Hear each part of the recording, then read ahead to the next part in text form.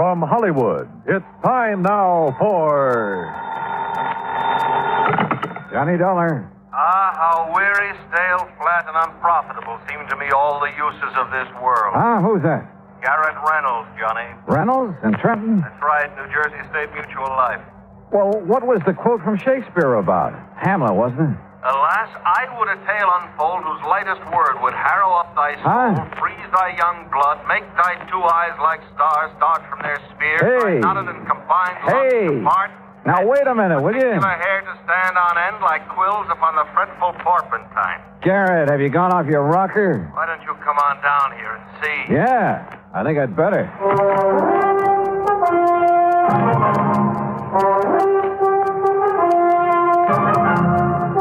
Bob Bailey in the exciting adventures of the man with the action-packed expense account.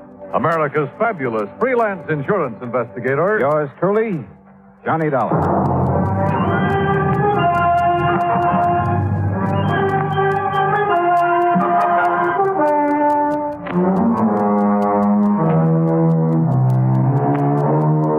Expense account submitted by Special Investigator Johnny Dollar to the New Jersey State Mutual Life Insurance Company, Trenton, New Jersey office. Following is an account of expenses incurred during my investigation of the Heatherstone Players Matter.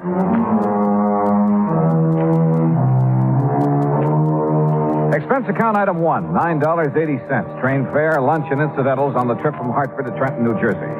Item 2, 70 cents, taxi to Garrett Reynolds' office. Oh, glad you wasted no time, Johnny. Sit down. I'll get right to the point. Big rush, huh? If I read the signs right, yes. Okay. Whom are you expecting to get bumped off this You ever time? hear of the Heatherstone Players? Huh? Sounds like a summer theater or a traveling stock company. It's Cyril Peter St. George Heatherstone. Cyril And he's Peter. just as bad as he sounds. An old Shakespearean actor, a real ham. Oh, friends, Romans, Oh, no. Don't do it. What's the matter? It'll be bad enough when he gets here. Any minute now. What do you mean? Every other sentence, a quote from the immortal bard. Oh. By the time you've listened to him for 5 minutes, you never want to hear of Shakespeare again. Sounds like he might be fun. Fun? He's poison. And if he gets knocked off, it'll cost the company $10,000. All right, come on, tell me off. He keeps traveling around, conducting classes in Shakespeare and putting on occasional performances with the local talent. After he gets all their dough from them, that is. Whenever he pulls out of a town, he leaves behind a lot of unpaid bills. No wonder he keeps traveling around. It's no joke. He also leaves behind a lot of enemies and a lot of broken hearts. He thinks he's Romeo himself or Casanova. Anyhow, he's back here in Trenton.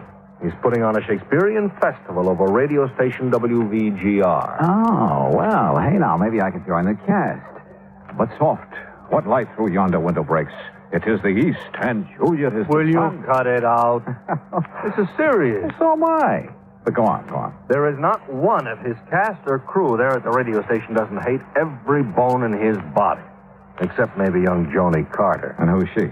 Oh, she's the girl he picked to play Juliet in Ophelia. Promised her a shining career on the stage and stardom in pictures and that sort of thing. Yeah, well, maybe she's good. Oh, don't kid yourself. It's part of his act to charm her away from Charlie Cubberly. And who is he? He's also in the cast. He's getting nothing but bit parts. Well, I still see no cause for alarm. Oh, you will, Johnny, if you ever attend one of those rehearsals. Well, look, if they all hate him so, why don't they just walk out on The him? old shice has got them tied down to contracts. Must have signed them with their eyes closed. They're stuck with him, Johnny, until the festival is over. Or until somebody kills him. You think it's that serious? Johnny, one way or another, he has taken everybody he's ever come into contact with. Even you? Even me. Number of times I've had to go through the operation of changing the beneficiary on his policy. Who is the beneficiary? As of the moment, Joan Carter. The actress you mentioned. The girl I mentioned. He uses the policy as a come-on to charm the poor, unsuspecting young... So, what has he stated? What has he done that it, in golden letters, should be set among the high tides of the calendar? What the Sam? King John, my boy, Act 3, Scene 1. Mayor, for your plebeian ear, I should have asked this churlish fellow next to you why for he sent for me this hour. Heatherstone, this is Johnny Dollar. Oh? And here's my hand. And mine, sir, with my heart in it. unquote. Good man, that's from the Tempest Act. Oh, Not that I give you a charge. Look, Heatherstone, I've asked Dollar to act as your bodyguard until this play of yours is over and you can get out of town. Play festival, dear sir, in which the immortal Shakespeare's works, beneath my practiced hand, shall so enchant. Yeah, wait a minute, Heatherstone. Garrett, I'm not going to serve us I said bodyguard. I've received 3 anonymous notes telling me in no uncertain terms that his life isn't worth a plugged nickel around that studio. Threats, huh? Well, just warning. What matter? To quote the bard, I bear a charmed life. Have you given those notes to the police? Yeah, but I haven't heard back from him. That's why I sent for you in such a hurry. How fitting that my end should come there, on stage, so to speak. What? Blow wind, come rack. At least I'll die with harness on me back. Which is to say, my friend, that I'll die with me boots on. Yeah, I got that. Has anybody threatened you in person, Heatherstone? Yeah. And what about that girl, Joan, and the way Charlie Coverley... Ah, her beauty makes the vault a feasting presence full of life. Oh, listen, will you? I'm talking about Charlie, the boy she's thrown over for you and your phony promises. That boy's crazy enough with jealousy to try almost anything. Aye, he is mad. Right. That he is mad, 'tis true. 'Tis true, 'tis pity. And pity 'tis true. Heatherstone, he's mad enough to kill you. And so are some of the others. Yeah, I've heard you're pretty rough on your cast of actors, on your crew. Well, I must be cruel, only to be kind. Now, what's that supposed to They're mean? so ambitious, all of them, but so inadequate, so futilely do they attempt to gain the highest talent of this art, with which I am so rich endowed. All right. Look, please. Apparently, Garrett feels that your life is in danger. I'm sure of it. And as long as I've come all the way down here, I'll take his word for it. That every one of your associates has a serious personal reason for wanting to see you out of the way. What private griefs they have, alas, I know not. Listen, will you? But this I do avow. Heatherstone, don't you care that somebody's out to get you? My cast, my crew, you say? Yes. Me? Stands not within the prospect of belief. Look, the fact remains... And yet, if 'twere true, then I must bear a countenance more in sorrow than in anger. In gratitude toward me, who've given them so much. Believe me, it is true. That's why I insist you have somebody to look out for you until you can get out of town. These words are razors to me wound. That's why I sent for Dollar. This man, huh? Yes. Let me have men about me who are fat, Here we go again. sleek-headed men, and such a sleeper night. Yon Dollar has a lean and hungry look. He thinks too much. Such men are dangerous. Will you shut up? And yet, suppose I am to die. Believe me, if it weren't for the $10,000 it would cost the company, I sometimes think I'd like to take care of that little matter myself. And you would be found out. That's what you think. Then, Dollar, look upon his face. I quote, so full of artless jealousy as guilt, it spills itself in fearing to be spilt. All right. The fact remains that in spite of what Garrett says, you're determined to go ahead with this play, this festival of yours. I am. In spite of the threats on your life. Why not? All that live must die, passing through nature to eternity. Okay. When's your next rehearsal? Well, this afternoon, but sir... Station WVGR, right? Aye, correct, but sir... And I'm going to be there. To interfere with me at work? No. To hide in a corner and see if all this fuss over you is justified. To see if the atmosphere down there is as thick as Garrett says it is. To either take on this case or not, depending on whether I think your life's really in danger. Oh, Johnny, his life has been in danger for years. Of course. You, admit it? Aye, that I do. So therefore, harm, if harm they could have done, would long ago have caught me in its grasp. Yeah, well, maybe you've just been lucky. Aye, in the past, I quote, treason has done his worst. Nor steel nor poison, malice domestic, foreign levy, nothing can touch me further. Oh, Lord. And with that thought, I bid thee now adieu. Yeah, well, goodbye. And yet, perhaps, for best we talk this out, I quote, to fear the worst, of yours the worst. Good day, gentlemen.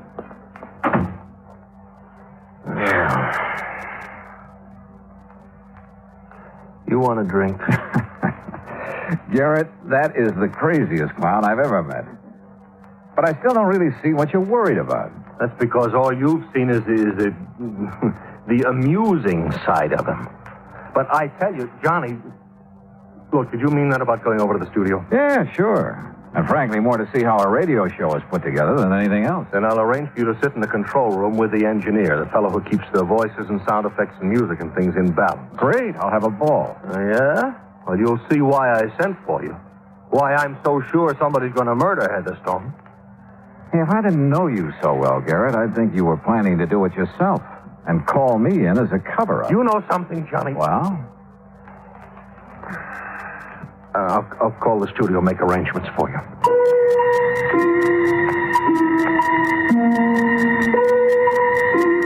I couldn't help feeling that Garrett's own resentment of Cyril Heatherstone was for a lot more than the mere fact he'd have to revise his policy a few more times. But if so, he wouldn't admit it to me. Item 3, $1.25 taxi to the studios at WVGR. There I was escorted backstage, so to speak, to the control room. It was a small room, facing into the main studio through a large soundproof plate glass window, and it was loaded with complicated equipment. Before the control panel, with its knobs and keys and dials, sat Gordon Mitchell, the engineer, a nice-looking chap in his 30s. Through the window, we could see Heatherstone and the cast gathered around a table, working on the script. Sit here right beside me, Dollar, and you can see and hear everything that goes on in there. Oh, well, sure. Thanks, Gordon. Is that microphone sitting in the middle of the studio there the one they use when they're on the air? Yeah, that's one of them. There's one over there beside all that equipment for the sound effects men. Oh, yes, I see. And then there's another one in that booth over against the wall. And what's that for? Two isolated for special voice effects, like a voice coming over telephone, things like that. A filter mic. Oh, I see. And then the one hanging over the table where they're reading will be for the orchestra when it comes in later. Uh-huh. Say, you have a lot of stuff to balance when you're doing a show, haven't you? More knobs and dials and stuff. You see here? This knob controls the mic over their table out there. Listen, I'll fade them in. What, will the line stretch out to the crack of doom? Who's that? Charlie Coverley. Plays one of the small... Well, what? Oh. Well, idiot! Well, you said to get everything we could out of the line. That I did. So I added a couple of words to make the speech sound You more... added to Shakespeare. Well, I thought... Here we go, Dollar. No! Listen to his own words. To gild refined gold, to paint the lily, to throw a perfume on the violet is wasteful and ridiculous excess. Remember that and stop being ridiculous. You heard enough, Dollar? Yeah, I'll cut it off. A gentleman's son. Brother, he really tears into them, doesn't he? Believe me, that was nothing. Dollar, he's the most hated man in this town. So I've heard. Pretty fast dealer, too. You're not kidding. Yeah, he sure nicked me. How do you mean? All my savings. You know, invest in this Shakespearean festival. He'll get a sponsor. We'll all make $1 million. Well, if it wasn't for the beneficial finance company, I'd be on my uppers. That way, huh? And poor Charlie out there not only lost his shirt to Cyril, but his girl, too. That little blonde beside him? The one who's talking now? Yeah. Well, listen, I'll open their mic again. That's right, my dear. Go ahead. There's rosemary, that's for remembrance. Pray you, love, remember. What? And there is pansies, that's for thought. There's fennel for you, and here's some for me. We may call it herb grace o' Sunday. Wonderful. You make the role of Ophelia live. Oh, boy. If you don't quit pawing her, I'm going to... Silence! Unhand me, sir. I'm silent. Yes, Charles, you mustn't interrupt Cyril. You mustn't. Here we Why, go. sir? Yes. Where's your humility, Charles, before me, the master? Remember, 'tis common proof that lowliness in young ambition's ladder. Sorry, Dollar. I can't take it. Gordon, that guy is the most egotistical character I've ever seen. He isn't going to live long. Who are you thinking of? Any of that group out there, and the sound crew, and the musicians. There isn't one of them hasn't got murder in his eye. I told the insurance... What were you going to say? Well, I sent a couple of notes to Cyril's insurance man. He's an old friend of mine. Oh? I didn't sign them because I didn't want to get involved. But I told him what I'm telling you. Somebody's going to kill that guy out there unless you were... Wait a sec. He wants you. Yeah. Won't sit and gossip in there when there's work to be done. Oh, sorry, Cyril. Mr. Heatherstone. Irresponsible lout. This is a rehearsal. That talkback's too loud. First it's too quiet, now it's too loud. Sounds as though you're shouting at me, and that I will not have. Okay, sorry. Believe me, you will be sorry ere this task is done. Believe me, I am sorry. I ever got mixed Now, up. I shall rehearse my lines as Hamlet's father's ghost, that you may learn how Shakespeare should be read. The filter mic in order, Mitchell. Yes, sir. Right in the isolation booth. Very well. Then hearken, all of you, to the great lines from the lips and heart of a great actor. Notice the hair-shaped toe. Really likes himself, doesn't he? Look at those kids. Look at their eyes. See what I meant a minute ago? There's murder in them. Who's that came in the door, the back door of the isolation booth? Oh, it's one of the sound effects men. He takes care of it. Hi, boys and girls. How's the old... Silence! Whoops. Now, is this microphone on and working properly? Well, Mitchell? Yeah, it's on, but work a little closer to it, will you, and with a bit less voice? You tell me how to use a microphone? Now, quiet, all of you. Well, what's he waiting for? The mood, dollar. The mood. Oh, come on, you old ghost. I am my father's spirit, doomed for a certain term to walk the night, and for the day confined to fasting fires, till the foul crime done. Foul crime. Don't tell me he's forgotten his lines. Hence horrible shadow. That's not the script. My drugs are quick. What is this? My dismal scene I needs must act alone. Past hope, past cure, Hey. past help. Wait a minute. I call upon the gods to Porter, what's happening? I don't know, dollar. Oh, no, it's too late. He's dead. He's dead.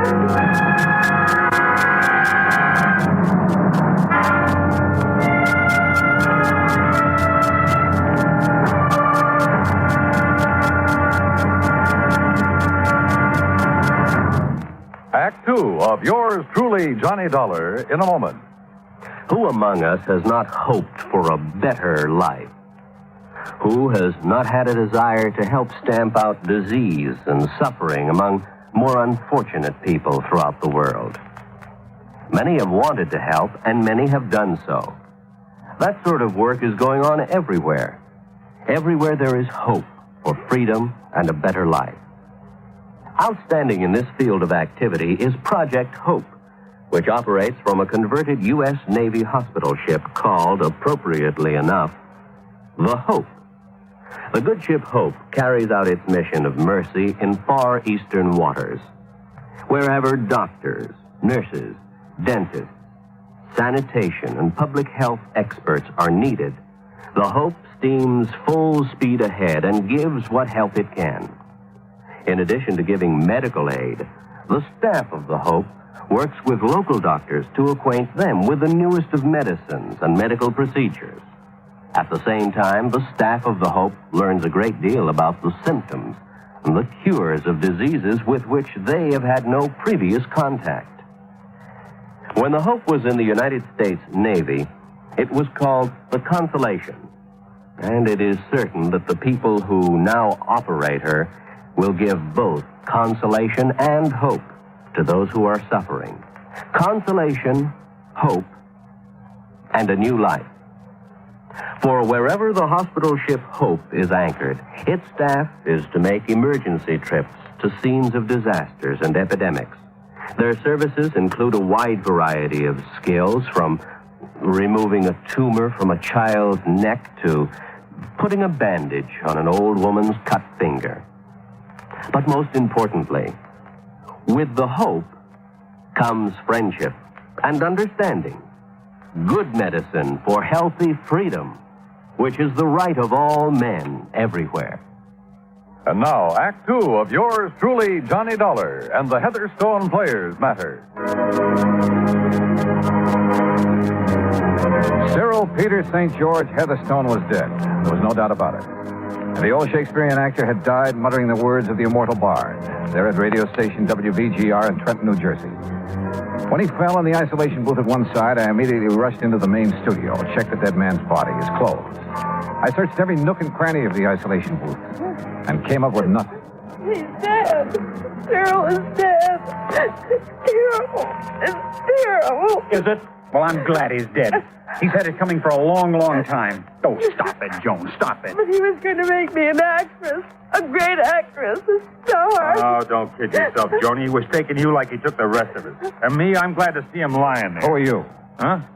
Oh, Don Ringo, sound effects man. I just came in time to... Hey, wait a minute. Who are you? Johnny Dollar, insurance investigator. Investigator? That's right. Gordon. Yeah, Dollar? That phone in the control room. Can you call outside on it? Sure. Then call headquarters. Get somebody from homicide over here. Right you are. Don. Yes, sir? I want you to stay right here by this isolation booth. Make sure that nobody... Say, who, by the way, opened the door of this booth? What? I did, Mr. Dollar. Did you touch his body? No. Oh, no. Well, I hope not, because... What's the matter, Mr. Dollar? Plenty. What is it, Mr. Dollar? Well, at least I know what killed him. Yeah? What? Don, you stay here. Okay. The rest of you, back to the rehearsal table. I want to talk to you. It was so faint, I wasn't quite sure for a second. But there was no doubt about that odor that came from the isolation booth. Like peach blossoms, only more delicate and more deadly. It was the odor of potassium paetin. And I'm glad the trace of it was faint, because one good whiff at full strength would kill almost instantly. Had killed. I'd left Don Ringo there at the booth to watch him, to see if he made any move toward Heatherstone's body. For Don had been the last one near him before he died. All right, now. Officially, there's nothing I can do until the police get here. You said you know what killed him, Mr. Dollar. Yes. Potassium paetin, Charlie. Ever hear of it? Well, no, of course not. One tiny crystal, if swallowed, kills instantly. Or a single whiff of it when it's heated, vaporized. Same thing. You think maybe he committed suicide, Mr. Dollar? What do you think, John? Well, what do you mean? Doesn't sound like Heatherstone to me, Dollar. Kill himself. All right, so he needed help from someone in this room. And, Don, you were the last one near him. Now, wait a minute. Okay. Charlie? Yes, sir? Can you think of anybody here who might have had a better motive for killing Heatherstone than you? No. No, I can't. Charlie. I wanted to see that phony, egotistical shyster dead more than anything else in the world. But I wouldn't have killed him. Well, I would, Charlie, gladly, and I make no bones about it. Police will be here any minute, Dollar. Good. How about your feelings in the matter, Don? Sure. I'm glad he's been knocked off. But don't accuse me of having... I'm not accusing anybody yet. But isn't it kind of funny? The only one who admits he would have killed Heatherstone is Gordon here. But he was in the control room with me, not only when it happened, but long before it happened. And potassium paetin doesn't wait. The rest of you, though, were right here next to Heatherstone. Any one of you could have slipped the stuff to him before he walked into that isolation booth. Yeah? But how would we have made him take it? That's a good question. Did you find any of that potassium, whatever it is, in the booth? No, but I got a good whiff of it. Well, you said it had to be vaporized. For the paetin gas to do its work, yes. Dollar, could a capsule of it have been tossed into the booth or maybe left in there for him to step on? Then where's the capsule? Gordon and I went over that booth with a fine-tooth comb. Joan. Yes, Mr. Dollar. Are you the only one who touched him before I came in from the control room? I didn't touch him. I told you. But you were the only one who went into the booth, weren't you? Yes. The only one who could have removed any evidence of the means used to get that vaporized paetin in there. Mr. Dollar, Look here, Dollar. If you're saying that Joni had anything to do with... What's the matter with you? Didn't you know that she was in love with All right, Charlie, all right, take it easy. I thought I loved him, Charles. Honey. I guess it took this to bring me to my senses. Joni, oh, Joni. All right, look, we've got a murder on our hands. And unless the police are able to come up with more than I have, well... But they weren't. The doctor who came along with Lieutenant Harper agreed with my conclusion that Heatherstone had died from a hefty whiff of paetin gas. But neither of them could find any possible source of the gas, even after thorough inspection of the isolation booth, the studio, and every one of us in it. Nothing. Dead end. Finally, after some 4 hours of futile questioning. Well, it was murder, all right, Dollar. No question about it. Any suspects, Lieutenant? Any suspects? All of them, every one of them. Except maybe the guy who was in the control room with you. Lieutenant, that should make him number one in the list. You've been reading too many mystery stories. Oh, look, Lieutenant. How much longer are we going to have to stay around here? You anxious to get away? What's your name, Ringo? Well, I mean it after all, you know. Inspector, would there be any harm in putting my equipment away? What equipment? Oh, mics and mic cables, patch connections on the board in the control room, so on. You see any reason, Dollar? No. Go ahead, Gordon. Thanks. A little tired of just standing around. What about us, Lieutenant? Is it doing any good to keep us here? Look, somebody in this place killed Heatherstone. Yeah, but you're not getting anywhere finding out who it was. Are we all under suspicion? Yeah, excuse me, Dollar. You're standing on this mic cable. Oh, sorry. I asked you a question, Lieutenant. The answer is yes. Yes, you're all under suspicion. But what good is keeping us here? You'd rather be locked up?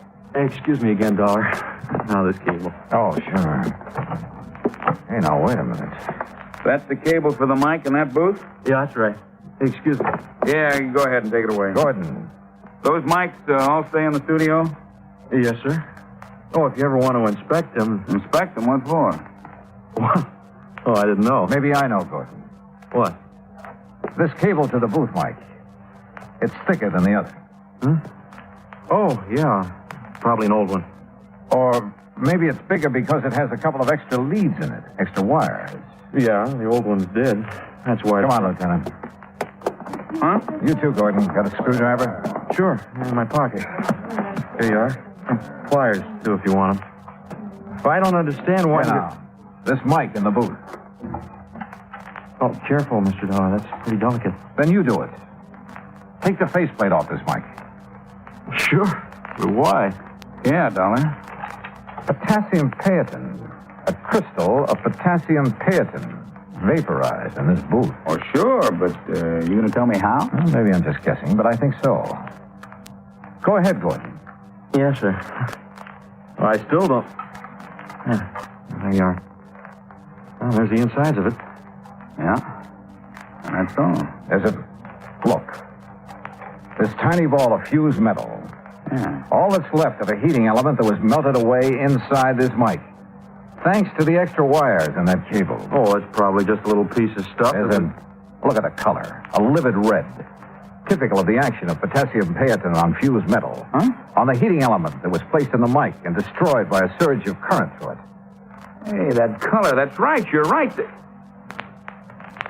Well, then... The one man who didn't hesitate to say how he felt about Heatherstone. Who said he would kill him. Who warned us. And the one man with an alibi because I was there in the control room with him. I suppose you disconnected the power leads to that cable when you went into the control room to call the police, didn't you, Gordon? Yeah, Mr. Dollar, you guessed right again. But it was a good try, wasn't it? No flight of angels will sing him to his rest. So, that was it. And the company will have to pay the claim. Expense account total, including incidentals and fare back to Hartford, $51.25. Yours truly, Johnny Dollar.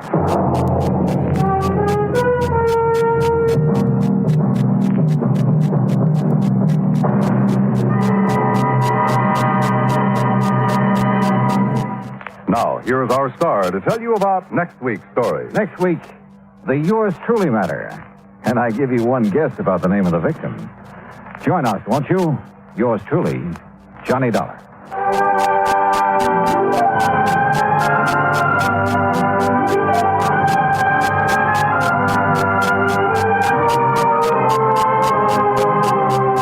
Yours truly, Johnny Dollar, starring Bob Bailey, originates in Hollywood.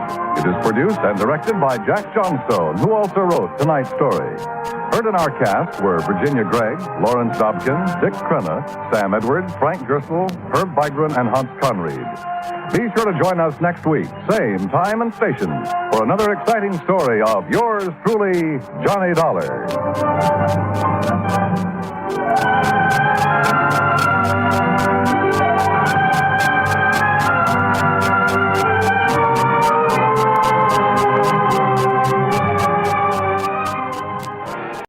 If you're looking for murder, I know a guy who can get it for you wholesale.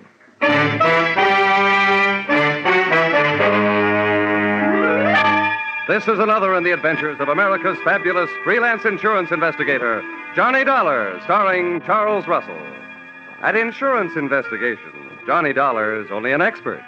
At making out his expense account, he's an absolute genius.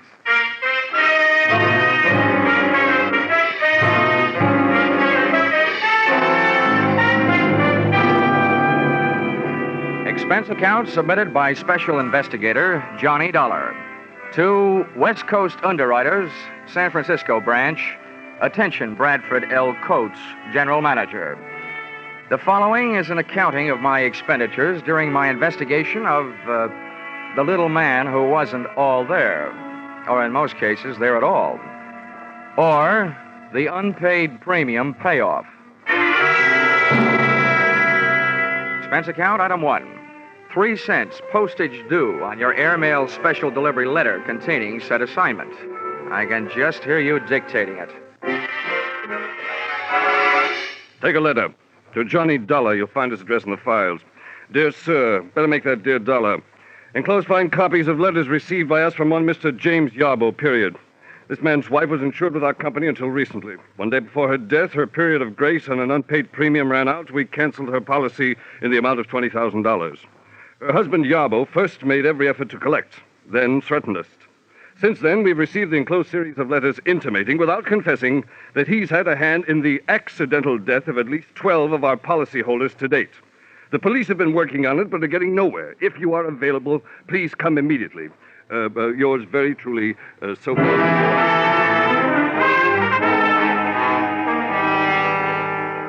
Expense account, item 2, $176.87. Airfare, Hartford to San Francisco. Item 3, $5.40. Cab fare, airport to your office. Dollar, glad you got here. You've no idea what a mess this whole thing... Okay, Mr. Coates, okay, don't get excited. We'll nail this guy before you run out of policyholders. Well, the dozen he's apparently done away with already have cost us darn near $250,000. You've got to move fast, Dollar. The man is a homicidal maniac. Yeah, but a smart one, though. He's put just enough in those letters he sent you to let you know that he's working on a grand-scale revenge against your company. But he leaves out just enough so the law can't lock him up. He's had perfect alibis in every case. Look, Mr. Coates, tell me, have all these deaths been local, right around here? No, they've been all over California. Mm-hmm. Well, one other thing, the method. From this list you gave me, Mr. Yarbo seems to have a preference for killing people through the noisy and gory method of fake automobile accidents. Yes, very true. But what about this last one? Airplane crash. That was a $30,000 loss to us. Just think. Our poor innocent policyholder flying around and then his engine quit. Thanks to a man he's never even seen. Tell me, Mr. Coates, just how difficult would it be to get a list of your California policyholders? Names and addresses, you know. Why, that would take days. But goodness gracious, man, you can't hope to keep an eye on them all. Besides, the minute you went off the job, he'd strike again. That's a preposterous idea. Cut. Time. Look, I don't want the list. I was just wondering how Yarbo got it. Oh. Now, so far you've given me nothing to go on. I'd like you to add 2 things to that. Yarbo's home address and a $50,000 life insurance policy made out to me. What on earth's that for? Well, look, in the first place, if we're going fishing for Mr. Yarbo, I might as well be the worm. In the second place, if I should get gobbled up in the line of duty, that $50,000 life insurance would make several attractive young ladies of my acquaintance very happy. Not, mind you, as happy as I can make them by remaining alive.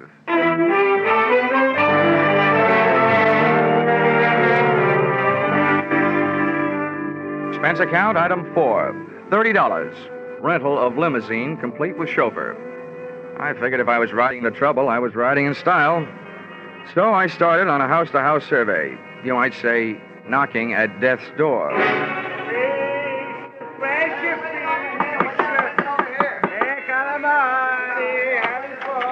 Yes. What is it, please? I'm sorry to bother you, Mrs. Gianelli, but I'm from the insurance company. Oh, yes. It'll only take a moment. One question about your son. Oh, poor Angelo. What do you want to know about my poor son? He drove away in his automobile, that's all. I'll never see him alive again. Yes, I know. Tell me, Mrs. Gianelli, did you ever hear your son mention a man named Yarbo? Yarbo? Yeah. Yarbo. I don't know about no such Yarbo. Now, please. Please leave me. There was so much sadness in my house.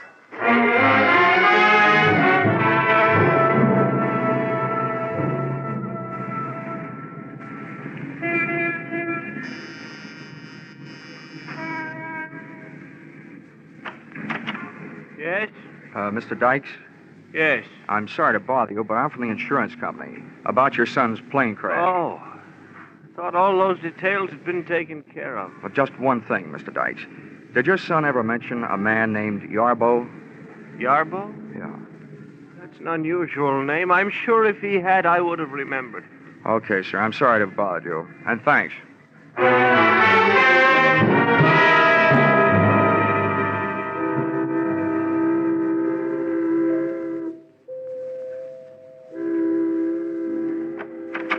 Yes, sir. May I help you? Yes, I'd like to have a word with Mrs. Weatherly. I'm from the insurance company. Well, sir, Mrs. Weatherly has been indisposed, not receiving visitors. What is it, Brian? How do you do, Mrs. Weatherly? My name is Johnny Dollar. Oh, dear. You may go, Brian. Oh, I'm ashamed to let you see me in this condition, Mr. Dollar. I'm just ashamed. But you understand. I do indeed. Oh, it was bad enough. The accident, I mean. But the scandal! Oh, I'll never be able to hold my head up again. Yes. No. If Harvey had to get himself in an automobile accident, why, I ask you, did he have to have that awful Mrs. Barclay in the car? Oh, yes. Yes, it was very unthoughtful of him, Mrs. Weatherly. Would you mind answering one question? Well, if I can. Did your husband ever mention a man named Yarbo? Well, no. No, he never mentioned a man named Yarbo. But neither did he ever mention Mrs. Barclay. I tried a half a dozen of the other beneficiaries left behind by Mr. Yarbo's list of victims. All I got out of it was a very watery afternoon. The tears were falling like monsoon time in Burma. But of information, I got none. This brought me right smack up to a point I didn't want to have to reach. The point of contacting Mr. Yarbo in person.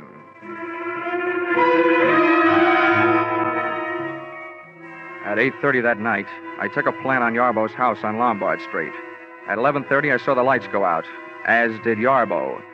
He was a little guy, stooped over like he was looking for cigarette butts on the sidewalk, needing a haircut, and, true to type, wearing a long black overcoat. But worst of all was the little satchel he was carrying. Items like this always set off a chain reaction in my imagination, and I could just see him on his way to atomizing the Oakland Bay Bridge, thus causing the biggest automobile accident in history. I very cleverly forced my way into the house by breaking a first-floor window, reaching in and opening same. The cyclops eye of my flashlight started picking up information on the subject of Mr. Yarbo immediately. The room I had entered looked like the Hobby Lobby of an English bobby, a crime museum if I ever saw one. On one wall, a gun case. On another, a crime library. And scattered around the room, a grisly collection, ranging from blood-stained hatchets to shrunken heads. But the most surprising criminal curio of all stood right behind me. Mr. Yarbo, complete with little black bag. Well, I must say the current second-story man dresses well, but I must also say you, my man, must have the old masters of the art turning in their graves. For you, young man, are a heavy-fingered bungler. There, let's have a better look at you. Now, that flashlight, I'll feel better after you've dropped it. Hey, what am I doing? You're not even pointing a gun at me. Don't feel too comfortable. You are well covered from many points. A step from you in any direction may detonate any number of explosive devices. Why'd I have to pick this joint to burgle? I feel like a city councilman playing a call in the White House. You seem more the kind of a guy I should be working for instead of on. What's your racket? Racket? Yeah. You were in a racket, my little friend. My pastime is a science. Yes, I take it you are impressed with my collection. Who wouldn't be? Well, if you're interested, come here. About those booby traps. Oh, yes. Note well the design of the rug. The large roses. Avoid stepping on them for the time being. Oh, great. And I was in here stumbling around in the dark. May your good luck continue. But look here in this case, the small vial on the right. That was purloined for me to order from the famous Black Museum in Scotland Yard. That little vial once rested in the case of the fabulous murderer, Dr. Crippen. And there, beside it, that lock of hair, that is from the head of the second victim of the noted mass murderer, Neil Cream. And up there, look up there, the hangman's noose over the mantel. From that one swung the body of the notorious Western badwoman, Fanny Turner. Oh, how's chances for running this place for Halloween? Well, all right then, since you no longer seem interested in playing the part of a bungling burglar, then I assume that I am also free to discontinue my pose as a victim of your disguise, Mr. Johnny Dollar. Oh? Looks like the chips are down and I'm the fish. Yes, and there are a lot of other fish in your sea, Mr. Dollar. Poison eels, that's what you are, the lot of you. Parasites, gambling on death, and then not paying when you lose. Listen, Mr. Yarbo, you're placing a big hunk of blame where it doesn't belong. You're confused about things. Confused? Yes. When your wife's insurance premium was overdue, you were allowed a 30-day period of grace. And when that went by, the policy was canceled. Now, that's not the insurance company's fault. It was your fault. But it wasn't. I gave her the money. She spent it on herself. I'd have made it up. I told them so after she died. I told them, but they wouldn't listen. I'll show you. I'll show you. Yarbo looked like he was headed to show me the chopping end of an axe laying on top of a small table. I hit him just as he hit the table.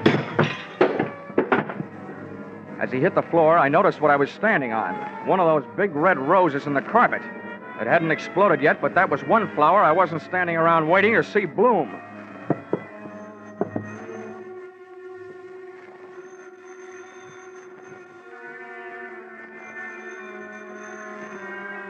It took a lot of nerve picking up a telephone in that room. But I finally got a good hold on my nerves and a fair hold on an imitation of Yarbo's voice. Took one deep breath and picked up the phone. Yes? Hello, James. This is Martha.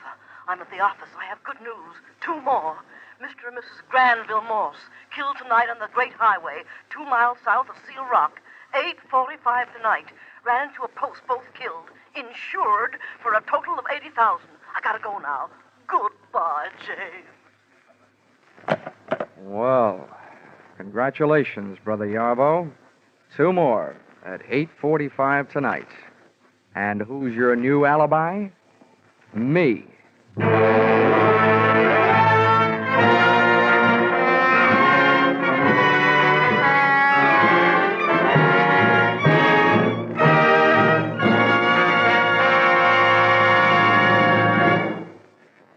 In just a moment, we'll return to the second act of Johnny Dollar. But first, did you ever think of "and" as a comedy word? Maybe not, but you'll get a full demonstration on CBS this Wednesday night. There'll be Groucho Marx and his guest on that hilarious quiz, You Bet Your Life. For it's the guests who sometimes floor Groucho with their wisecracks. There'll be Bing Crosby in his regular Wednesday night CBS show and his special guest, Bob Hope. There'll be George Burns and Gracie Allen and Bill Goodwin. And becomes more filled with comedy when you learn that Lum and Abner will have their premiere as Wednesday night regulars on most of these same CBS stations. Yes, this fall, you hear them all on C and B and S.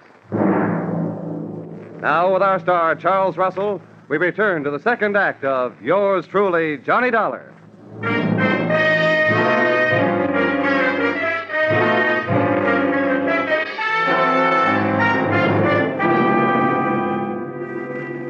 Yarbo might have been lying unconscious on the floor, but in that setting, I was still afraid of him.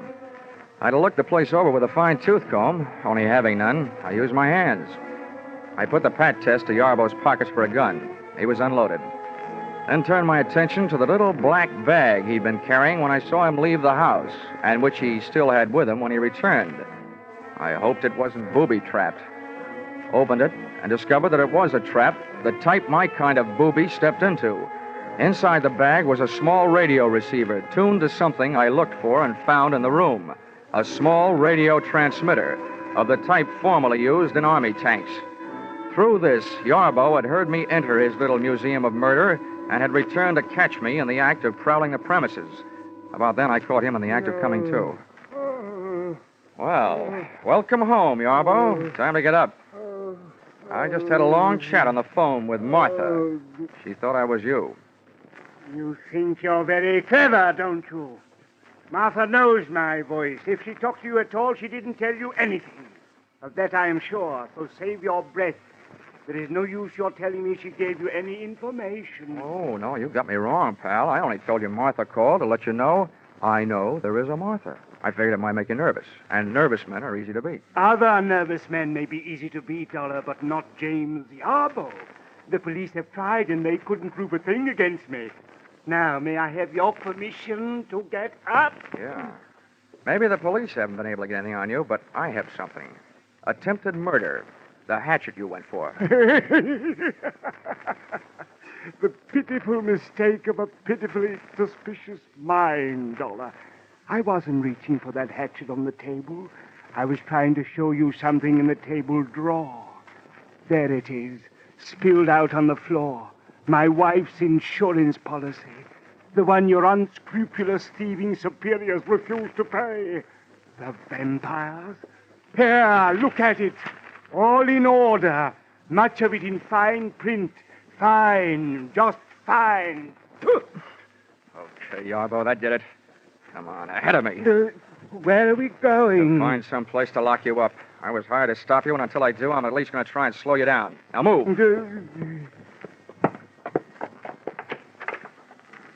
Linen closet. No room here. Come on.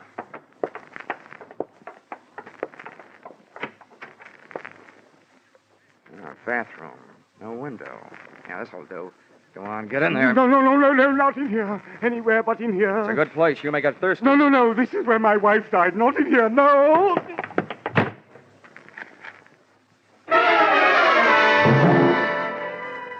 Which, on the surface, may seem to have been a move on the cruel side. But Yarbo was a man obviously off his rocker, and I needed him more nervous than I already had him. Too nervous to attempt killing any more people. Expense account item 5, a nickel. Phone call, downtown office, state police. Mr. and Mrs. Granville Morse had indeed crashed to their death on the great highway south of Seal Rock at 8:45, which made the lady with the early telephone news flash Martha, a gal with whom I wanted an early date.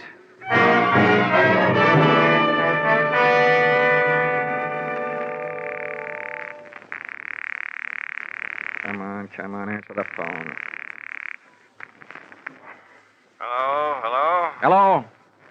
What is it? Hello, Mr. Coates? This is Dollar. Oh, yes, Dollar.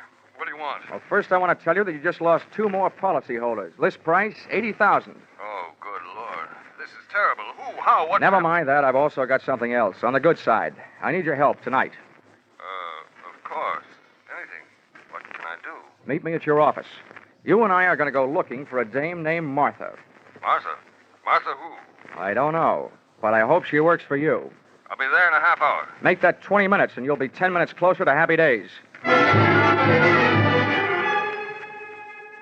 The office personnel records of the West Coast underwriters turned up not 1, but 3 employees named Martha, which gave me 3 choices as to who had been supplying Yarbo with a list of West Coast insurance policy holders. Finding the exact Martha was even easier. On the phone, she had told me that she was calling from the office, and the night elevator operator's in and out book showed the signature of one Martha Kinsey, and I just couldn't wait to hear her report.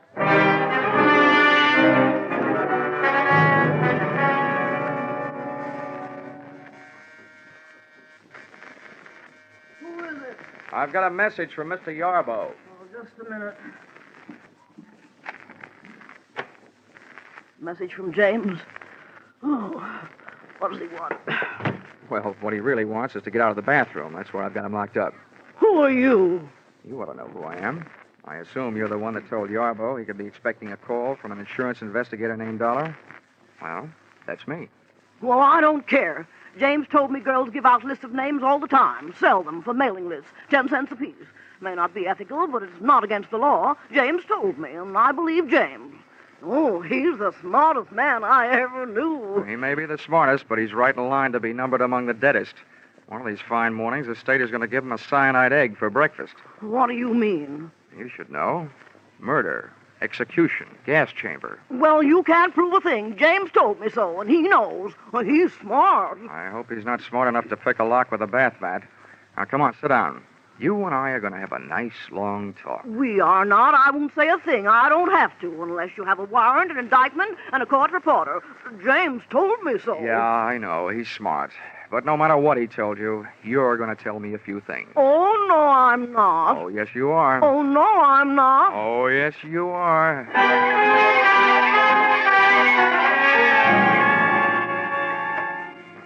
So, I was wrong. Martha didn't tell me anything. But her stubborn attitude did. She was in love with Mr. Yarbo, a stupid, middle-aged woman having her last fling at romance, doing her best to keep her last chance alive in the person of the man who had made her his partner in crime. As crazy as it was, this grotesque pair of lovebirds created the only real emotion in the case to date, and switched my thoughts from the widely scattered deaths which had brought me into the case, and over to the single death of Yarbo's wife. Enclosed, find a transcript of statement made to me at 2 o'clock in the morning by the doctor who signed Mrs. Yarbo's death certificate. Cause of death, cerebral hemorrhage. Result of severe fracture of skull. Region, medulla oblongata. Contributing factors, woman bathing in bathtub at home. Slipped and fell, striking head on shower spigot. Coroner's finding death due to misadventure. Accidental. It took the doctor 2 minutes to get around to making that statement. I figured it would take Martha at least 30 minutes to get her hair out of her curlers and make herself presentable enough to risk being seen on the street. That left me 28 minutes to get back to Yarbo's house before she did, and I didn't need half that long. In the cab on my way over, I took inventory. 1, to date, Yarbo's alibis covering him on all the so-called revenge murders had been perfect. Too perfect. 2nd, when I first faced Yarbo, he screamed about his wife's death, not in the light of having lost his lady love, but in the light of having lost her insurance money. Just as my third and most important conclusion came upon me, the taxi came upon our destination, and I had to go to work.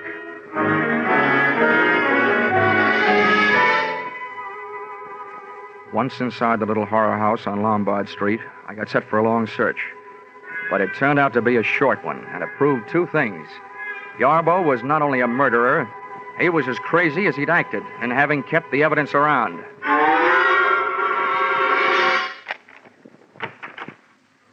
Okay, Yarbo, come on out. Well, I hope you have enjoyed your waste of time, Mr. Dollar, as I've enjoyed my chance for meditation. You saw Martha, I suppose? Yes, I saw Martha. Bless her silent little soul. Yes, I was sure of Martha. She believes in me. You can say that again. Come on out here. Mr. Dollar, I suppose you are aware that this is the 2nd time tonight you have been guilty of breaking and entering. I am, however, willing to forgive that, should you come to your senses and decide to go back to Hartford and leave me alone.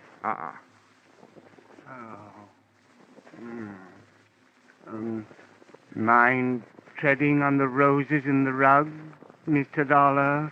Sorry, Yarbo. I fell for that gag earlier tonight. People who smile at that joke give me the last laugh. Now, look, Yarbo, I know exactly what you've been up to, and I know why you've done it. But your little war of nerves has got to stop. It will never stop. No one can prove anything against me. I can. I can prove that you haven't done a thing to bring about those accidental deaths you've been taking credit for. Martha has sat down that insurance office and notified you every time there's been an accidental death of a policyholder in this part of the country. Then you've written the company your little letters and gotten your little kicks out of it, right? That's a lie, lie. This is a switch, a guy yelling that loud that he's guilty. You'll have to prove it. You will have to prove it. Don't worry, chum. I'm not going to waste a breath proving murders that you didn't commit. But, brother, I'm really going to go to town on the one that you did. Your wife, Mr. Yarbo. That is the most ridiculous statement you have yet made, young man. Look around you. Take note. I have profited by all the mistakes made by the original owners of these bloody souvenirs from Dr. Crippen on down. You see in me the living composite of them all. And I intend to stay that way, alive. I'm afraid you will, but it's going to be inside an upholstered room. And this is what will put you there. Yeah, Mr. Yarbo, you carried your little hobby of crime souvenirs too far when you saved this hunk of pipe and the faucet with which you clubbed your wife to death. She slipped and fell. She was in the tub. I'm sure the police microscopes can give you a strong argument on that one. Now, come on. And let's make it easy on each other, shall we? No, I didn't do it. I didn't do it. Let go. Whoa. Let go of me. You have to prove it. James, what's he doing? Help me, Martha. Help me. Hit him with something. I'd have bet on myself against the two of them if I didn't have to fight while playing hopscotch over those roses in the carpet, about which I still wasn't quite sure. It was touch and go. Martha would try to touch the back of my head with something, and I'd go. Do something, Martha! Do something! I'll fix him. I'll fix him. The something Martha tried to do was pick up a heavy-based urn and aim it at me. She missed. It started to roll across the rosy carpet. When Yarbo saw where it was headed, he wrenched himself loose and dove to stop it. I dove the other way. He got there just too late.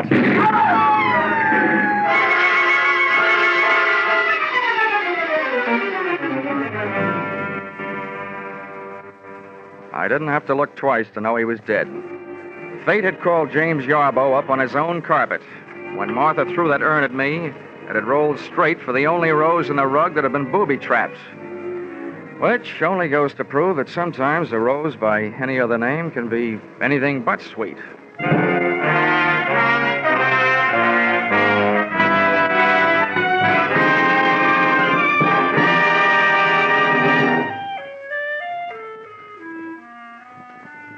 Expense account, item 6, $1.40. 3-month subscription, Love Life magazine. Sent to accessory to murder, Martha Kinsey, Tehachapi State Prison. I figured 3 months was about all she had, the judges and juries in California being rather efficient that way. Expense account, item 7, $6. Dinner and diving for pearls in a barrel of Blue Points at Fisherman's Wharf. Diving for Pearl's earring, which she lost while bending over the barrel trying to see what oysters look like. Item 8, $176.87. Airfare, San Francisco to Hartford. Expense account total, $942.08. Not including defense lawyer fees if you decide to sue me for not being able to add correctly. Signed, yours, truly, Johnny Dollar.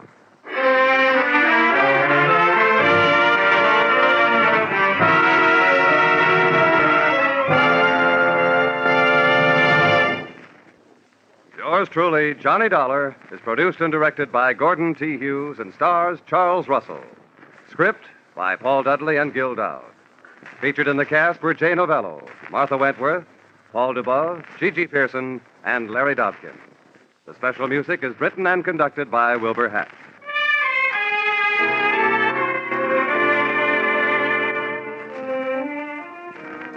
Be sure to be with us at this same time next week when another unusual expense account is handed in by yours truly, Johnny Dollar.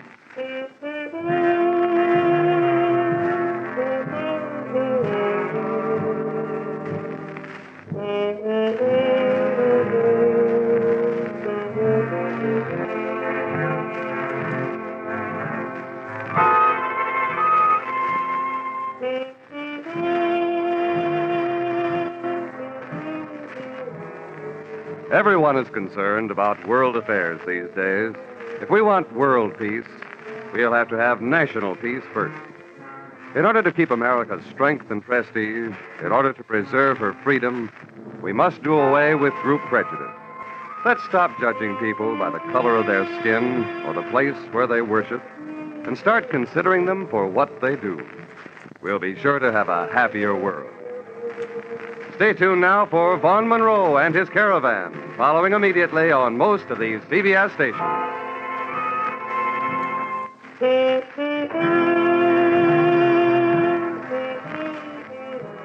This is CBS, the Columbia Broadcasting System.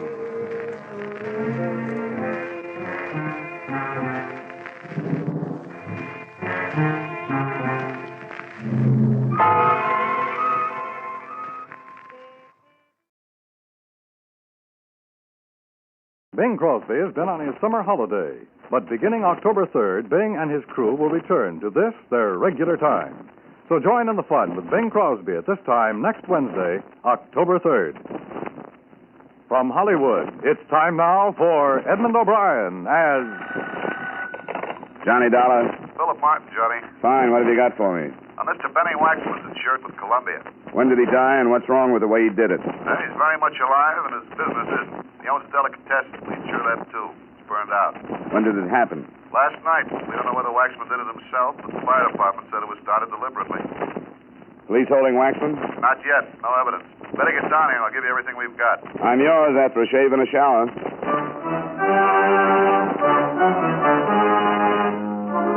Edmund O'Brien in a transcribed adventure of the man with the action-packed expense account. America's fabulous freelance insurance investigator. Yours truly, Johnny Dollar.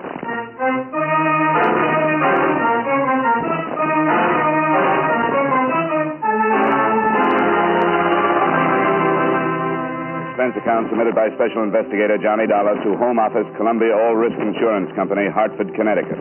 The following is an accounting of expenditures during my investigation of the protection matter.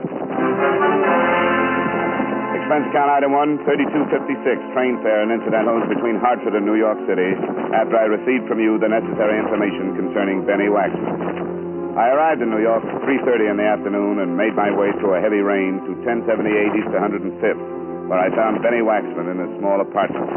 Lieutenant Parkinson of the 15th Precinct was there also.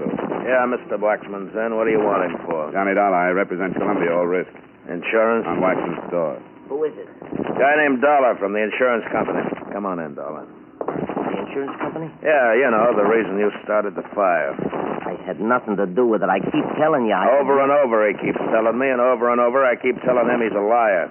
A liar? I'm not. My name's Johnny Dollar, Mr. Waxman. How do you do? We can't pin it on him yet. Some kind of a bomb. I ain't got no store anymore. Yeah, sure he ain't. Like the stuff they used in the war. Not a big explosion. Nobody heard an explosion. When it went off, it burned good. Incendiary? Yeah.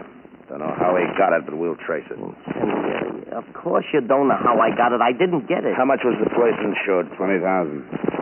You're not going to get it, Waxman. Look, Lieutenant, I don't care no more. I don't care. Do you hear me? You will. I'll make you care. I didn't start it. There was a man killed in that fire. What? I didn't start it. I didn't kill nobody. I wouldn't. People lived over the store, 3 apartments. An old man didn't get out. Your company won't have to pay a red cent, Dollar, because I'm going to prove Waxman started it. Why would I burn down my store? I make a good living. Tell Mr. Dollar how much money you've got in the bank. You hear me, Waxman? $600. That's not much for a guy who makes a good living, is it, Mr. Dollar? I told you a dozen times. He told me he gave $5,000 to his daughter. It's the truth. You checked the daughter? That's a little tough. We can't find her. Used to live here with her papa, but she's just disappeared, and Papa doesn't know where she went. Do you, Papa? She went on a trip, Mr. Dollar. A vacation? Yeah, I gave her the $5,000 for a vacation. And he doesn't have any idea where she... I don't know where she went. He just gave her $5,000 for a little vacation. It broke him, but his daughter needed a little vacation. I don't care anymore. I tell you, I don't care. Mr. Dollar, tell your company I don't want the insurance money. You don't get out that easy. I don't want out for nothing. Look, you're on a spot. You figured it was a cinch. So many guys like you, Waxman, figure it's a cinch and forget about guys like me.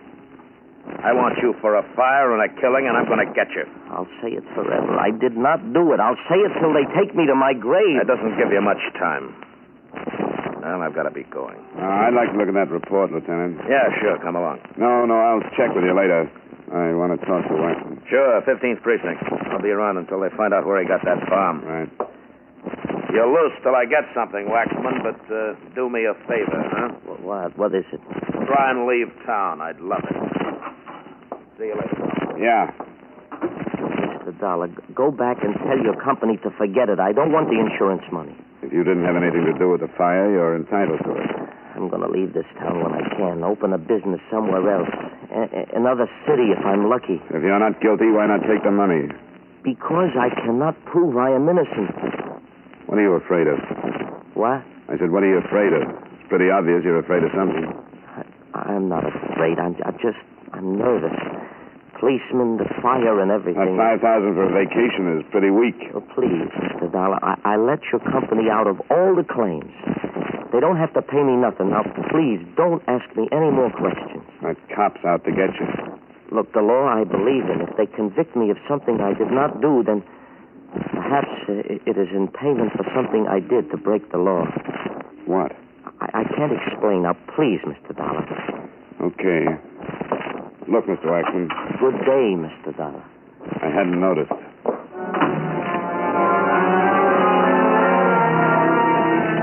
I left the building and went out on the street. The rain was coming down harder, so I turned up my collar and started to walk. I couldn't stop thinking about Benny Waxman and this crazy, mixed-up story. A guy who burns down his store with an incendiary bomb is smart enough to have a better story. The $5,000 he'd given his daughter for a vacation, that was wrong. Making himself look guilty by telling me to forget the claim, that was wrong. He was scared, not of Parkinson or me, but of something that was mixing up his reason. Maybe I was wrong, too, but I was going to find out. The 15th Precinct was on Madison. Lieutenant Parkinson was in his office. Hello, Dollar. You look wet. I walked. I'll take off your coat. Thanks. Well, sit down. Thank you. Did you have a talk with Waxman? Nothing I couldn't tell you in 5 seconds. Yeah? What do you think?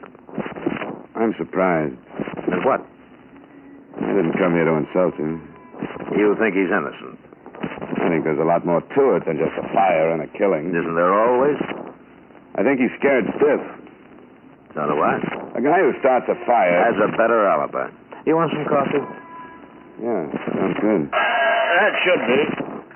My wife gave me the electric pot so I could have my coffee on duty. Says I drink too much of it, but she gave it to me anyway. Here you are. Waxman didn't start that fire. Is that strong enough? Tastes pretty good. Guys who burn down their business do it 2 or 3 different ways. Not with an incendiary bomb. I've got to ride him. I tried to be nice to him, tried to get it out of him, but he's too scared. Of what? Well, now I have to guess. There's a protection racket here that covers every independent store in the city. It's the tightest, best controlled organization I've run up against. So tight that we've been trying to break it for a year. 2 other stores have gone up this way, but the owners are so scared they won't say a thing. Scared for their families? It's the best thing to be scared for. Waxman's daughter. Yeah. I don't know how she fits. I don't know how the $5,000 fits. What do you expect to gain by making him look guilty? Long shot. He won't say anything, but maybe one of his friends will. Maybe they'll say something. If they've been scared this long, He's got one friend, a very close friend, Angelino Giuseppe. Business? Yeah, delicatessen like Waxman. Angelino hasn't got a family, but he got beat up last year. Wouldn't make a complaint. He's scared, too. But he's only got himself to worry about. Maybe if he thinks his best friend is in line for a murder rap, he'll give us something to go on. Why don't you arrest Waxman? Make it look like he's really in trouble. Yeah, I'll do that when I have to. I think his daughter is mixed up in it some way. Most of her clothes are still in the apartment. Oh, excuse me. Parkinson. Yeah. Yeah, I know you. Okay.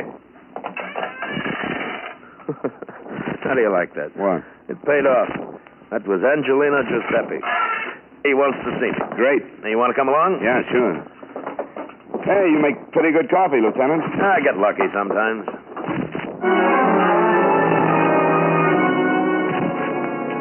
We left the precinct and grabbed a cab. Parkinson didn't want an official car in case somebody should be watching Angelino. We cut across town, and 20 minutes later, we were walking through the front door of Angelino's delicatessen. A small, broad little man with a bald head moved around the counter and walked up to see us. Hello, Lieutenant. Hello, Angie. New man? Johnny Dollar, insurance investigator. Mr. Dollar? Hello, Mr. Giuseppe. What do you want to see me for, Angie? Well, it's about Benny. Now, what about Benny? You gonna arrest him? That's right.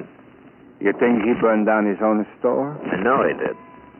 What about you, Mr. Dollar? Do you think Benny burned down his store and killed that man upstairs? I've seen the evidence, Mr. Giuseppe. I think so. You'll bring me all the way over to ask me that, Angie? No, Lieutenant. Look, if I tell you something that maybe shows you that Benny don't burn down his store... What? Well, it's maybe going to make a lot of trouble for a lot of nice people. They'll get protection. I could get killed. Not while I'm around, Angie. Well, Come on, Angie. If you got something, give it to me. I was on my way over to pick up Benny. Now, if you've got anything that can save him, let's have it. Well, I can't prove that Benny did not burn down his place, but I think I can tell you who did. Who? Them guys. Them guys who come around once a week and collect the dough. Tell me about them. Well, you remember when I got beat up last year? Yeah. Them guys have done it. They make us all pay them protection. And if we don't, we get beat up or our families... Who are they, Angie? Well, I don't know their names. What's the matter? You better get out. Two guys crossing the street. Yeah, that's them. You better get out. They got the guns. Those are the guys who beat you up? Yes. Please, look, you better get out. All right, now listen to me, Angie. Act like we're customers. But they got the guns. Do what I tell you. Dollar. I'm all right. Okay, here they come. Now try to act like nothing's wrong, Angie. Okay. I try, only... And give me about 8 slices of the Swiss there, will you? All right. Angie. Oh, yeah, I'll be right with you. Just the envelope. We don't want no cold cuts. Hello, Red.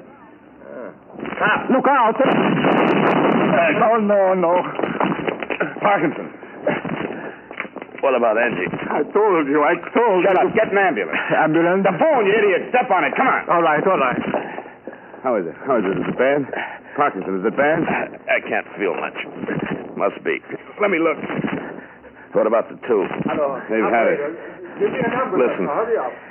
One with red hair. Yeah? Name's Dillon. Used to work for Dutch Fisher. Hello. Dutch Fisher. Listen, I got Help to have send an him ambulance. up. 87 He isn't the... 95th Street. And Yeah? got to get hurry up. whoever No. It was a sent Parkinson. The ambulance is the... Yeah. It sure is.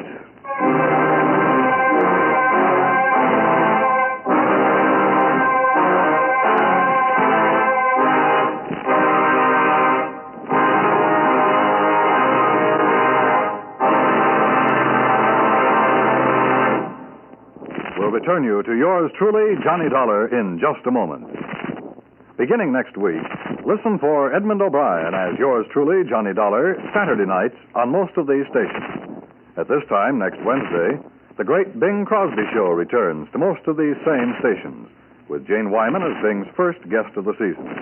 Another premiere next Wednesday, the Red Skelton Show will also be back on CBS Radio. Remember, starting a week from tonight, Bing Crosby returns to his usual time, and Red Skelton moves his lunacies to Wednesday on CBS Radio.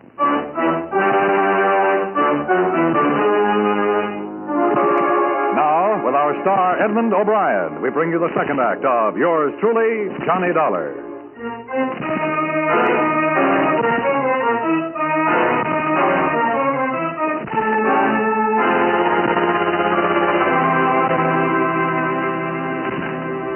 It was still raining when they carried the lieutenant out. I explained everything to a nice young cop named Brenner's. Angelino and I got into Brenner's car, headed for the 15th precinct. How long had you known Parkinson? I just met him a few hours ago. Yeah, we've been trying to crack this protection racket for a year. Looks like maybe we've started. The hard way. Yeah.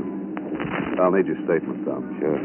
I'm scared. I'm really scared. Nothing to worry about, Mr. Giuseppe. We'll give you all the protection. Protection? Yeah, I guarantee it. For me? Sure. Well, what about all the other people? All my friends? What about Benny? Parkinson didn't think Benny started that fire. I know. I was assigned to check on the bomb. Why do you think we ain't said nothing before, huh? Because they threaten us. They threaten my friends. They tell them if they say anything, they're going to hurt their families. What about the bomb? Nothing. Didn't have much to go on in the first place. You lied. The lieutenant lied. He told me Benny wasn't going to be arrested. That's why I was going to tell him about those guys that beat me up. Somebody had to talk, Andy. Oh, sure. I talk, and look what happened. What do you think is going to happen to Benny now because I talked, huh? They got his adult. I ain't going to tell you nothing more. What about Benny's daughter, Angie? No. I ain't going to get to nobody in no more trouble. The trouble's happened, Angie. Well, I don't care. If they're going to make it tough on Benny, they'll do it now. Just because I called the lieutenant. Just because I want to help Benny. The only way you can help Benny now is to tell us what you know. No. There are too many other people. My friends. Yeah, and we can save them. Tell us what you know, and we'll get the people who make the trouble. No. Okay. When they drag Benny's daughter out of the river, I hope you think about it. Well, you think I want it? You think I want to see Benny's little girl? Look, I got to think about all the others. Listen. You think this won't happen again if we don't get them in behind this? I don't know. Look, Angie, you got beat up last year. Benny got beat up twice. Stores have been ruined. Benny's place was bombed, and an old man burned to death upstairs. Well, Parkinson and 2 killers are on their way to the morgue. Every one of you kept your mouth shut for a year, and look what's happened. You think it's going to get better? Okay. What about Benny's mother? They got her. Who? I don't know. The only ones I ever saw were the 2 guys who got killed a little while ago. Benny came over to my place one night. He was in an awful condition. He was crying. He said he had to tell somebody. They got his Louisa. Did he say why they got her? Benny hated them. He didn't ever pay them any money, so they beat him up twice, but he still didn't pay them. He said they didn't have no right, but he wouldn't go to the police because he was scared for me and my friends. Then Louisa came here from Detroit to Michigan, and they took her and made him pay $5,000 to get her back. Why did they burn down his store? To teach the rest of us a lesson. Those two guys who were killed, that's what they said. They said if I didn't pay them every week, that would happen to me and anybody else that didn't pay them. Did they send Benny's daughter back to him? Tonight they were supposed to send her back to him. Will they? Do you think that they will now? I don't know.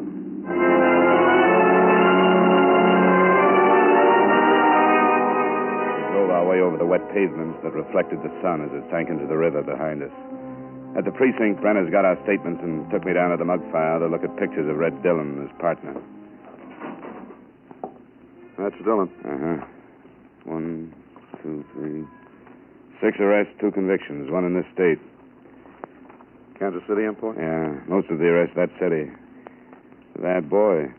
I don't know anything about the other guy. I think he's new. When will you get a report? That shouldn't be long. Parkinson said Dillon used to work for Dutch Fisher. Yeah. Here's Fisher's package. Uh-huh. Mm-hmm. He's still doing time. Yeah. Convicted June 1943. Sentenced to state prison July same year, 10 to 20, armed robbery. That's him out. Branners. Yeah. Lou Fleischman? Oh, okay. FBI kickback, uh-huh. Thanks. That's the other one. Lou Fleischman. That name's on Fisher's card. Yeah? Convicted with Lou Fleischman. Wait a minute. Remember that rat Fisher got sent up on his big payroll job? Here it is. Lou Fleischman. Convicted 1943, 5 to 10. Released July 26, 1951. No wonder I thought he was a new boy. Looks like the gang stuck together. There was somebody else in that holdup. Had an alibi, if I remember. Never pinned it on him. Might be our boy. I can't remember him. It should be easy to check. Yeah, let's find out. It was beginning to fit. The 2 strong-arm boys had worked together in Kansas City for a man named Dutch Fisher, who was still doing time, and there was a 4th member of the gang still unaccounted for. In a half hour, Brenner's had the information. His name's Biolotti. I remember now. George Biolotti. We took the information down to the mug file and dug out the package on George Biolotti, the 4th member of the Dutch Fisher gang. Brenner's took one look at his picture, and his mouth fell open. Well, I'll be... What's wrong? George Biolotti. What about him? He's in this city. I know him. Well, let's go talk to him. No. Now, look. Benny's daughter is still missing. That remark I made about the river could become a fact. George Biolotti is George Bivens. That's the name I know him by. Came to this town about 7 years ago. Runs a respectable nightclub. Then pick him up. On what? Suspicion. He's clean in this town. Well, you've certainly got enough in this record to have a talk to him. There isn't much time. If we pick him up, that girl won't live 5 minutes. Yeah. Where's his nightclub? 52nd Street, the Yellow Parrot. Why? Well, somebody's got to talk to him. And in your official capacity, you'd never get the answers you wanted. What makes you think he'll give them to you? Because I kind of liked Lieutenant Parkinson.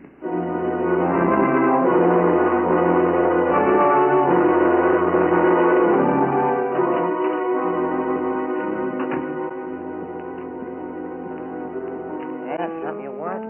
Yeah, George Bivens. Got an appointment? No? Who are you? Johnny Dollar. Now tell Bivens I want to see him. Sorry, you gotta have an appointment. I'm going to spoil if I stand around much longer. Spoil rotten for all I care. You ain't gonna see Bivens. You get excited like this all the time? Yeah. You'll ruin your stomach. I don't think so. You don't? Skeptic. Hey, you at the piano. Which way do I go to find Bivens? Thanks.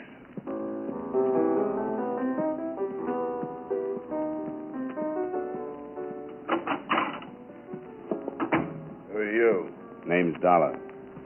What do you want? How'd you get by Ziggy? He's tied up with a stomach ache. Oh? Swallowed a fist. Okay, you get rough. What else do you do? Find out things? Cop? I'll make this quick, Bivens, because I have to. Red Dillon and Lou Fleischman are pretty dead. Yeah? Who are they? You worked with them in Kansas City in 43. I did? I forget. Dillon, Fleischman, and Fisher. Together you pulled a fancy payroll robbery. The law didn't think so. Lieutenant Parkinson was shot to death by Dillon. Is that all? Not quite. Well, get it off your chest. I'm busy. Dillon and Fleischman were working a protection racket. Look, They were just the collectors. I've had about enough of this. I'm going to throw you out. That's just what I want. Now get up. What do you think you're doing? I'm going to show you. You got Benny Waxman's daughter. What are you talking about? Sue me if I made a mistake. You've got his daughter. You're crazy. Why, you... Your two boys killed Parkinson and burned down Benny's store. I don't know what you know... Stand up. You busted my nose. You've been beating up a lot of nice little people for a year now. That nose is just a down payment. If you think you can bust in here and go... You know, you keep falling down. You better sit in a chair. Now listen to me, Bevins. I'm in a nasty mood. Besides all the other people getting pushed around, your boys tried for me, too. You're crazy. I'm behind schedule. The cops can't book you, and I'm not going to let you kill that girl to save your dirty neck. Now, where is she? I don't know where she is. Please believe me, Bivens. Dollar. Look, I got friends. They'll take care of you. Who's going to tell them to do it? I am. With your mouth swollen shut? Come on, Bivens. Where is she? I don't know. Where? Where? Warehouse. 14th Street Dock. What warehouse? All right. No. Rogers and Sons. Big sign on the top. Police department, please. Don't you know it's not polite to listen, Bivens? What do you want me to do? Go to sleep.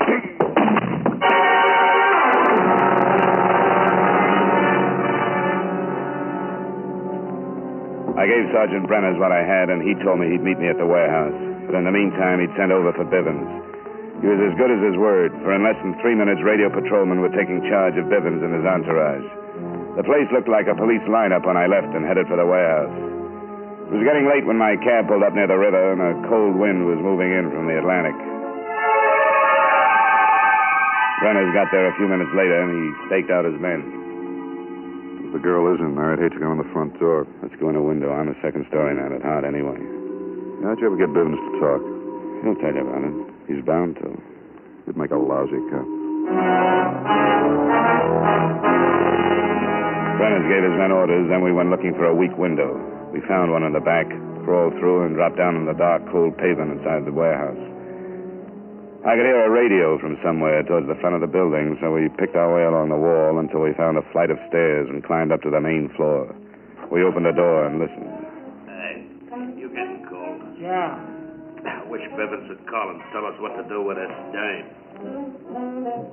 We kept going, moving as quietly as possible until we saw them. 2 men sitting in a small storeroom.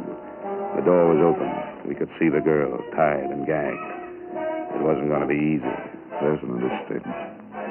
How do we get them away from the girl? Make a noise. Bring them out to see what it is. Okay. We better separate. You get on that side so we get them between us. I want to shoot into that office. Right. Give it about 10 seconds and then push one of those crates over. I'm getting hungry, too. Now, relax. Hey. What? You hear something?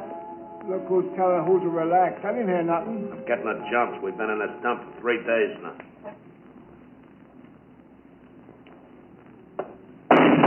What was that? You gonna tell me I'm hearing things now?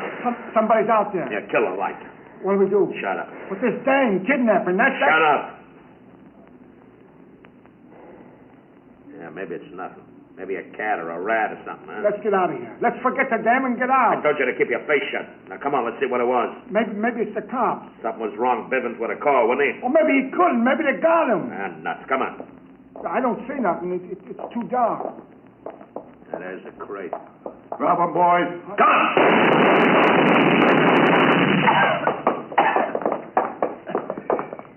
This one's dead.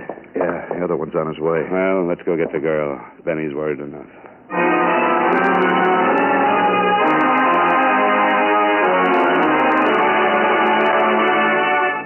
We took Benny's daughter back to her father, and he confirmed the story that Angie had told us. Angie was sent home, and the last I heard, the store owners who had been paying protection to Bivens were planning the biggest block party since the Boston tea caper. Expense account item 2, $20.80 for 2 dinners. Brenner's was nearly as hungry as I was. Item 3, $16, flowers for Lieutenant Parkinson's funeral. And item 4, same as item 1, fare and incidentals between New York and Hartford. Expense account total, $101.92. And the next time you send me out on a simple little insurance fire, make sure it's really simple. I don't mind helping people out occasionally, but I'm too old and too underpaid to go back to being a Boy Scout. Yours truly, Johnny Dollar.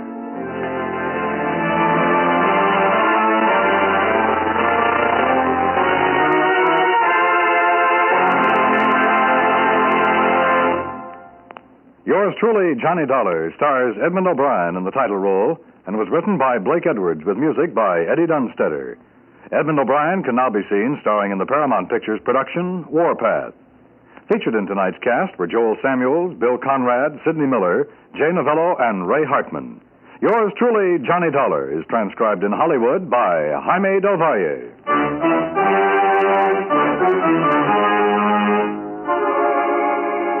Beginning next week, October 6th, Johnny Dollar will be heard on Saturdays at a new time. This is Dan Coverly inviting you to be with us on Saturday, October 6th, when Edmund O'Brien returns as... Yours truly, Johnny Dollar.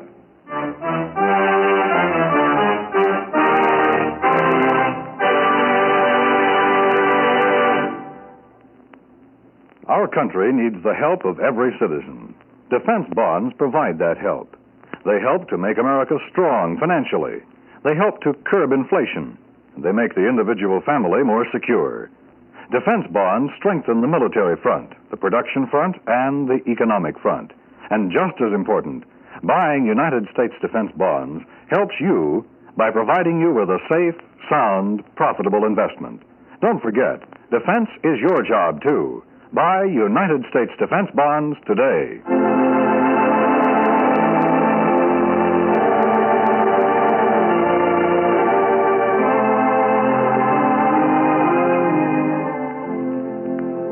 Strike a blow for freedom.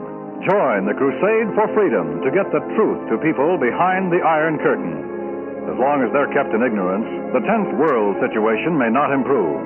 Support the crusade for freedom with funds for freedom. Stay tuned now for the Virgil Akins Freddie Dawson fight, which follows immediately over most of these same stations.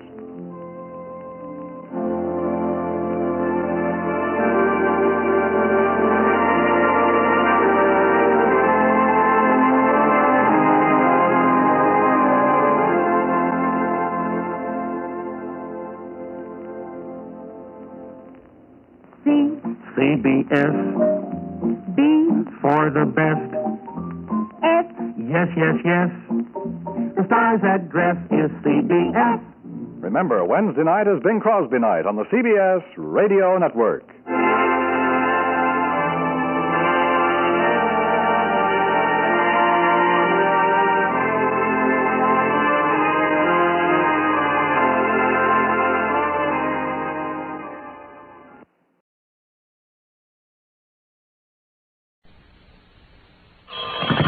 Johnny Dollar. Earl Foreman. There's the welcome voice. Hi, Earl. How are things down there in nice, warm, sunny Florida? Nice and warm and sunny. Oh, it's a lot more than you can say for up here in New England. We've just been hit over the head with a cold, wet spell, and anybody as wants it can have it. Well, what's even more important, Johnny, the fishing is red hot. Okay, all you have to do is cook up some excuse for me to hire myself down there on expense account. How about it? Well, I can try. Let's see now. Well? One broken ankle. What? I said one badly busted ankle. You think that'll do for it? For what? The excuse you want to come down here and take over a little chore I'd handled myself except for this bum ankle of mine. Earl, if you really have a broken ankle, I'm sorry to hear it. I really have. What is this little chore that you're talking about? A visit to one of our clients. Lives down the road a piece. You want me all the way down there just to call on a client? Why not? You think the Home Office would okay all my expenses just for that? When I remind them of all the thousands, maybe millions you've saved them over the years, Here. Just to call on a client, huh? Honor bright. Well, I don't believe it, Earl. There's something fishy about this. Nah, you know me better than to say a thing like that, Johnny. You mean I know you just well enough? Not once have I gone down there supposedly to fish without running into a burglary or embezzlement, arson, murder, mayhem, or what have you, and been lucky to get back here in one piece. So come on, Earl, come clean. What is it this time? I told you, Johnny. Okay. I guess there's only one way for me to find out. Good. I'll be waiting for you.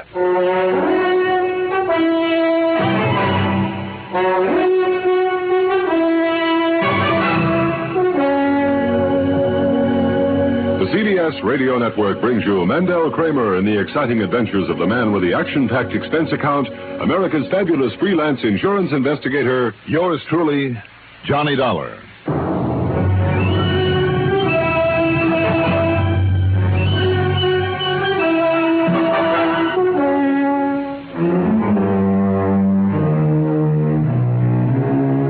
Expense account submitted by Special Investigator Johnny Dollar to Tri-State Life and Casualty Insurance Company branch office in Sarasota, Florida. Following is an account of expenses incurred during my investigation of the Wrong One Matter. Expense account item 1, $87.70 for a cab to Bradley Field, then plane fare to New York to Tampa to Sarasota. Item 2, $3 for a taxi to the office on Main Street that Earl Pullman shares with Don Boomhauer, a prominent realtor in those parts. Earl, the lower part of his right leg in a plaster cast and a crutch under his arm, hobbled around pretty uncomfortably. Sit down, huh? Are you kidding? That's all I've been doing now for nearly 2 weeks, ever since the doc put this blasted cast on my ankle. Earl, would you like me to autograph it like the kids do? No, thanks. Seriously, Johnny, this darn thing has been driving me nearly crazy. I don't doubt it, Earl. I'm awfully sorry. Sitting around the house doing nothing day after day, and Mike having to play nursemaid to me all the time. Why, do you know this is the first day I've even been down here at the office? How is Mike? Be sure to give her my love, huh? Well, give it to her yourself. You'll be staying with us, you know. Fine. Anyhow, I suddenly got the idea that if you'd come down here and run the boat, well, we could go out in the Gulf, tie into some whoppers, and maybe it'd take my mind off this thing for a change. You know something, Earl? That is the best idea you have had in years. Yeah, well, I didn't think you'd object too strenuously. That talk about a job for me to do while I'm here was just a bluff. Not a bit of it. Here, help me to sit down, will you? Sure. Just take it easy now, old man. Now, don't give me that, you... All right. I got it. I got the crutch here. I'll set it right here. There we are. Now, in the corner of the desk, that letter, you see it? This one? Yeah. Mailed only yesterday. You call this a letter? On a piece of wrapping paper. Read it, Johnny, if you can. Well, I can try. Dear, W-E-R, dear Mr. P-U-R-E, Pure Man? Never mind the spelling. He means poor man. I hope so. You know, anybody who thought of you as being pure would be out of his mind, Earl. Okay. So you made a funny. No, I was absolutely serious. Okay, just forget the bad spelling and translate the best you can. All right. Dear Mr. Poor Man, if your company don't want to pay off my insurance real quick, come see me real quick. Account of my pal, B-L-E-A-K, Bleak. Blake. Johnny Waldo Blake is beneficiary. Oh. On account of my pal Blake is away... What? Gatorin. And can't help me, so you better hurry. S-I-N, signed, Mr. Emmett? Emmett Dennery, the client I mentioned over the phone. Ooh, I'll say this for your Mr. Emmett Dennery. He is no mental giant. Well, he is still a client. How much of a policy, Earl? $2,000 straight life. $2,000? That's a lot of money to some people. Well, I know it is, but is it enough to justify my expenses all the way from Hartford? Well, now you know the real reason why you're here. Ah, you are a good man. Who is he, Earl? What's this letter mean? Johnny, Mr. Emmett Dennery is a client I've never even seen. All I know about him is what Pete Fisher told me. Fisher? Yeah, he held down this office before I took over. He died 2 or 3 years ago. Oh? Well, anyway, Emmett Dennery and his pal, Waldo Blake, are a couple of old crackers, live down in the swamps, down the Everglades. Mm-hmm. Apparently, they scrape out a living, trapping and killing animals, and then selling the hides. Anyway, it looks like Emmett's pal is away somewhere, gatoring. That means after alligators. I thought it was illegal to kill alligators in this state. Well, sure it is. Anyhow, Emmett wants somebody to go to see him. Well, here you are. We can justify your expense account to the company. And after you've paid your little visit to him, you and I can do some serious fishing. Okay? Earl, it sounds to me as though he's pretty scared of something. This part here. If your company don't want to pay off my insurance real quick. Only thing he needs to be scared of, Johnny, is a game warden. I'd bet on it. I wonder. Do you know where he lives? Well, here, I can show you. On this map that Fisher had the foresight to pin on the policy. Here you are. You call this a map? Here. Sarasota. I'd never know it. And here's Fort Myers, so this has to be the main highway, the Tamiami Trail. Mm-hmm. And this, well, maybe it's only a wagon track right into the Everglades. And right here is where Emmett's supposed to live. Think you can find it? Well, I can try. Okay. Now, you take my car, drive me home, and then get on your way. And as soon as you get back here, if it's still daylight... Earl. Yeah?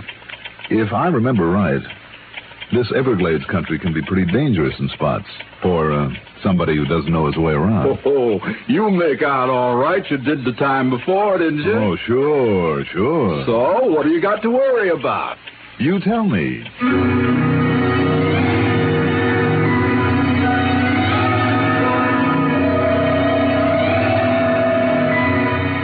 Yes, on my previous expedition into the Everglades, I had made out all right. But that time, I'd had a guide, a young Indian boy by the name of Ben Osceola.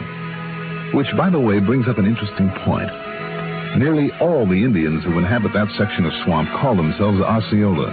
It's a long, famous name among the members of the Seminole tribe. At any rate, if I could find him again, and according to the map Earl had given me, the chances were pretty good. So, after dropping Earl off at his home on Oyster Bay and staging an impromptu, passionate love scene with his wife, Mike, who is a living doll, and Earl on his crutch couldn't do a thing about it anyway except howl with pretended rage, I got behind the wheel and headed south on 41, the Tamiami Trail. At Fort Myers, I turned left on 82 into the Everglades and headed right into the middle of the big cypress swamp country. A few miles below Sunnyland, I found a pair of wagon tracks that the map had shown barely passable in the car I was driving. But this was all to my liking because I was in the same part of the swamp that I'd been in once before during the previous assignment. There in a clearing on the edge of a sort of a bayou was a little unpainted house. And from it a tall, husky young Indian emerged. In his hands, aimed straight at the car and at me, was a .30-30 rifle. Wait a minute. Aren't you Ben? Ben Osceola? You call me Ben? Sure. Don't you remember me? Mr. Johnny. That's right. Johnny Dollar. Remember? Yes. Our old friend. I welcome you, Mr. Johnny. Well, thank you. It's nice to see you again, Ben. And I wonder if you can help me again. If I can, Mr. Johnny, I will be glad to. Ben, I'm looking for a man by the name of Emmett Dennery. You, want to see that old man? Yes. Does he still live around here somewhere? So far as I know. Well, good. But he is not our friend. Oh? You Indian people, been having some trouble with him? No, but we have nothing to do with him. Why is that, Ben? Because he and the other, the one they call Lefty. Will that be Waldo Blake? Yes, Lefty Blake. What about him? They do not obey the law. They take much game they should not take. They live and hunt on our land, our Seminole land. I see. Ben, have your people been getting rough with them? No, Mr. Johnny. But we stay far away from them. We do not wish to soil our hands or minds by any contact with them. They are taboo. What you're saying, then, is that if somebody is bothering Dennery, it is not your people. That is right. And you say that in spite of the way you seem to feel about him? Yes, Mr. Johnny. When did you last see him, Ben? Many years ago, as a child. At least I think it was. How do you mean? They looked so much alike that few could tell them apart. Oh? I see. Ben, if you still have an airboat that can ride out over this swamp, have you? Back in my house. Well, can I hire you to take me to where Emmett Dennery lives? No, Mr. Johnny. No? I must not go there. It's taboo among my people. I see. Well, look, just look here now, Ben. If this map means anything, it can't be too far from here. And you can take my airboat yourself. All right. I'll pay you for it. Well, that is not necessary. Oh, it is as far as I'm concerned. Here you are. Would 20 be enough? Thank you. You will buy many shoes for my children. Well, I'm glad, then. You can give me some directions. This map, I'm afraid, isn't too good. Oh, yes. I am sorry I cannot go with you, Mr. Johnny. Well? It might be better if I could. What do you mean by that, Ben? From what I have heard about these men, you must be very careful.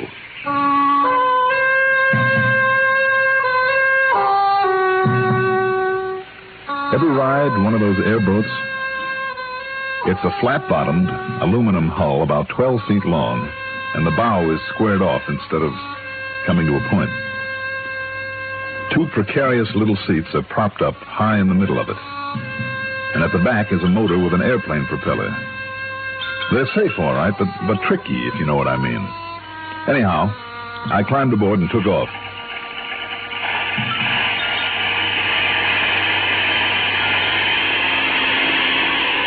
And brother, I mean took off. It's quite a ride, believe me. That half-planing, half-skipping over the shallow water. Perched up there on the spindly seat, I kept waiting for it to flip as I tore on out across the bayou, then wove my way through a network of narrow little rivers, over spots that in some places were nothing more than wet swamp grass. No wonder an ordinary underwater propeller couldn't be used. The darn thing would be hung up in the weeds and grass in no time. Every now and then I had to swerve quickly to avoid a half-submerged log. Or was it a huge alligator? There were more rattlesnakes and cottonmouth moccasins out there than I'd ever seen before. All sorts of animal life, and thousands of birds that rose in alarm as I fairly plowed through them. Finally, I came to a couple of acres of high ground, of brush and trees that stuck out like an island there in the middle of a swamp. At one end of it was a decrepit old clapboard shack, surrounded by row after row of drying frames with skins on them, mostly the hides of raccoons and alligators, curing in the sun. There was no one around. At least there was no one inside. As I beached the airboat as close to it as possible, jumped off, and headed for the old cabin, I wondered if Emmett Dennery, like his pal Lefty Blake, was somewhere out in that swamp, gatoring, collecting game. The reason Dennery had given in his letter for being alone, for needing help. I didn't have to wonder for long. Mr. Dennery? Mr. Dennery? Anybody here? Hello? Well, let's see now. Oh, good. Seems to be open.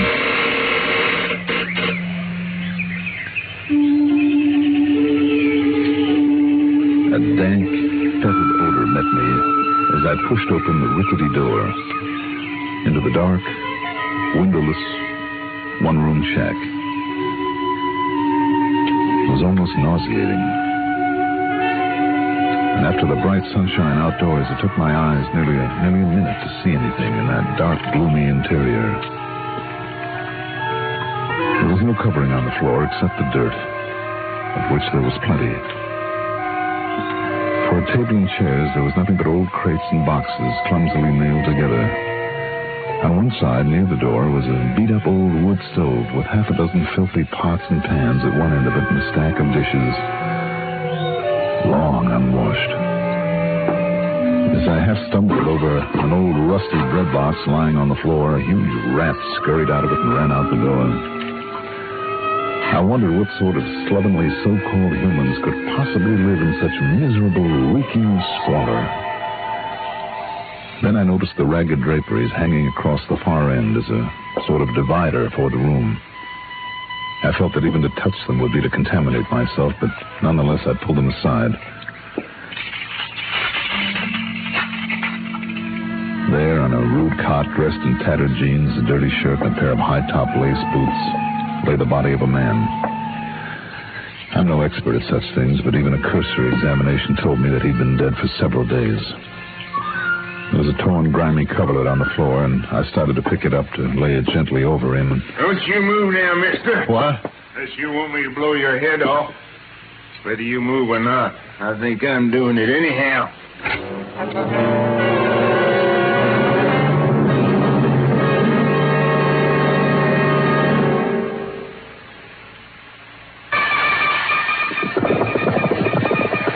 Hi, sports fans. This is Pat Summerall, glad to be back with the Frost on the Pumpkin and other signs of the football season. Monday through Saturday nights on this CBS radio network station. Let's join forces for a sports time rundown on the grid scene and the other major sports. Don't forget now, every night but Sunday, this is your address for sports time, presenting all the latest in the world of sports. The name of the game, again, Sports Time, right here. When I heard the voice in back of me coming from the doorway of the old cabin, I half turned, reaching for my gun, but I found myself staring into the barrel of an ancient high-powered rifle with the hammer of it pulled into firing position. And in back of that gun, one of the most disreputable-looking characters I've ever seen. He was about 60, I'd say, maybe 5 feet 3 or 4, a wrinkled, weather-beaten face, scraggly, dirty gray beard. He was dressed in khaki pants and shirt so badly worn it was a wonder they held together on his wiry little frame, and his eyes, peering out from under the remains of an old army hat, under long, bushy eyebrows, reminded me of the eyes of a snake. And there was a hint of madness in them. You got a gun. I seen you reach for it. You just turn around now and keep your hands up real high. Sure. Why not? Well, I take it now, that gun of yours. Like this. Well? Mm-hmm. Hey, is this a pretty one? I'm glad you like it. Now, you sit down right there on the floor. Beside this? Yes, sir, beside him. Kind of you the one that killed him, ain't you? No, that's where you're wrong, old-timer. Sit down. You see this gun? Sit down. I guess I have no choice, have I? You got no choice. Okay. On it. With both your hands, you keep them flat on the floor now. Go on. You're holding the gun. I know. Stay out in the swamp too long. All week I stay out in that swamp. I come back here to find my pal. Find you killed him. You killed him at dinner. Now, wait a minute. Yeah, so now... No, I said wait a minute. I kill you. You take a good look at that body and you'll see that he's been dead for days. 4 or 5 days at the least. You say that. Now shut up. So this is Emmett Dennery, Yes, sir, my pal. You're Waldo Blake? I'm Waldo Blake. Well, then you're his beneficiary. I'll be his what? You mean to tell me you didn't know Emmett carried a lot of insurance? He never tell me that. All right, then you listen to me. Well, sure, I listen. But, don't you move from here now. Look, I'm from the insurance company. Emmett Dennery's life was insured for $2,000. And if you're Lefty Blake, that money goes to you. Wee! $2,000? $2,000. But, I know you're really from the insurance. Would you like to see the money? Uh-huh. All right, then, here. Now, you be careful now. All right. All right.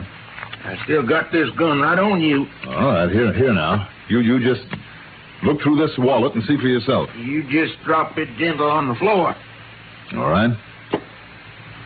Now, go ahead. Count the money. Yes, sir. Yes, sir. Only look. You ain't got no 2,000 here. You ain't got... You ain't got no gun no more. Let go of me now. Now, say that. Right there in the corner, you crazy old coot, and don't move. Now, you listen. Now, you listen to me, and for your sake, I hope a coroner's examination doesn't show this man was murdered. Murdered? Yes, because you'd be the only suspect. No, I never killed him. I didn't. I didn't. Well, frankly, I don't think you did either. It was probably a natural death. Well, yes, it really was. It really was. You're sure of that? Well, what I mean is... Yes, you're sure, all right.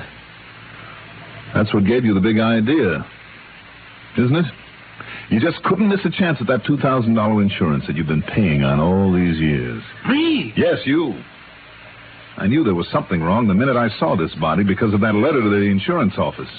Because it was only mailed yesterday, wasn't it? Well, how should I know? Stop bluffing now. It's a little late for that. That letter signed Emmett Dennery asking somebody to come out here was mailed only yesterday.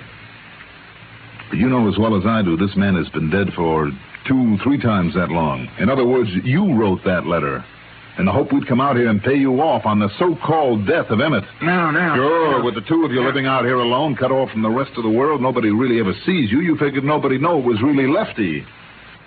Lefty Blake who had died. You can't prove it's Waldo? Can't I? Well, let's see now. For a starter, well, let's take the laces on his high-top boots. Huh? The way they're tied, the direction of the knot. You ever see a right-handed man who tied a left-handed bow knot like this one?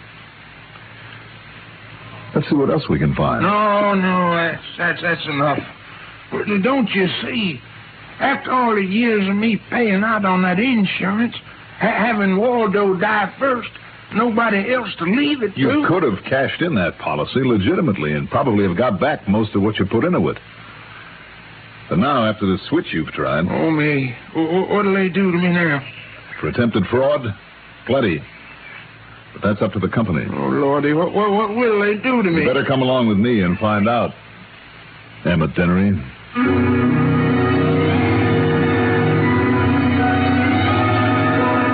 So there you are, Earl. Like I said to the old rascal, it's up to the company now. As for the total on my expense account, well, let's wait until I can sort up the cost of all the fishing we're going to do. Okay?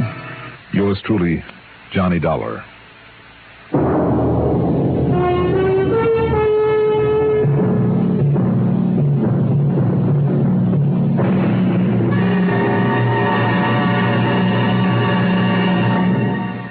Now, here is our star to tell you about next week's story.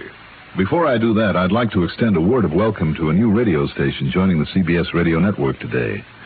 It's WNEB Worcester, Mass., an important new link in our coast-to-coast family of CBS radio network stations. For WNEB listeners starting with this broadcast, a Sunday workout with us, and throughout the week, the listening only the CBS radio network has to offer. Welcome, WNEB Worcester. Next week, a fishing guide who turns out to be a guide to murder. Join us, won't you? Yours truly, Johnny Dollar.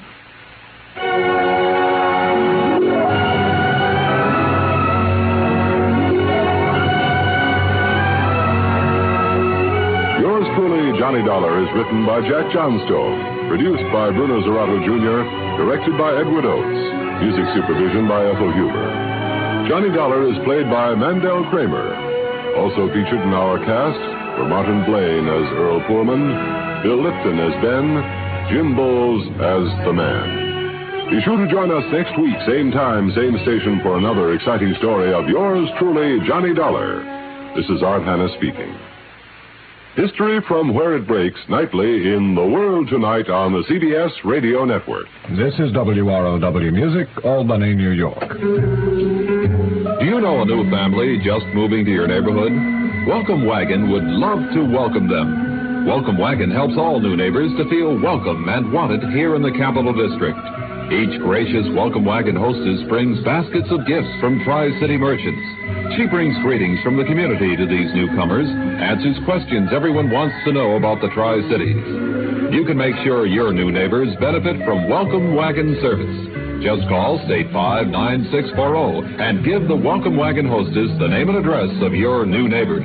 She'll call on them and present them with a basket of gifts from civic-minded businessmen. you'll be helping your neighbor and your welcome wagon hostess who carries on this valuable community service. In the Albany, Troy, Schenectady metropolitan area, call State 5 9640. That's State 5 9640 for welcome wagon.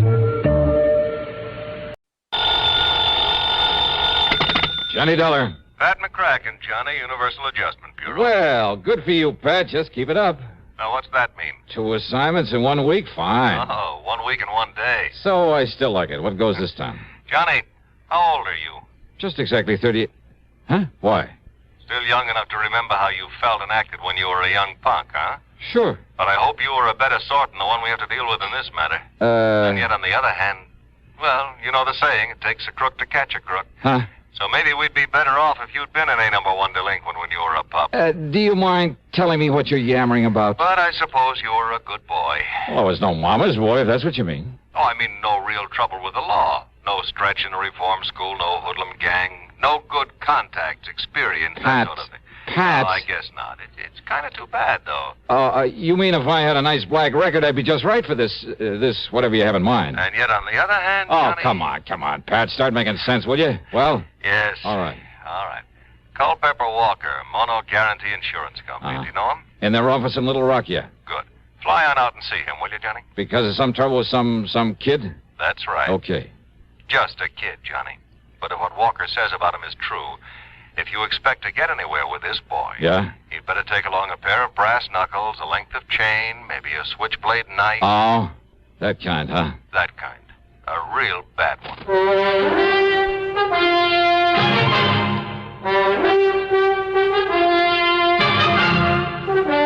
CBS Radio brings you Bob Bailey in the exciting adventures of the man with the action-packed expense account, America's fabulous freelance insurance investigator. Yours truly, Johnny Dollar.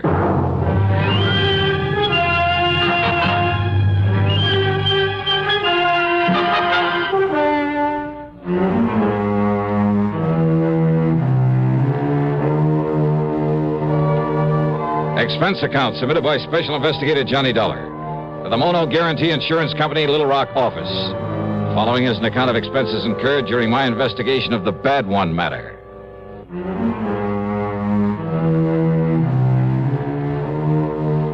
Expense account item 1, $2 for a cab to Bradley Field. Item 2, 8110 airfare to New York to Little Rock, Arkansas. The plane had left New York at 6 p.m. At 8:50 Central Time, we set down at Little Rock Municipal Airport.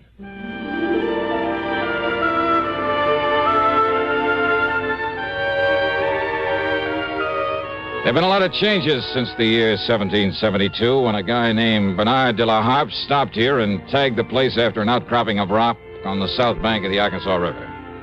Yeah, it's an interesting town with its modern air-conditioned buildings of chrome and glass, its busy streets and busy people.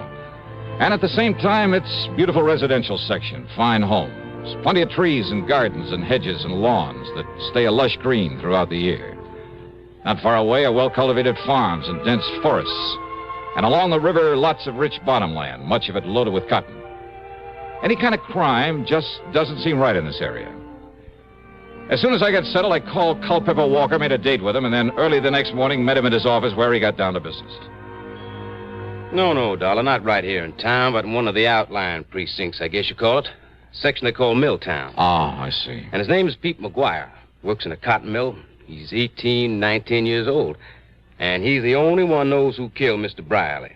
Brierly? Ambrose W. Brierly, client of ours. Insured for near $50,000. And his business partners in the mill are also clients. Very important ones. Mm-hmm. Well, what happened?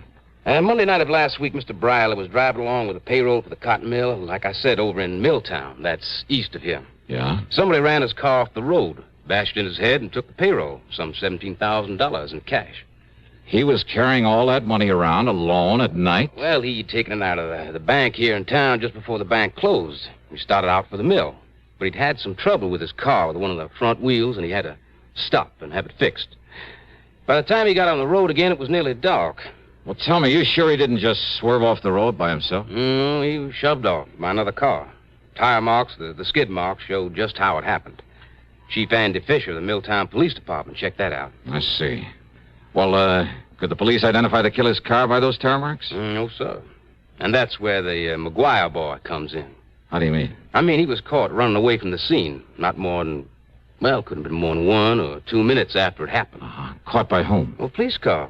Chief himself was in it. Just checking the beat out there. He chased the kid down and brought him in for questioning. Well? Nothing. Nothing? What do you mean, nothing? All they could get out of that tough young punk was absolutely nothing.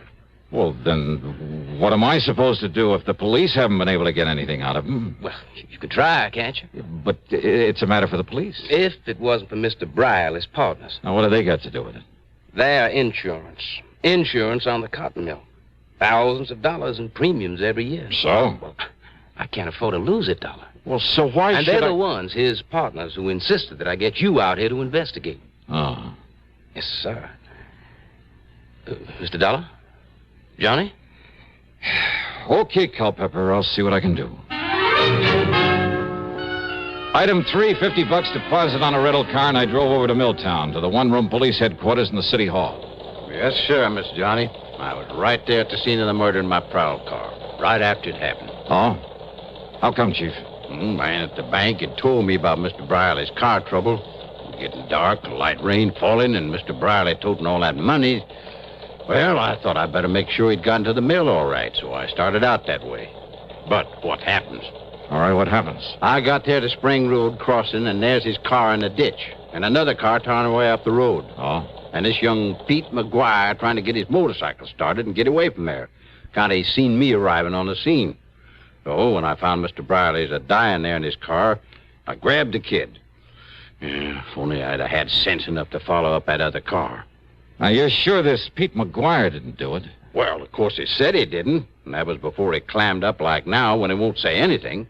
And he also asked me, didn't I see that other car that left a couple of minutes before I arrived? Well, Chief, that doesn't prove... And there was another thing, Miss Johnny. You could still see by the tracks how that other car had shoved old Mr. Briley's car off the road.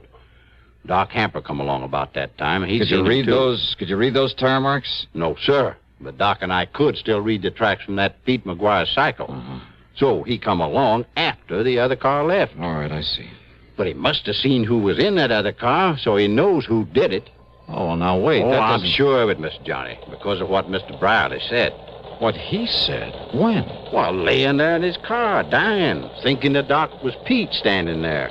And he kept saying over and over. And, Peter, you saw it. You tell him, boy. You tell him who did it. You saw it, boy, so you tell him. You tell him. Yes, sir, Miss Johnny. Over and over again, he said it, and then he died. I see. So he knew that Pete McGuire saw who killed him and robbed him. Well, maybe. Of course he did. That no-good kid.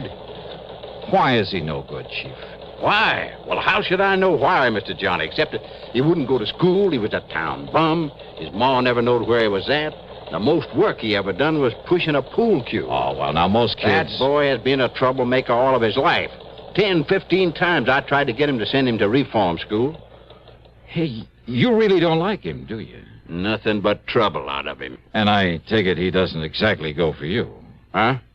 Maybe a cop hater even, huh? Yes, sir. That's right. A cop hater. Just like his old man was. Like his old man taught him before I had to kill him one night in a robbery. Pete's old man? They ought to send this cheap punk up to the pen. But first I got to find out who killed Mr. Briley. Of course you're holding him, Chief. On what? Material witness, withholding evidence. There must be some way. Oh, with him claiming he's blacked out and don't remember anything? So that Percy Van Ashworthy Tetweiler upstairs... Percy Van who? What? The public defender.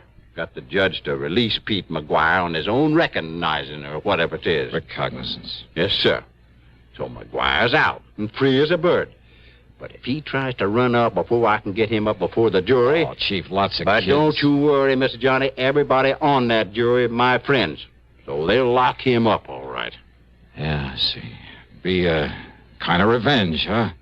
Because he won't cooperate with you. Now, look, Mr. Dollar. Or maybe just because he's a cop hater. Where'll I find this Percy Van, this public defender? Upstairs in his office. But do you think he could get anything out of that kid? Well, now, as the kid's defender, do you think he'll tell you if he did? But if he did, and you find out, you got to tell me. Yeah, we'll see about that. Mr. Johnny, I am not going out of here with a punk kid making me look like a fool. All these years working to keep order here in Middletown, having to retire a few months from now. Yeah, and going out no richer than when I was walking a beat. So maybe I'll have to live with some of my relatives somewhere out west. But you think I'm going to leave with this kid making a fool out of me? I'll see you later.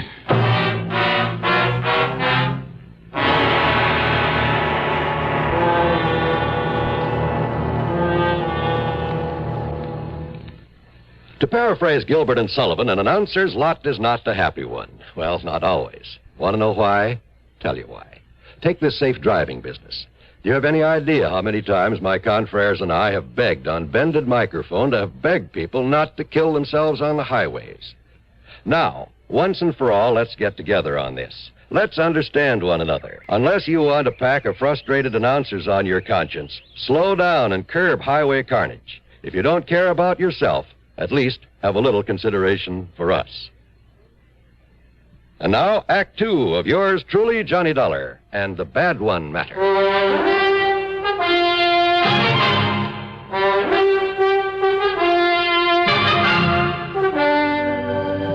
Percy Van Ashworthy Tetweiler was hardly what his name might have implied. And, call me Tet, will you, Johnny? I don't like the name Percy any more than I imagine you do. Yeah, sure, Tet. Now, as I was saying, in spite of the chief's feelings about him and all the trouble he had with Pete's father, well, put it this way. That poor ignorant kid has had the odds against him ever since the day he was born. His father was no good. So I understand. His mother was an alcoholic. And because he's always been a stupid little runt, the other kids always bullied him. Oh? Yes, and when they'd pull a job, none of them very serious, I'll grant you, they'd leave him behind so that he'd be the one to get caught for their mischief and petty thieveries. He didn't dare peach on them or they'd beat him up. And the chief never let up on him. So he's hated cops, hated anything that had to do with law and order. Which includes you. Yes, I'm afraid so, in spite of my attempts to get close to him. And even you haven't been able to get him to talk. I've tried everything, Johnny, from sugar-coated kindness to the worst threats I could think of. Everything short of Chief Fisher's heavy-handed methods. Oh? You mean the good old third degree, the rubber hose tactics and things like that? Well, of course, the chief denies it. Oh, sure he does. And don't forget, I'm the one who got the judge to let him out on his own recognizance. Why? In the hope he'd open up to me. But to Pete, I'm still the law. Just as much as Chief Fisher and Judge Thurber. Well, weren't you taking a big chance on his running away? But he hasn't. Yeah, I wonder why. Won't do any good to ask him. Believe me, won't do any good to ask him anything. Oh. Look out there, out the window. Here he comes now. Pete McGuire? Yes. Okay, give me a try. What? Yeah, look, don't tell him who I am, what I'm here for. Johnny, if I thought you could do any good... Believe me, I can... But don't you see, unless he talks, the jury, all of them friends of Chief Fisher, and if he tries to run... Now, listen, I'm no friend of yours, see? Maybe I'm a troublemaker, a con artist. What? Yeah, you want me out of town. You threatened to have me locked up if I... Hey, wait, here he comes. But, Johnny, I'm afraid I don't... Yeah, okay, you just try and do it, see? I got a right to make a living, and unless you got some formal charge against me... All right now, Mr. Tetweiler. Pete, come in. Now, listen, Tetweiler... You, sit down, Dollar. Sit down. Yeah, make me. If I have to, No, Pete. Pete, do you want to talk now? Yes, sir. Good. Yes, sir, I sure do. Well, if that's all you got to say to me... No, Dollar. Stay, I'm not through with you. That's what you think. Well, Pete? Public defender, huh? That's right. And that's why You're I tried to... all trying to trick me is all. What? So you got me out of the clink, huh? That's right. So's now you think I don't know I'm being followed all the time? By that chief of police or one of his men all the time wherever I go? And I think I know why, sir. But the chief promised me, Pete. Yeah, the chief promised you. You believe that dirty cop? I tell you, Mr. Tetweiler, you get him off my tail. Now, listen, Pete. And don't you see, if you just tell me what you know about the murder of old Mr. Brierly... Pete, please, boy. Pete, listen to me. If you're trying to protect someone by holding back... Did I say I was? I say I really know anything? Well, the chief says you do. Well? Oh, Pete, for the... Look, you're in trouble, boy. I'll get out of it my own way. No one's really proved you didn't kill him. So unless you tell me what you know... You just keep that cop off my tail. Hey, wait a minute, kid. Pete, come back here. See you later, Ted. No, Dollar, come back here. Ah, drop it. Hey, wait a minute, kid. Hey, Pete, your name? What's it to you? So you don't like the cops either, huh? Either? Got a tail on you, huh? You want to learn how to shake a tail from an expert? Expert, huh? Yeah, that's right, me. He called you Dollar, huh? Oh, that's a good name. Sounds like money. Oh, yeah, baby, yeah. Maybe plenty of money. And maybe I can use some help in this burg, huh? Help in what? Why not? Just wait. Talk here in City Hall with the cops liable to show. Hey, you got a car? I got a cycle. All right, good. I got a car, a good one. So tell me where to meet you, huh? You don't care if the cops are following me, if they follow you too? You think I couldn't shake them? Maybe. All right, you head for wherever you want me to meet you, see? Now, and listen. If I spot somebody following, Pete, I'll shake them so easy.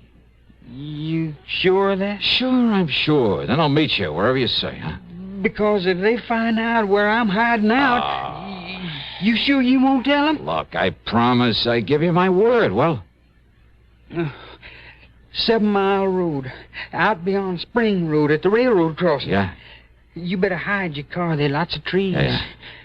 Now, you walk in the gully on this side of the tracks. Then you see a little tool shack on the side. I'll be there. Okay. I don't know how soon, Pete. If we're tailed, I may have to lead him away. But I'll see you, huh?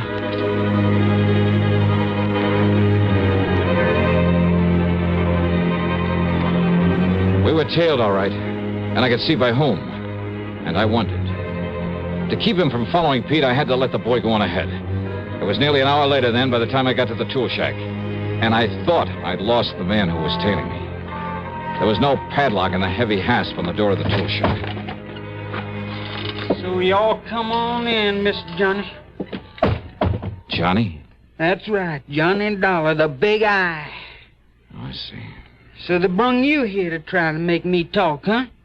The insurance company, Pete, not the law, not the police. No? No. I know all about you, Mr. Johnny. I long admired you for a long time. I hear that you was coming here. Oh, I hear lots of things, Mr. Johnny. And I hear you coming here. I figure maybe you can... Help you, Pete? But unless I know whatever it is you know about that murder... Maybe I can tell you. Come on, Pete, try. But I couldn't tell the police. I'll tell any of them. I'll tell that defender you talking to. They don't believe me.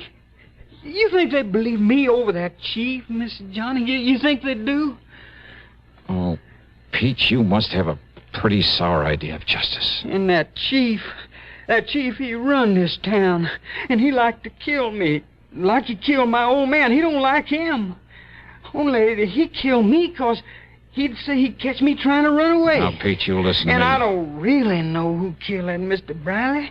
But I think I know, and that's why I don't dare say what I think to that chief or to anybody. But when you saw the car, the killer's car, heading away from the place... But, Mr. Johnny, the only one I see is the police car when it comes from the direction of the mill. So from the direction of the mill? So I really don't know. But that chief say I do, and if I try and answer the questions... Oh, wait, they're Pete. Trick questions. Like that chief trying to make me answer when he come there and see me there. Pete, listen. And I tell you, they only let me loose so they can make me try and run away. Then that chief, he can kill me, and nobody see it's wrong. Wait a minute. And he'd do it, too. And that's Chetweiler. why I gotta hide He away himself from said anybody. that. Yes, Dollar. The chief had me let him go in the hopes he'd have confidence in me. Talk to me. The chief had let him go. Sure. Maybe it was to get an excuse to kill him if he ran. And another car? Pete saw no other car. So how would the chief know one had left the scene a couple of minutes before he got there?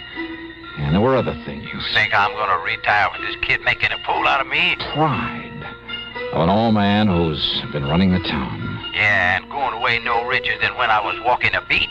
Oh, But he'd be rich enough with that 17,000 payroll. Sure. And meantime, he knew that Pete McGuire, in his ignorance of justice and his fear, didn't dare to say what he suspected, didn't dare accuse this man he thought would kill him with impunity. Yeah. And that everyone connected with the law was against him. They're all against me. And so I want to live, Mr. Johnny. I can't tell nobody, not even you. Yeah. Maybe you don't need to, Pete. And besides, I only think I know who killed Mr. Briley. Yeah. Well, I'm sure. As sure as I... Huh? Hey, Pete, that smell. Coal oil. Yeah, kerosene. Hey, look. Soaking in around this door. It's locked.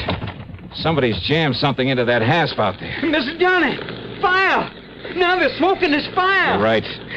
Winds is locked in here. We'll be burned alive. Keep talking, Pete. He forgot the hinges are inside this door. What's it?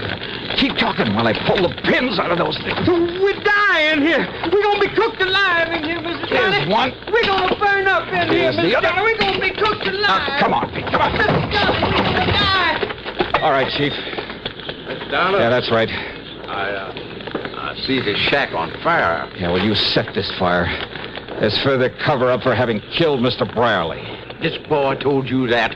I'll kill him, too. Oh, no, you won't, Chief. Put away that gun. I'll kill you, too. Oh, no. Chief!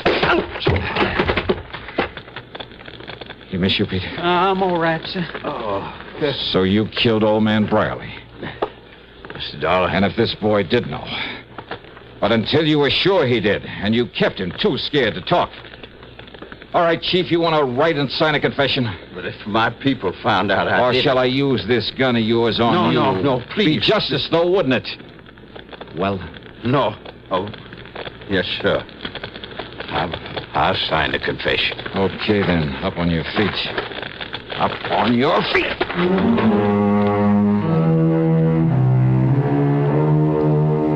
Yeah, pretty smart. Using that poor ignorant kid as a means to keep any suspicion away from himself. But believe me, not smart enough. Expense account total, including hotel expenses, the rental car, and the trip back to Hartford, $231.20. Yours truly, Johnny Dollar.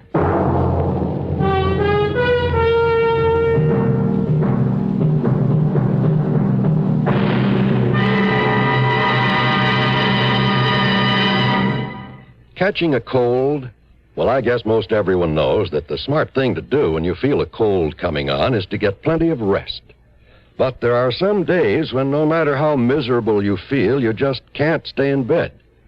And if tomorrow is one of those big days and your cold is complicated by constipation, well, that's when you'll appreciate X-Lax most. You see, X-Lax has the qualities doctors consider most important in a laxative.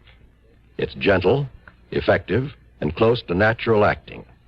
Taken at bedtime, X-Lax won't disturb sleep. It works effectively, overnight, to help you toward your normal regularity. And X-Lax is so close to natural acting, there's no upset or discomfort. So gentle, it's even recommended for children. So, if tomorrow's a big day for you, if you have a cold and need a laxative too, take X-Lax, a laxative with the qualities a doctor would recommend. X-Lax. Now, here is our star to tell you about next week's story. Next week, the double deal matter. And I give you one guess about who comes out at the short end of it. Join us, won't you? Yours truly, Johnny Dollar.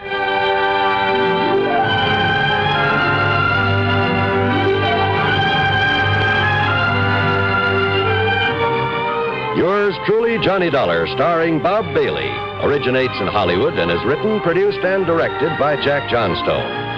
Heard in our cast were Larry Dobkin, James McCallion, Forrest Lewis, Russell Thorson, and Sam Edwards. Be sure to join us next week, same time and station, for another exciting story of yours truly, Johnny Dollar. This is John Wall speaking.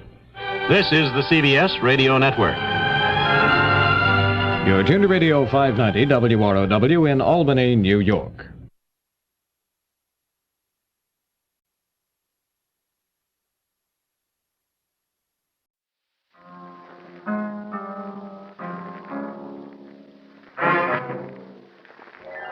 Time now for yours truly, Johnny Dollar.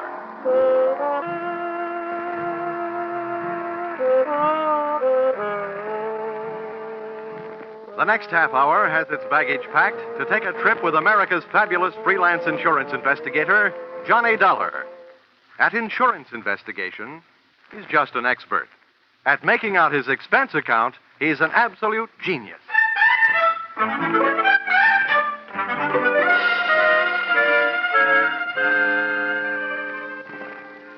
Expense account submitted by Special Investigator Johnny Dollar to Home Office, Highworthy Insurance Underwriters Association, Hartford, Connecticut. Attention, General Manager Harvey Anthony. Dear Mr. Anthony, here is your problem. The following is an accounting of my expenditures in the case of the $100,000 legs, or who put your company out on the limbs. Expense account, item 1, $60. $20 across the board on a losing horse I was rushed into betting on when you had me paged on the public address system at the racetrack. This is Harvey Anthony, Dollar. Thanks for calling back so soon. Now, when they paged me, they said it was an emergency. It better be. Why? What's the matter, Dollar? This is my day off. And if I know you, this call is going to make it an off day. If I know you, my friend, you won't mind this assignment. I want you to go out to Hollywood. Act as a bodyguard for a big movie star, Marilyn Major. Oh, not a bad body to guard. What's the deal? We've issued one of those publicity policies. Insured her legs for $100,000. Policy will only be in effect for 48 hours. We want you to stick with her. Just see that she doesn't get mixed up in any hockey games. I get it. She's been notified, so she expects you. Now, when do the 48 hours start? Tomorrow noon. Can you make it? Yeah, with the help of American Airlines. Got enough cash with you to buy your tickets? About that, I'll know right after the next race. I'll call you from Hollywood.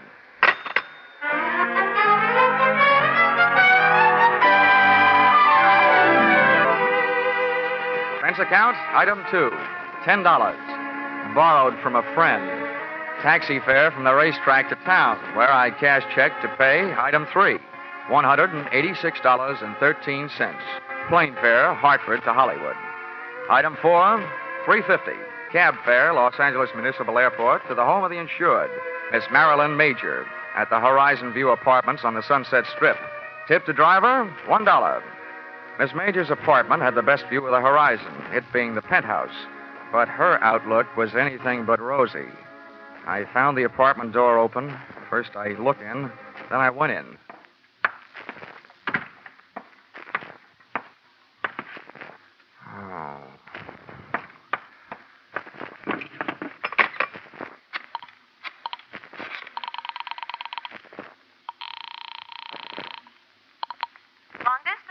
I want to place a person-to-person call, please, to Mr. Harvey Anthony and Hartford, Connecticut. Volunteer 3-6000. My name is Dollar, as in blood money. While I was waiting to get Mr. Anthony, I wondered who had got Miss Major. In the movies, I'd always thought she looked right at home anywhere. And now, right there in front of me, she was passing her toughest test. Lying there, nice and relaxed. She looked right at home in the role of the beautiful gal who had just been murdered. Her face was calm. Her legs were neatly placed in the best of cheesecake tradition. The only thing not quite as it should have been was a very real bullet hole, which she was wearing where an earring should have been. But the next cameras that would be taking her picture would be police cameras. B pictures. B for bloody. Mr. Dollar? Oh, yeah? Here's your party. Go ahead. Oh. Hello? Hello? Hello, Dollar? Yeah, this is Dollar, all right. Anthony, first I want to tell you, those legs you insured are still in beautiful shape. Good, fine. I only hope you didn't also insure Miss Major's life. She's dead. What? Marilyn Major dead? That's right. Oh, we certainly do insure her life. We only issued that publicity policy on her legs as a courtesy. Dollar, get to work on it right away. I'll get to work on it, but don't waste too much hope. To me, it looks like your only out is if the policy does not pay off on murder. Murder? Good heavens. Well, there may be something about the case that'll save us from paying double indemnity for death by violence. Oh, this is death by violence, brother, any way you look at it. Okay, Anthony, I'll get to work on it right after I call the cops and make a report. Do your best. Goodbye. Okay, goodbye. Well. Hang up that telephone, mister. The dame standing in the kitchen doorway had .32 caliber steel in her hand to back up the brass in her voice. She was a youngster, but obviously an old-timer at a lot of things. Her hair was the same color as the murdered woman's, smoke blonde, and her dress was tobacco brown, and round and firm and fully packed. I said put down that phone. Yeah, sure, okay. Now, you do me a favor, will you? If you feel you want your finger near that trigger, how about moving it up to the front end of the trigger guard, huh? Mister, I only heard part of what you said, but you're not calling no police. What makes you think so? That dame in there's done me enough harm. I came here to kill her, but somebody beat me to it, and I'm not taking the rap. Okay, so beat it. Who cares? Then I'll call the police. Somebody's going to eventually. Before I go, I'm finding a few things and taking them with me. Now, come on, get up on your feet, mister. You're coming with me in the bedroom. Okay, don't get excited. Okay, mister, over against that wall with your face in close and your hands straight up. Come on, move. All right. You learn this at the movies or by watching your friends work? Don't be a wise guy. I'm not as dumb as I look. Now, hold still. Look, sister, by this time I shouldn't still like you well enough to warn you, but what you're doing right now will get you in plenty of trouble, even if you didn't commit this murder. I'll take that chance. If you don't get picked up for larceny, they'll still get you for tampering with evidence. As far as the police are concerned, at the scene of a murder, nothing gets touched. They like it that way. What I'm taking won't even be missed. There are plenty more here just like him. That's all she's gotten here. Love letters from men. Who are you covering up for? Your boyfriend? It's none of your business, mister, but it's my husband I'm covering up for. Well, then you're just plain nuts. If he knew her, they'll find that out. And then if they want him, they'll find him. Yeah, and they'll find him dead. Huh? My husband committed suicide over that no good dame this morning. Oh. Now, I've had enough out of you. Back up. 2 steps. Okay. Now, get over there and into that closet. Come on. Too bad. What's the matter? I always feel sorry for a sucker. I felt around in the dark. It was a small closet. That meant not much air. That meant doing something about it. I took my fingernail file, stood it on edge, and slipped it under the door, pressing down the nap of the rug. I did the same with my fountain pen. That would at least allow a small supply of air to sneak into my stuffy little cell. And then I glued my ear to the thin wooden panel that separated me from the bedroom. It wasn't long before my captor apparently completed her search. I heard her pass the closet door and head for the front room.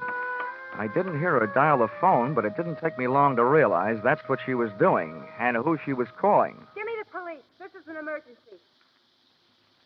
Hello? Hello, police. I want to report a murder. All right. Hello? There's been a murder. The movie star Marilyn Major in the penthouse. The Horizon View apartment on the Sunset Strip. Never mind who I am. I've caught the murderer. You'll find him locked up in the closet. From the moment she hung up, I could only guess what was happening. I heard a man's footsteps rush in and then his voice. Blackmail me, will you cheap little dog? That's what I'm paying you for these letters. Now I'm taking them with me. I didn't think I had the time to spend picking the lock on the closet door, so I started kicking.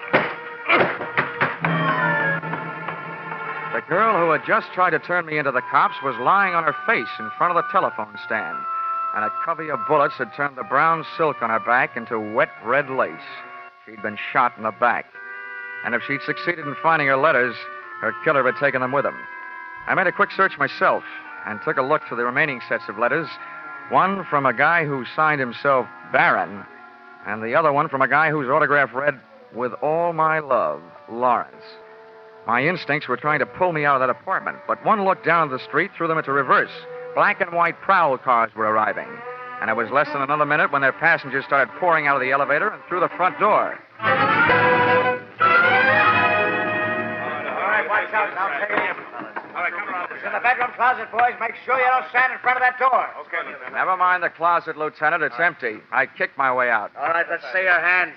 Get them up. I swear I'm going to buy some stock in a gun company. Everybody's got them. Miller, get around behind him. Check him for weapons. Yes, sir. He's clean, Lieutenant. Okay. Who are you? Johnny Dollar. And if you lend me back my right hand, I'll give you my ID. It's in my wallet. Keep him up. Miller, get his wallet. Yes, sir. Here it is. Insurance stick, huh? Please, I'm a freelance special insurance investigator. It sounds better. Keeps my price up. Hartford, huh? Well, what's your story? Well, first, I'd like to go on record as saying I didn't commit either one of the murders. Either one? What are you talking about? Well, this one here is the girl who phoned in the report that brought you here. The one she was talking about, Marilyn Major, is lying just as dead on the floor in the bedroom. Miller, get in there and take a look. Yes, sir. While he's looking, you keep on talking. Okay, I'll start from the beginning. I was sent out here by Highworthy Insurance. They just issued a policy on the legs of that dame in the other room. $100,000. Publicity stunt. I was supposed to protect their interests. What do you mean by that? Well, what do you think? I was supposed to see that she didn't attempt any Hindu fire dances or try walking any tightropes during the next 48 hours. Well, your worries are over in that department, at least. What else? When I got here, the door was open. I walked in and found her, dead. Any way to prove that? Any witnesses? Just one. She's lying there behind her. Uh-huh. Over the phone, she accused you of the murder. That's the wrong kind of a witness. No, Lieutenant. The wrong kind of dame. She knew I didn't do it. She was somewhere in this apartment when I arrived. Then why did you say it? I can hardly ask her. Listen, Lieutenant. She did tell me that she came here to get some letters. Her husband had written them to the major dame. She said she was trying to protect him. From what? Who knows? Maybe she just wanted him to rest in peace. The guy committed suicide this morning. We can't check your story with him, can we? You've got a lot of dead friends. How did this one here get that way? I'm not sure. While I was in the closet, I heard her call you. And then a man came in and yelled something about blackmail at her and shot her. And naturally, he had disappeared by the time you kicked your way out of the closet. That's right. This story of yours may win some kind of a prize dollar, but not for me. I'm not a judge. That's one thing in my favor. Hey, Lieutenant, I got something. The dame is dead, all right. And look what I found in that closet. A fingernail file, a fountain pen with a name on it, Johnny Dollar, and a .32 caliber revolver jammed in a shoe. Well, Dollar, that combination puts you in a kind of jam, too. Look, Lieutenant, I think I can make you see things my way if you let me go through my story once more. I was sent out here by Highworthy Insurance underwriters.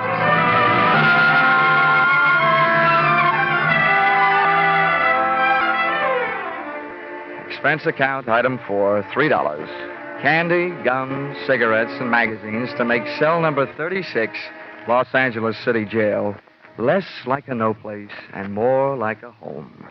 There's something about a jail door closing on you that sounds very final.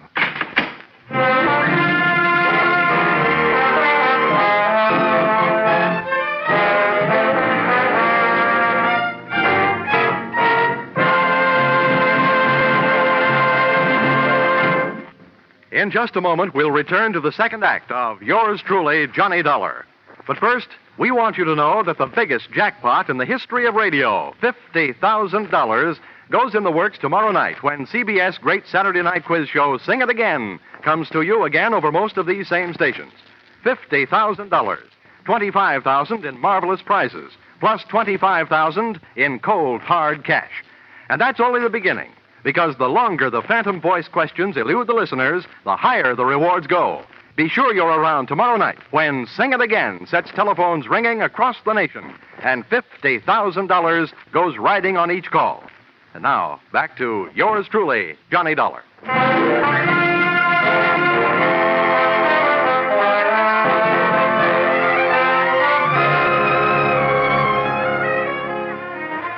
When I accepted this Hollywood assignment, I visualized spending much of my time gazing upon bars, but not the kind offered by cell number 36. The guy who said stone walls do not a prison make had never been a guest in the Los Angeles City Jail. He had a better chance of getting out of Bartlett's quotations than I had of getting out of there. But, as we keep saying in the insurance racket, never say die.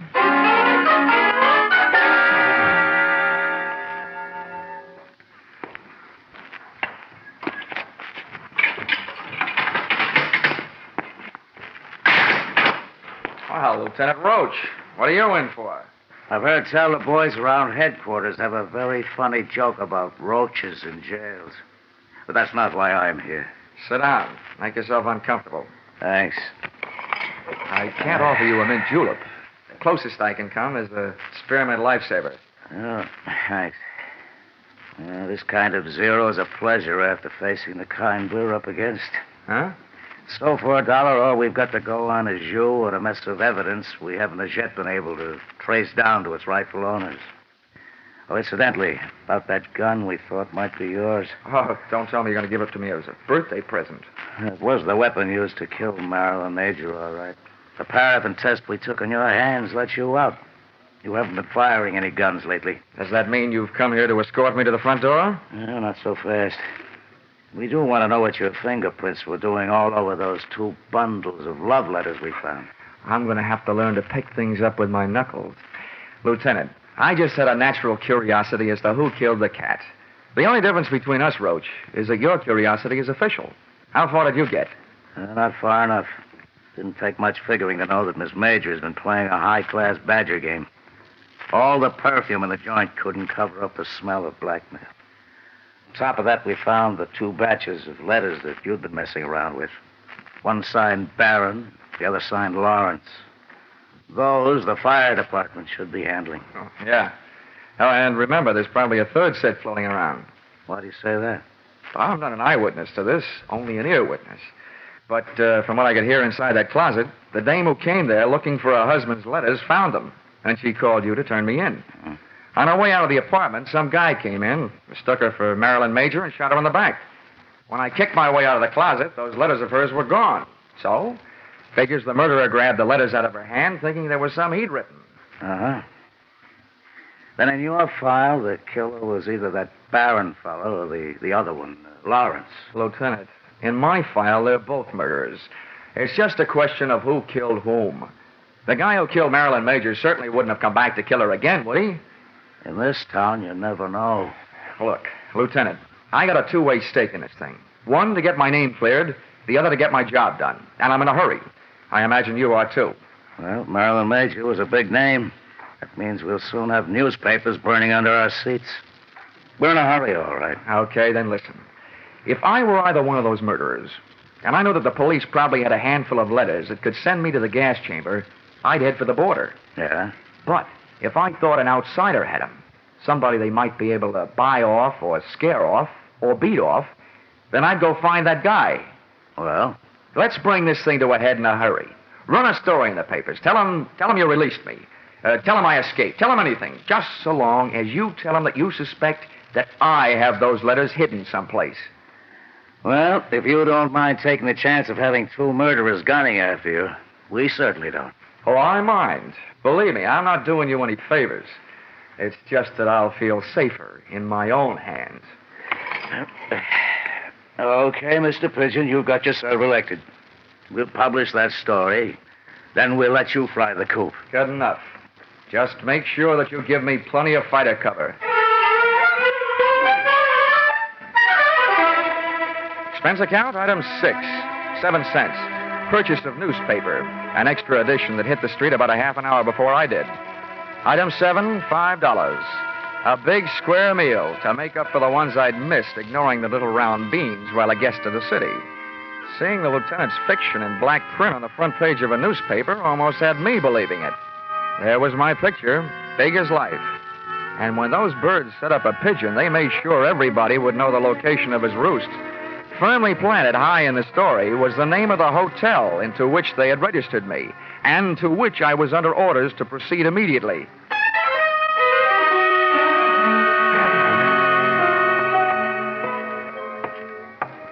As I walked down the hotel corridor to my room, I felt an icy chill and a flight of goose flesh headed south down my spine.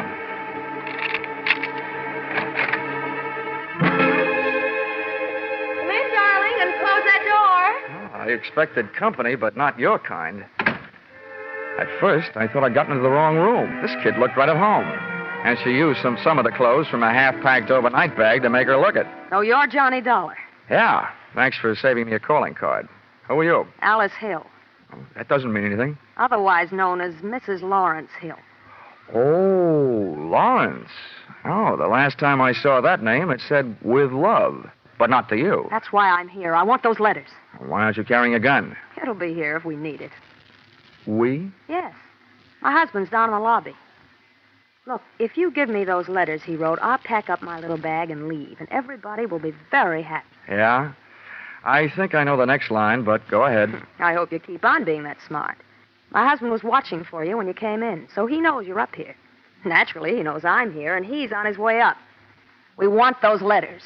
This isn't just a Badger game. This is the World Series. If I don't give you the letters, your husband busts in here, shoots me, and I get written off under the unwritten law. Neat, neat, neat. It's a handy law. You're right. It's covered a multitude of sins. Where are the letters? Where's your husband? What's the matter with you? What do those letters mean to you? Well, right now, they look like my only hold on the future, Mrs. Hill. How do I know that you and your dear Lawrence won't kill me after you get them? Do you want me to take your word for it? Well, I'll have to trust Lawrence. He'll know what to do. I already know. There's nothing else for him to do. Look, Mrs. Hill, why don't you wise up? Your husband is ready to commit one murder to remove the evident motive for another. And he's dragging you into this with him. You'll wind up an accessory before, after, and during the fact. You're running up a blind alley as fast as you can run. And it's too late to turn around, so I'll just have to keep running. Ah, well, here he is. Lace up your track shoes, lady. The race is on. Come in. All right, sit still, please, both of you. It's okay, Alice. You can hold off on the dog and pony show. Save it for the witnesses when they arrive. Don't waste it on Lawrence and me. That isn't Lawrence. What? Oh, so this must be Barron. You all through? That depends on that gun in your hand. Where are the letters? Letters. Yeah, I'm beginning to feel like a mailman when he's late getting around in the morning. There's one thing I want to know. Where did an ugly part-time Romeo like you find all those pretty words you wrote? Look, don't get me sore. I'll blast you, letters or no letters. That's the tone I was trying to bring your voice up to, Mr. Barron. No letters is exactly what I've got to offer. He's lying. He admitted to me that he hasn't. He's trying to blackmail you, Barron. That's what he's doing. Who are you? Never mind. My husband's in the same boat you are. I read the papers. Lawrence, huh? That's right. He'll be here any second. Between us, we'll figure out something. Now, stay away from it, Dollar. I'll answer it. Yeah, good idea. If a man answers, hang up. It'll be Lieutenant Roach. Wait a minute. Okay, answer it, Dollar. But the first wrong word fires this gun. Oh, you can believe me. Nothing but right words are on the tip of my tongue. Hello? Whoever was on the other end of the line decided not to talk and hung up. So I started an imaginary conversation with Lieutenant Roach of Homicide. While I was talking, I was thinking. Barron's voice was the voice I'd heard when I was locked in the closet. That made him the guy who shot the girl who turned me in. By the process of elimination, Lawrence Hill was elected murderer of Marilyn Major. During my talk, which made no sense, and my thoughts, which made plenty of sense, I was checking the length of cord on the phone. I needed Barron a little closer, so I started tossing enough dangerous words into the mouthpiece to draw him closer, threatening me with his mutters, his looks, and his gun. He moved into range, and I moved into action. I heaved the base of the telephone straight into his face. I moved in with my knee right after it. Stumbled back, letting go of the gun, which I kicked under the bed. Then I made a break front out of the dresser next to the bed, using his head to break the front. The water from the cracked-up pitcher hit him in the face, but it didn't do him any good. Hey, get out from underneath there. Get away from that gun. Come on. While I got a hold of your ankles, I got a good mind to do this thing right and heave you out the window. Let go of me. Come on now, stand up. You. All right, how much do you want? We don't want any trouble. Just let me out of here. We'll pay you anything. My husband's an important man. So am I. I've had all the pushing around I'm going to take. From now on, I'm the dealer, and your hand is to shut up. All I want to do is get out of here. Oh, no, you don't. I baited you. You tried to bait me. Now we'll both sit here and bait your husband. That must have been him that called this room and hung up when he heard my voice. One thing I didn't bother to tell you. Your husband couldn't have known I was up here until then, because I came in the hotel the back way and came up here the back way. Elevator and all. What do you mean? You baited me? Why do you think the police put my name, my address, and my picture in the newspapers? To draw autograph on us? Oh. Oh is right. Now get over there in the corner while I retrieve Mr. Barron's gun from under the bed before some mouse crawls out of the woodwork and tries taking a shot at me. Go on, get going. Turn around. Okay. Now, if you don't want me shooting runs in your stocking, don't make a move while I'm under the bed. I feel like something that old maids hope for. Lawrence! Where is he? On the floor. He's got a gun. Shoot him. Kill him under the bed. No, Lawrence, not him. Door. He's under the bed. under the bed and taking no chances.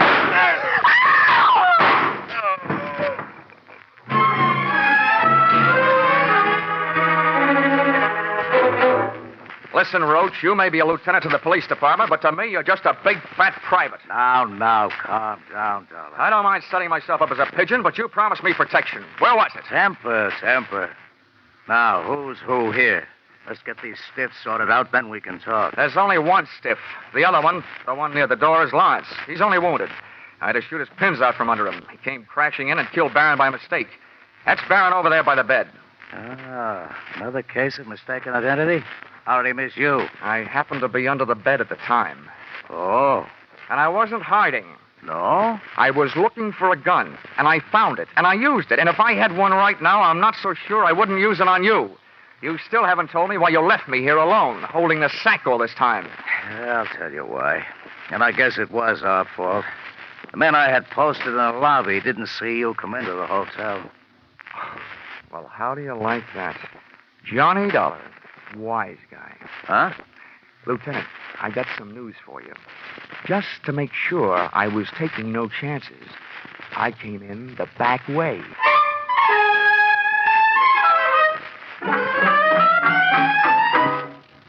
Expense account, item 8, $62.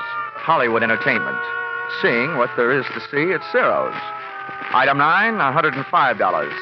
Seeing to it that one of the things I saw at Ciro's had a good time with me at the Mocambo. Item 10, $186.13. Plane fare, Hollywood back to Hartford. Item 11, $1. Ticket to the movies, back in Hartford, to study the last motion picture of Marilyn Major, so that in the future I'd be sure to steer clear of her kind of a woman, who is too much of a jinx for my kind of man. Expense account total, $948.76. Signed, yours, truly, Johnny Dollar.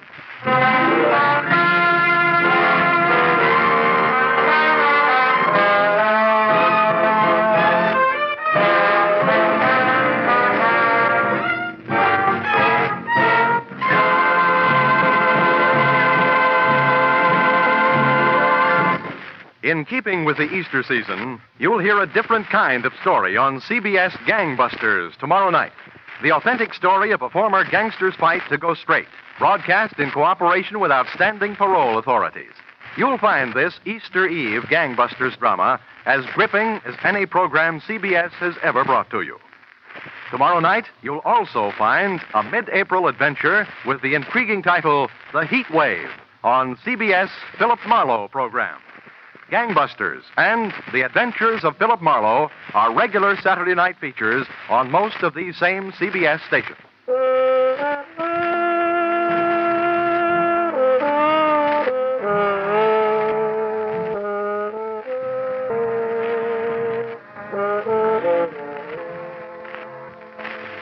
Listen in again next week when CBS brings you yours truly, Johnny Dollar, with Charles Russell as Johnny. Written by Paul Dudley and Gil Dowd with music by Mark Warno, yours truly, Johnny Dollar, is produced and directed by Richard Sandville for CBS, the Columbia Broadcasting System. Suppose you tell me how much you know. Miss Ann Collins was dead before the Act double indemnity clause in his policy. We'll find out. You could have saved yourself a trip for we. Now, I'll tell you when Norfolk Canyon Road, a little after 10 o'clock. The coroner's report 2 hours when the accident occurred. There's a blunt instrument. Someone back 2 hours later, that car drops off at his wife. Apparently wasn't home. He brought her home about 11. That's Jack's. Cab picked her, drove them home. She's been into her, doctor says. We drive over there and see her any time now. Drive over there? Oh, man, that's about 5 miles nearer them. Only some people live there, up the top of the little canyon. Narrow. There's a lot of quick turns first turn. Uh-huh. Crash, is he the only one who heard of this? That's not too surprising, though. Up the top of the canyon. Nate at the first turn of the road below Collins. No one lives in between them. After Pinkert, there isn't much the rest of the way into Manitou. Pretty isolated road is, but it comes out right on Manitou's main drag. If you know how to handle that road, you could get right in the center of things in 3 minutes. Suppose we go out there, see Mrs. Collins. You can see the layout yourself. Fine. Oh, does she know yet that her husband was murdered? Yeah. Doc told her a little while ago.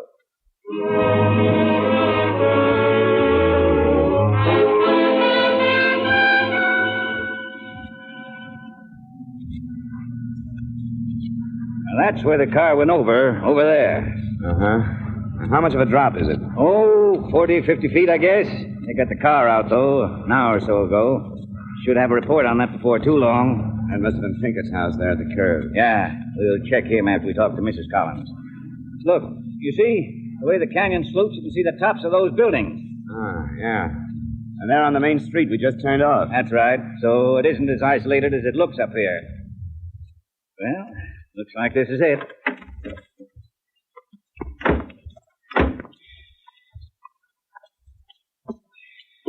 This altitude will cut your wind. Oh, I got to live 5 or 10 minutes up here. Never noticed it. Takes a while to get used to it, all right. Yes? Lieutenant Anders, to see Mrs. Collins. Oh, sure. Come in. Come in. This is Mr. Dollar. Hello. How you doing? Ralph Turner, Aunt Delia's nephew. She's this way, living here. Aunt Delia, this is Lieutenant... Lieutenant Anders, Mrs. Collins, Colorado Springs Police.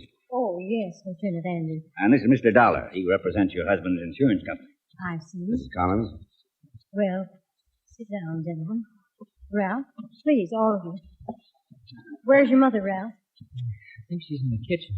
She thought you ought to try to eat something. Oh, my. Tell her not just yet. Tell her I'd like for her to be here. All right, Aunt Delia. Well, none of us know what to do, you know. It's just unbelievable. We're very sorry, Mrs. Collins. Thank you. Now, is there some question about the insurance, Mr. Dollar? No, not really, Mrs. Collins. Since the accident wasn't the cause of your husband's death, there's no question about it at all. I'm just here to get a complete report for the company. Well, I know Maynard was very prompt about payments. The policy's in order, Mrs. Collins. Oh, this is my sister, Mrs. Turner, Lieutenant Anders, and Mr. Dollar. Oh, how do you do? I imagine these gentlemen want to ask some questions, Ada. I wanted you and Ralph here in case I forget anything. Oh, of course, dear. Anything we can do. You got back to the house at 11 o'clock last night, Mrs. Collins. In a taxi, I understand. That's right. I've been gone all evening. It must have been around 7, wasn't it, Ada? Just about exactly 7. You see, our Thursday nights are a regular ritual with us. They always time out just about the same, don't they, Ralph? Yeah, just about. Ada means we do the same thing every Thursday night. She and Ralph call for me about 7. We have dinner in Manitou, then go over to the Springs to the Pueblo to see a movie. I usually get home around 10:30 or 11, depending on when the show is out. All three of you have dinner and see the picture together? Well, no. Ralph usually eats before they pick me up. He's just our chauffeur. Takes us to the restaurant in Manitou. We take a taxi to the Springs and taxi back. They drop me on the way. It's cheaper that way. Was your husband home when you left last evening? Yes, he was. He was just finishing his dinner when Ralph came to the door for me. So far as you know, did he have any plans for the evening? No. He usually plans something for Thursdays. Last night he'd spoken of Mr. Pinkett coming up and then playing cards, but for some reason that was called off. Is your neighbor down the road? Yes. You don't know why their plans were called off? No, I really don't. Maynard was talking to you, Ralph. Did he mention anything? No, he just said Mr. Pinkett said he couldn't make it. He asked me if I could come back. I told him I was going bowling, if he could come with me. He said no. I sure wish I'd come back now. Ralph and his uncle were devoted to one another. You see, Ralph's father, my husband, passed away some years ago. Maynard's just been wonderful to us both ever since. He sure has. Well, Maynard and I never had any children of our own, Lieutenant, so Ralph, of course, was special to both of us. Mrs. Collins, this may be blunt, but I'll have to ask you. Did your husband have any enemies? Anyone who might want him out of the way? Why, not that I know of. I just can't imagine anyone not liking Maynard. I suppose that's just natural. Someone killed him. I know. Look, do you have to say things like that? I'm afraid so. Well, that's all right, Ralph. Tenant has every right. I want to help all I can. Mrs. Collins, was your car in front of your house when you left last night? Yes, I believe it was. Mm-hmm. Maynard often left it there. Yes, it was there, all right. Parked heading down the canyon. Remember, Ralph? We pulled up just in front of it. Yeah, we did. Was it important where the car was? It was important to the murderer, Mrs. Collins. It must have looked like a cover-up for him. A natural just sitting there in front of the house. Did it happen in the car? We don't know yet. We don't know where it happened. We have men checking outside. Some of them will be coming in here in a while to give the house a going over. After that, I get a report on the car. We should know a lot more. I hope so, Lieutenant. Whoever it was, I hope you find him soon. We'll get back to you, Mrs. Collins. We'd appreciate it if you'd stay here together. We may want to talk to you again. We'll be here. We won't leave Aunt Deirdre. And if you think of anything that might help us, let us know. By the way, Ralph, where do you do your bowling? The Clark Lanes in Manitou. Mm-hmm. I was there. You can check. We will. We did, too. According to the bowling alley reservation book, Ralph had the third alley from 7:15 to 10:15. A regular Thursday night customer, the owner said. Apparently, the whole family spent their Thursday nights in a prescribed manner, and everyone was properly accounted for between 8 o'clock when Maynard Collins was murdered and a little after 10 when Collins' neighbor, Doug Pinkard, heard the crash.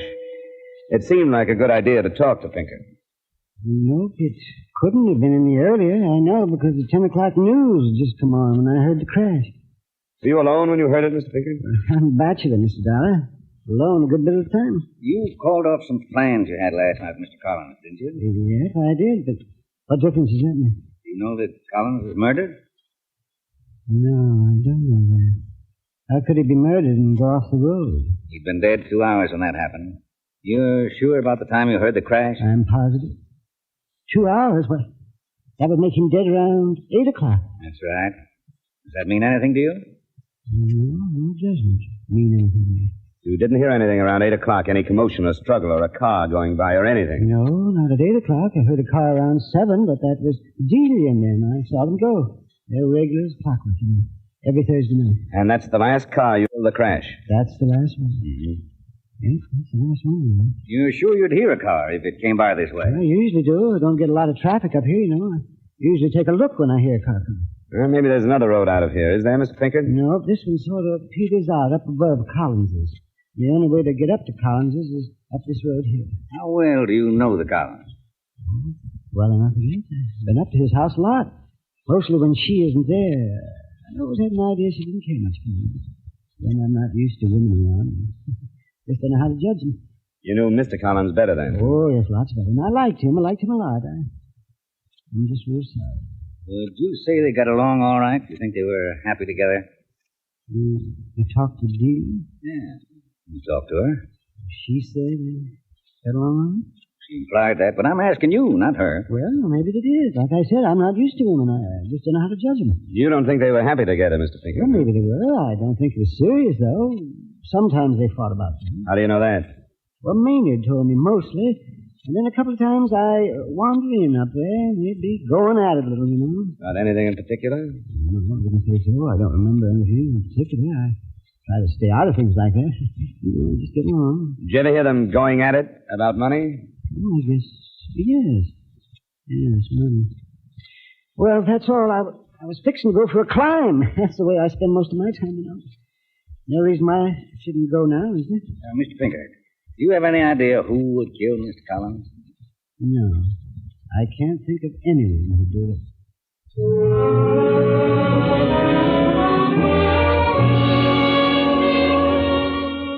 Somehow I had the idea that Pinkard was ordinarily a man of very few words, that he'd said more in the last 10 minutes than he had for the last 10 years, but you never know. Anders was pretty stumped. I didn't blame him. No scene of the crime, no murder weapon. No one wanted Collins dead. It wasn't going to be easy.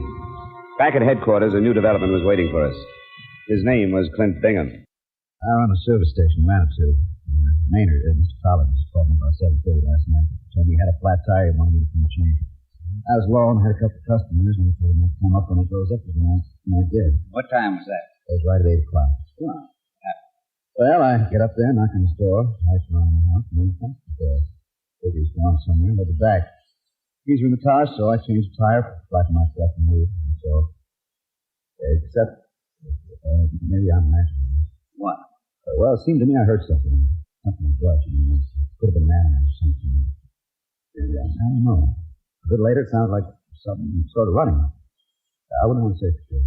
Did you tell what direction the sounds came from? It seemed like it was John Pinkard. Uh-huh. I don't think most of Pinkards always find the one that all. How about that? Yeah, I checked in with you earlier, only I went hunting with you this morning. Just got back in. I heard about it. Just a minute. Anders. Got a couple of things for you, Lieutenant. Looks like Collins was killed with some brush not far from his back door. Pretty spruce, though. How about the weapon? Yeah, they're still looking. They've checked the cars, nothing there. Just got a call from the emergency hospital. That fellow Pinker reported the crash. Yeah? He walked in front of a car over in Manager. Pretty bad shape.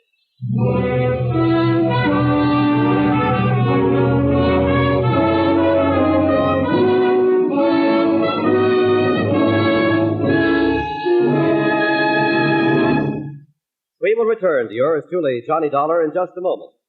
If you're in the market for a Sunday night date, here are a few suggestions.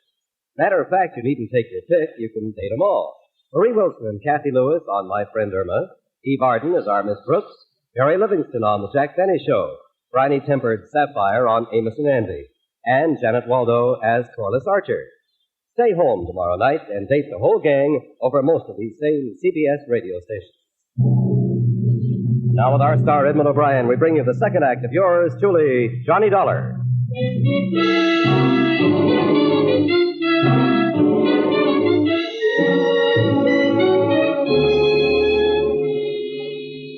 It was going to be a while before Pinkett would be in condition to talk. According to the driver of the car and witnesses, Pinkett never even looked, just walked out into the path of the car. One of the witnesses, the kid who worked at Flint Bingham's service station, said Pinkett had come in, asked for Flint, and took it very big when he learned he had gone hunting. Finally, Pinkett came around. Anders and I listened. I knew Kent was up there at Maynard's. I heard him come and go. I'd have told you, too. You just said Maynard was murdered about the time I knew Kent was there. And Kent's a good boy. I wanted to hear him say he was there first. Before I told you. Holding evidence. Sure. I don't care if it is. Man don't have too many things. Kent and Maynard, the only two I had. Maynard's gone. I can't lose Kent, too. Until I'm sure. Why did you walk in front of the car, Mr. Pinkett? Boy said Kent had gone hunting. I was afraid maybe he was on the road. I didn't see any car. Clint says he heard someone running near your house when he was changing Collins' tire. Is that you, Pinkett? It was not. I never left the house last night. Suppose you did leave the house. Suppose you killed Collins out behind his house. Clint came, he interrupted you, so you ran. You knew he might have seen you, so today you had to get to him before he got to us. Why would I kill him? Why would you kill him, Pinkett? Ask her, DJ. Ask her what they thought about yesterday. People always think about this. I'm not going to say that. The doctor motioned us out of the room. Anders wasn't buying the quarrel or anything else much that Pinkett had said. He decided to stay at the hospital until Pinkett could talk again. With his permission, I went back to Delia Collins. She was alone. I sent Ralph and Ada home for a change of clothes and the rest. I'm stronger now, and the strain's been so much for me. Oh, I'm sorry to hear about Mr. Pinkett. Mrs. Collins, he says you and your husband quarreled yesterday. Why, we did. Oh, it wasn't a quarrel exactly. I had my opinions, and Maynard had his. I'd really forgotten Mr. Pinkett was women and nothing. I don't see how it could be important at all now. Anything's apt to be. Might be a big help. Well, all right. I'm glad Ada and Ralph aren't here. It's better. I'm afraid it would hurt them. Maynard had such plans for Ralph. I tried to tell him no one could live up to what he expected of him. Ralph's not much of a student, and Maynard was paying his college expenses. Yesterday, I guess Maynard went over to talk to the dean. Colleges in town? Yes, in the Springs. Maynard said the boy wasn't trying. The dean didn't think so either. Well, I took Ralph's part. I guess I always have. Anyway, Maynard said he told the dean to take the boy out of school and he wasn't footing the bills anymore. I must admit, I was very upset. I just don't know half what he said. You remember, did your husband say whether or not he told Ralph? No. He hadn't told him. I begged him not to. He said that was up to the dean. I thought maybe he'd send him down there and change his mind.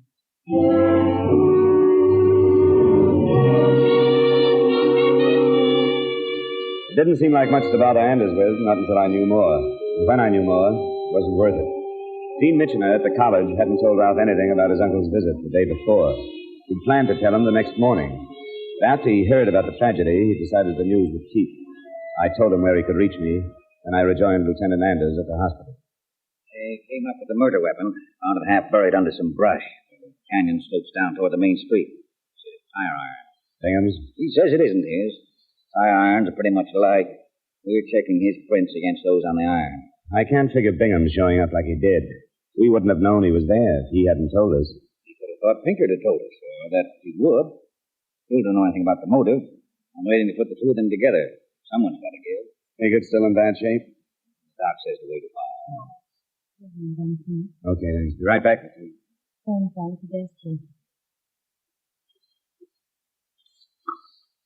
Johnny Dollar. This is Dean Mitchener, Mr. Dollar. Now, this may not be worth anything to you, but I've just found out Ralph did know that his uncle was removing him from school. He did? How? Now, my secretary seems to have told him. She was here when Mr. Collins came yesterday. Being a friend of Ralph, she told him late yesterday afternoon. Something about she thought she should warn him. I see. Well, I certainly appreciate your calling me, Dean Mitchener. I'm very upset about this breach of trust, Mr. Dollar. I want you to know that I intend to do something stringent about it. Now, don't be too hard on her, Dean. She may have done us all a favor. And as Ralph did know Collins was taking him out of school, Dean's secretary told him. He did, huh? It's the nearest thing to a motive we've got. Yeah. How about the bowling alley? I was there 3 hours last night. I'd like to check there again, if it's okay with you. Go ahead. I'll try anything. I'll have him picked up and brought here.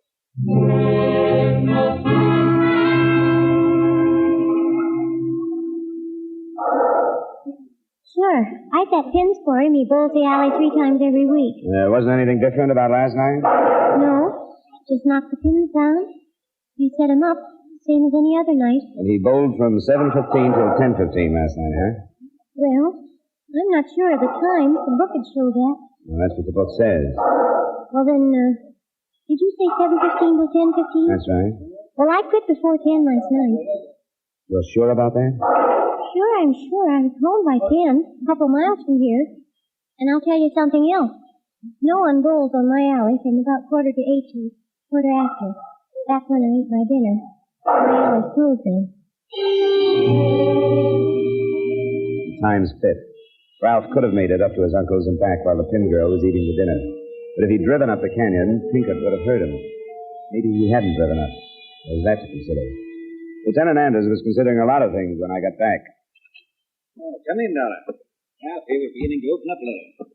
He doesn't deny he knew Collins was taking him out of school. Why should I deny it? It meant anything to me going to school. Uncle Maynard's idea in the first place. I'd have to have a better reason than that to kill him. Did you have a better reason, Ralph?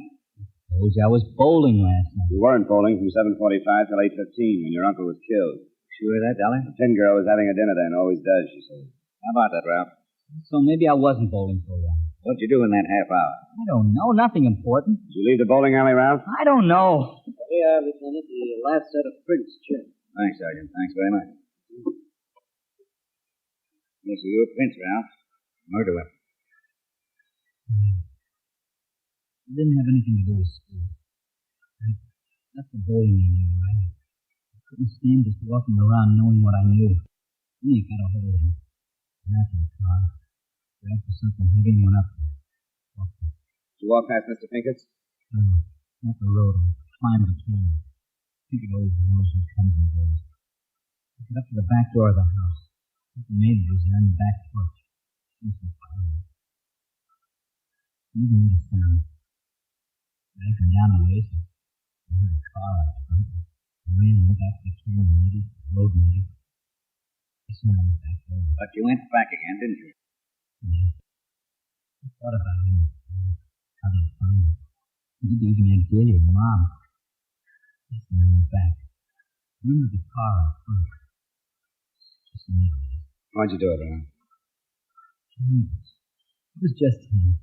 He was being such a generous guy, always paying the bills. Everybody ramming him down my throat all the time. I knew he wasn't so great. I knew about him and women for a long time. Sorry for Aunt Delia, that was wrong. So I found out he was bothering Mom. I had to kill him. Ralph's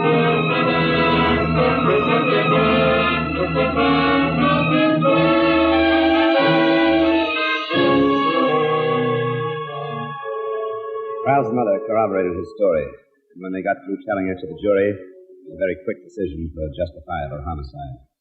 Expense count item 2, $175, transportation back to Hartford. And miscellaneous expense account total, $310. Remarks?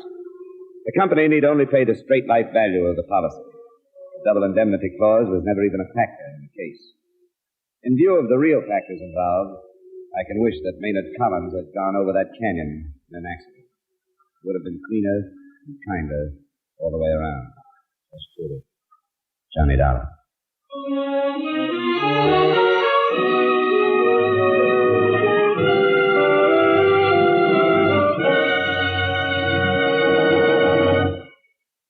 Yours truly, Johnny Dollar, stars Edmund O'Brien in the title role and is written by Kathleen Height with music by Wilbur Hatch. Edmund O'Brien can now be seen starring in the Paramount Pictures Technicolor production Silver City.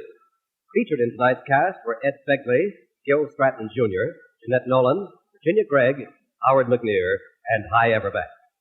Yours truly, Johnny Dollar, is transcribed in Hollywood by Jaime Del Valle.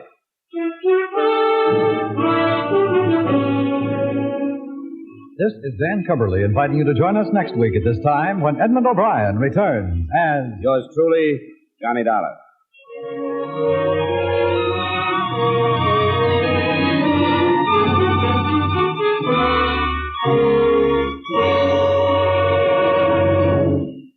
This is Edmund O'Brien again. I'd like to speak to you for a moment about one of the most important duties of American citizens. Today, every American has an opportunity to share in our common defense effort. And right now, this opportunity has become a duty for all of us.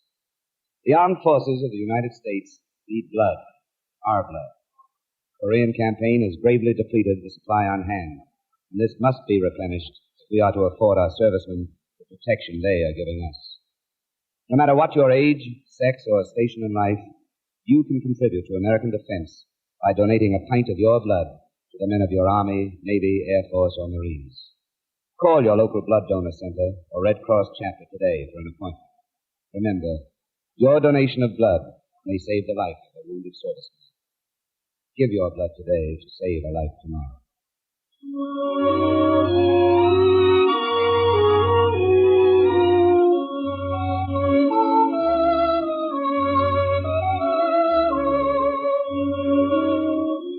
A little earlier, we mentioned the ladies who'll be on CBS Radio tomorrow night.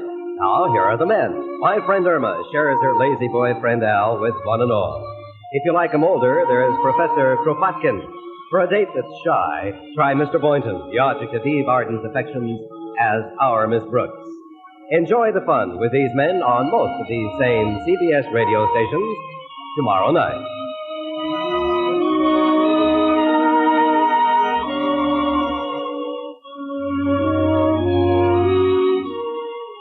This is the CBS Radio Network.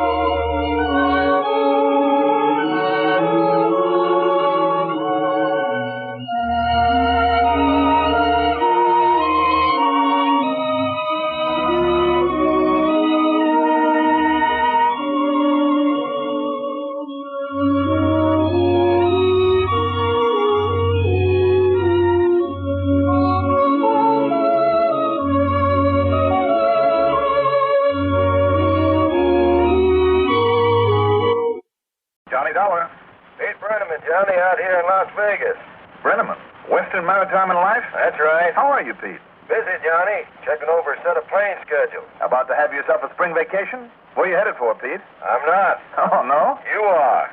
I am? Yep. Well, thanks for telling me. Now, the way I figure it, if you pull out of Hartford about 9 p.m., your time, that's a couple of hours from now. Well, now, Pete, I take a jet out of New York at 11:15. Well, in spite of another change you'll have to make in Los Angeles, you ought to be here in Vegas in plenty of time for breakfast. I should, hmm? That's the way I figure it. You mind telling me what it's all about? Not a bit, Johnny, not a bit. Go ahead. One of our clients out here, a young fellow by the name of Harvey Skillman. Straight life policy for $62,000. Yeah, what's happened to him, Pete? Dead. Poison. I'll be there.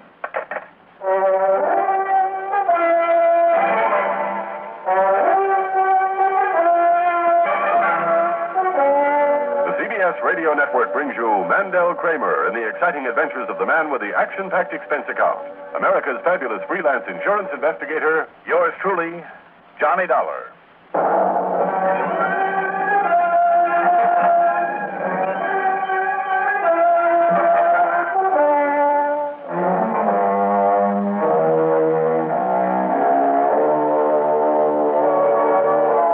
Account submitted by Special Investigator Johnny Dollar to the Western Maritime and Life Insurance Company, Las Vegas office. Following is an account of expenses incurred during my investigation of the 2 Steps to Murder Matter.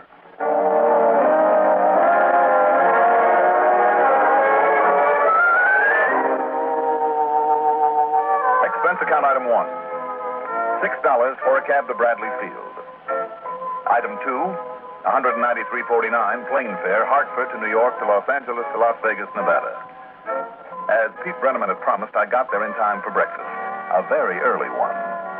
He met me at McCarran Field and drove me into the Silver Dollar Cafe just around the corner from his office on Fremont Street. Okay, now, Johnny, what's the matter? I just don't get it, Pete.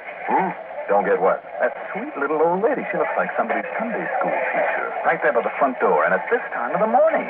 Judging by that pile of quarters next to her, I'd say she hit the jackpot a couple of hours ago and is just busy putting them all back. Pete, isn't there a single building in this town that hasn't got slot machines in it? Oh, I've heard tell the churches don't have any, but come to think of it, I guess they're about all. With all the casinos up and down the street and at the fancy hotels out on the strip going 24 hours a day. Does anybody do anything around here besides gamble? Are you kidding? We're right in the middle of some pretty important ranching and mining country. Oh? Now, what about this Harvey Skillman that you mentioned on the phone? I thought you were in a hurry for me to get on it. No, I was. I am. But, Johnny, I just talked again to Sergeant Carley over at headquarters. He said you come out here for nothing. Oh? Why? Well, the minute Doc Porter, he's the police medical, found out Harvey'd been poisoned. What sort of poison, Pete? Oh, it's called penorphin alkylate. Oh, really? Yeah, a real deadly stuff. Yes, I know. A teaspoonful of that would kill a man in seconds. But, Pete... And Doc found some of it, some residue, in the bottom of the coffee cup Harvey just used. He was a great coffee drinker. And, Pete? And then what did Sergeant Carley find in the sugar bowl? Loaded with the stuff. Almost as much of those white crystals of it as there was sugar. So naturally, everybody shouted murder. Now, wait a minute, Pete. Yeah? From what I know of penorphin alkylate... Yeah, that's exactly what finally hit Doc Porter. Because the way he explained that stuff to me, the taste of it... Now, could this Harvey Skillman have been plastered to the gills when he drank the coffee containing it? No, sir. Harv never touched the stuff. Are you sure? I'm sure. Johnny, there isn't anybody in this town knew Harv Skillman as well as I did. And he used to work for me, selling insurance. I tell you, Johnny... Wait a minute. Now, we're getting away from the point. The penorphin alkylate. And I say that if you're thinking what Doc Porter thinks now, you're all wrong. Pete, listen to me. No, sir, Johnny. Don't you see, Pete? Enough in a cup of coffee would be so bitter that nobody in his right mind would ever swallow enough to kill him. He'd spit it out, throw the rest away. I know. That's what Doc Porter says. In other words, he must have taken that poison deliberately. Committed suicide. That's what the doc says, too. But he's wrong. You're both wrong, Johnny. Look, Pete. I tell you, I knew Harv Skillman. Knew all about it. And I'm sure, Johnny, that he wouldn't have committed suicide. But he must have. No. And what's more, Johnny, you've got to prove he didn't. Pete, from what you've told me... No, I'm telling you, Johnny, Harv Skillman did not commit suicide. All right, don't blow a gasket over it. Oh, why not? Look, why do you suppose I sent for you? I'm beginning to wonder. Because you're the one person I thought would believe me. Would try to do something about this. Pete, I'd be glad to if I thought there was one single thing... Okay, Johnny. Just let me tell you why I'm so sure of Harv. Why I'm so absolutely sure the police and Doc Porter must be wrong. I wish you would. When I'm finished, all I ask is that you do something about it. That at least you'll try to prove he didn't kill himself. So at least will you listen to me, Johnny? Go ahead, Pete. Go ahead. But it better be good.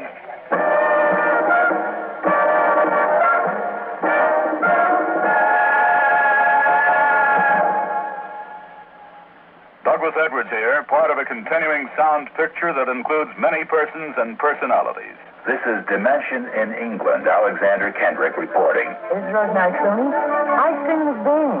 I sing with Bing every weekday. This is Peter Kalisher in Tokyo for CBS News. This is Art Linkletter and our guests and our kids on the house party each weekday morning right here. This is Dimension on the lighter side of the news. Larry Lasser reporting with another edition of Quotes of the Week. This is CBS Radio's Jerry Coleman inviting you to be with me on this station throughout your weekend for Coleman on Sports. Oh, Gary Moore. Yes, Derwent Kirby. This is Dimension in Central Europe. Daniel Shaw reporting. This is Arthur Godfrey, and we're really going this year. Hello, everybody. This is Lowell Thomas. There's a sound difference when you're dialed to a CBS radio network station in news, in entertainment, in Dimension.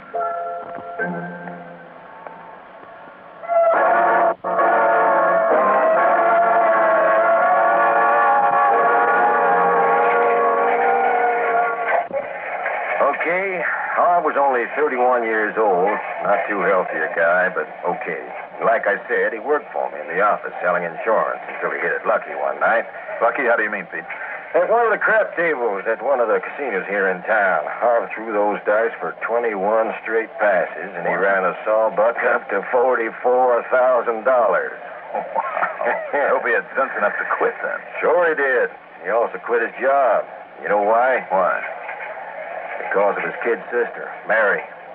And Johnny, she's about the nicest, finest, prettiest, most pathetic gal you ever saw. Pathetic, Pete? Yeah, and the most unselfish girl I ever knew. A nurse. A good one. Spend all her time, every bit of it, helping other folks who couldn't help themselves. But then, Johnny, about a year and a half ago, she came down with some kind of a crippling bone disease that nobody thought she'd ever recover from. But the minute Harv got hold of that money, with that and all his savings, he took her straight to the Mayo Clinic back in Rochester, Minnesota. Can't think of a better place. And when they'd done all they could, he took her east to some high-priced man in New York. Good for him.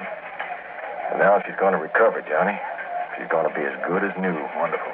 It's going to take another year, maybe, in that expensive hospital and all, but she's going to be all right, thanks to Harv. I can see why you liked him, Pete. Sure. The only trouble was that, well, Harv began to run low on money, so he came on back here. Oh, no. Yeah, he thought he could run up another big killing. But all for her, mind you. Well, wouldn't the people that she'd been so good to help her financially? No, Johnny. Harv felt he had to do it all himself. But he promptly lost everything he'd had left, excepting his insurance. So if anything happened to him, he could be sure that she'd be taken care of. Couldn't he have borrowed against the insurance? Yeah, we would have reduced the principal too much, in case something did happen to him. Oh, that's true.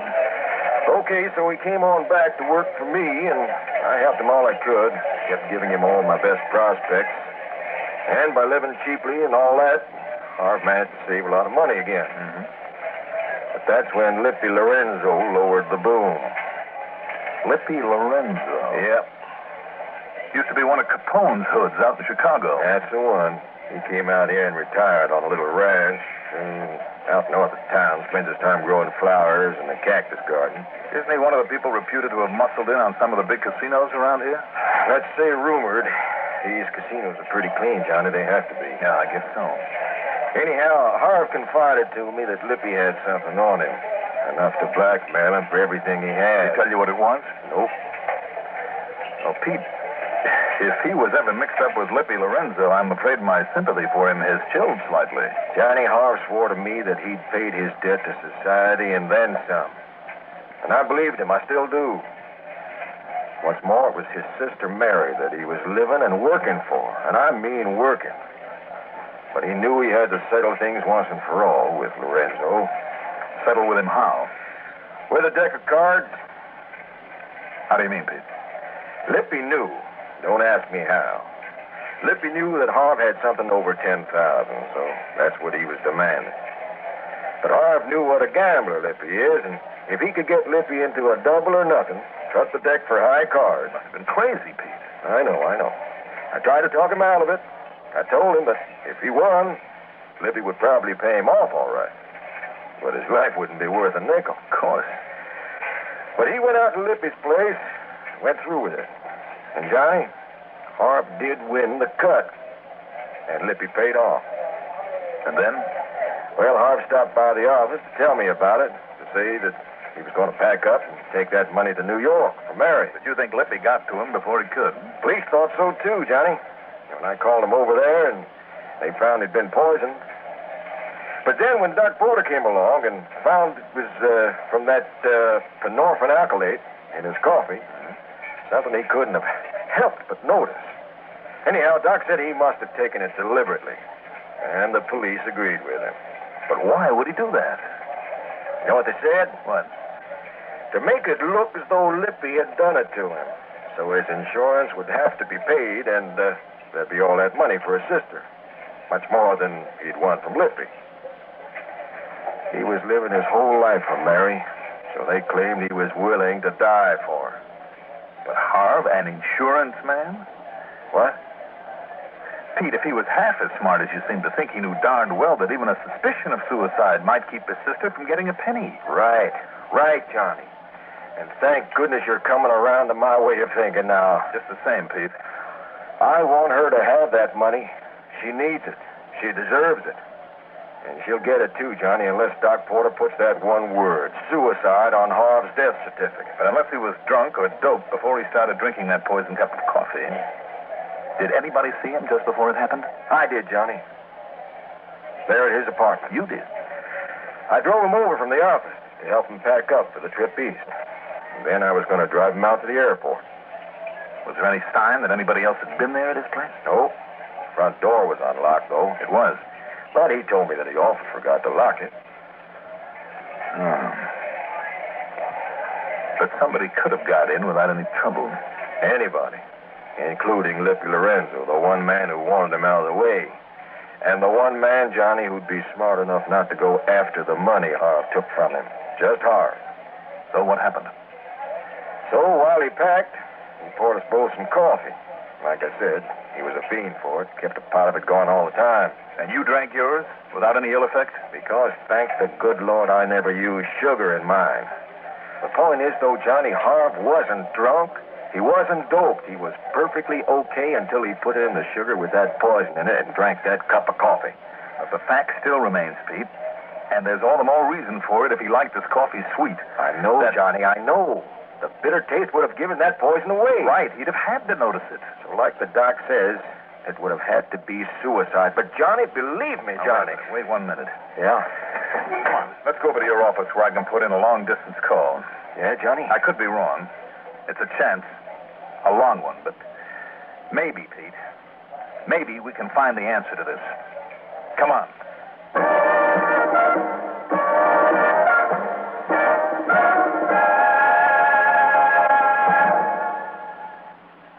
You feel better about smoking with the taste of Kent. With the micronite filter. Refines away harsh flavor. Refines away hot taste. It makes the taste of a cigarette mild as a balmy day in the month of May. Kent is the best for the flavor you like. Kent is the best for the flavor you like. Refines away harsh flavor. Refines away hot taste. For the flavor you like. It makes the taste of a cigarette mild as a balmy day in the month of May. Kent is the best. Kent with the micronite filter. Kent is the best. Kent with the micronite filter. Kent is the best. You feel better about smoking with the taste of Kent. Kent with the micronite filter. Refines away harsh flavors. Refines away hot taste.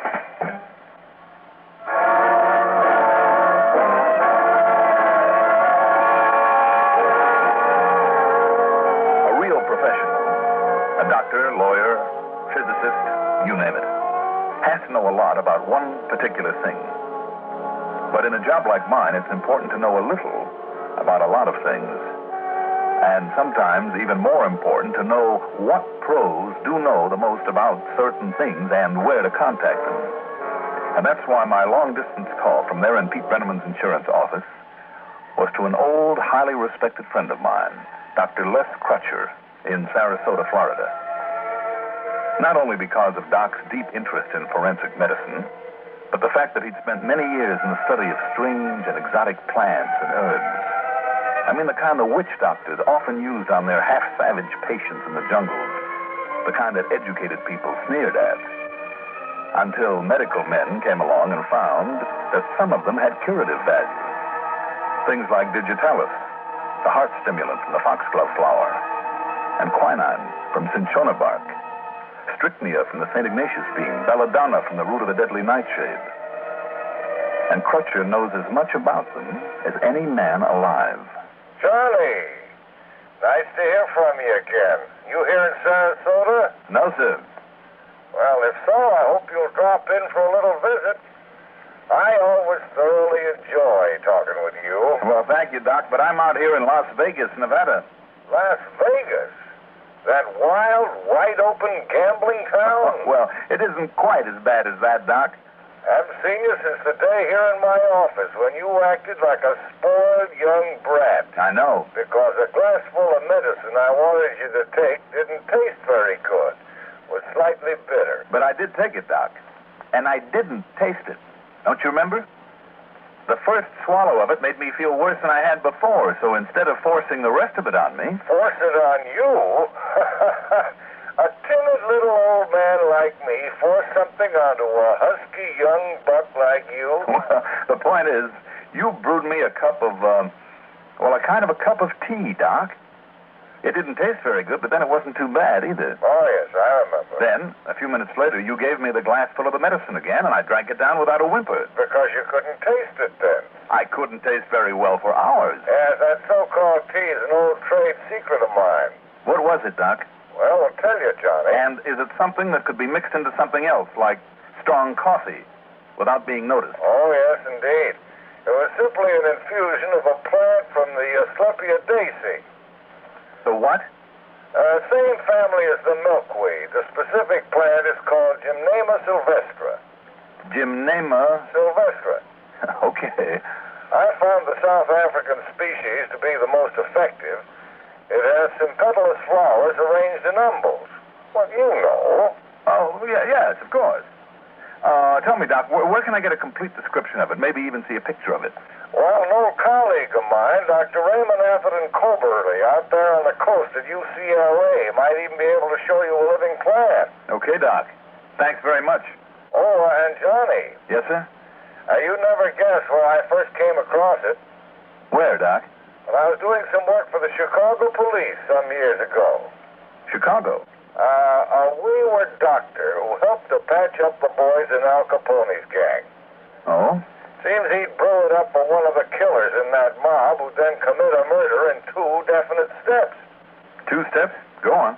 Before giving his victim a drink full of some rank poison, he'd give him one loaded with this gymnamic acid. Doc? You see, it temporarily destroys taste sensitivity to both very bitter and very sweet things. That killer, Doc, was his name Lippy Lorenzo? No, it was Willie something. But Lippy would have known about it. All right, Doc, thanks. I think you've just helped me solve a murder.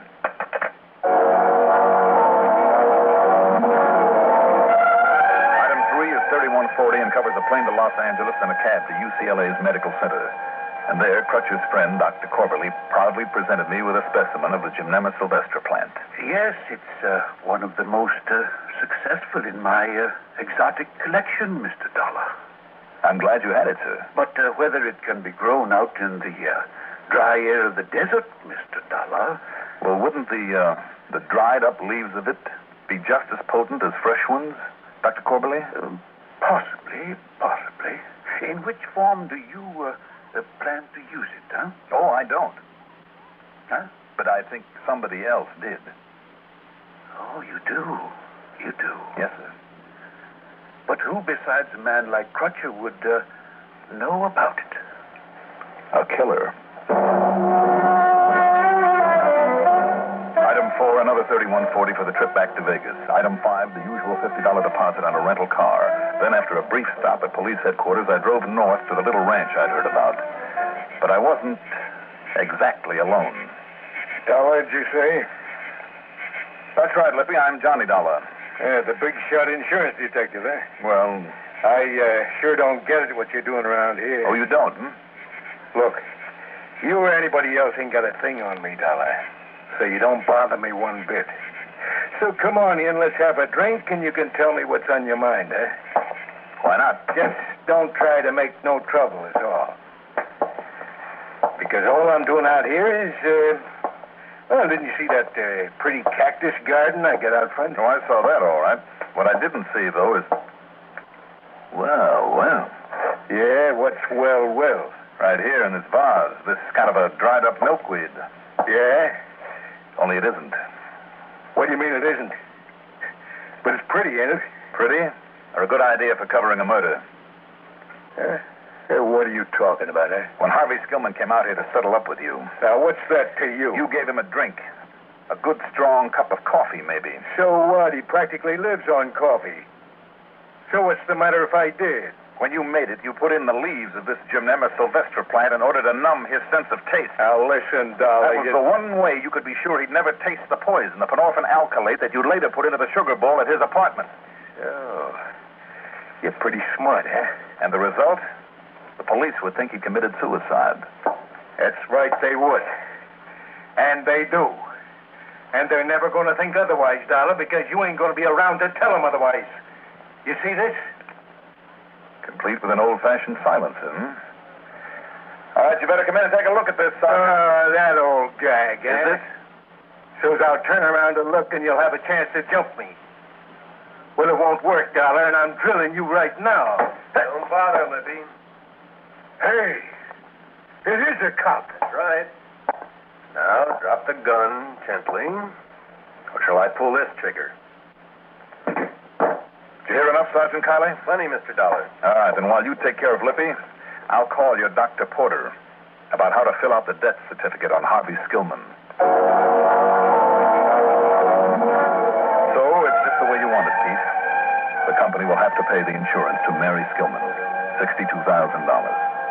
Expense account total, $511.80. Yours truly, Johnny Dollar.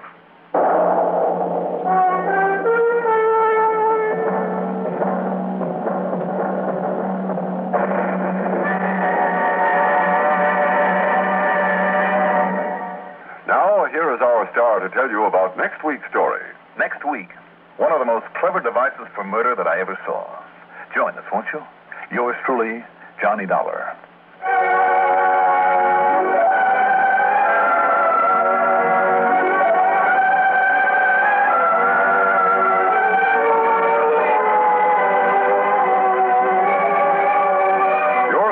Johnny Dollar is written by Jack Johnstone, produced and directed by Bruno Zerato Jr., music supervision by Ethel Huber, sound patterns by Joseph Cabibbo. Johnny Dollar is played by Mandel Kramer. Also featured in our cast were Jim Stevens as Pete Brenneman, John Griggs as Dr. Crutcher, Bill Smith as Dr. Corberly, Lawson Zerby as Lippy Lorenzo, and Bill Lipton. From Hollywood, it's time now for... Johnny Dollar. Earl Foreman, Johnny. Hi, Earl. How are things in sunny Florida? I think I'll move to California. What? I mean, get away from this crazy insurance business as far as I can. You sound like you have a problem. I sure have. A real wild one. Trying to get rid of $65,000. That's a problem? It's insurance on a policy bought and paid for by one Albert Schuyler Kingdom. Well? He died and left the money to his only child, his son Henry. Well, what's the matter? Can't you find him? Find him? That's just the trouble, Johnny. I've found two of them.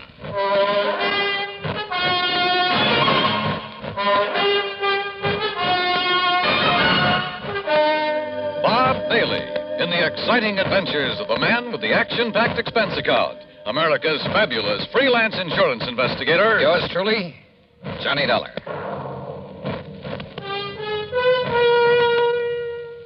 And now, Act One of yours truly, Johnny Dollar.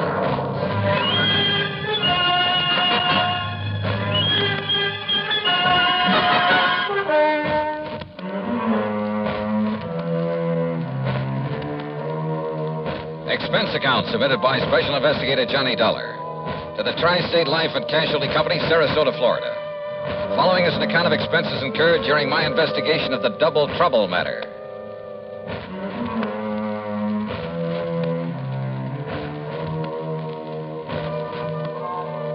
Expense account item 1, 8320, plane fare and incidentals, Hartford to Tampa to Sarasota, Florida. Item 2, $1.75 for a cab to Earl Poorman's office in the Conroy building. That's right. After waiting 20 years for this sole beneficiary to show up. 20 years? Well, like I told you, the insured was Albert Schuyler Kingman. $65,000. Yes, he was a widower, lived up near Elizabeth City, North Carolina. And he had a son named Henry. Henry was his sole heir and beneficiary of his policy. Okay. And you say that Kingman died 20 years ago? Yes, during that big hurricane back in 38. Remember it? Did about $40 million damage up and down the coast. Earl, I was a mere child at the time. Oh, sure. How old was Henry? Well, he was 10, just a kid. Anyhow, it was several days before the old man's body was found. And the boy? No trace of him. Disappeared. In due course of time, because of the statute of limitations, the old man's estate was, well, I guess it went to the state. But not his insurance, huh? No. We kept the matter of the insurance open, company policy. Requires a lot of legal finagling, but in the company's history, they've turned up beneficiaries as much as 15, 18 years after death. How? By advertising. And that's what accounts for the sudden appearance of 2 Henry Kingmans, each claiming to be the beneficiary of Albert Kingman's policy, and each having a logical, legitimate story. Each saying he didn't know about the insurance until he saw the ad. Where are these boys, Earl? Right here in Sarasota. They arrived yesterday. They arrived together? No, a couple of hours apart, unknown to each other, they say. I hope you made it perfectly plain that one of them has to be a phony and that when he's found out it's going to go pretty rough with him. Naturally. But, Johnny, I can't find anything wrong with either of their stories. You know, their background, where they've been, and so on. Where are they staying, Earl? A couple of dingy little motels on the edge of town. Now, look. Here's the file on them, or rather on the old man. Well, I don't know that that's going to be much help. There's information about not only Kingman, but his wife, who died before him. There's a lot of miscellaneous information about the boys. The boy, where he went to school and Sunday school, who his teachers were, the names of some of his friends. There's a lot of stuff here. Well, then, maybe I'd better go through it. Sure. Now, look, it's getting late. You're going to stay with Gertrude and me, as usual. Oh, that isn't necessary, Earl. Well, she'd kill me if I didn't bring you home. So, come on, we'll drive on out to the quay, have cocktails and some dinner, and you can spend the evening poring over that material. Come on.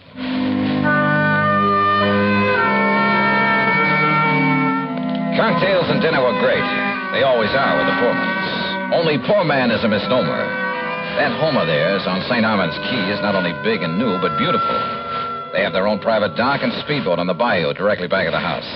Yeah, they own a couple of spanking new fancy air-conditioned cars. I decided that if I ever get enough to retire, this will be the kind of a setup for me. It was nearly 10 o'clock by the time I got around to the folder on Henry Kingman. But by 2 a.m., so help me, I knew more about him than he himself could. Yes, I was all set to expose one of these claimants as a phony, a fraud. Had the whole situation right in the palm of my hand, I thought. But, brother, I had no idea of what was coming. Believe me.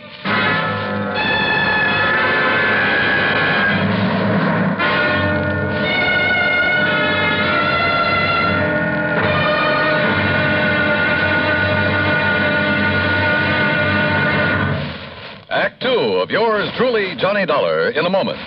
And now for another episode in the life of Sergeant Donald Bellwether, my husband.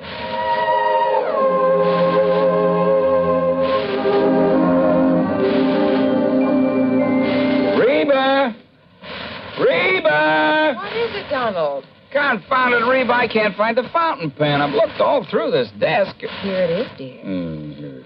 You must have used it as a marker when you were reading this book. Let's see, this great literary classic, Six Gulch. All right, never mind about my reading habits. Just look at the coverage we're going to get with this new auto accident policy. Let's see. Yeah. Collision. $50 deductible. Fire, theft, public liability, property damage, medical benefits. In other words, we have complete coverage. That's right. Of course, it's going to cost us money. I'm sending the company a check right now. Gee, it's too bad we don't live in Rhode Island. Rhode Island? Why? Oh, because then our rates would be lower. Rhode Island has less accidents per capita than any other state. Oh. Well, which state has the highest? Let me see. Here it is, Nevada. Oh, by golly, Nevada's second highest. Alaska has the most. Really? I didn't know that. Mm-hmm. You know, it's just too bad we can't eliminate traffic accidents completely. Not only would it save life and limb, but it'd be a lot less strain on the pocketbook. Yeah, that's for sure. These automobile accident policies get more expensive every year, just because there's so many costly accidents. Well, I'm glad we've got some good insurance coverage, Donald, but just remember one thing. Oh, what's that, honey? Well, some auto accidents ruin a fender, and some ruin a family. Yeah, that's true. Very true. But as far as I'm concerned, I don't want any of your old insurance money. I want you here at home, safe and sound. You'll always drive carefully, won't you? Yes, I will, dear. That's my Donald. That's my doll.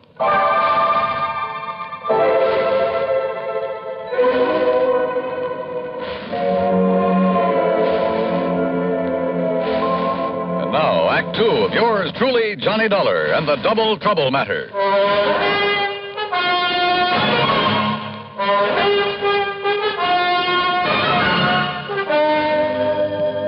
By 9:30 the next morning at a cheap little motel on the north edge of Sarasota, I'd spent nearly an hour carefully questioning Henry Kingman, number one. And I was getting nowhere. Obie O'Brien? Well, sure, Mr. Dollar. He was one of the kids I used to play with back in Elizabeth City. He and Bobby Tank. Yeah? You see the scar on my arm right here? That's where Obie hit me with a stick one time when we were playing caddy. Yeah, I see. If you know where Obie is these days, you ask him and he'll probably remember. Scared him to death. He thought he'd busted my arm. Now, let's see. How about Miss Albertus? Albertus? Yes. Gee, I don't remember any Miss Albertus. Your Sunday school teacher there in Elizabeth City. Listen, I was only 10 years old then, but I remember my Sunday school teacher real good.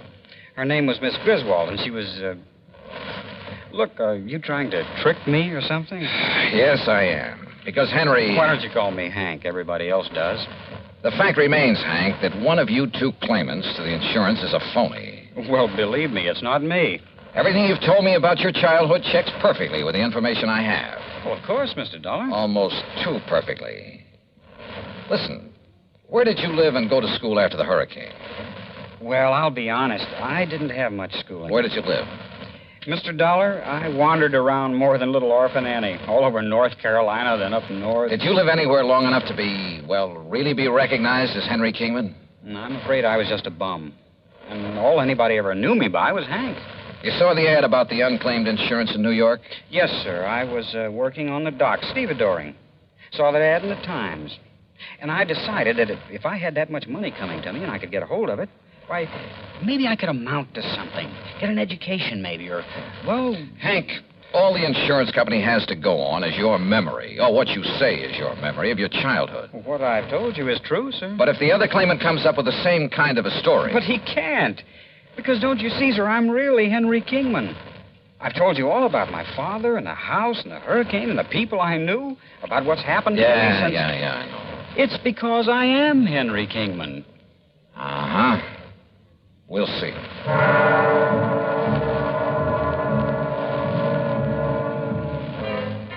I tried to trip him up in a dozen ways, but with no success. He had a logical, reasonable answer for every question about his past and present. As for not being able to produce anyone who could identify him as Henry Kingman, well, it was simply because of his rather aimless life spent wandering from city to city, never having any close friends because he chose to go it alone. He was a tall, well-built lad with a mop of blonde hair and clear blue eyes. And I must confess I kind of liked him, his open frankness. But you know something? I could have been awfully wrong.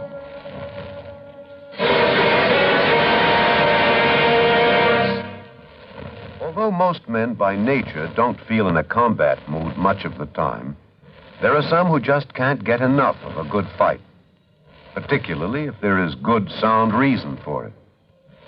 In July 1900, when American fighting men were protecting the rights and liberty of their fellow countrymen during the Boxer Uprising, the battle was a furiously fought affair. Army Private Robert H. von Schlick, serving with Company C of the 9th United States Infantry Division, was in the thick of the fracas. Although he had been wounded previously while carrying a wounded comrade to a place of safety, he rejoined his command, which partly occupied an exposed position on a dike.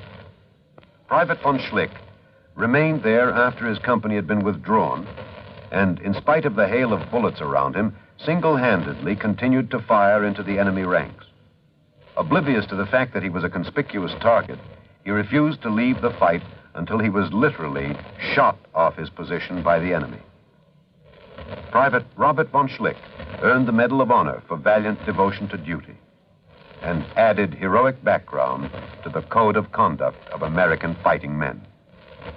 And now, Act 3 of yours truly, Johnny Dollar.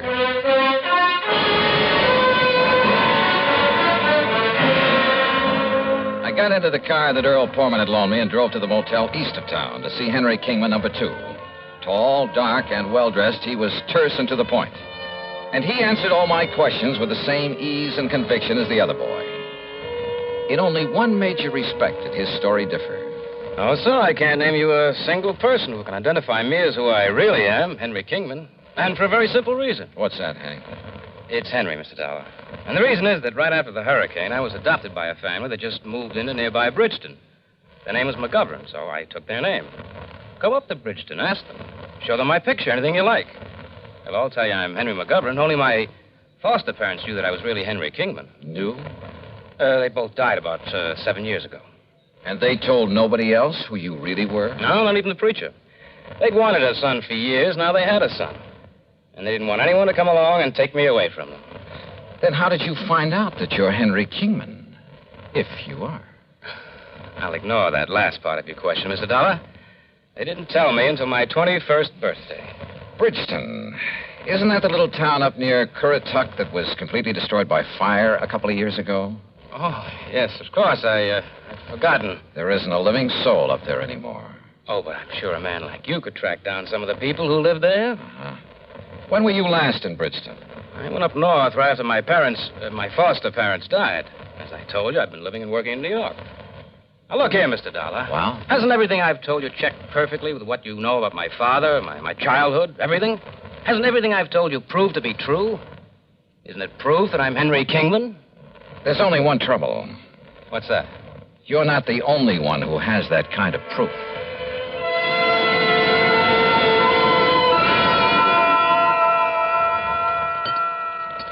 Here, Johnny. Have some more of this baked sea trout. No thanks, sir. Johnny, you've hardly touched a thing. Yeah, I know, Gertrude. I'm sorry. I will have another cup of coffee, though. Oh, sure. So you haven't gotten very far in your investigation? No, I'm afraid not. I told you, Johnny, the stories of those two boys check out perfectly. Unless the information the company's been collecting for the last 20 years is all wrong. But both of them can't be Henry Kingman, so one of them must be lying. But which one? Well, suppose, just for example, that the blonde is Henry. Yeah? Then how would the other have got hold of all that information? Unless... Well? Do you suppose they've known each other sometime in the past? They certainly don't like each other. I mean, each other's being here. I asked them, Earl, and they both deny having ever seen each other until they came here within a few hours of each other. I didn't see the blonde boy, but the other came here to the house, and I just didn't like him. The dark-haired one, I mean. Hey, wait a minute. Yeah? What is it, Johnny? The description of the father in that folder. Excuse me. Can I help you? No, thanks. I got it right here.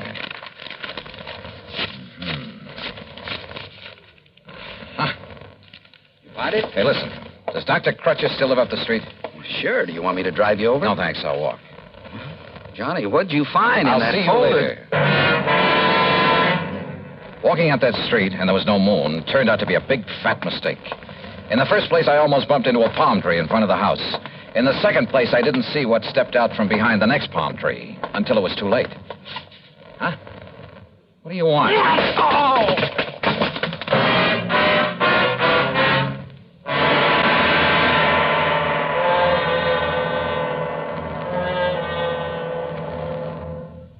Times have changed, and so has the man. Through the ages, man has advanced both physically and mentally. Prehistoric man's concept of war and living was like that of an animal. His implements were crude, his knowledge simple. It was survival of the fittest. From his club and stones to bows and arrows and spears, from muskets and sabers to atomic rifles and missiles, man has progressed in the art of attack and defense. With each new phase, man's knowledge has developed, Today, the warrior, if he can be called such, is not a stone thrower, a bowman, or a swordsman. He's a technician who needs knowledge of all that science has developed. He's a sonar man, a radar man, a rifle man, or a torpedo man, a missile man, or a pilot.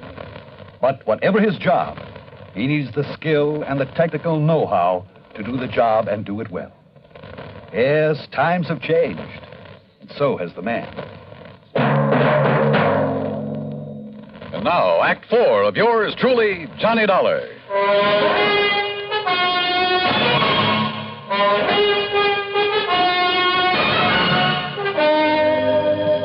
Decided maybe I'd better drive him over anyway, Doc. And that's when I found him lying out there by the palm tree. Well, it's lucky you did, Earl, but I think these smelling salts will bring him around. Whoever attacked him must have seen you coming and hold it. What's It's okay, Johnny. Yeah, then what's Doc Crutcher? Who socked me? You don't know, Johnny? I sure don't. Oh, but, brother, I have a suspicion. A couple of them. Here, Earl, I brought him a cup of good hot tea. Tea? Sure. Get him a slug of brandy. Oh, well, sure. Only make it scotch. Good man, Doc. You feel okay now? Yeah. Earl, listen. Yeah? Get on the phone. Call the motels where those boys are staying. Tell them to get over here immediately. Better still, I'll drive over and get him. Meantime, Doc. Yeah? Here's your scotch, Johnny. Thanks. And if you want some more... Just a minute, woman. Where's mine? Oh, of course, Doc. I'm sorry. Neglect me, huh? Hey, listen, Doc. I want to ask you a couple of questions. What about? Heredity. Heredity? Yes. Okay. Shoot.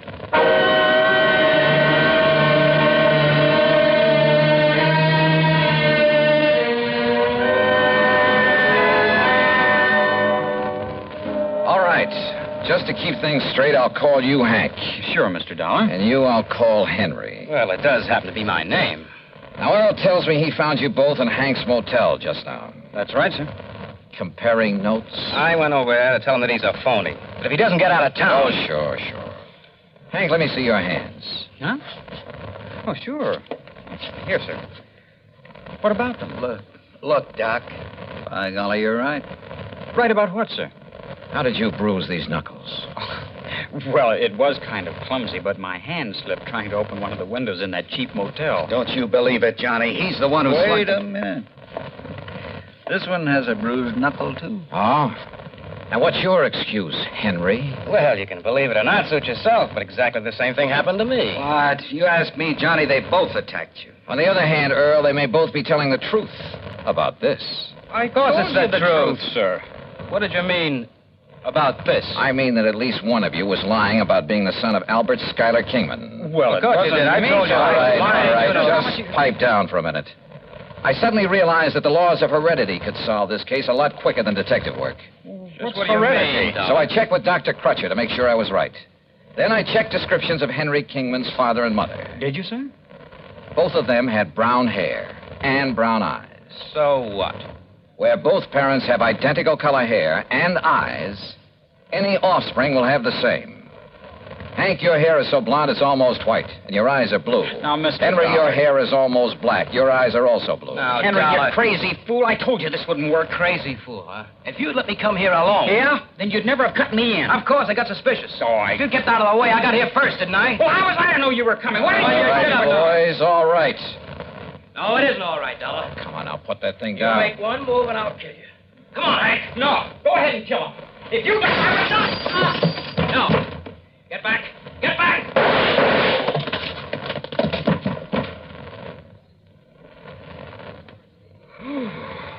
Johnny, you outdrew that Henry like... Wow. Yeah. Take a look at what happened to Hank. Huh? Is everything all right, boys? Holy... Gertrude, what did you hit him with? Earl, I never did like that old vase anyhow.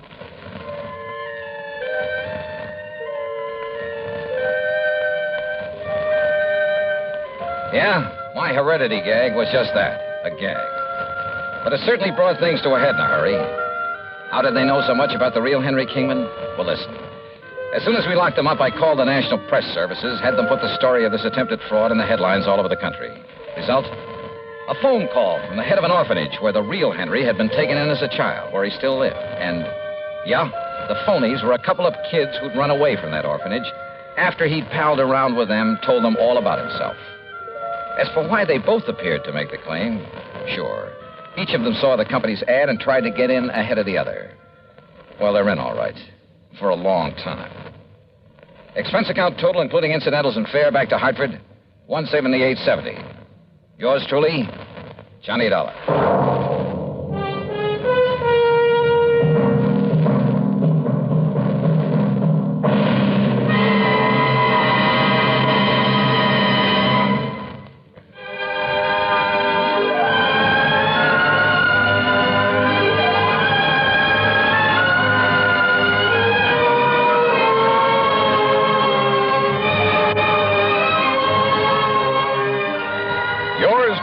Johnny Dollar, starring Bob Bailey, originates in Hollywood and is written, produced, and directed by Jack Johnstone. Heard in our cast were Virginia Gregg, Vic Perrin, Sam Edwards, James McCallion, and Parley Bear. Be sure to join us next week, same time and station, for another exciting story of yours truly, Johnny Dollar. This is Dan Cumberly speaking.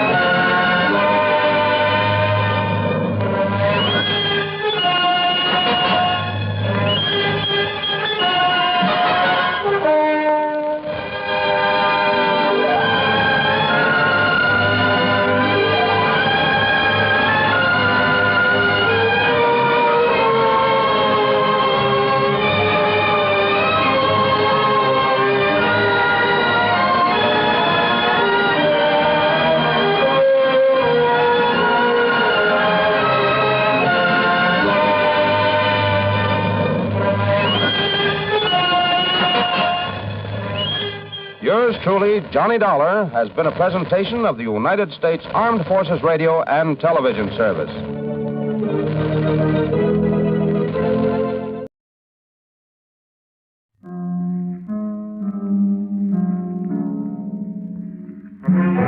The Columbia Broadcasting System presents yours truly, Johnny Dollar.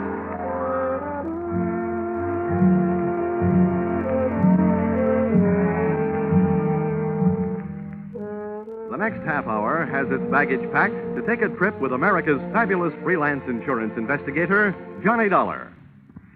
At insurance investigation, he is just an expert.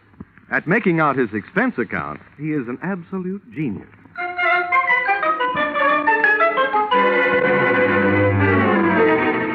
Expense account submitted by Special Investigator Johnny Dollar to Home Office, Nutmeg State Casualty and Bonding Company, Hartford, Connecticut. The following is an accounting of my expenditures during investigation of series of accidents affecting your policyholder, the Funfair and Weatherly Carnival shows, or how I went for a spin on a case we might refer to as murder is a merry-go-round. Expense account item 1, 25 cents. Purchase of billboard, theatrical magazine to check the route of Funfair and Weatherly Carnival shows. Expense account item 2, $68. Air and train fares to Talladega, Alabama. Item 3, $1.10. Cab fare and what was only a fair imitation of a cab from Talladega Depot to the dusty vacant lot which had overnight found itself wearing theatrical makeup.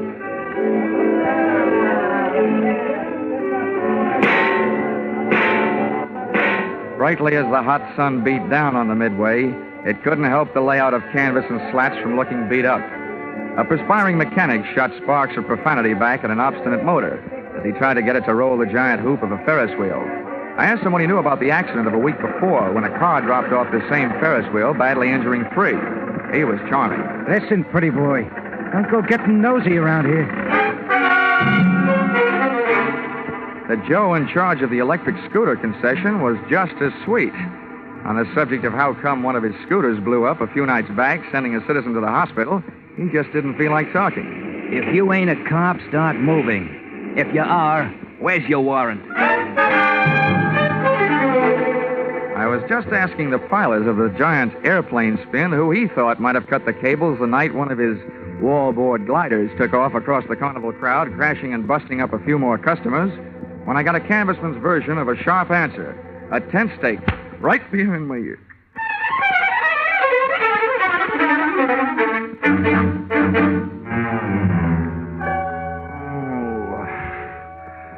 Well, those sleeping beauties waking up, huh? Who are you? I thought maybe you'd be sick of asking questions. First, maybe you better answer a few. Before you get up. Number one, who are you? A pilgrim from Hartford. Never mind the double talk, wise guy. What's your name? My name is Johnny Dollar, but right now I feel like 2 cents.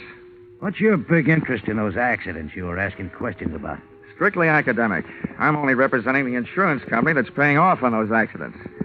Now maybe you'll tell me who you are and where I am. Ah, thought you guys were smarter. Dollar, I'll let you in on a little secret. Next time you want to find something out on a traveling show, get to the boss first. Asking a lot of questions around a circus or carnival lot is unhealthy. Where is the boss, Miss Pepper? Louise is in the other end of this trailer. She'll be right out. Now, okay, you can get up on your feet. Oh, thanks. I hope you don't mind if I don't stay up on him. I feel more like sitting down. Go ahead. You still haven't told me who you are. My name's Brennan. Oh, yeah, Shanty Brennan. Yeah, you're the general manager of the show. They told me all about you. Louisa Pepper's right arm and strong arm. How long will she be? Yeah, she's getting dressed. Just finished taking a nap. We drove all night to get here. How about having a blast with me while you're waiting? No, thanks. I haven't enjoyed a noon bottle since I was 2. But don't let me stop you. Thanks. Oh. You sure you won't have one? I'm sure. Brennan, the insurance company's been checking up on your show. The police chiefs in the last 10 towns you've played say it's a clean one. We haven't got a pickpocket or a grifter on the lot. But plenty of trouble, huh, during those past 10 stops? At least once a night somebody's got hurt. But never any of us. It's always one or two of the townies, the citizens. Last night a car on the whip cut loose. That sent 4 to the hospital. 4 more insurance claims for nutmeg state casualty and bonding, huh? Yeah, and one more town we won't be able to play again for a couple of years. It's a wonder we didn't travel out of that town last night by rail, tarred and feathered. For 10 straight nights now, you've had at least one big accident every night. What's your guess, Brennan? Has fate taken a steady job on your show, or is somebody out to get you? Somebody's out to get us. Okay, well, do you have any idea? Oh. Why didn't you tell me we were entertaining a gentleman, Shanty? I'd have put on some more clothes.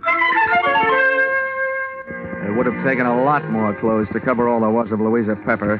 She looked like an aging Cupid doll, but even in a carnival, she was no prize.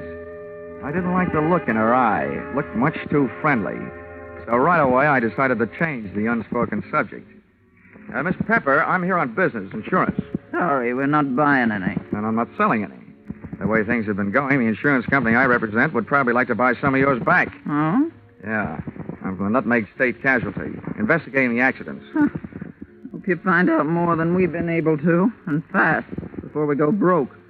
The word's traveling one town ahead of us. They got us pegged for a dangerous midway. Have you been using police protection?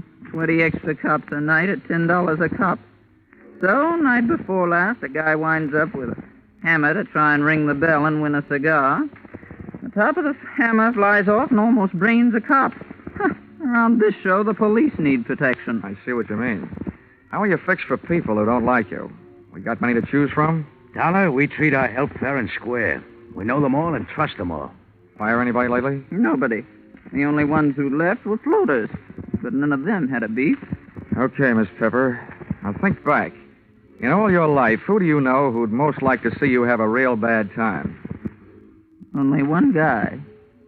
And he's not around. Dead? As good as. He's in jail.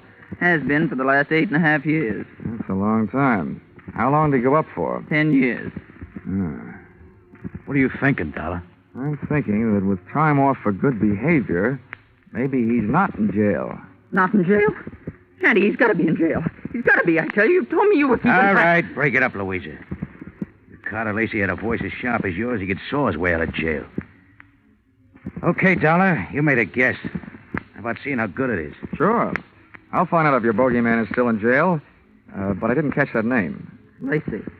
Carter Lacey. And where's he been in the pokey? Massachusetts State Prison. At Charleston. Well, what did he go up for? What's that to you? Cut it, Louisa. Dollar, we sent Carter Lacey to jail for attempted murder. He tried to kill Louisa's niece, Myrtle. Is she around? He's running the snake show on the Midway. Dollar, how soon can you check whether Carter got out? As soon as I can make a telephone call. But, Shanny, before I do, I'd like to elaborate on that guess I made. Now I'd not only guess that Carter Lacey is out of jail, but I'd also guess that he's been out a little over 10 days.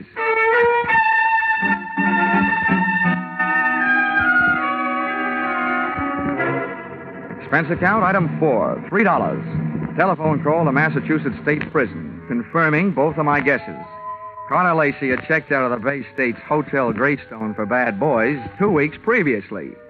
Item 5, $32. Telephone calls to various hotels in the last 10 towns the Fun Fair and Weatherly Carnival shows had played.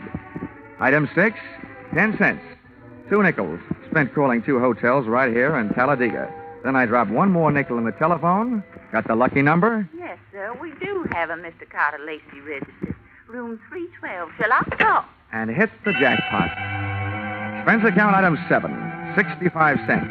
Cab fare to Sunshine Hotel. Tip the driver, $1. From the lobby, I call room 312. He invited me up. I invited him down. I knew I'd feel better talking to Carter Lacey with a lot of people around. They'd make nice witnesses if he suddenly got homesick for prison life and used me as his ticket back. I waited in the coffee shop. The waitress brought me a cup of coffee, and my palate went to work refereeing a one-sided bout between the strong Java and the weak cream. Hello. Dollar? All right. Sit down. Thanks. So you're Carter Lacey, huh? Have some coffee? No, thanks. It keeps me awake nights. How about your conscience? Having the same trouble with that? My conscience deserves an 8.5-year rest. But it can't start its vacation until I even up a few scores. Busting up carnivals. Child's play. Look, Dollar, over the phone, you told me you're an insurance investigator. You can save your company a lot of money. How? Call them up and tell them not to insure the lives of 3 people. Because any minute now, 2 of them are going to be dead. Louisa Pepper, Anise Myrtle, and Shanty Brennan. Yeah, Dollar. I'm going to kill 2 of those people. The other one's still my friend who's going to help me do it. In case you don't know your law, Dollar, don't bother calling the cops. I can't be held for making a threat unless I put it in writing. Well, Lacey, I don't know what your beef is against the people running that carnival, but those accidents have been hurting a lot of innocent bystanders. Dollar, you're talking to a guy who really knows what it means. Getting hurt as an innocent bystander.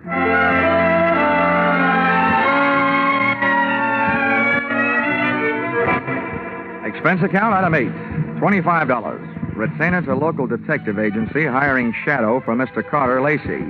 Explanation, an ounce of crime prevention is worth a ton of trials.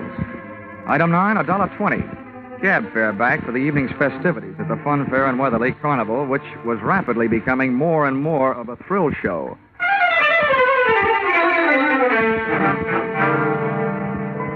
Expense account, item 10, 30 cents. Down payment on ulcer, eating supper at what the Carney people call a grease joint. I made my way among the trailers that were lined up behind the Midway, and as I looked for the one housing Louisa Pepper's snake-charming niece Myrtle, the burning sensation around my heart wasn't all caused by the hot dogs I'd just eaten.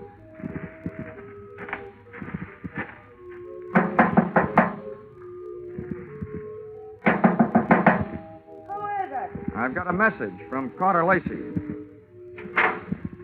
What did you say? I said I've got a message from Carter Lacey. For you and your Aunt Louisa, Shanty Brennan. You're the only one I haven't met yet, so I thought I'd deliver it to you first. Where is he? In town.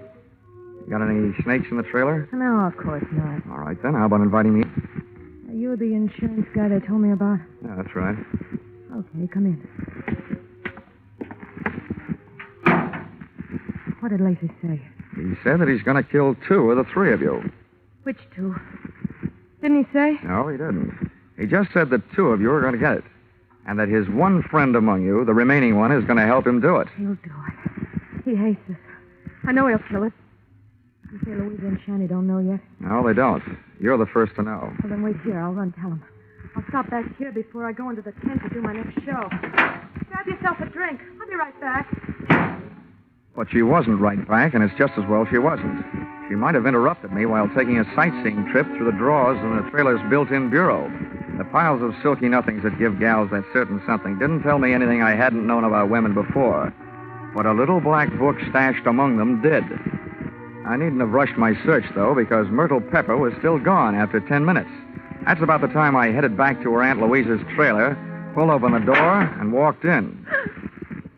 You scared me, Dollar, barging in like that. Mr. Dollar, I told you I'd be right back. Did Myrtle here deliver Mr. Lacey's little love letters? Yes, the fool. He always was a fool. He can't kill us. You mean it's against the law? I mean, it's impossible, that's all. Look, Miss Pepper, you and your niece here are both plenty scared. While you're out shaking those cooch dancers you got working over on the Midway. Myrtle, have you told Shanny about Lacey's threat? Yeah, I met him on the way over here. Asked him if he'd feed my snakes before showtime. They're dangerous to work with if they're hungry. Yeah, I told him. He said he'd join us here. What did he say when you told him? He said if Lacey had one of us helping him, then the three of us had better stick together so we could at least watch each other. Smart man. He had a good idea. I see the three of you had better stick close to each other, beginning right now. Come on. Where are we going? Over to the snake tent. And when we get there, Myrtle, you'll be the only one of us who'll be among friends. The three of us left Louisa's trailer. We walked past the back of the shooting gallery concession right in the front of it, and along the back of the line of canvas shanties. We stopped at one. Myrtle pulled back the canvas flap, and I stepped in ready for anything. With the ladies not far behind me, I edged slowly over to the square red board fence set up in the center of the tent. There were danger signs splashed in white paint along the outside walls of the pit. I clenched my teeth and looked down through the wire mesh top at a slithering tangle of writhing, angry reptiles. And there, lying among them with a vicious red welt splashing his forehead, was Shanty Brennan. He was feeding the snakes, all right.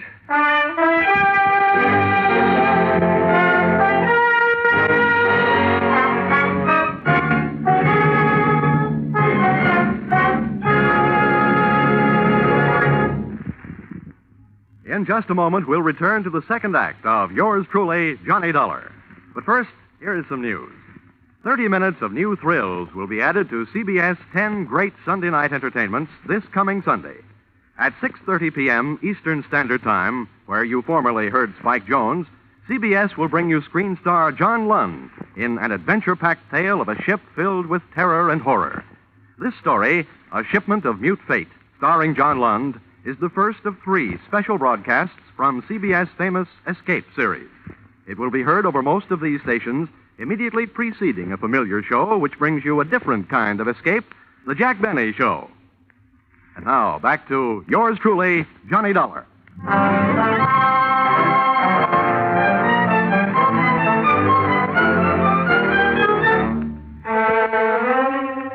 I'd just seen a murder mystery where the actors had been hissing instead of the audience. The lead character in that snake pit wasn't going to win any Academy Award.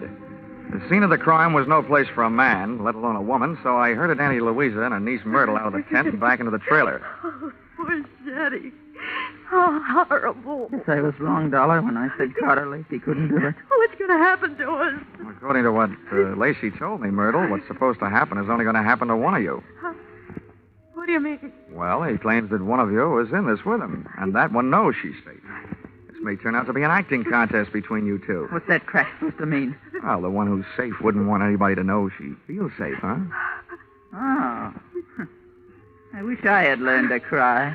Louisa, you don't think it's me? Well, I know it ain't me. Oh, ladies, how about observing a moment of silence in memory of the deceased while I give you a few instructions? Okay. Have you got a gun in here, Louisa? Yes, and a license to carry it. Good. Where is it? The gun, not license. I won't give it to you. Well, if you don't, people might get to thinking that you're Carter Lacey's girlfriend and accomplice. Anyway, I don't want the gun to take with me. I want to leave it here. Where is it? In that drawer right over there. Which end of the drawer? What's the matter with you, blind? You'll see it. I'm not turning my back on you. Which end? You'd make a lousy trapeze out of Dollar. You don't take any chances. This end, toward me. Thanks.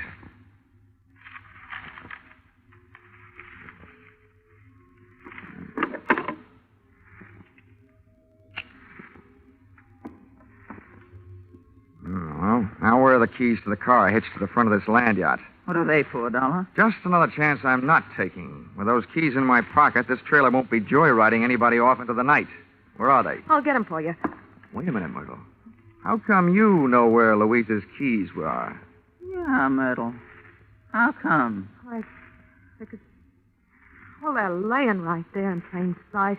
Oh. Thanks. Now I'm going out and call the police. Louisa, I want you to get into that chair down at the other end of the trailer. Okay, General. You got the gun. And you, Myrtle, get on that bunk down at the other end. I don't understand all this. And now, ladies, while I'm gone, I don't want one of you gals to be knocking off the other. But on the other hand, I can't leave you here without protection. So I'm leaving the gun right here on this table in the middle of the trailer. And if Carter Lacey comes knocking at your door, you can have yourselves a race for the gun.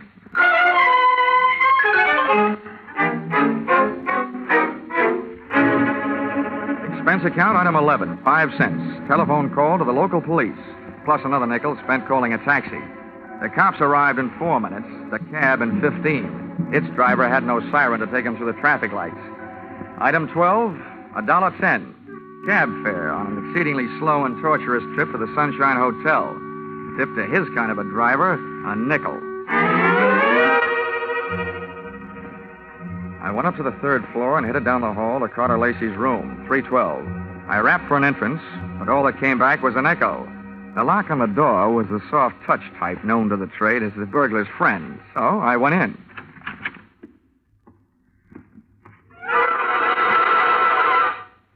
Stars fell in Alabama? Oh. Stiffs fell in Alabama tonight. Oh, Operator, this is an emergency call. Let me have the Talladega police, will you?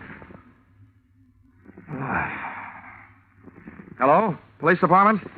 This is the same guy who just called you from the carnival to report a murder. Yeah, well, you can send in the 2nd team. I've got another one for you over here at the Sunshine Hotel. Room 312. The party's just been strangled. Yes, I'm sure. Lots of bruises and deep-set fingernail marks on the throat. Sure, I know who it is. The name of the deceased is Myrtle Pepper. Myrtle Pepper certainly had been a fast worker. She not only had beat me down to the hotel, she'd managed to get herself killed in the bargain. I dusted the room for information, which was obviously more than the floor mate had done for dirt, and came up with a kind of an eye-opener you don't drink. A pint-sized surprise in the form of some old newspaper clippings and Carter Lacey's prison release form. And what let him out let me in on something. I got out of the room into the elevator, and when I hit the lobby wondering where to start looking for him, I found him sitting there looking at me. Hi. Well, you want to talk, Lacey? I don't want to. But if you want to try and make me, what's the matter with right here? Okay. I supplied you with an alibi today. I don't see him in the lobby. That detective? He had stomach trouble. He got kicked in it. You can reach him at the city hospital. You know, in prison, I was a trustee. I get out, nobody trusts me. Oh, with that forecast you gave me this morning, what else? Forecast? Yeah. You predicted that you'll kill 2 people. Well, tonight the 2 people are dead. Shanty out at the carnival, and now Myrtle up in your room. What does that make you? A good forecaster. Or the killer, maybe? Thanks for the maybe. Look, Dollar, I came to this town to take care of something. I took care of it. If you want to yell cop, go ahead. From now on, nothing bothers me. Well, then stop chewing your nails. You told me this morning that one of those 3 people was working with you. There's only one left. And suddenly, Lacey, I don't believe your story. Suddenly, I don't care. Shanty Brennan lied to me this morning. He said that you went to prison on a charge of attempted murder. Your prison release papers say you went up for grand larceny. You see what happens to bad little boys that tell lies? I'm not through yet. I fished a bank book out of Myrtle Pepper's trailer, a 3-way joint account. Myrtle, Shanty, and Louisa. The first deposit, $60,000. The date, the same year you were thrown into the can for stealing $60,000. To me, that spells a 3-way split for them and a frame for you. Also to you, it spells a motive for hating all 3 of them. So I lied to you. What are you going to do, wash my mouth out with soap? From now on, I don't need any answers from you, including smart ones. But look, you'd better stick around. If the cops don't pick you up for murder, maybe the hotel will want to press charges against you for having an extra unregistered person occupying your room.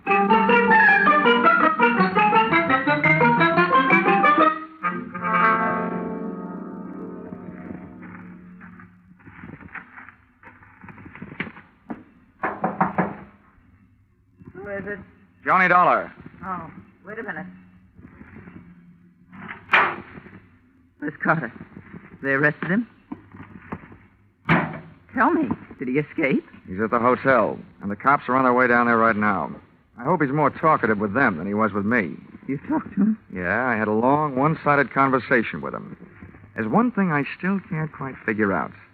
Whether he really intended to kill Shanty and Myrtle or not. Myrtle? Yeah, strangled. Myrtle? Poor little angel. Of course he meant to kill him. He hated him. He hated us all. Well, you can hardly blame a fellow for being annoyed, framed on a grand larceny trap by three old chums. But you've got the wrong idea, Louisa. What I meant was, did he ever really intend to kill them himself? Or did he just intend to set off the greatest chain reaction since the atom bomb, and just sit back and watch the three of you try to beat each other to it? Well, that's crazy talk. Yeah, like a fox, maybe. He made his threat to me knowing I'd carry it back to you. I say you because you're the only one left. You see, he set himself up as a patsy. He'd been framed by you once before. To me, it looks like Carter Lacey learned a few things about wrong people during that 8-year stretch. Namely, that they never trust each other. You're absolutely nuts, Dollar. I think you'd better get out of here. Go peddle your insurance. The cops will take care of Mr. Lacey. I don't think they will, Louisa. Why not? Myrtle was strangled. That's the kind of murder a man would commit. Well? But there was a set of deep fingernail marks on her throat. And Carter Lacey bites his nails. So maybe you'd better get yourself a manicure before the police arrive. Thanks for the advice. Stand right there, Dollar. This time I got the gun. Hold everything, Louisa. Carter! This is a standoff, Louisa. Point that thing someplace else before I point mine up your snoot. Okay, Dollar, get out. What's the matter with you, Lacey? Are you cracking up? Well, your plan was going along fine. First, Myrtle tossed Shanty to her snakes. Then Louisa took care of Myrtle. There's only one left, and the state will take care of her for you. That's not enough. There's one satisfaction I haven't enjoyed so far. That's hearing one of these pigs squeal. Carter, we can still split the money in the show and get out of here? The only one that's going to get out of here is Dollar. Beat it. I beat it all right. I was the only one in the trailer without a gun. I plunged into the darkness looking for something and came up with a tent rope, dashed back to the trailer door, and lashed the knob to the guide rail. I didn't want those gun-happy birds flying the coop. Just then, the season opened. I didn't know who was going to come out the worst in there, the hunter or the hunted. The only key I had to the situation was the key to the car, the one I'd picked up earlier in the day. The car churned the trailer through the carnival back lot and out into the highway. When I hit the cement, I started spinning the rubber.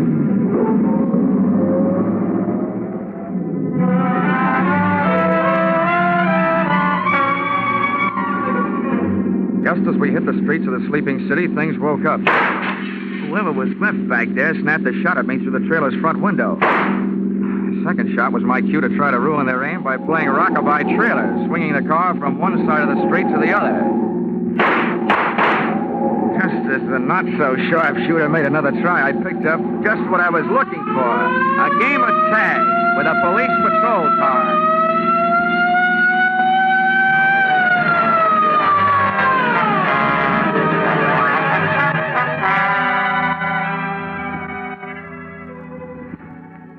Expense account, item 13, 15 cents, bicarbonate of soda. Those Midway hot dogs I'd had for supper were no thoroughbreds. Item 14, $35, cigars for night shift. Talladega police, for whom I had started things smoking. Item 15, $3, hotel bill. Oh, but never let it be said that I ever turned in a measly $3 hotel bill for myself. This was to check out of the Sunshine Hotel, the man who had checked out in the trailer at the hands of Louisa Pepper. Louisa Pepper, the only one who was a good bet to catch up with Brennan, who had been murdered by Myrtle. And Myrtle, who had been loused up by Louisa. And Carter, whom she had also carted out of this world, proving that when you start any kind of chain reaction, you should be careful, because you're never going to be sure where it's going to stop. Expense account total? What? Only $692.18. I must be slipping. Yours truly, Johnny Dollar.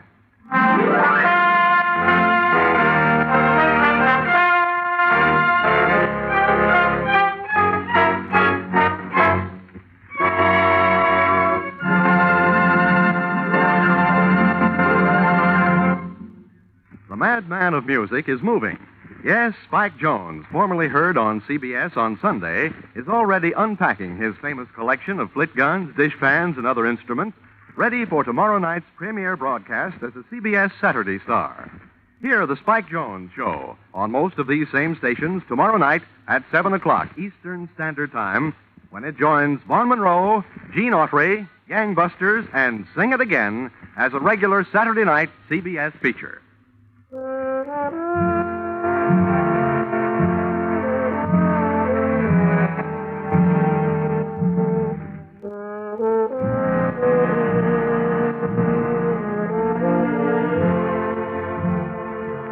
Listen in again next week when CBS brings you yours truly, Johnny Dollar, with Charles Russell as Johnny. Yours truly, Johnny Dollar, is written by Paul Dudley and Gil Dowd, with music by Mark Warnow, and is produced and directed by Richard Sandville for CBS, the Columbia Broadcasting System.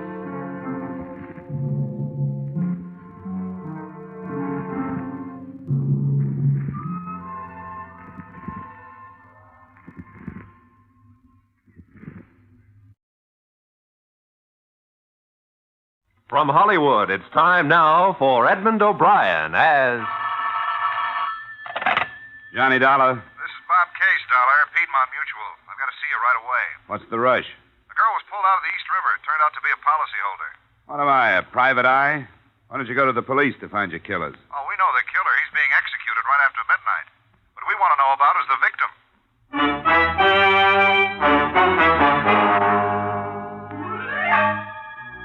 Edmund O'Brien in another transcribed adventure of the man with the action-packed expense account, America's fabulous freelance insurance investigator. Yours truly, Johnny Dollar.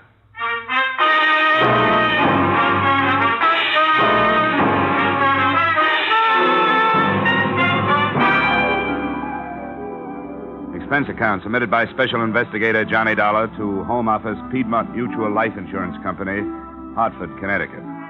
The following is an accounting of expenditures during my search for the beneficiary of policyholder Pearl Carrasa. Expense account, item 1, $4.50, mileage, Hartford to Sing Sing Prison, last place of residence of the girl's convicted murderer, Monty Pruitt.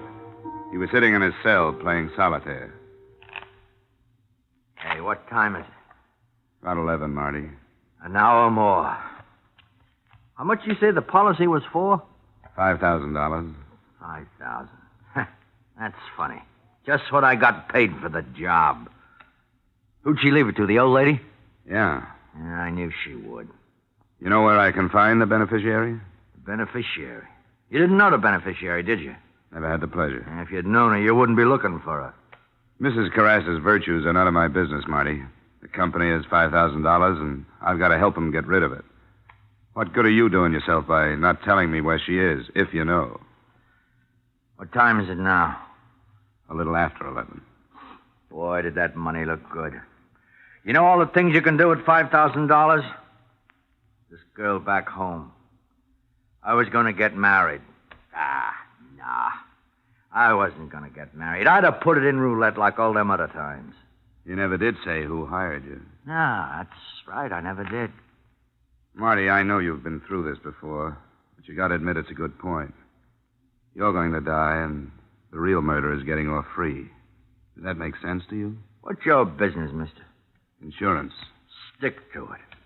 I think I will. You know what I'd do if I was you? I'd take that $5,000 and put it in flowers. Thanks, anyway. Hey, Dollar, let me give you some last-minute advice. Leave it alone. It's the most unnatural mess you ever got yourself into in all your life.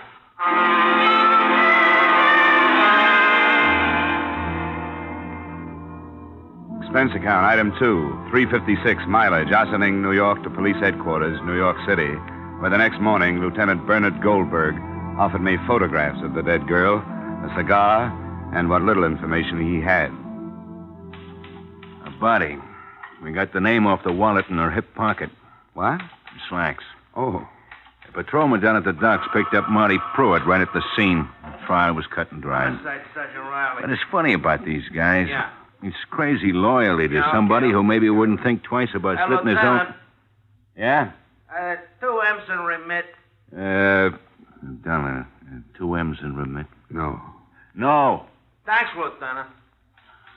You don't have any idea where I can start looking for the mother. Most I can do for you is to give you the girl's last known address. But we've been over the ground 100 times. It's a rooming house. Nice but stupid old couple that don't know nothing. This Seattle address on the policy. 1941. Then San Diego, then to Cairo, maybe. Who can know? But we're still working on it. Hey, Lieutenant, how do you spell parasitical? Dollar. Parasitical. Tell him to look it up. Look it up, Sergeant. What am I, a Webster?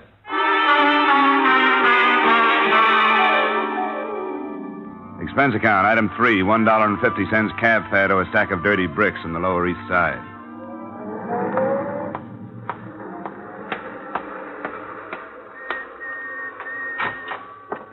Well, you have no business being up here in the first place, and especially with your husband in that condition. Looking for somebody, mister? Yeah, the manager. Third door to your right. Thanks. Now, don't tell me it's none of my business. Not when I bring soup down there every single day. Why, I never heard the like of you. Oh, You haven't come any in. place to talk. Howard, why don't you sit down? Thanks. You the manager? I am the manager. Howard's the manager.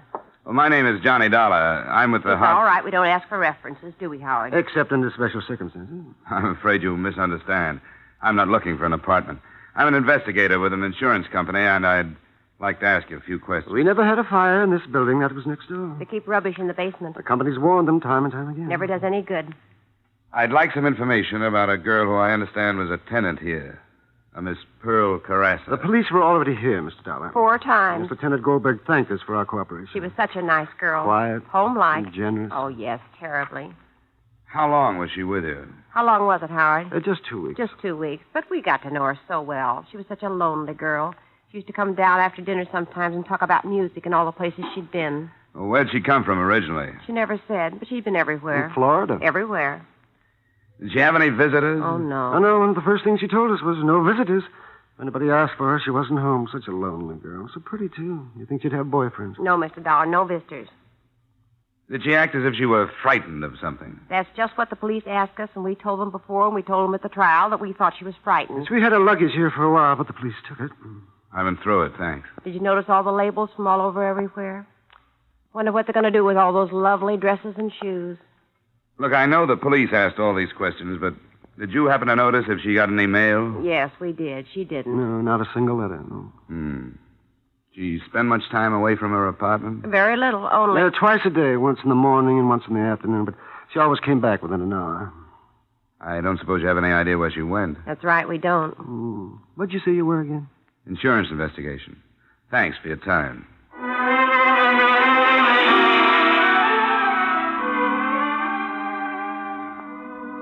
Expense account, item 4, $50 in cab fares.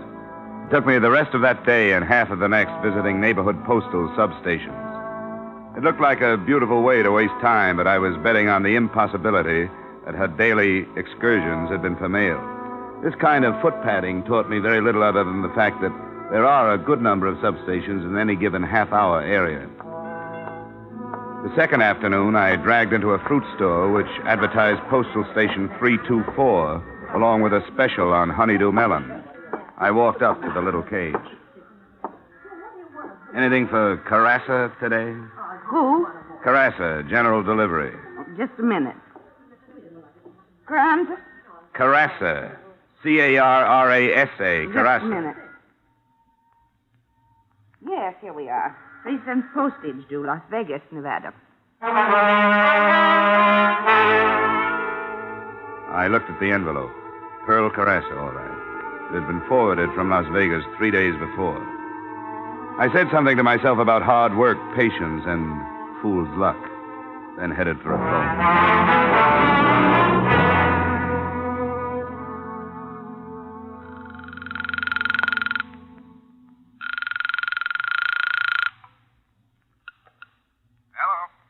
This is Dollar, Bob. On the Carrasa thing, I'm still cold on the beneficiary, but we've got the girl traced as far as Las Vegas. Well, that's a long haul for a $5,000 policy. Do you have a final address on her there? A letter was forwarded to General Delivery here in New York that was originally addressed to the Rambo Club. I got a permit and had it opened. It's nothing but a dressmaker's bill. I guess the Las Vegas Postal Authority sent it on. That's all I got. You want me to follow it up? Nothing else we can do. You hereby have authorization. Get going.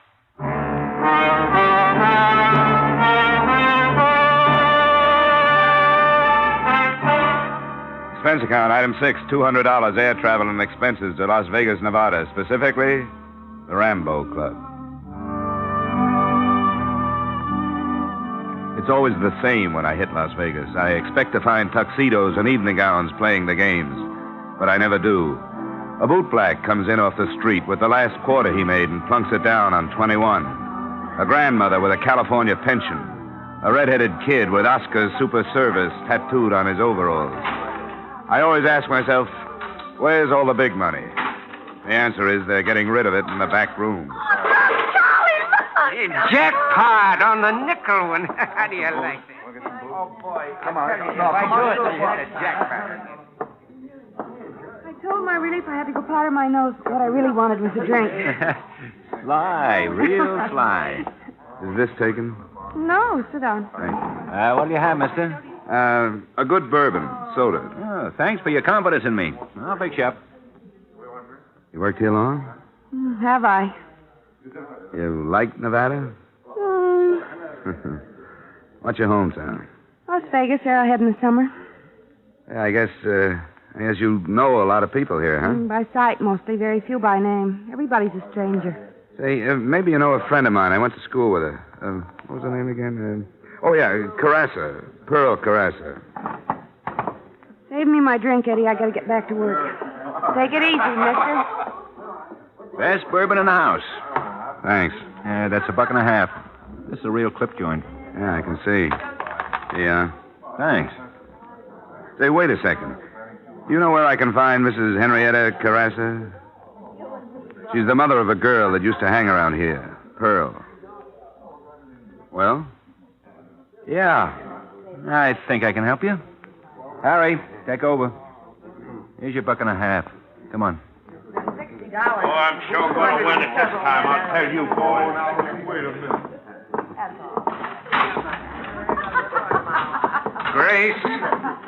Grace, will you quit?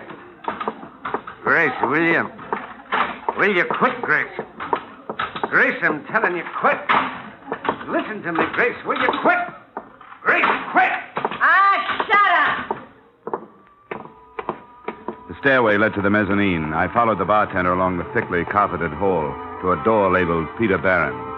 My benefactor knocked, a shadow loomed on the frosted glass, and just like that, there he was. A long red gash of a scar ran across the left side of his face, twisting it into a humorless smile. The barkeep was dismissed with a nod. We sat down. Cigar? Thanks, no. What can I do for you? I'm looking for a Mrs. Henrietta Carrasa. Why? I got business with her. What kind of business? Insurance? She don't need no insurance. Where can I find her? She don't need no insurance. Well, thanks anyhow. Sit down. What for? You see this mark across my face? You know how I got this? Asking foolish questions and not giving the right answers. Suppose you tell me what you want with Mrs. Henrietta Carrasa. I'll tell Mrs. Carrasa you were interested. Oh, look. This is no way to talk to me. Now, I got a lot of respect for your business ethics and all that, but you know how it is sometimes. Now, come on, Mr. Insurance. What do you want with Mrs. Carrasa? Are you a pretty good shot with that thing? 38's my specialty. In that case, I've got a check. What kind of a check? A $5,000 kind of a check. From whom? A daughter. Pearl? Pearl. She left her mother $5,000. How did you trace Pearl to Las Vegas? Never mind. You know what you look like to me? You look like a city official. It's the pinstripe. How do I find Mrs. Carrasa? It's very simple. Mike, this is Mr. What's your name, insurance? Dollar, Johnny. Take Mr. Dollar to see Mrs. Henrietta Carrasa. Treat him gentle. He's got some money for her.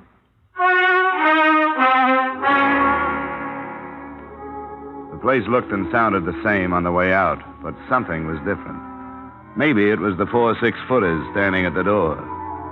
As they fell in behind me, I thought maybe I'd asked one question too many. At the alley, I found out how right I was.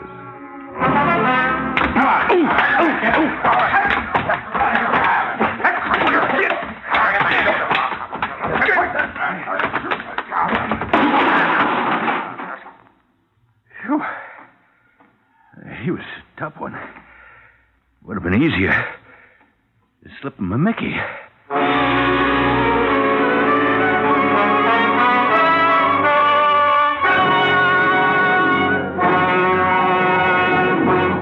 In just a moment, we will return to the second act of yours truly, Johnny Dollar. But first, you hear them all on CBS, and some of the funniest parts of that all comes from the bird brain of a woman, Miss Gracie Allen of Burns and Allen. Top troopers on the American stage for years, top radio stars after that. George and Gracie are now playing a big part in CBS's great Wednesday night lineup. Bing Crosby, Groucho Marx, George and Gracie, and Dr. Christian.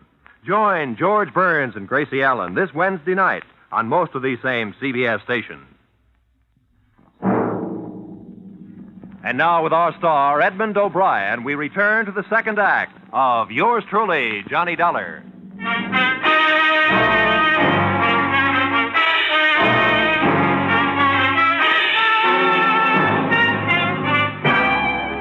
There was a lot more to this case than a $5,000 insurance payoff. I'd sensed that from the beginning. A hired killer with a still unknown employer had searched out the girl in her New York hideaway and done a thorough, if not profitable, job. His warnings, which a man of my profession is bound to ignore, were beginning to materialize. As I woke up, I could hear voices. Could have brought another wallet with him and left it at the hotel, Took him in the alley and Joe and Harry. Oh, wait a minute. were there. Wait a minute. I think he's waking up. Hold his head. Okay. Hey, you ought to get a doctor for him, maybe. Nah, doctor. He looks terrible. Dollar, can you hear me? Dollar. Huh? Where you from? Yeah, what's this insurance stuff? Who you really working for? Is it the New York Police Department? Where did you get these cards in your wallet? Come on, Dollar. Answer me, Dollar. Give me some water. Get him some water. Hey, get some water, Joe. Now, sit up. Come on, sit up. Here, I'll help you. There. All right, now what's the idea? That's what we'd like to know. Where do you know Pearl Carrasa from? Oh, that name. Come on. I'm looking for her mother. What do you want with her mother? She left an insurance policy. Girl, $5,000. Hey, here's the water. Thanks.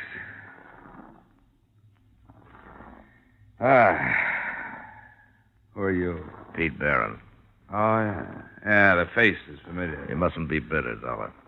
Why? Why questions? Look, I'm just a working man. It's so simple. There's a company in Hartford, an insurance company. They sold a policy. The girl aboard it is dead. Policy is for $5,000. The money goes to her mother. All I want to know is, where is mother? No kidding. Are you really an insurance man? No kidding. Well, why didn't you say so? Why didn't you come right out with it? Why do you go sneaking into bars asking funny questions? Mister, do you know a Mrs. Henrietta Carrasa? Here in Las Vegas? Here in Las Vegas. I'll tell you what I'll do. I'll look it up for you. Thanks. Now, lay me back down again.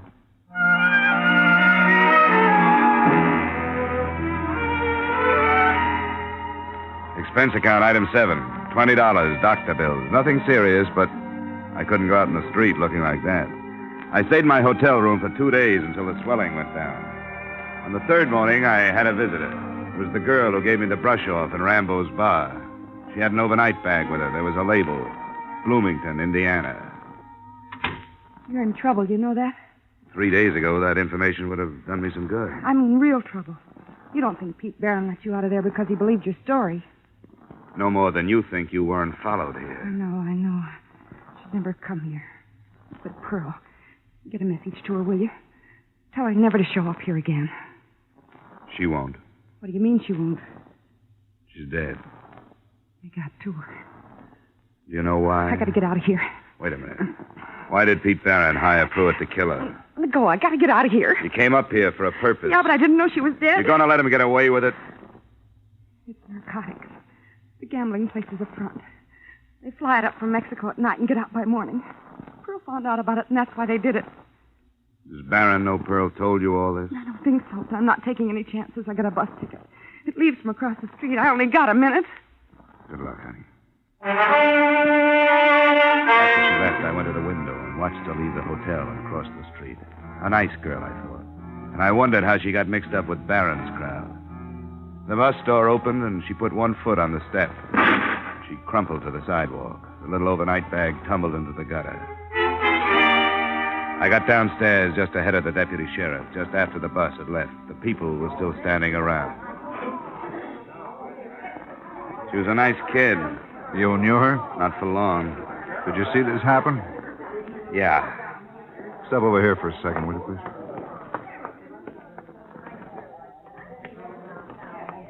May I have your name, please? Yeah, sure. Here, here's my ID card. Insurance investigation. Something about her? No, a friend of hers. Pulled out of the East River. Pearl Carrasa, shot to death. Carrasa? Yeah, you didn't know? Oh, we heard she left town. That was about all. She got mixed up with Pete Barron and her family disowned her. Well, did you see what happened to this girl? She was just getting on the bus. Sounded like a rifle. She was working for Pete Barron, too. Yeah, I thought I recognized her. She just come up to see me. Had quite a story to tell. Barron's running narcotics up from Mexico by plane. Yeah, so I've heard. We've had our eye on him for months, but we aren't ready to pick him up yet. Why would she tell you that? She had to tell somebody. She had a message she wanted me to deliver. To Pearl. Well, this is beginning to tie up. But what's insurance got to do with it? Carrasa girl left a policy, $5,000 to her mother. Her conscience must have bothered her. Comes from one of the finest families in this part of the country and starts downhill with a crowd like that. Now, her mother needs $5,000 like I need 2 haircuts. And, mister, if I were you, I'd take that check out to Carrassa's and catch the next plane out of town. You know something, Sheriff? That's just what I'm going to do.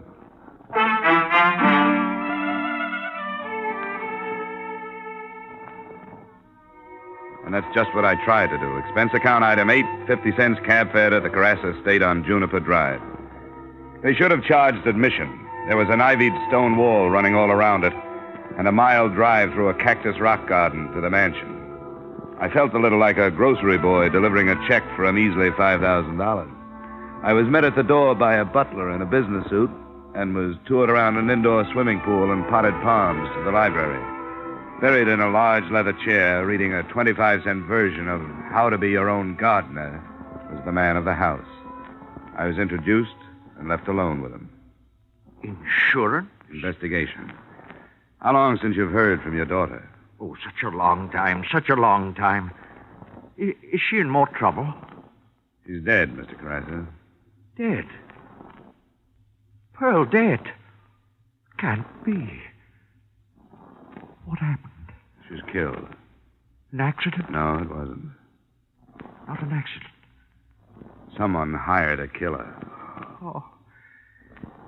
It's my fault. I knew, and I did nothing.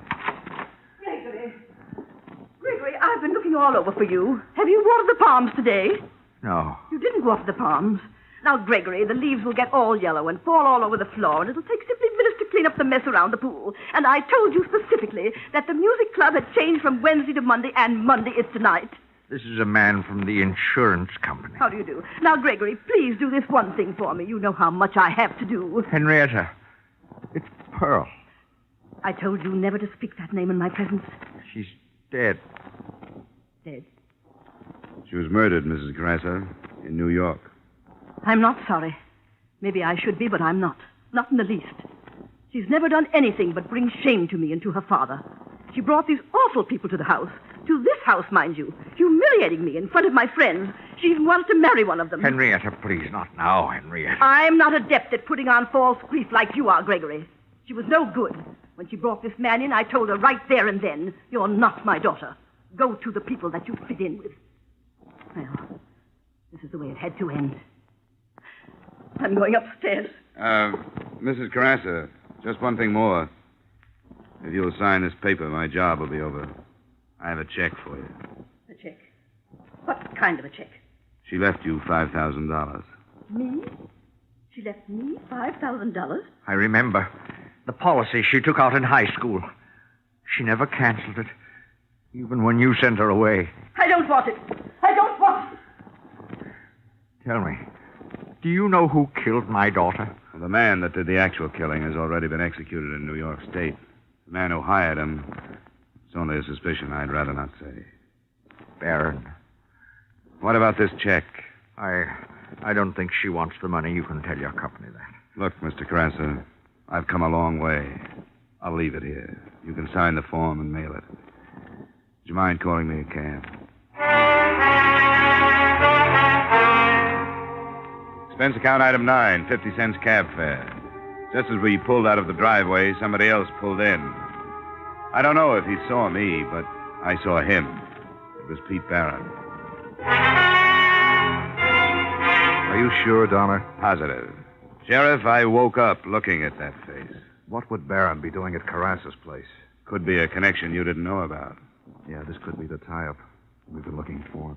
Somebody who supplied the dough. It's a big operation. I'm sure Barron didn't have enough dough to start it. Well, what are we waiting for?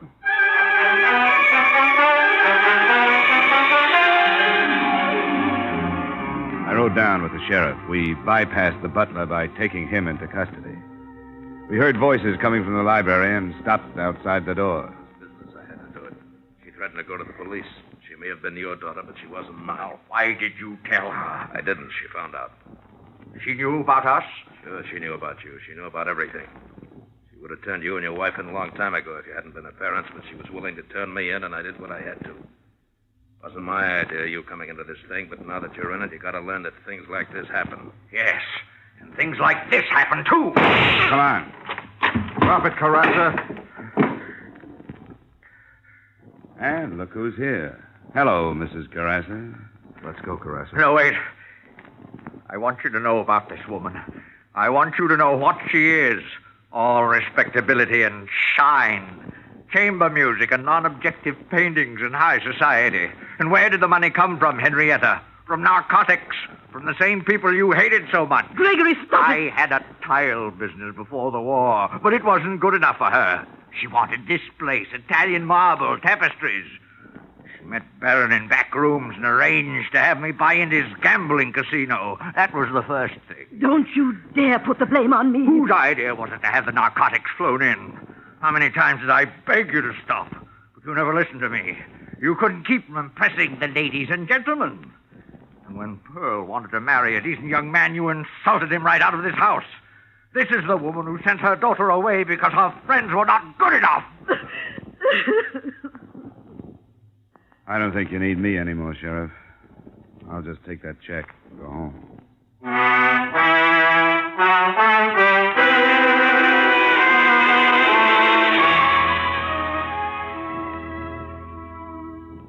Expense account, item 10, $200, transportation back to Hartford.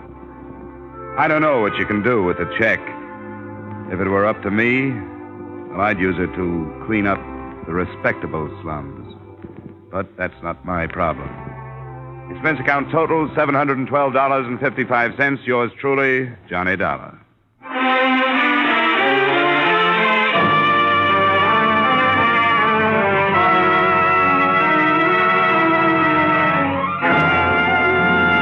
Yours truly, Johnny Dollar, stars Edmund O'Brien in the title role and is written by Gil Dowd and David Ellis, with music composed and conducted by Leith Stevens.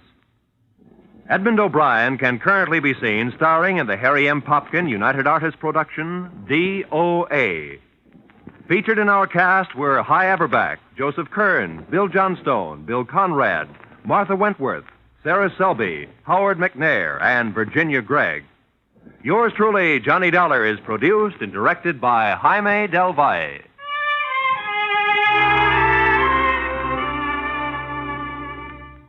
Join us again next week at this same time when, from Hollywood, Edmund O'Brien returns in another transcribed adventure of... Yours truly, Johnny Dollar.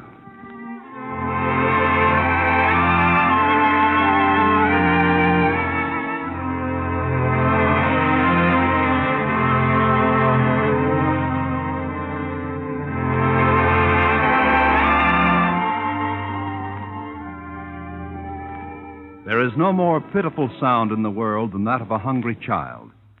And it's a sound which can be easily heard in Europe and Israel, Korea, and the islands to the east. You can do much to help alleviate this condition through your continued purchases of care packages. Help banish the sound of hunger through your donations of care packages now.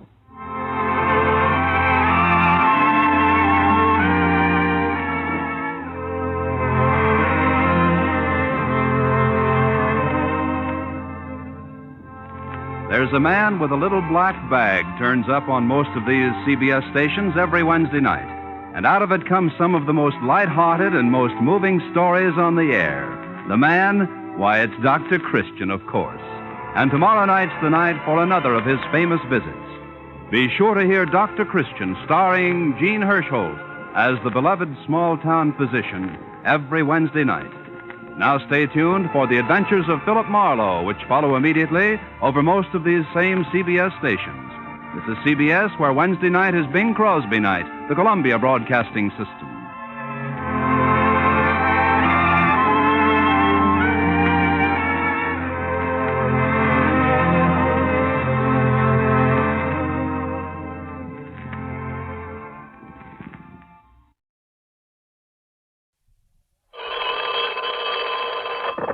Johnny Dollar. Dollar? This is Larry Spangler. Hi. Spangler, did you say? That's right. Star Mutual Insurance Company. Oh, I see. I guess we've never met because I've only been here in Hartford about a year. Oh, well, what can I do for you, Mr. Spangler? Mr. Spangler? Hmm? Well, don't make an old man out of me. Call me Larry, huh? Well, whatever you say. What can I do for you, Larry? Johnny, does the name Briscom mean anything to you? Lloyd Briscom? Runs some kind of a factory on the edge of town, doesn't he? Yeah, he and his partner. Do you know him? No, but I've heard of him. Why? Well, he's one of my clients. Pretty important one. I'm on my way out to his place now. I'll be driving right by your apartment. I thought it might be a good idea to have you come along with me. Anything wrong with him? His business partner just called me up on the telephone. Mr. Briscom is dead. Oh, it's too bad. Sure is. You see, his housekeeper found him just a few minutes ago with a bullet in his head.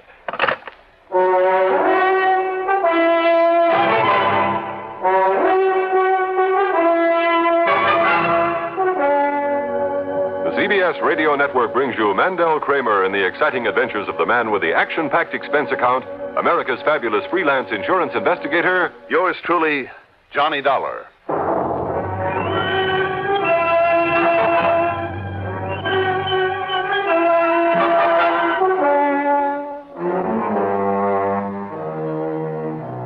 Expense account submitted by Special Investigator Johnny Dollar to the Star Mutual Insurance Company, Home Office, Hartford, Connecticut. Following is an account of expenses incurred during my investigation of the Oldest Gag Matter. Larry Spangler turned out to be one of the new generation of insurance agents with that Madison Avenue touch. You know, charcoal gray suit, white shirt, dark blue tie, well-shined shoes, and he had that freshly scrubbed look, as though he'd just stepped out of a barber shop. He was maybe 25 or 6, good-looking in an almost pretty sort of way, with a well-tanned complexion, plenty of dark curly hair, and above all, that eager expression of the young man who's out to set the world on fire. Yeah, the Briscom place is down on Live Oak Avenue, Johnny. On south of Hero Waste. You're the driver. I'm certainly glad you were able to come along. Any idea who might have wanted to kill Mr. Briscom and why? Oh, I have plenty of ideas. But why don't we see what the police have to say when we get there? Oh, then you've called them, John Barber, the old man's business partner, called them. Same time as he called me. I see. At least he said he did. Well, any reason why he shouldn't have? Do you know John Barber? Never heard of him. Well, at least you'll be starting on him fresh then. I mean, no preconceived idea about him. Why do you say that? Don't tell me you suspect him of this. Oh, no. Of course not. No reason at all. It's just that, well, why don't we see just what's happened before jumping to any conclusions? Look, Larry. And see what you think of the others, too. That is, if Barbara got a hold of them. What others? Well, there's Trudy, his ward. Trudy? Gertrude Wilson. But there's certainly no reason to suspect her of anything. You try it, Johnny, and you'll have me to answer to. Oh, it's that way, Well, we're real good friends. And I know her well enough to know that, well, it'd be ridiculous, that's all. Would it? Sure. And as for Mike, though, well, who am I to judge in a case like this? Let's wait and see what you think. Mike who? Briscom. How's he related? Well, he's the old man's son, or rather adopted son. He lived with Mr. Briscom? No, not with him, Johnny, but certainly off of him. The way I get it, the old man threw him out on his own a few years back, but then apparently relented enough to keep feeding him plenty of good, cold, hard cash to play around with. Wait a minute now. Didn't I see Mike Briscom's name in the papers not too long ago? Maybe it was just after that big nightclub ruckus at the Purple Jive when a bunch of drunks kind of wrecked the joint. Oh, yeah, I remember now. Yeah, but now wait, Johnny. Nobody actually saw Mike there that night. And just because of his reputation is no proof that he was. I mean, after all, Johnny, why hang the guy unless you're sure he deserves it? He's supposed to have been treading the straight and narrow lately. Even got himself some kind of a job, I understand. So I really have no reason to... Well, you see for yourself. Tell me, did Briscom have a wife? She died 8 or 10 years ago. Who benefits by his death? Well, if his will comes out the same way as the insurance, Mike gets 1/3 of everything and Trudy gets 2/3. I see. Except for the business, of course. That'll go to his partner, John Barber. Oh, it will? At least that's what Barber told me one day when I tried to sell him some insurance. But surely you don't think... Only what am I sweating over it for? You're the investigator, and it's all just sort of guesswork on my part anyhow. Why should I confuse you? Confuse me?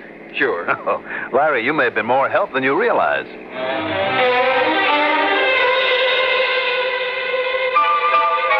In charge at the Briscom place was Sergeant Danny Gilbert, not the homicide man I'd have picked for a case like this. He was always a bit too sure of his usually wrong spot judgment. He sent Larry into the living room where a sad-eyed but good-looking girl sat quietly talking to a couple of men, then led me directly into the study where Briscom's body had been discovered earlier by the housekeeper. That's old Mrs. Haskell, Dollar. After I got all I could from her, I sent her up to her room to weep and wail it out all by herself. She was only in the way. I see. Well, there's the stiff, just the way she found him. Only, don't you touch anything until the doc gets here. The body was slumped forward over a big mahogany desk. The right hand, with obvious powder burns on it, still held the old battered .38 that apparently had done the job. There were powder burns in the forehead, too, where the bullet had entered at close range. There's no sign of a struggle or of anything in the room having been disturbed. Body's all so stiffened up, I figure it happened sometime late last night. Yes, very possibly. Who was here in the house with him? Only the housekeeper. You sure of that? That's what she says, Dollar. I've got no reason to doubt her. Mm-hmm. And she didn't hear the shot? Her room is away up on the 3rd floor, and besides, she's kind of deaf. Well, from the looks of things around here, Sergeant... Sure, Dollar, it's obvious. Plain as the nose in your face. The old man committed suicide. Did he? You don't think so? I don't know. Well, I do. I'm betting the lab crew and the medical will back me up. I've seen too many of these things not to know the signs. What kind of signs? Briscom's business hasn't been doing too well lately. Hasn't it? Certainly hasn't. Ask his partner out there, Mr. Barber. Yes, I will. And he's had that worthless kid Mike on his hands. And even that ward of his, Trudy Wilson's been a worry to him ever since she stopped living here with him. And that's proof that he committed suicide. It's good enough for me. Well, Sergeant, don't bank on it.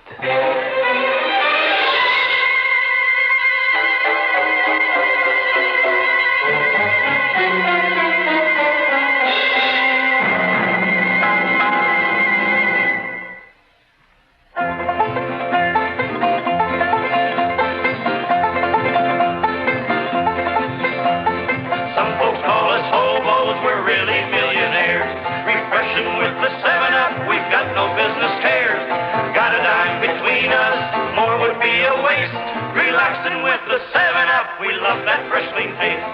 7-7, drinking 7 up. 7-7,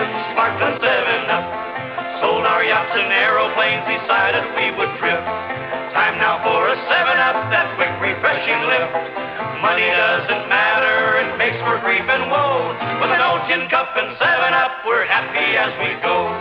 7, drinking 7-Up. Nothing does it like sparkling 7-Up. 7, drinking 7-Up. Nothing does it like sparkling 7-Up. Suicide? I doubted it, in spite of the fact that it was clearly indicated. But all I had to go on was what Larry Spangler had told me. And when Dr. Thaddeus Frambler and his lab crew got through, it looked as though I was wrong. They could find absolutely nothing to suggest anything but suicide. The only fingerprints on the beat-up old revolver, Briscoe's gun that he'd had in his desk for years, the only prints on it were his own. The angle of the shot, its proximity as indicated by the powder burns, the burns on his hand, still holding the gun, all showed that it must have been his finger that pulled the trigger. But maybe with a little help from someone else. Dollar, that suspicious mind of yours. Sergeant, what about the fact that the gun was still in his hand? Doesn't mean a thing. Well, wouldn't he have dropped it to the desk or to the floor when he died? Not if the bullet hit some part of his brain that caused a final spasm, made him tighten up. Ask the doc here, Dollar. Go ahead, ask him, will you? All right, Sergeant. Doc, the law says you have to do an autopsy in a case like this. I'd like to know the results of it. It's all right by me, Doc. You can tell him anything he wants to know as far as I'm concerned. But it isn't going to make any difference. We'll see. And, Dollar, you'll only be wasting your time talking to those people out there in the living room. Young Miss Trudy, that Mike Briscoe, and that Mr. Barber. Well, maybe, Sergeant, but I'd like to talk with them anyway, and separately, if you have no objections. Oh, Dollar, that suspicious mind of yours. You said it. Suicide? Oh, no, Mr. Dollar. I'll never believe that. Daddy simply wasn't the type to commit suicide. Never. Mm-hmm. Isn't it true that he was kind of worried about you, Trudy? Because of the way I left and moved away from here to get along on my own. He didn't like it, if that's what you mean. Why did you leave him? I understand he was very good to you. I know, and it may have seemed ungrateful. Because he and his wife took me in when I was just a little baby. Mm-hmm. They fed me, they clothed me, gave me an education. And after Mother died, he even sent me to college. But he was such a tyrant. He wouldn't ever let me think for myself, do the things I wanted to do, go with the people I wanted to go with. He insisted on running my whole life. Even the man that I want to marry wasn't allowed in the house. I see. When Daddy had business with him, he went to see him at his office. Trudy. I'm not a child anymore, Mr. Dollar. I have a mind of my own. Oh, I can see that. I felt I had a right to use it to do the things I want to do. And I've done very well, thank you. Even he had to admit it and stop harping about the way I broke his heart by leaving him. You don't seem too upset over his death, Trudy. Well? No. No, I'm not. Because of the fortune that'll be coming your way now? Yes, partly. It'll make me free, independent. I can marry the only man I've ever wanted to marry, do exactly as I please, without this stubborn old man breathing down my neck all the time. Trudy, you realize, don't you, that if he didn't commit suicide... Of course he did. That a statement like that might point the finger of suspicion at you as a possible murderess? Would you rather that I'd lied to you, Mr. Dollar? Suicide? A strong-minded, stubborn old codger like Frank Briscoe? Never, Mr. Dollar, never. You seem pretty sure of that, Mr. Barber. Well, I've reason to. If you'd been in business with him for nearly 10 years, as I have, you'd know it couldn't have been suicide, too. Even the worries about your business? He had no worries about it, not really, Mr. Dollar. Don't you know how much Frank was worth? Nearly $1 million. I mean, of his own. Sure, the business hasn't done very well lately, but that's because of him. What do you mean by that? That stubbornness of his over his out-of-date, old-fashioned methods, his refusal to let me put in new, efficient equipment, inaugurate new procedures that could have made a fortune, that could have put me on easy street, too. Believe me, things will be different now. Now that he's conveniently out of the way and you'll have the business alone? Yes. Yes, that's right, Mr. Dollar. In other words, then, Mr. Barber, if it wasn't suicide... And I'm certain it wasn't. You've shown a pretty good motive for killing him yourself, haven't you? Oh, no, just a... That's ridiculous, but I suppose I have now, haven't I? You certainly have. Would you rather that I tried to deceive you about my feelings in this whole matter? What do you want me to do, Dollar? Try and put on an act? Then you're not at all sorry, Mike. Why should I be? After all, he was no blood kin to me any more than he was to Trudy or her to me. So I understand. So I'm not one bit sorry the old man's gone. There's been a lot of times I wished I could have kind of helped him on his way. In spite of the fact that he was pretty good to you over the years? He's doing a lot better for me right now, Dollar, than he ever did before. You mean the money you'll inherit? Sure. A third of his money, 1/3 of all that nice insurance. All in one nice big hunk. No insurance if it was suicide, Mike. Oh, now, wait a minute, Dollar. Well? Did you know the old man? No, I didn't. Well, if you had, you'd know perfectly well he never knocked himself off. I don't care what that crazy cop says. You don't think so? I know he wouldn't. And another thing. Yeah? He took on a lot of religion the last couple of years, took it real serious. Oh? I guess that's why he kind of got charitable and started giving me some dough now and again. And to him, the worst sin he could do would be either to kill anybody or to take his own life. In fact, Dollar, he bored me with a lecture on, on that subject more than once. Mm-hmm. And if you'd known him, you'd know he was dead serious in that religion stuff. You said that you considered helping him on his way. I said I kind of wished I could, is all. That's all I said. And, well, that, and then I'm glad he's gone, yeah. Any idea who might have done it, Mike? Besides you? Almost anybody might have done it. I mean that would have got something out of it. Like who? Well, how about Barber? That gets the business now. What about Trudy? You really think so? I don't know. I can't see either of them actually doing it. You know, my only gripe, Dollar. What's that? Trudy gets 2/3. I only get 1/3. Now, maybe if I was smart and I wasn't so lazy, I'd make a big play for her. You know? After all, we're not real relatives, so I'd marry her and then, I'd have my hands on it all. But I guess I'd never get her away from that guy she's going with. Larry Spangler. I'll do all right anyway. My share of all that dough, even without the insurance, is good enough for me. And you know how much that's going to amount to, Dollar? Enough to kill him for, Mike? Sure. Absolutely. But I didn't do it. And Dollar, he didn't commit suicide. I'm beginning to think maybe you're right about that. About no suicide? Yes. But I didn't kill him. Somebody did.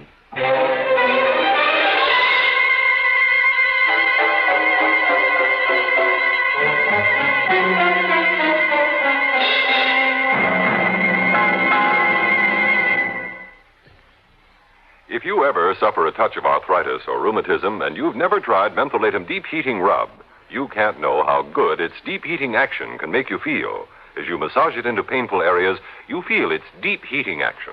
You know relief is on its way.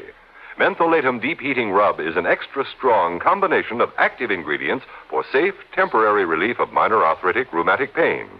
Use greaseless, stainless Mentholatum Deep Heating Rub often.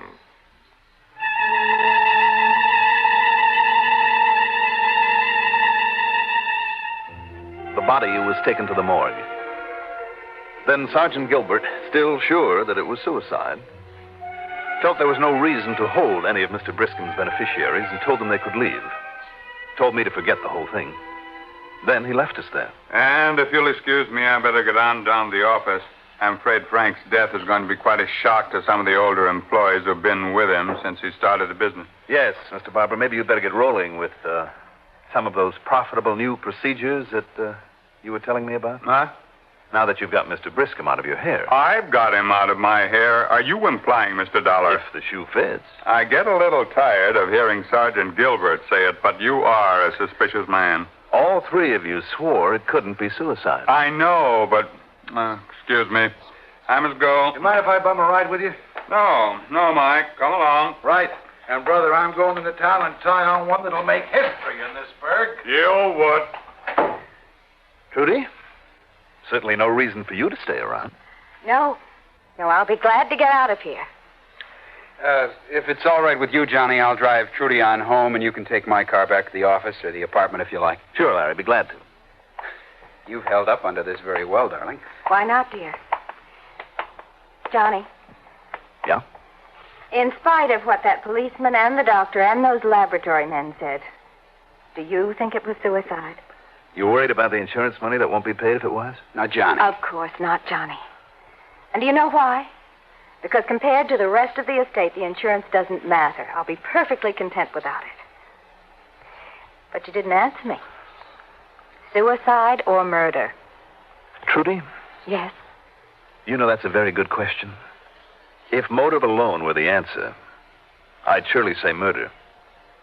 But considering the circumstances, what little evidence there is... Of course, Johnny, it has to have been suicide. Because it'll save your company having to pay off? Well, that is something to think about, you know. Come on, honey, I'll take you home. See you later, Johnny.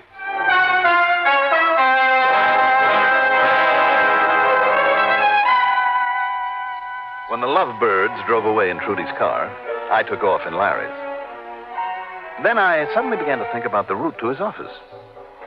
Something that he'd said about it earlier. Instead of going there, I drove to the morgue where Dr. Fremler was finishing up his brief autopsy. No, Mr. Dollar, I'm afraid it was suicide, all right. Not even any bruises, anything like that, huh, Doctor? Well, a slight one, yes. Where? On the forehead, at just about the point where the bullet entered. All right, then. But that could easily have been caused when he fell forward on the desk. Maybe, but I'm betting it wasn't. I say that old man was struck on the forehead enough to knock him out. It wouldn't have taken much at his age. Oh, well, I know. Then he was shot in the same spot. So the bullet and the muzzle blast would cover up that bruise. Now, you've got to admit that's possible, Doctor. Possible, of course, but the police found only his own prints on that gun, although it may have been wiped clean quite recently. Sure it was. Easiest thing in the world is to pick up a gun with somebody else's hand, somebody unconscious, and make it pull the trigger, and that's exactly what happened. But who, Mr. Dollar? On the way over here just now, I suddenly realized my apartment was nowhere near the route between his office and the Briscom place, in spite of the fact that he'd said it was. That was just an excuse to pick me up so he could talk to me. What, sir? And that corny, real friendly bit right from the beginning. Call me Larry. Real palsy. Larry? Yes. And all that dope he gave me on the others. That would make any one of them suspect. Why? In case the job hadn't been done well enough, that it might look like the murder it really was? Of course. I'm afraid I don't understand. As for calling me in himself, that's the oldest gag in the world, as a cover-up to take away any possible suspicion from himself. And as for motive, he had all the motive in the world. Mr. Dollar... Look, Doc, if there's no real evidence to pin it on him... Wait a minute. Yes? Maybe if I tear into him, act convincing enough, I can make him think there is.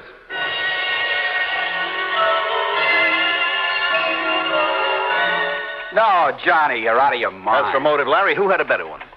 The girl, that fortune, even without the insurance, would be enough to keep a bright-eyed young opportunist wealthy for the rest of his life. Now, listen. It's too bad, isn't it, that your lack of experience in crime tripped you up so easily? Oh, you don't know what you're talking about. Don't I? You're out of your mind. You're crazy. Oh, not I, Larry.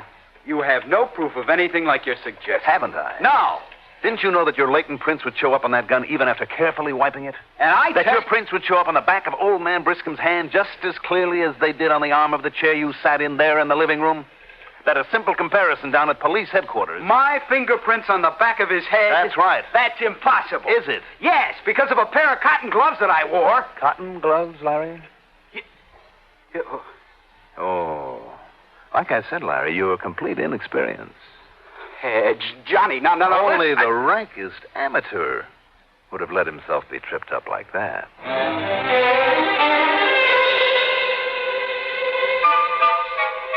And only the rottenest kind of insurance man would have tried a thing like that. Thank heaven there aren't very many of them. Expense account total? Wait a minute. Of course, there isn't any. And you know what? I'm glad there isn't. This kind I wouldn't want to collect on anyway. Yours truly, Johnny Dollar.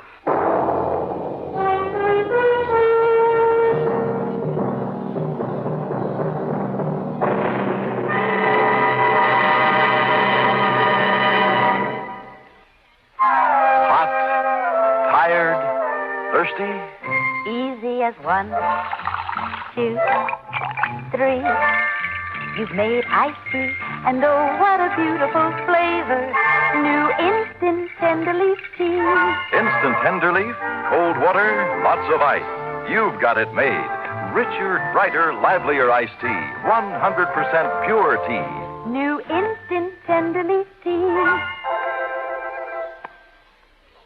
Now, here is our star to tell you about next week's story. Next week, do you remember who the Lorelei were? Look it up, Then join us, won't you? Yours truly, Johnny Dollar.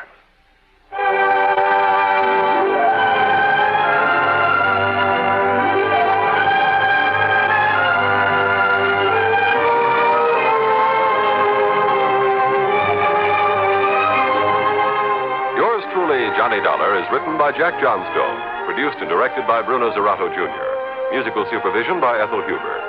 Johnny Dollar is played by Mandel Kramer. Also featured in our cast were William Mason as Larry, Charita Bauer as Trudy, Raymond Edward Johnson as Barber, Ivor Francis as Doc, and Ralph Bell as the...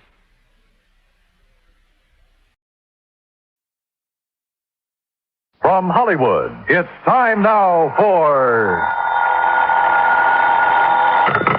Johnny Dollar. The bases are loaded and there's nobody out. What? And you're pitching, Johnny boy. Bert McGraw. Yep, right as rhubarb. What's in your mind, Bert? You in a job you didn't finish. A job I didn't... What are you talking about? The Mason-Dixon matter, remember? Well, sure. Ruth Dixon's body was found on Newport Beach. But you didn't find out who killed her, Johnny. I figured that was a job for the police. They want to talk to you about that.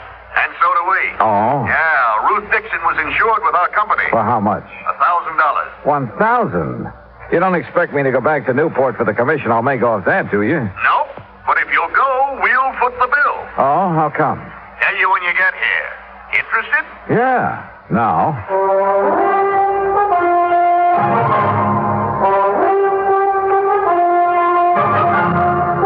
Bob Bailey in the exciting adventures of the man with the action-packed expense account. America's fabulous freelance insurance investigator. Yours truly, Johnny Dollar.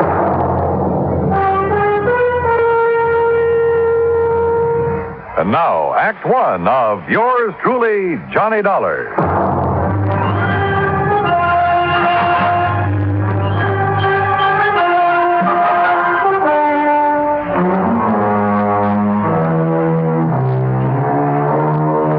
Expense account submitted by Special Investigator Johnny Dollar to the Providential Assurance Company, 393 Dewey Avenue, Hartford, Connecticut.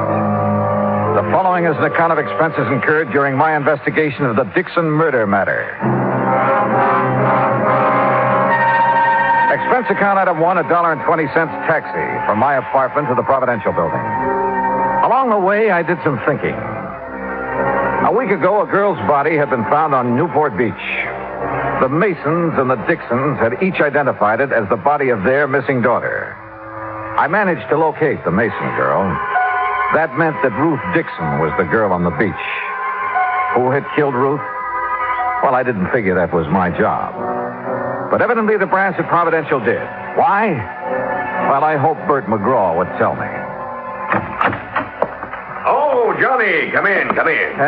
Morning, Bert. About this Dixon matter. I suppose you're wondering why I was so anxious for you to go back to Newport. Well, I am kind of curious, Bert. Well, I told you Ruth Dixon was insured with our company. But for only $1,000, you'd save money by paying it off and forgetting it. Maybe. But it isn't that easy. Oh, why not? Because of the Newport police, for one thing.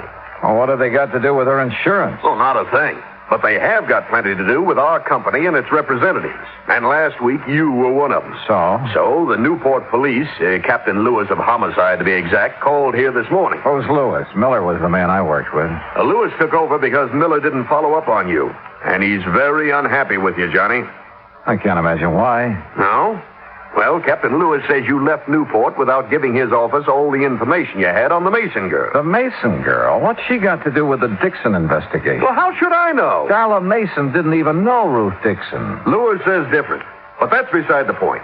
We can't afford to have any police department in this country feeling the way the Newport boys do about our investigator. Oh, come on now, Bert. It isn't at all that serious. Johnny, we have to have police cooperation. And we can't force them to cooperate, so we try to build up a sufficient amount of goodwill. But, Bert... No, it's too late to apologize. Who's apologizing? Captain Lewis chewed out my boss. My boss did it to me, and I have orders to do it to you. Okay, so get it over with.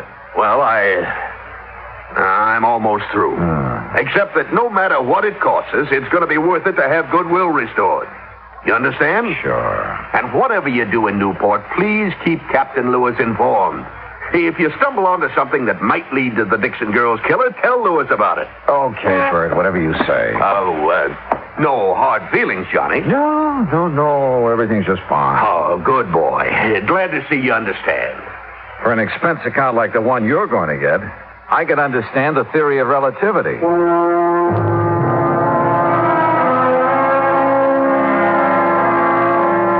I took a cab back to my apartment. That's item 2. Item 3, $18.50, transportation to Newport, Rhode Island. After checking into the Ogden Hotel, I called headquarters. Captain Lewis wasn't in, so I left a message asking him to call me. Then I called the girl in question, Darla Mason. Johnny, hi. What are you doing back in Newport? Oh, just winding up a little unfinished business. Nothing to do with me, I hope. No, not a thing. Darla.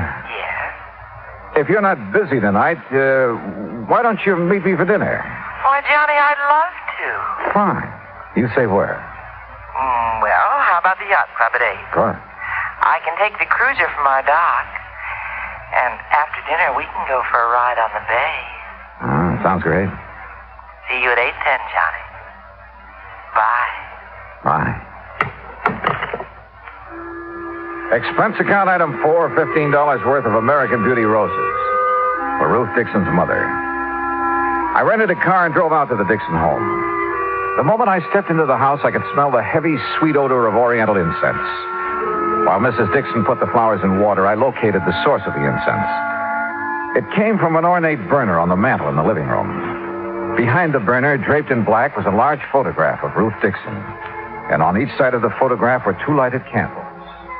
Oh, Mr. Dollar, these are the most beautiful roses I've ever seen. Well, I'm glad you like them, Mrs. Dixon. Oh, yes. Ruth will, too. Beg your pardon? I said Ruth will like them, too. I'll take them to her in the morning. That is, if you don't mind. Oh, no, not at all. Mr. Dollar, I don't know how you feel about such things, but I believe those who have passed on never really leave us. What do you think? Well, I haven't given much thought to the subject. But you should. Ruth will appreciate these roses as much or more than she ever would have. Do you believe that? Well, I didn't know Ruth when she was alive.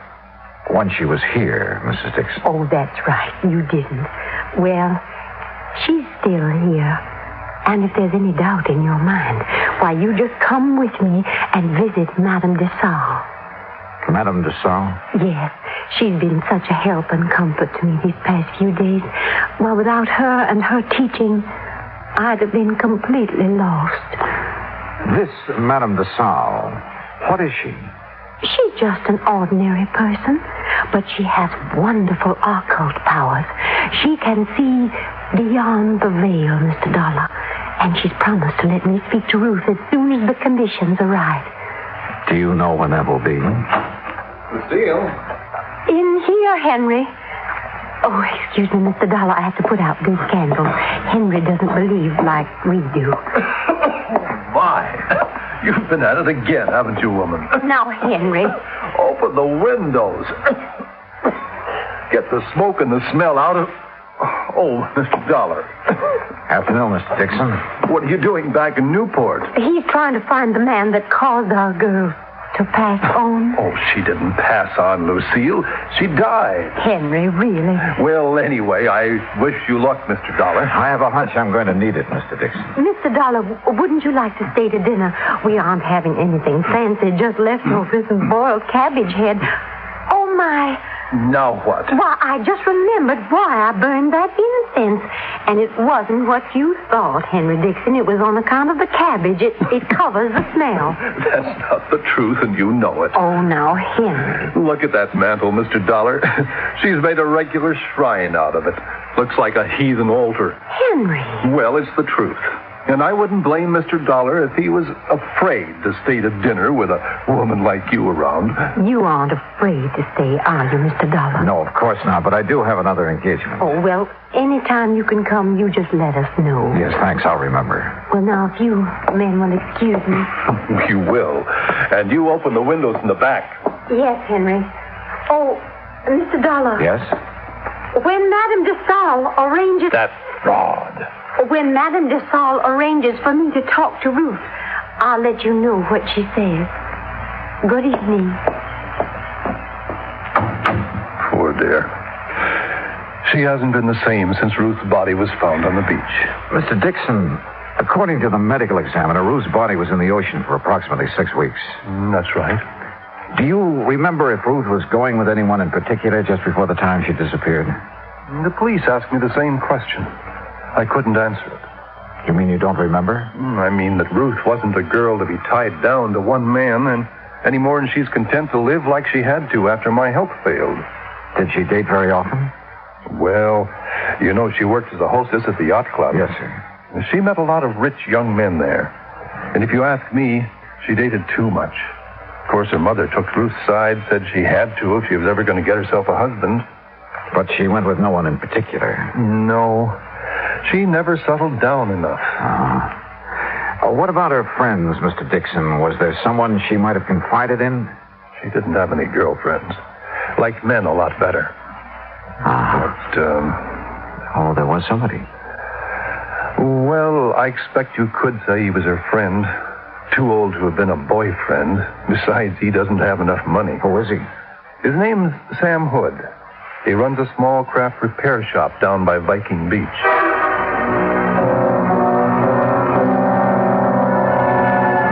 Viking Beach is on the Atlantic side of Newport, approximately a mile from Land's End, where the Dixon girl's body had been washed ashore. Once there, I didn't have any trouble locating Sam Hood's repair shop. It was on the end of a large wharf. For a moment, I thought the wharf was deserted. Then I heard it. Below the wharf, sitting low on the water, was an old converted PT boat, and standing on deck, tinkering with the controls, was a heavy-set man wearing thick glasses and greasy dungarees. I was about to call him when he looked up. Afternoon. Hi. Can I help you? Yeah, I hope so. I'm looking for Sam Hood. He ain't here. Gone on his vacation. Oh, fine. Can I do anything for you? I'm his brother, Leroy. Well, yeah, Leroy, maybe you can. You want me to come up or you going to come down? I'll come down, but how do I do it? Stairs over to your left there. Oh, sure. You're a stranger around here, ain't you? Yep, that's right. Well, I'm always glad to meet up with a stranger. This is such a little bitty place. Most everybody along the waterfront's heard everybody else's stories so many times till they're sick of it. What'd you say your name was? It's Dollar. Johnny Dollar. Well, welcome aboard the Connemore, Mr. Dollar. Connemore? That's an odd name for a boat. Sure is, ain't it? But I found it in a book. Sure fits her, and me too. What's your line, Mr. Dollar? I'm an insurance investigator. Well, now, that must be mighty interesting work. Yeah, sometimes. You chew tobacco? No, thanks. Oh. Well, I got a brand new plug of brown mule here. Ain't had it out of the wrapper. So if you want some... No, thanks, Roy. You sure missing something? Yeah. Yeah. Ooh. Man, my teeth. You want to take a look around? Go ahead. Of course, the Connemore ain't no fancy yacht. Excuse me, what did you say? I said the Connemore ain't no fancy yacht, but she's all mine and Sam's, and I'm proud of her. Oh. Where did you say your brother was, Leroy? Sam? Oh, he's visiting our folks down in Augusta. I would have gone too, but somebody had to stay in mind the store. Yeah. You know when he'll be back? Not for sure. But anything Sam knows about, so do I. We got real runny mouths in our family. Tell me, Leroy, did you know a girl named Ruth Dixon? No more than just to tip my hat to. But Sam did. Yes, sir. That gal and Sam, they used to sit up there on the wharf looking out toward Gooseberry Island, and they talk.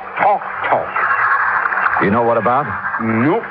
Get off that railing, you whitewash brother! Leroy, you told me a moment ago Sam couldn't keep a secret. Well, he said she was full of dreams. Man, you asked me, she wasn't nothing but another two-timing, just like all of them. Oh, that's not a very good opinion of her, Leroy. I can't help it. Sam was crazy for her, but she didn't even let on like she knew it. How did your brother take the news of her death? Oh, just awful. That why he left town? Yep. Does Sam own a .38 revolver, Leroy? Oh, sure. Most everybody who has a boat owns something like that. But, hey, wait a minute. You getting ideas? No, just asking questions. Oh. Well, Sam couldn't have killed her. I know it. What makes you so sure? Well, 'cause he's my brother. And how he was so broke up when he heard about Ruth. Why would you suppose anybody'd want to put a bullet in a pretty gal like that? I don't know, Leroy. I don't know. I asked him a few more questions, watched him chase the seagulls off the railing once more, then left. At 7:45, I was sitting in the yacht club bar waiting for Darla Mason. At 8:30, I was still waiting. And at 9:30, I gave up and went back to my hotel. I hadn't been in my room 10 minutes before someone started pounding on the door. Dollar! Dollar, you in there? Yeah, who is it? Captain Lewis, open up. Well, good evening, Captain. Nothing good about it. Huh? Fine thing you pulled. You come over here to help, then you go gallivanting off where nobody can find you. I called your office as soon as I hit town. Because the people you're working for in Hartford told you to. Now, look, that insurance agent said you were skeptical about there being a connection between the Mason and the Dixon. I still am. Now, you won't be when I tell you what happened early this evening. Okay, so what happened? Darla Mason was shot, and the bullet came from the same gun that killed Ruth Dixon.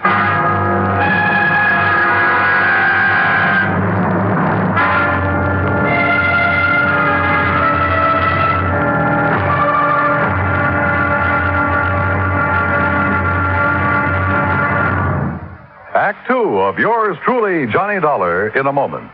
It is a very well-known fact that symbols are important to men everywhere. Whether they be symbols of country, religion, or honor, they're a cherished part of the culture and tradition of all peoples. As in almost all countries of the world, the people of Spain are very religious. And in the Spanish town of Vendrell, the people were having difficulty with a symbol. A 300-pound angel sitting on top of a 150-foot church steeple. The angel had been there since 1784 and needed repairs to keep it from falling down on the heads of the parishioners. But 150 feet is a long way up, and 300 pounds are a lot of weight to bring down. Now, there was a great deal of head-scratching over the problem until someone casually mentioned the problem to someone else who happened to be stationed at the United States Air Force Base in Zaragoza, Spain. It wasn't long before visions of a helicopter came to mind. Because Americans like to help other people everywhere, the Air Force whirlybird lifted the angel from the church steeple, brought it down for repairs, and later returned it to its perch. So grateful were the people of Vendrell for this act of friendly cooperation that they held a mass celebration of American Day to show their appreciation. Television and newsreels carried the story of kindness. So did the newspapers and magazines throughout Spain. This gesture on the part of the United States Air Force created a new symbol, a symbol of friendship and understanding. It became a symbol of freedom, the right of all men everywhere. Now, Act two of yours truly, Johnny Dollar, and the Dixon Murder Matter.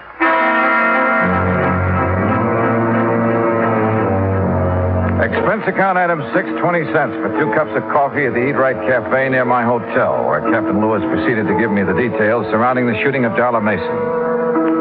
She had been on her way down to the Mason boathouse, where she'd planned to take the cruiser across the bay to the yacht club. As she neared the boathouse, someone had fired at her, and the bullets that wounded her came from the same gun that killed Ruth Dixon. So there was a connection between the Mason and Dixon girls. And if you want more proof, I have it. Like what? Well, they both spent a good deal of their time at the yacht club. Yeah, but for slightly different reasons. Ruth worked there before she was killed. But she must have known Darla Mason. No, that's no good, Captain. You go to the district attorney with that kind of evidence, and he'll throw you out of his office. He'll want proof they knew each other, and how well. Yeah, I suppose. What about Darla? When can we see her? When the doctors tell us we can. She still hasn't regained consciousness. Hey, Captain, do you know where the Masons have the work done on their cruiser? Yeah, and that's another thing. That's Sam Hood's place. Have you questioned him? Never had a chance to. According to his brother, he's away on some sort of vacation down Georgia. Left the day the Dixon girl's body was identified. Are you sure he's still in Georgia? Well, I can ask the Augusta police to check up on him. If he is, have them tell him about Darla being shot up and find out if he knew her. Okay. Well, you ready? Yeah. No one was seen prowling around the Mason place tonight, huh? Nobody else was down at the boathouse. Thanks, Johnny. Sure, Captain. And stop being so formal. My name's Pete. Okay, Pete. Well, I guess we've done all we can for a while. I'm not so sure. No, what do you mean? I'm not sure about that either. But I have an idea. Or maybe I ought to call it a hunch. About what? Well, I'd like to sleep on it first, if it's all the same to you. Have I anything to say in the matter? Nope, not a bit. It was late and I was tired, so I did the obvious thing and went to bed. Early the next morning, I called the hospital. Darla Mason had regained consciousness and would recover. But she couldn't be questioned for another 2 or 3 days. So I finished dressing and went down for breakfast. I was crossing the lobby when someone called me. Mr. Dollar. Mr. Dollar. Oh, Mrs. Dixon. I've been waiting to see you. Well, you should have called. I'd have come right down. Oh, no, I was afraid I'd wake you up, and I didn't want to do that. Oh, that's very thoughtful of you. Mr. Dollar, is there some place we can go and talk? Well, there's my room. Oh, no, I mean, well, it wouldn't look right, you know. Oh, well, then, how about over here? Looks like a nice, quiet corner. Yes, this will do nicely. Mr. Dollar, remember I told you about Madame de Salle? Yes, I remember. Would you like to sit down? Oh, no, I'm too excited to sit. Excited? About what? Well, I've been trying to tell you about Madame de Salle and what happened last night. What did happen? The conditions were right. I beg your pardon? The conditions. They were right. Remember, I told you Madame was going to let me speak to Ruth when the conditions were right. Well, they were last night. Oh. Well, aren't you interested in what Ruth had to say? Oh, yes, I am, Mrs. Dixon. She told me who killed her, Mr. Dollar. What? Yes, sir. Just as plain, I heard it from Ruth, and there's no doubt about it. It was her voice, all right. Mrs. Dixon, exactly what did Ruth say about the person who murdered her? Oh, Ruth described her to a T. Her? She said it was a woman. Young, dark hair, brown eyes, and a big red scar on the back of her left hand. I see. You seem disappointed, Mr. Dollar. I guess I was doing a little wishful thinking, Mrs. Dixon. Well, wishful thinking or not, Ruth told me who it was that killed her. Oh, her name, too? Well, she didn't know her name. But that big red scar. Now, you find a woman who has a thing like that on the back of her left hand, and you'll have the guilty party. Yes, well, I'll look for someone like that today, Mrs. Dixon. Now, come on, I'll buy you some breakfast.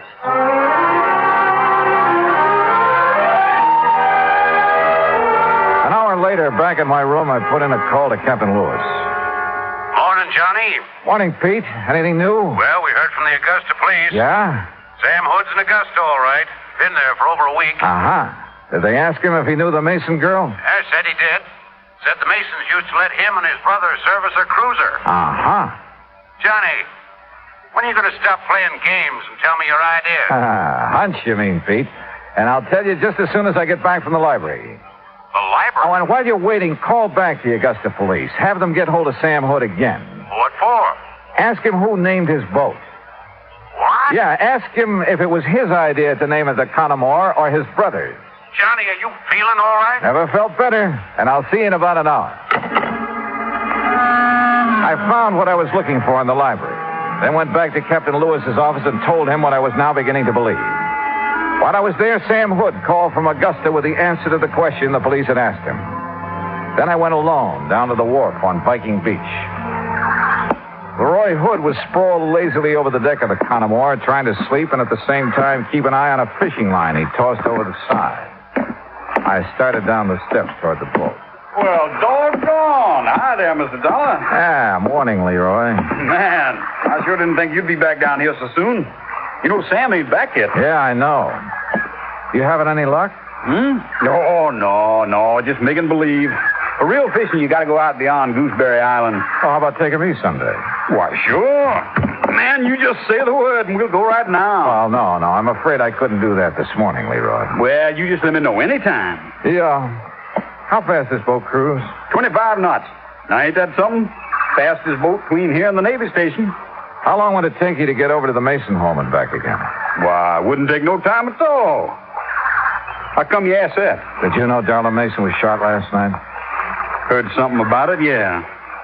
Do you know Darla Mason, Leroy? How could I know somebody like that? I don't know. But if you didn't know her, why did you try to kill her last night? You joking? No, not a bit. Oh, come on now, man. What you mean I tried to kill her last night? Just what I said. That ain't funny. That ain't one bit funny. But it's the truth, isn't it? The truth? Now, who told you that? Darla. What? She couldn't have. No, why not? Because the papers say she's still unconscious. Besides, she couldn't see nobody around that boathouse last night. It was too dark. Dark as it was the night you killed Ruth Dixon. You know, you're beginning to get me riled, Dollar. That's so. It sure is so. Coming around here with all kinds of lies saying I killed Ruth Dixon. I didn't say it. Your brother did. Sam? Oh, man, now you really lying. Sam's in Augusta. You ain't seen him. We talked to him on the phone this morning. He told us about you and Ruth Dixon and the Mason girl and every other woman who comes around here. Well, just because I try to make a little time with him, that don't mean I killed nobody. Sam told us different, Leroy. He told us that you can't stand to have a woman laugh at you. Every time a girl has, you've tried your best to make her sorry for it. You really did talk to Sam? What do you think? But why would he tell on me? Why? He never has before. He didn't want to, Leroy. That's why he left here when he did. He needed time to think. Decide what to do about his brother. About you. What you gonna do about it? What I have to do. Take you in. No. Nobody's taking me anywhere I don't want to go. And anybody cries, they're gonna be sorry. Leroy, come out of there. I'm coming. You look out, dog. You look out. You don't try stopping me. Leroy, come back. No!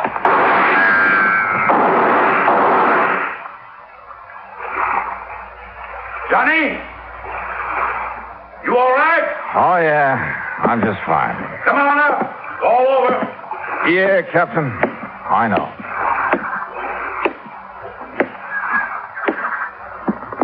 Tell me something. If I can. What put you onto him in the first place? Two things. You see, he liked the girls, wanted to be a lady killer, but they'd only laugh at him, and he couldn't stand that. I see. But the big thing is, what he named this boat, Connemore. I don't get it. Well, a man like Leroy, not much education, he'd have to have a real reason for wanting to name it that. But why? What's so special about that? You ever hear of Bluebeard? A lady killer? Sure, who hasn't? Well, Connemore was his real name.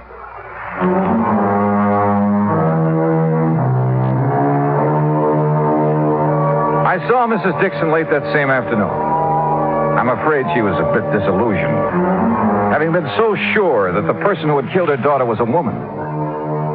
But there was one funny thing. On the back of Leroy's left hand was a long red scar. Expense account total, including car rental, hotel bill, and transportation back to Hartford, $968.20. Yours truly, Johnny Dollar.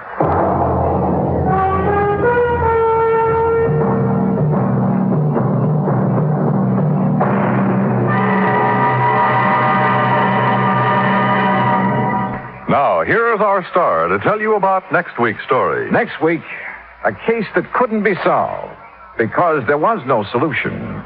And yet, well, join us, won't you? Yours truly, Johnny Dollar.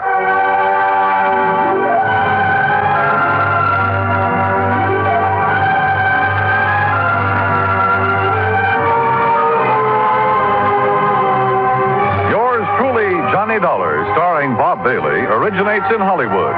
Written by Charles B. Smith, it is produced and directed by Jack Johnstone. Heard in our cast were Gene Tatum, Jeanette Nolan, Frank Nelson, Russell Thorson, Sam Edwards, and Austin Green. Musical supervision is by Amerigo Marino.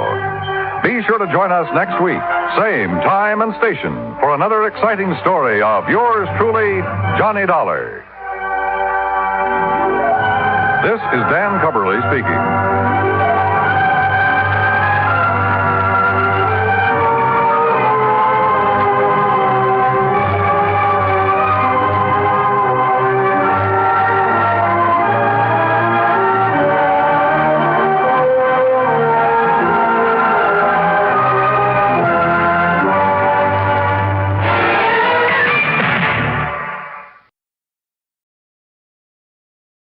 It was the week before Christmas, and all through the house, a creature was stirring. And boy, what a rat.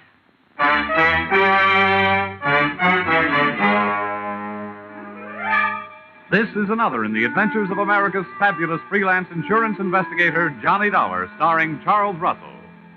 At insurance investigation, Johnny Dollar is only an expert. At making out his expense account, he's an absolute genius.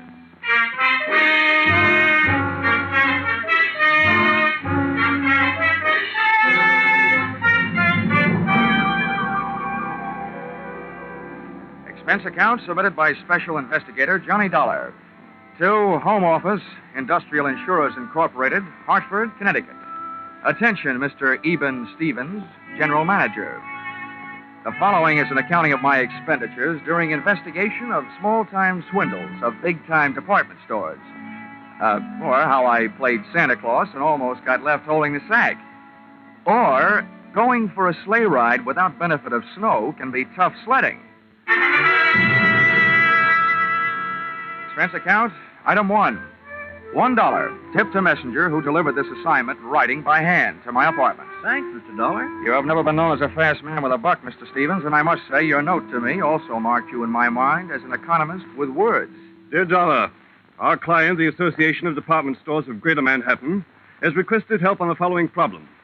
A young man has been making the rounds of New York department stores during the current Christmas rush. Using his equipment and official-looking sales book, he goes to a business department, makes a quick sale on some large item, writes it up in his furious sales book, takes the customer's cash, and disappears. Enclosed find varying descriptions as furnished by victims to date, and check for your usual retainer fee. Please put a stop to this nefarious practice at once. Signed, Eben Stevens, General Manager. Expense account, item 2. $6.21. Train fare, Hartford to New York. Next morning at 7:03 on the Banker's Special. A train very cleverly named that because 75% of its load is made up of bankers.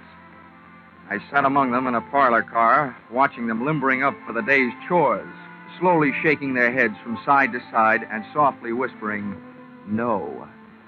We arrived at Grand Central at 9:20. The bankers got off and headed for their granite vaults. I got off and headed to face my stone wall. Expense account, item 3. 4 bits, cab fare to offices of the Association of Department Stores of Greater Manhattan. There, things got brighter right away. Her name was Judy Whitehall. Boy, how she'd been missed by the scouts for the Copacabana, I'll never know. I have been assigned to help you all I can, Mr. Dollar. What would you like to know first? Your home phone number. Oh, well, maybe we better wait until later for that. How many stores are there in your association, Miss Whitehall? We have 120 member stores, Mr. Dollar. Great. You know, in one department store, I'm the kind of a guy that can't find the glove department. And now I've got 120 stores in which to find someone I don't even know. Well, we do have the man's description. Yeah, as a matter of fact, we have a lot of descriptions, all slightly different. And the regular store detectives are all on the lookout. It's like looking for a noodle in a spaghetti sack. And all the sales personnel have been warned. It's beautiful. What's beautiful? Your face. Well, really, Mr. Dollar. Hmm? After all. Oh, yeah. Oh, yes, I know. Business. Well, before I start, maybe you'd better give me a letter of identification. If I spend all day moseying around department stores without buying anything, I can stand a good chance of getting picked up as a shoplifter. Right away. Follow me. All right. Oh, just a minute. Hello, this is Miss Whitehall. Oh, yes, Mr. Sandler. Oh, my, that's terrible. My goodness, that's awful. Good gracious, that's worse. Well, the insurance investigator is here right now, Mr. Sandler. We'll be right over. What's so terrible? Well, that man, the one we're looking for, he was in the Miller's store making a phony sale in the camera department. Oh, you also said it was awful. It was. A little girl picked up a camera and snapped his picture, and the man tried to take it away from her, and the girl yelled, and then her mother screamed. And what made it worse? Well, a store detective came running, and the man shot him. Then he grabbed the little girl, camera and all, and ran off. They called the police. Really? I can't imagine why.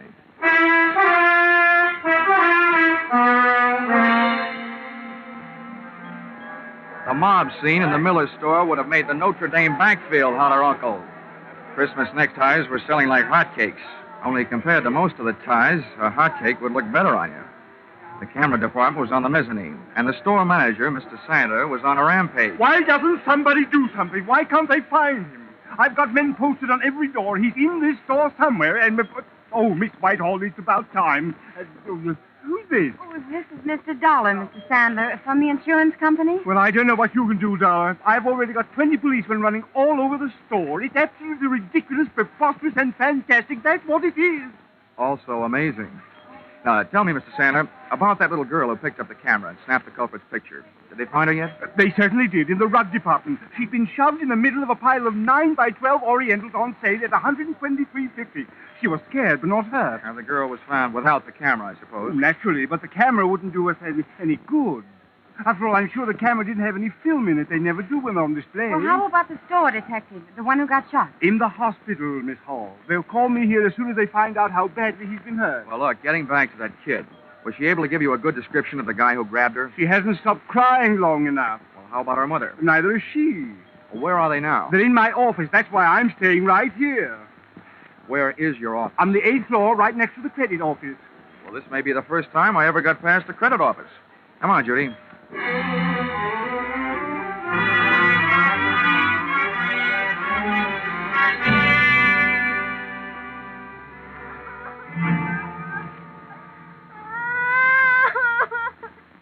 Oh, Bobby, come on. Blow your nose.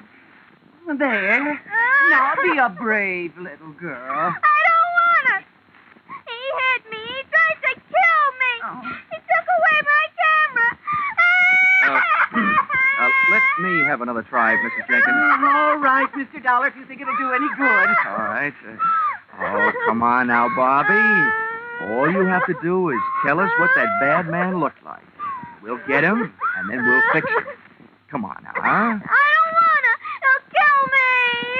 I'm beginning to think he's got a point. Okay, Bobby. Okay. Just a minute now.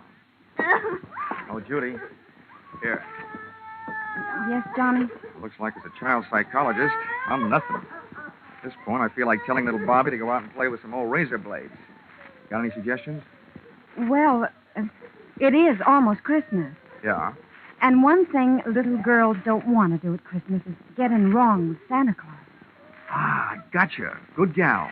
Where do we find Santa Claus? In the toy department on the 5th floor. Well, give me about 5 minutes to explain things to Santa, and then bring Bobby down. All right. Oh, Bobby. What? Do you know what happens to little girls who make Santa Claus mad at them? Yes. What happens? They don't get to look at television before they go to bed. I mean, at Christmas, what happens? They don't get any toys. All they get is old sweaters and underwear. Well, listen, Bobby. This guy Santa happens to be a good friend of mine. What do you think of that? Tell him I want an air rifle. You would. Okay. I'll even fix it so you can tell him yourself. How's that? Just fine. Ah, good girl. Hey, where'd you get that blood on your coat?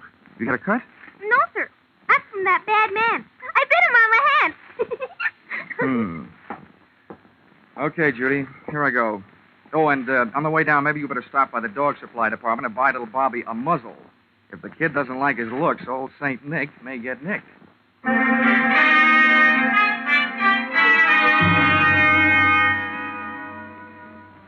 Department stores should have some kind of a congressional medal for salespeople who work in the toy department just before Christmas. I took the elevator down to 5, and when that door slid open... Toy department. Let him out, stepping into Dante's Inferno, junior grade. First, I got on a house phone and called Sandler, who was still in the camera department. He'd had word from the hospital. The store detective had died without regaining consciousness. I was no longer trying to catch a cheap swindler. I was now out to swap blood with a dirty murderer. A line of fidgety kids led me to Santa Claus, sitting benignly on his throne. I had a short talk with him and a short wait for Judy and little Bobby.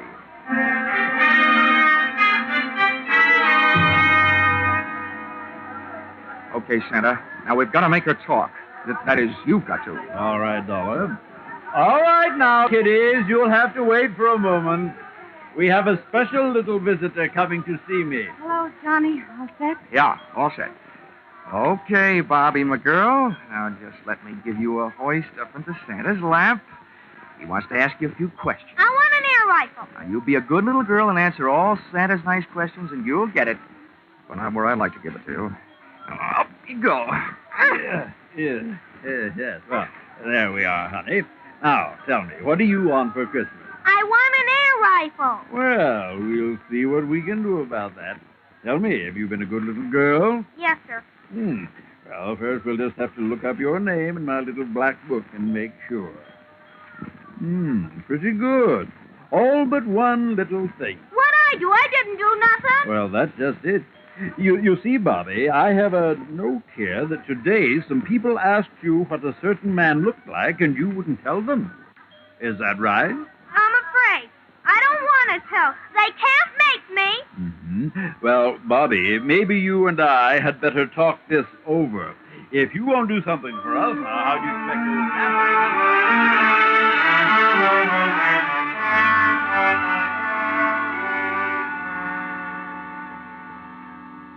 Little Bobby's description of the murderer wasn't the greatest by any means, but it was better than none at all, with which we had been furnished by the personnel in the camera department and the kid's mother. We took the girl to the advertising department, where an artist made a sketch. Armed with a drawing, we made a tour of the store exits, showing it to the police posted on every door, giving them a rough idea what to look for. A medium-build, pudgy man with black hair.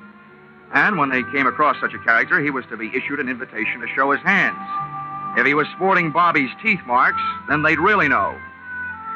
Well, this chore out of the way, Miss Whitehall and I sank our teeth in a pair of sandwiches in the tea room. The Shopper's Delight sandwich, to be exact. Cream cheese, walnuts, watercress, and pineapple on whole wheat bread.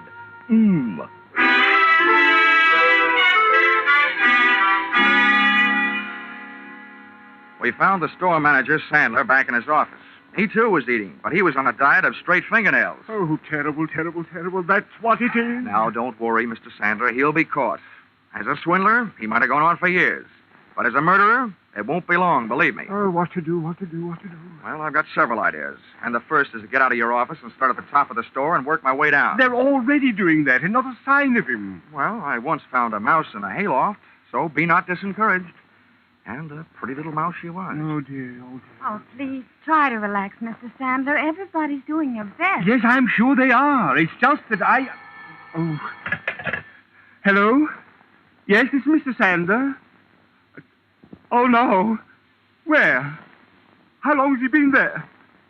Oh, I'll be right down. What's the matter now? About an hour and a half ago, our store Santa Claus stepped out into the employees' restroom for a smoke. He was slugged from behind. When he came to, he was all tied up in a broom closet, and somebody has stolen his Santa Claus suit. They just found him. About an hour and a half ago. Judy, you know what that means? Oh, no. Oh, yes. 45 minutes ago, when little Bobby was giving Santa Claus the murderer's description, he was giving it to the murderer himself. Oh, good gracious. Instead of a kid's air rifle, it could have gotten us a revolver, size 38.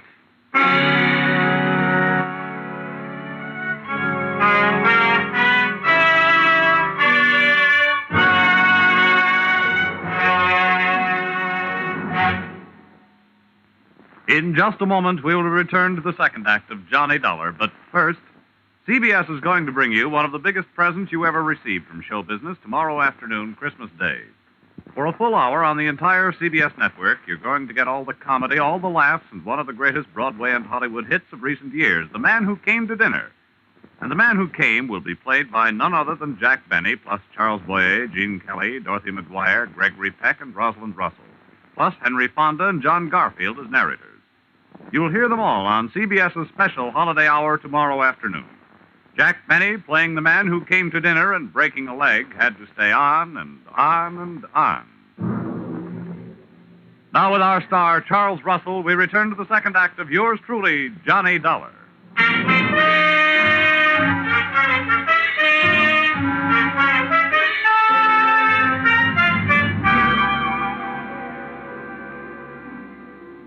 There's no place like a crowded department store for a fresh-made murderer to be on the loose, especially one that's playing Santa Claus for a lot of rosy-cheeked little nippers. I headed back to the toy department, but when I got there, the cupboard was bare. Our lethal St. Nick had decided to give up his red flannel and white whisker hiding place. We found the empty suit in a storeroom, tossed high on a stack of baby buggies. Oh, Johnny, this is terrible. That man's a murderer. What are you going to do? What am I going to do? Now, listen, Judy. By now, there must be 87 cops sifting through this store looking for that guy. They've got 2 cops on every door. Now, all I'm going to do is help them look. This is one of those everybody's problems. You're right. I guess I'm just getting excited. Well, that you have a right to do. Come on, let's get out of here. I've got an idea. All right, Johnny, I'll Oh, Mr. Dollar, thank goodness I found you. Mr. Sandler wants you right away down on 3. An old lady has just been shot in Junior Mrs. Lingerie. Serves her right for not acting her age. Let's go, Judy.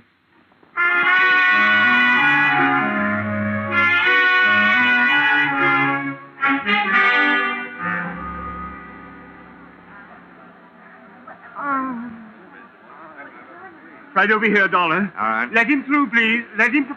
Lady, please stand back now. Well, Dollar, congratulations.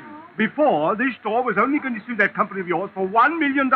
Considering what this shooting will do to our reputation, I'm going to make that $5 million. Mr. Sandler, keep your powder dry. First of all, it's not my company. And second, you can't sue them for something they didn't do.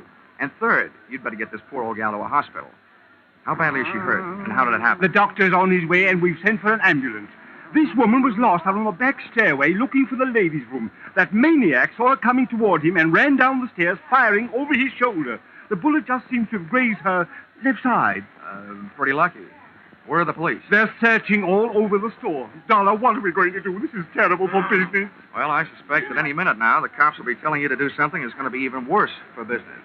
Close the store. Well, but close the store? Why, we're staying open late tonight. It's the last-minute rush. I'm just telling you what I think. I think the cops will double the lookouts on all the doors and make you close the store. Then they can go to work. We lose thousands of dollars. They can't make me close the store. If you stay open, you might lose a few more customers. The hard way.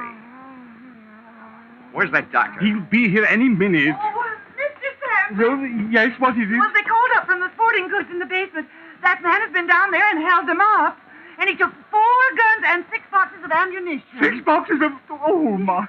Oh, what's this going to do to our store? If you're not careful, it's going to turn your store into the world's largest shooting gallery with live targets. You know what I suggest, Mr. Sandler? What? Tell me what? Don't wait for the police to tell you. Close the store.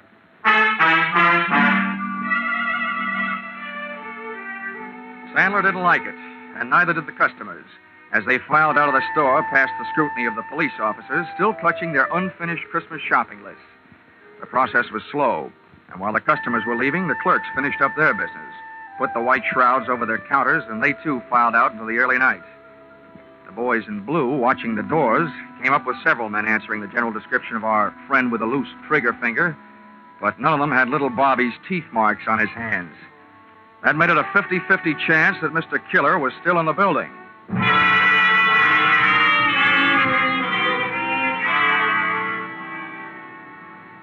There's nothing more eerie than a department store after closing. In its white sheets, the whole joint seemed to be playing ghost. I sent Judy over to a steakhouse, Pietre's on 3rd Avenue, told her to wait. Then I had Sandler get me a gun from the sporting goods department.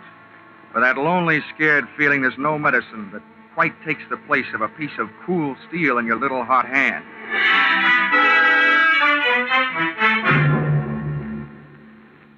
The sergeant, in charge of the police detail, posted men outside all exits. The rest he took up to the roof with him. They were going to run the whole store through their burly blue sieve, floor by floor, counter by counter, inch by inch. Sandler stayed with me down the first floor. Just for fun, I thought I would start working my way up. Dollar, don't you think we should get out of here and leave this to the police? Well, I have several goosebumps that agree with you, Mr. Sandler, but I have a very dangerous habit of trying to earn my money. Oh, this is terrible. Now, look, every counter and post in this store is just the kind of hiding place a sniper would pray for. I get paid for this kind of work.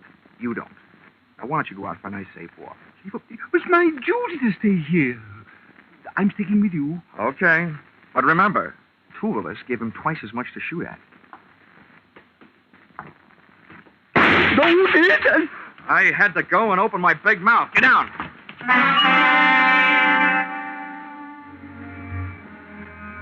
Getting down on that floor could have been committing suicide in itself. The killer's bullet had crashed into a showcase. A sea of broken glass is a risky place to practice diving. Having to swim out of it was twice as bad, but that's what I had to do. Oh, Mr. Dollar. Now, Sandler, keep your head down. Bury your face in that glass, but keep your head down. Yes, Dollar. Tell me what to do, anything but get me out of here. I have a wife and 3 kids. Well, if you'll do what I tell you to do, your wife will go on having a husband and your kids will still have a father. Yes, just tell me. I don't know exactly where that shot came from, but from the looks of this glass, it must have been from behind us. Now, I'm going to leave you and crawl over near those elevators. While I'm on my way, you rattle around in this glass. Let them hear where you are. Give me about 2 minutes, and then do something to draw his fire. What'll I do? Do anything but one thing. Don't stand up. I'll think of something. You'd better. But don't take any chances. No. But what are you going to do? Take some chances.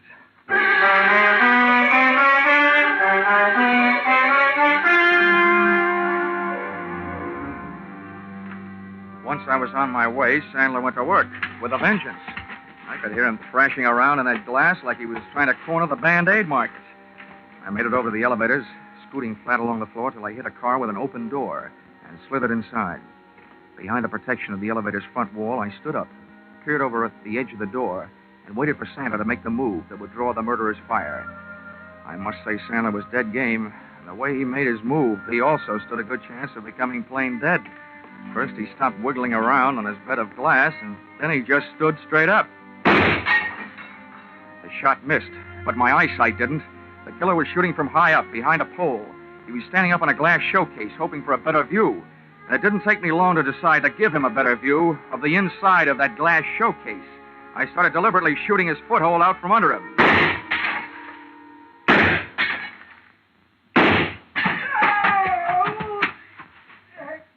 He was bleeding beautifully when I started to run, straight for the back of the store, firing as he ran. As one last souvenir, he threw his empty gun over his shoulder at me. People who live in glass houses shouldn't throw guns. I decided to join the track team and went on the chase.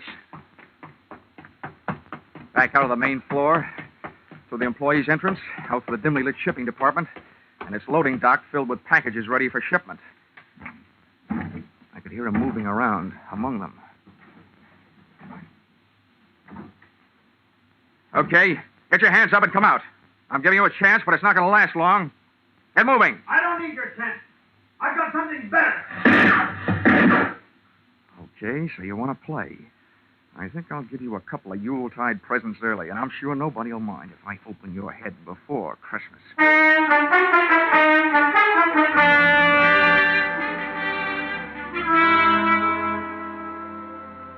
My hot-headed friend was hiding behind a high pile of wooden boxes ready for shipping. I grabbed the heavy, empty dolly, gave it a flying start, sent it crashing into the bottom box of the pile. It was beautiful. The biggest crash since 29.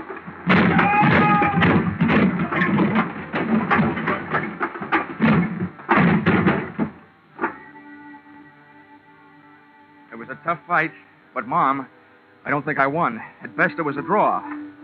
About the 15th time I belted him, he belted me right back.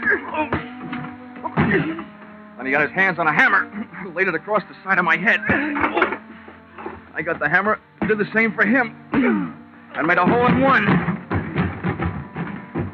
He fell squarely into a man-sized packing case lying at the foot of the packing bench. I was getting weak, dizzy. I had to hold him. One thing to do. Top a case lying right there. All ready. Nails part way in. Put it on right over him. Nail it on. Good, tight. Good, tight. Good and tight. Everything is going black.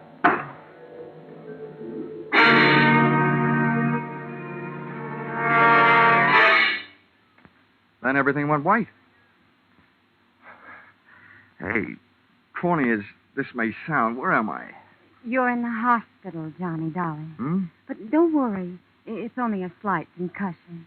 They brought you here last night. Oh, I suppose I have a hammer-shaped hole in my head. No, darling. It hardly shows.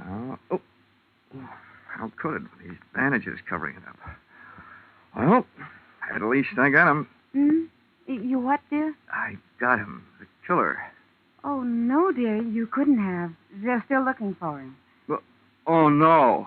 Oh, my gosh. What time is it? 11 in the morning. I gotta get out of here. Why? Johnny, please. Johnny, you're not supposed to get out. Oh, nurse!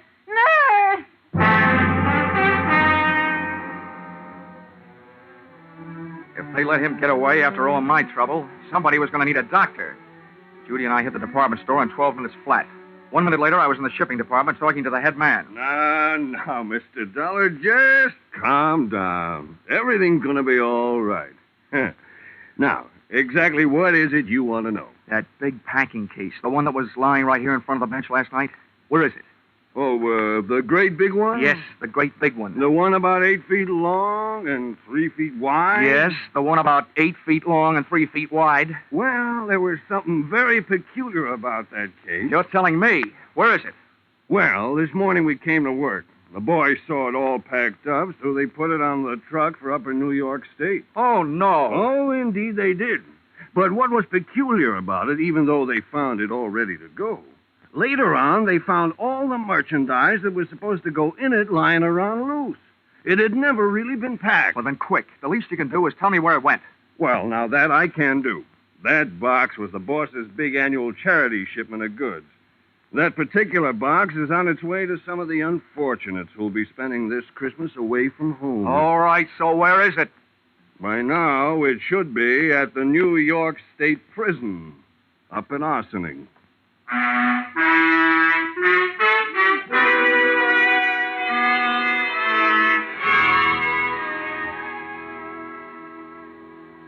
Expense account, item 5, $12.80. Dinner check at Pietro's, where I had asked Miss Judy Whitehall to wait for me the night before, and where I inadvertently stood her up. Although how a gal can stand up after eating $12.80 worth of food, more than I can figure out. Let's see. Expense account, item 6, $10. Medical supplies for those poor CBS sound men, Vern Surrey and Billy Gould, who had to break all that glass during the show. Expense account total, $511.50. You may think this amount is a little high, but isn't everybody at this time of the year? Signed, yours, truly, Johnny Dollar.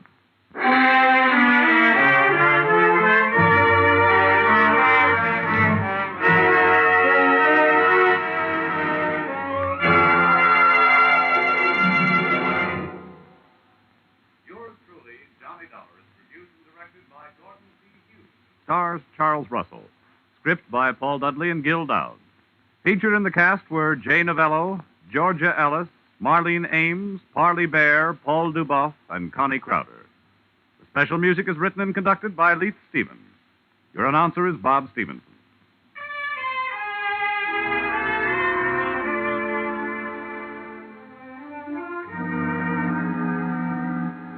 Be sure to be with us at the same time next week when another unusual expense account is handed in by yours truly, Johnny Dollar.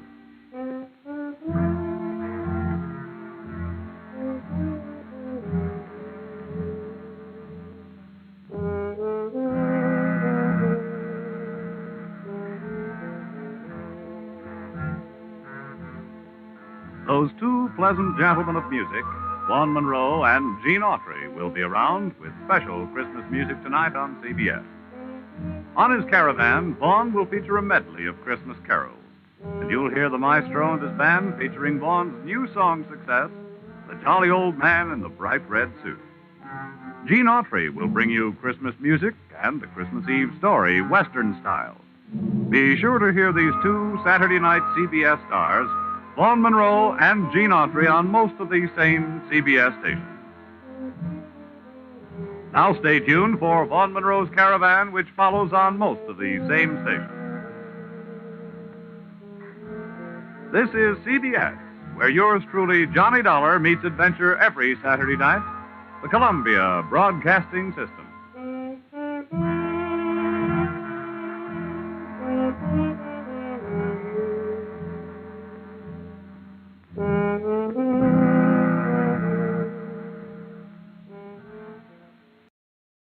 From Hollywood, it's time now for Edmund O'Brien as... Johnny Dollar. This is Bill Hudson, Johnny. Grand Industrial Assurance. Remember? How could I forget? Whose assembly line busted down this time? It's steel, Johnny. Cornell Steel, Pittsburgh. Lots of so-called accidental deaths from the open hearth furnaces. Frankly, it smacks of murder to me. Could be hot work. I'll bring my sweatshirt. When's the next plane for Smokeville?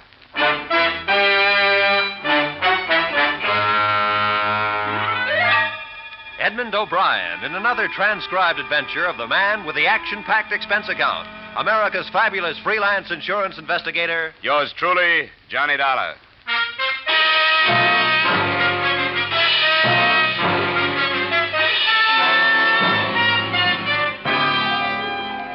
Expense account submitted by Special Investigator Johnny Dollar to Great Industrial Assurance Corporation of America, Hartford, Connecticut. The following is an accounting of my expenditures during investigation of the dead first helpers. Expense account, item 1, $83.24 plane fare to Pittsburgh, Pennsylvania, a land of chimneys and open hearth furnaces where I met Supervisor Joel Barrett. 5 men in a single month, Mr. Dollar. All of them first helpers. What's a first helper? Well, it goes like this.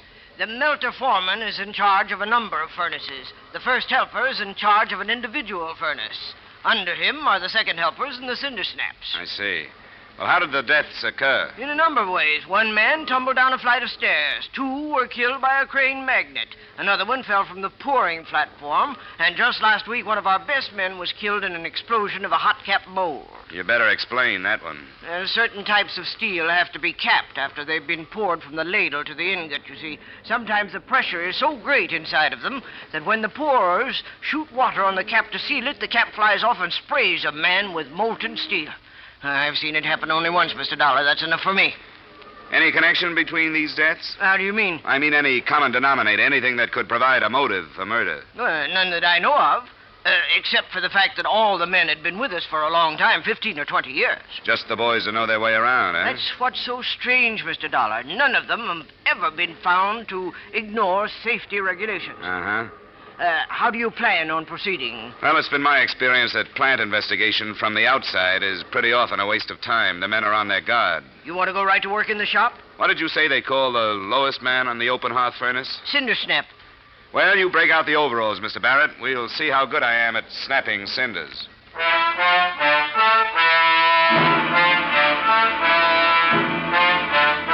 Expense account, item 2, 25 cents for work cap. Every other item of equipment provided by the company. Expense account, item 3, $1 for blister salve and adhesive tape for hands after first 8 hours of work. Expense account, item 4, 75 cents for liniment for back after second 8 hours of work. Expense account, item 5, $10 first union fees, United Steelworkers CIO. Footnote, the 4th day on the job is the hardest. Dollar! Yeah! Silicon! What? Silicon! Wheelbarrow, come on! Right! Move! Dollar! Yeah? Get on the rod, they're tapping 12. Rod? Get on the rod! Right! Dollar! Yeah! Where's the silicon? Well, I gotta get on the rod! Well, get to the rod, the silicon, and we burn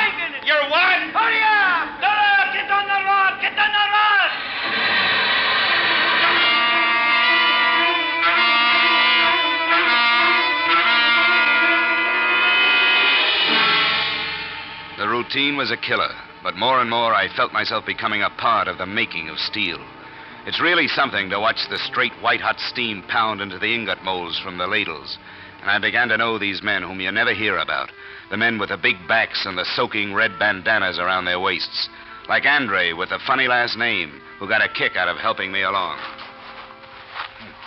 It's all right, Dollar. You get the swing of it. It's not half so hard like you think. After a while, you get strong, get tough like nails. Oh, my aching back. Bet you never eat so good, huh? Bet you never sleep so good. Oh, I dream about lime-silicon ratios. You on seat turn tomorrow? Yeah, if you mean the midnight shift, yeah. Good, you be with me. I show you lots of things.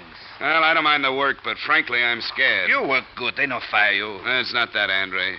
I mean cranes and scrap cars and ladles of steel 3,000 degrees hot. You learn how to go around. You have no trouble. You remember the rule. You have no trouble. You'll be fine. Maybe. But some of the boys were saying that 5 men died in the last month. And boys that should know how to get around. Right, Andre? Accident always happen. Fools, the old ones, they are the careless ones. They think they know so well the rule, and they slip and poof. Yeah, you said it. Poof. But sometimes it isn't so easy to make friends in a steel mill. Sometimes, no matter how hard you try, you know that you've lived too soft a life to ever get information from a steel man like Joe Poland. I found him in the company cafeteria. Where do you come? Chicago. You no look Chicago. What do I look? You look from office building. Where you work before? Office building. Your hand like baby, soft like milk. How'd they take you? Guess I've got an honest face. What? Skip it. Eat your soup. It's getting cold. Yeah.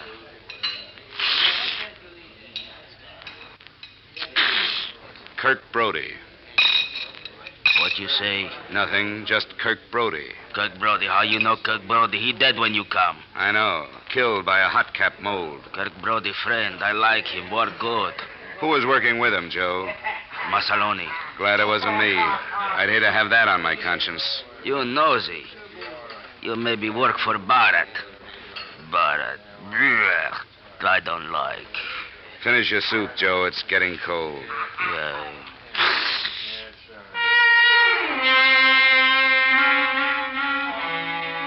But then there was Fred, another first helper, who helped me understand the general feeling about Mr. Barrett. You'll learn what it's like, Dollar.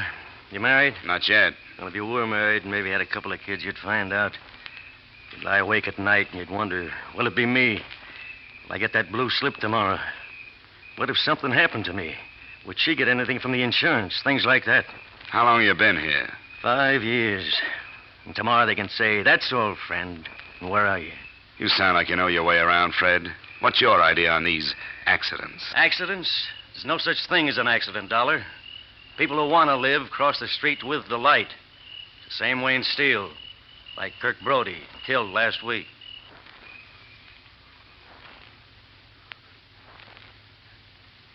I decided to pay Kirk Brody's widow a call, but there was so little to go on, I had nothing to lose. She lived in a cold water flat. There was still a black wreath in the door.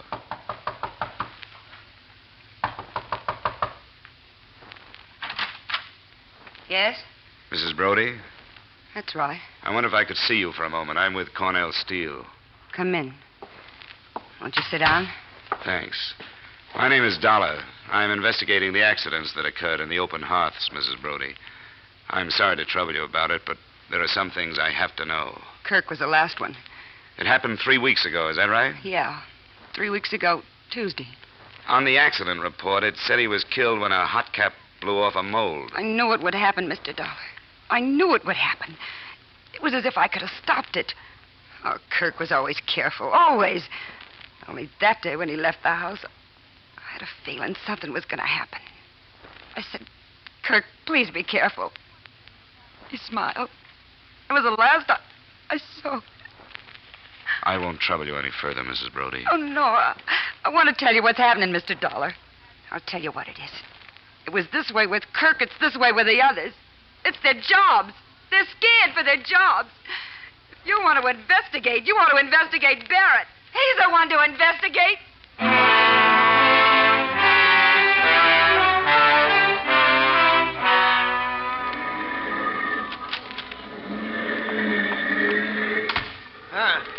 Hope nobody saw you come in here. Nobody did, Barrett. What'd you find out? Well, nothing you could call factual, but there's some kind of tension in the shop. Something's going on. Well, production is holding its own. No, they work all right. But it's like they're frightened of something. I want to look at your employment records. Well, sure thing. Right in that file drawer. Thanks. It certainly is odd, Dollar. Every one of the men killed was alone at the time. No witnesses at all. Oh, really? That's something you neglected to tell me on my first visit here, Mr. Barrett. Slipped my mind. It seems several other things slipped your mind. What do you mean? Well, like a little communication I found on the bulletin board in the locker room. What communication? To the effect that due to various conditions beyond our control, layoffs will be necessary in some cases, and men will be laid off consistent with their seniority. But now, what possible connection could that have with the 5 deaths? You had the answer to that question, but I had to find it out on my own. I don't call that active cooperation, Mr. Barrett. What's that, The 5 men were killed in order of seniority. The killer, whoever he is, obviously is scared to death of losing his job. According to your files, the next man slated for accidental death is another first helper, Mike Baroldi. Now, you knew all that. Why didn't you speak up? Well, I don't know. It never hit me as particularly important. You know Cornell Steel isn't laying off anybody right now. Maybe you're trying to scare the men into more work. And I doubt if that's company policy, Mr. Barrett. You have your job to do, Dollar. That's to find this killer. I have my job to do. That's to boost production. Is that all right with you? Perfectly all right. And I'll take my job any day.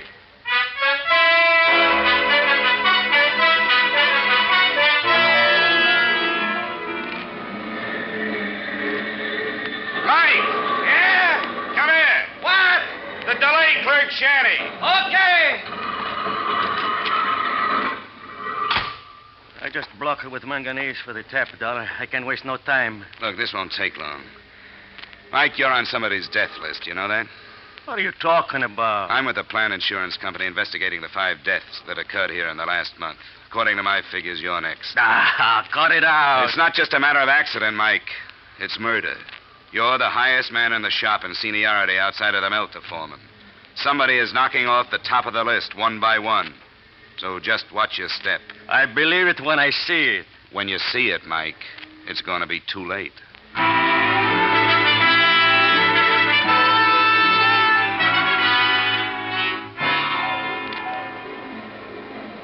That night, toward the end of the shift, must have been about 6 in the morning, Mike was cleaning cinders from the furnace floor on the tap hole side. I was making it my business to keep an eye on him. He was sweeping the cinders off the platform down into the empty ladle pit 30 feet below. As a first helper, it wasn't his job, but Mike was like that. Suddenly, from the other side of the furnace came the huge figure of a man in an asbestos cloak and hood over his head and body. Mike turned, and a look of terror came into his face. I started for him, but too late. Whoever it was picked Mike up, held him aloft for a split second, and hurled him to his death.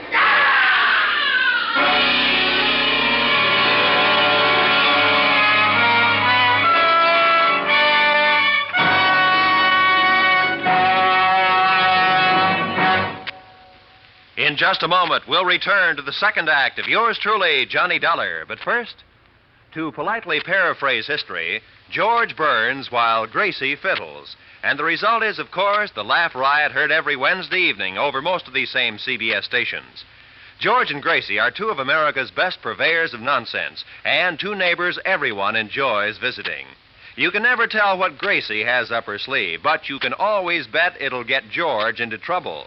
Be sure not to miss the Burns and Allen Show this Wednesday and every Wednesday at that spot on your dial marked CBS.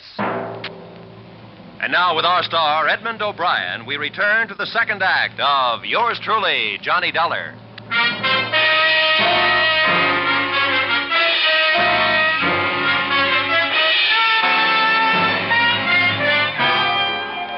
They gathered around the body of Mike Baroldi, and I gave chase to the killer. It was like running after a brown ghost. He ducked up the aisle between furnaces and hopped gingerly over the coupling of a train of coal scrap. I wasn't so lucky. I climbed up, but my foot got caught in the coupling guide, and I fell on my face. The next thing I remember, I was in the plant inspector's office. He was dismayed. He took one gander at my noggin and launched into Lecture 1A of the Safety Inspector's Manual. And look at this one. Another example. Look at his head. You're lucky to be alive. What rule did you break? Section 3, Code 2. Don't you be funning with me. You know, I could have you fired, you know. I'll bet you could. What have you found out about Mike Baroldi? I filled in a full report. The poor man fell over the railing while cleaning the platform. Not quite. What? He was pushed. Pushed? Who pushed him? I don't know. The killer had an asbestos cloak and hood over him. A killer? This is worse than I thought. You got a skeleton key to the lockers? I want to see Mike's belongings. Look, just who do you think you are? I'm with the Grand Insurance Company, mister. You give me the key, and I think we can have this thing straightened out in no time. He was so stunned, he sent me to the Open Hearth production office where I got a key. The locker room was empty. I went to Mike Baroldi's locker first. I found his wallet with a pass to the plant in it and $3 in cash. There was a picture of a woman holding a baby. I put the wallet back, looked through the inside pocket of his coat, empty. I closed the locker and started a methodical search of each locker in the place. About 2/3 down the first row, I came to a locker labeled Andre Lemire. I opened it and found what I was looking for, an asbestos cloak and hood. There had been a tear on the sleeve of the cloak worn by the man who had killed Mike Baroldi. I took the cloak with me, locked up, and walked down the aisle to the door. Somebody was coming in just as I was coming out.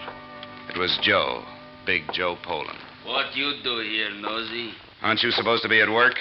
I feel sick. Where's Andre? Andre work. Number 10? Like always, number 10. You nosy fella. I get nosier. Did you ever see this asbestos cloak before? Sure. It used to blow a topple when they put out new heat. You seen it lately? Like on somebody? Sure. Andre, he have on coat. When? Before. Before what? I don't know. Before. All right, thanks, Joe. See you later. Yeah. You tell Andre Joe's sick. Joe go home. I'll tell him, Joe. Hey, wait. Inspector say Mike Baroldi pushed from rail. That's right. How he know? I told him. How you know? I saw it. You see Andre push Mike, huh? What makes you think it was Andre? Andre bad fella. He don't like this Mike. Always make trouble for this man. And you don't like Andre? Sure I don't like Andre. Why you think I tell you? Did you see Andre? I see him go to furnace where Mike is. Stomach too big. You go on home, Joe. You don't look so good. As far as I was concerned, there were two main possibilities, two big boys. One was Joe Poland. The other was Andre Lemire. I stuck the asbestos cloak that I found in Andre's locker in the production office where I could get to it later. The sun had come up, and Andre was standing there, enjoying the fresh air before going down to the locker room. Hello, Dollar. It's a beautiful day. Yeah, it is. It's a beautiful day. That man should have to bury himself in this dirt and filth when all the world is so beautiful. That is the shame, no? Yeah, that's right, Andre. You going home now? Yeah, I go home now, yes. Oh, I have wonderful suggestion. Wonderful suggestion. You come home with me, huh? We have good French meal. You like good French food? Yeah, sounds great. Your wife won't mind? Sure she mind, but who cares for the wife? Ah, come.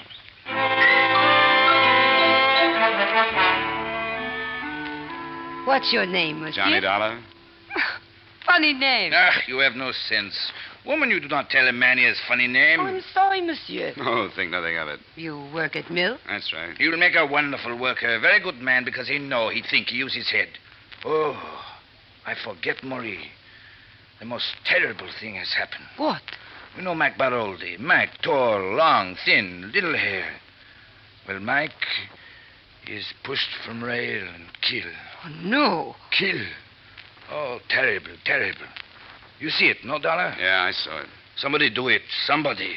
They catch him, boy. Andre, I think it's about time I let you in on a little secret. I'm with an insurance company. I'm investigating these murders. Huh? I found an asbestos cloak in your locker today. I have no asbestos cloak. I saw Mike killed, Andre. The killer wore this cloak. The cloak was in your locker. Maybe you'd better take it from there. You say I killed Mike? You tell me this? I take you to my house. You say terrible things to me like this. You lie to me. You say you are friends of mine. You leave. You leave. Leave. Well, there goes some nice French cooking.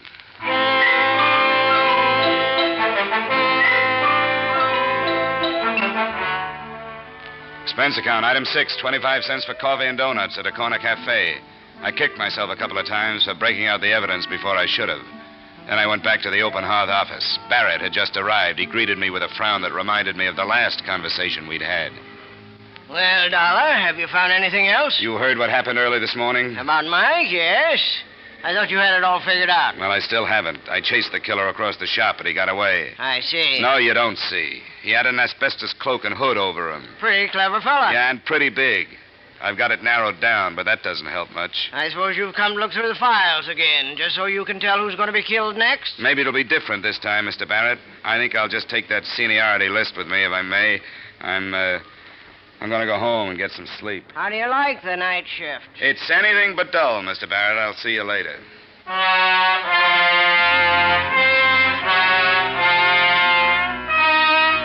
Expense account, item 7, $1 even, cab fare to boarding house, to which a surprised taxi driver chauffeured his first overalled customer in what must have been years. Did I study the list in the cab? I did not. I grabbed a little sleep. The driver shook me awake. I paid him, went upstairs, and flopped in the cot. Then I opened the paper. The next name on the list was none other than Andre Lemire.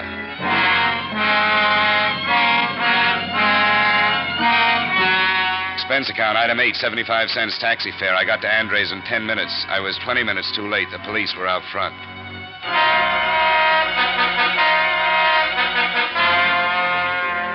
Dead. He's dead. They killed him. Who killed him, Mrs. Lemire? Killed him. Killed. Who? Who, Mrs. Lemire? The man. The big man. He killed him. Sergeant, take care of him. I'm sorry, Mrs. Lemire.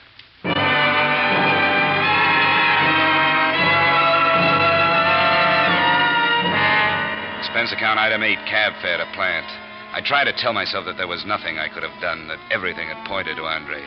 But I'd seen his name on the seniority list, right below Mike Baroldi's. I'd drawn too many conclusions. It was clear now. The asbestos cloak in Andre's locker had been a frame. Maybe insurance investigators shouldn't make mistakes, but they do. And sometimes fatal ones. I could lay the blame for Andre's death on nobody but myself. Myself and a big first helper named Joe Poland.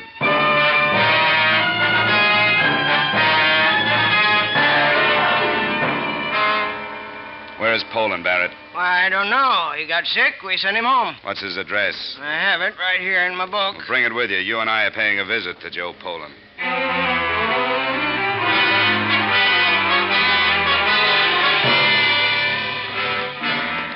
I hope you have a gun, Dollar. Just in case. A knock. You better stand back.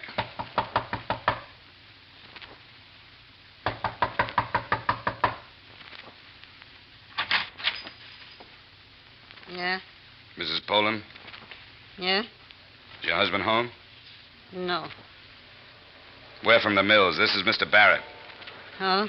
Where can we find your husband, Mrs. Poland? He's not home. Mind if we come in and see? He's not home. Go away. He's not I'm home. sorry, Mrs. Poland. We'll have to make sure. You stop. You try that door, Barrett. I think you'd better try it, You Dollar. go. Right. You go. I call police.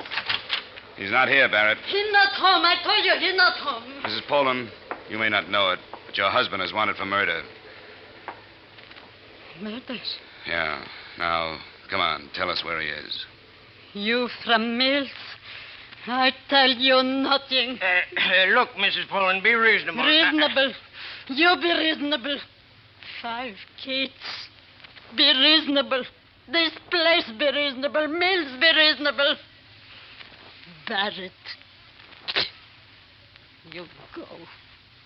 I call police. Come on, Barrett.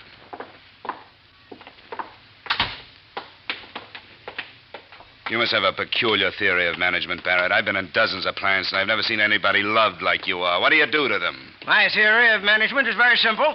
Men work better when the pressure's on. There it is, cruel but true. I have the top production result in the plant. You can't beat that. How did you ever get off a bookkeeper's stool and into a mill? How did you ever get to be a supervisor? I'd like to meet the man that hired you. I give you 10 days as a supervisor in the steel mills, Dollar. You'd change your opinions fast. Men are no different now than they ever were. Give them an inch, they take a mile. Give them 5 minutes off, they take an hour. Let them out of your sight for a minute, and they're playing cards in a corner. You know, men are more than figures on a production chart. Could that be why you lost a lot of good first helpers, Barrett? One maniac runs loose, and you condemn the whole method. Sorry, Dollar. You've got a lot to learn about the practical management. You'd better just stick to investigation. And from the way you've messed this case up, I'd say you were the one who had a lot to learn in his field.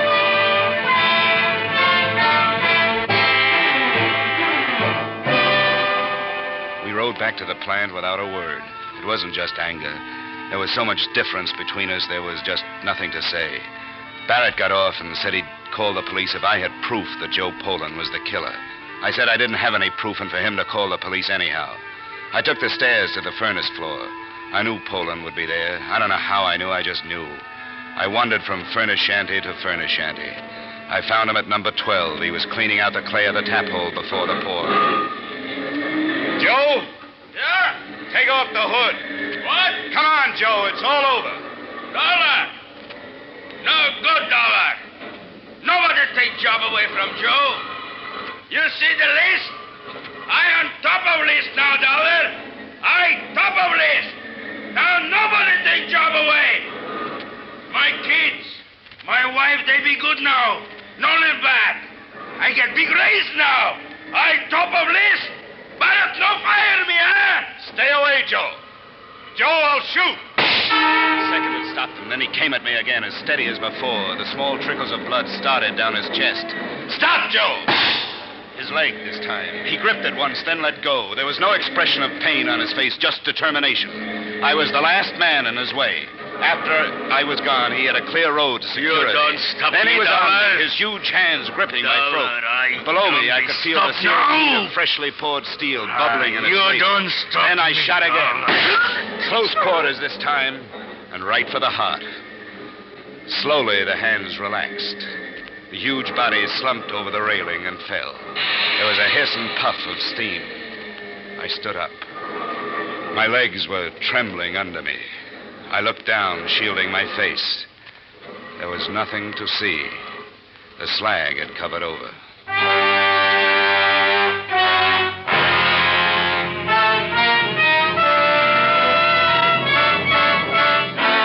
Expense account, item 9, $20.53.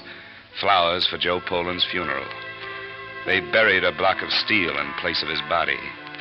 Barrett was standing there, standing to one side, and Mrs. Poland and Mrs. Brody and Mrs. Lemaire.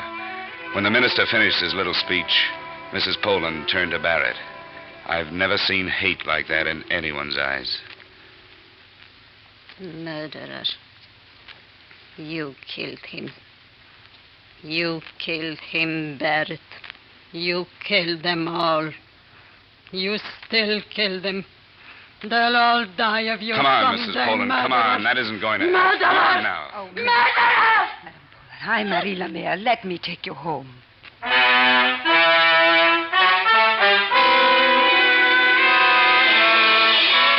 So Mrs. Poland went home with the woman whose husband Joe had killed. And I wondered, who are the murderers, and where does murder start? Though I don't like to see anyone lose his job, I like petty Simon Legree's even less. So I'm pleased to report that Joel Barrett has been replaced as supervisor.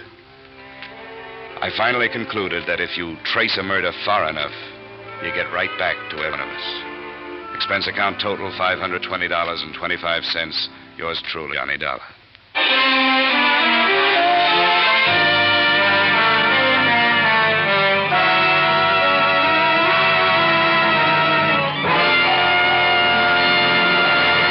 Yours truly, Johnny Dollar, stars Edmund O'Brien and was written by Gil Dowd and David Ellis, with music composed and conducted by Leith Stevens. Edmund O'Brien can currently be seen starring in the Harry M. Popkin United Artists production, DOA. Featured in our cast were Joe Forte, Junius Matthews, Jack Petruzzi, Raymond Burr, Jack Crucian, Kay Stewart, and Peggy Weber.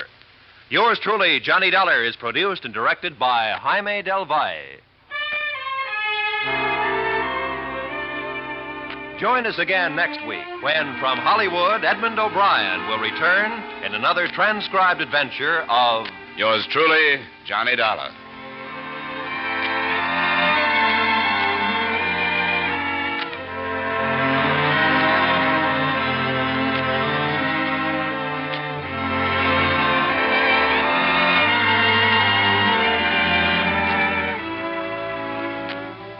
CBS will go right on bringing you Dr. Christian every Wednesday night over most of these same stations, along with Bing, Groucho, and George and Gracie.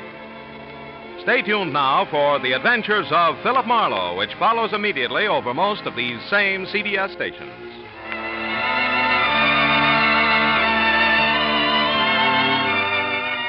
This is CBS, where Wednesday night is Bing Crosby night, the Columbia Broadcasting System.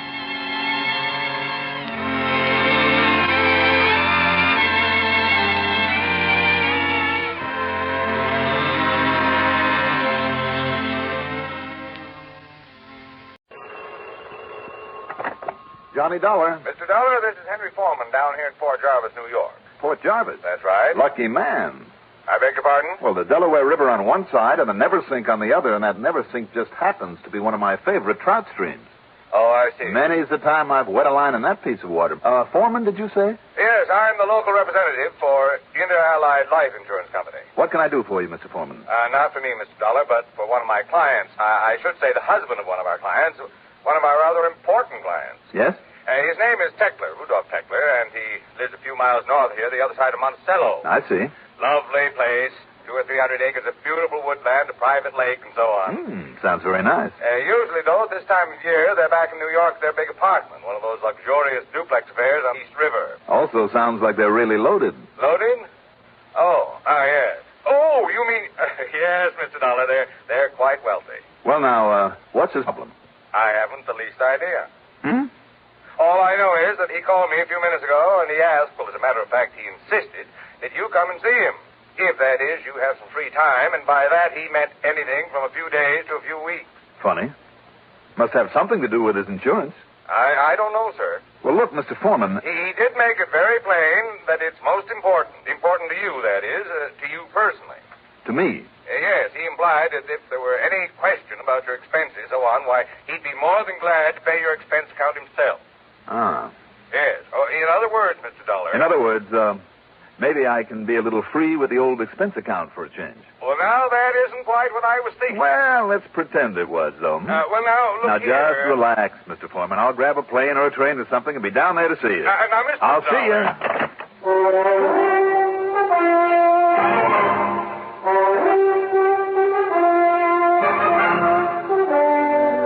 The CBS Radio Network brings you Mandel Kramer in the exciting adventures of the man with the action-packed expense account.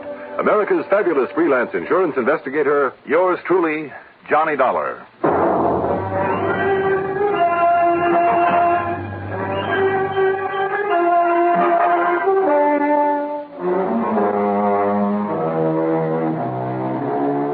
Expense account submitted by Special Investigator Johnny Dollar to the Inter-Allied Life Insurance Company office in Port Jarvis, New York. Following is an account of expenses incurred during my investigation of the Monticello Mystery Matter.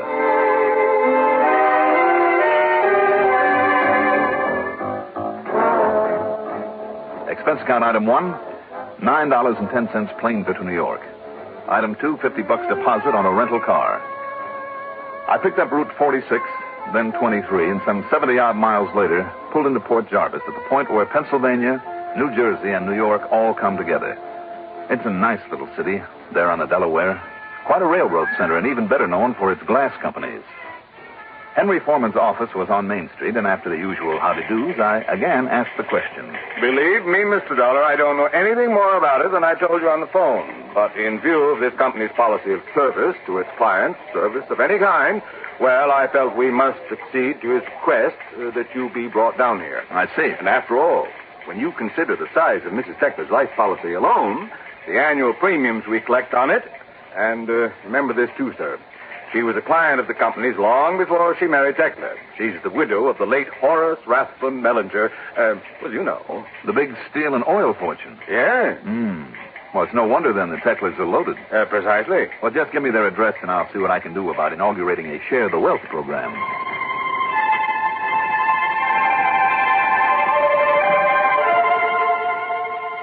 I drove north on 42 for some 25 miles to Monticello. Especially at this time of the year, this foot of the Catskills country is mighty beautiful. Then west for a few miles to the little town of Bethel, then north on a narrow, twisting little road to a spot somewhere between Canosa Lake and Swan Lake. There was a tall steel wire fence about the place, but the heavy gate was unlocked, so I went on through. And there it was. About as isolated and beautiful a place as I've ever seen. It might as well have been 100 miles away from the dozens of resorts and vacation spots that dot that area.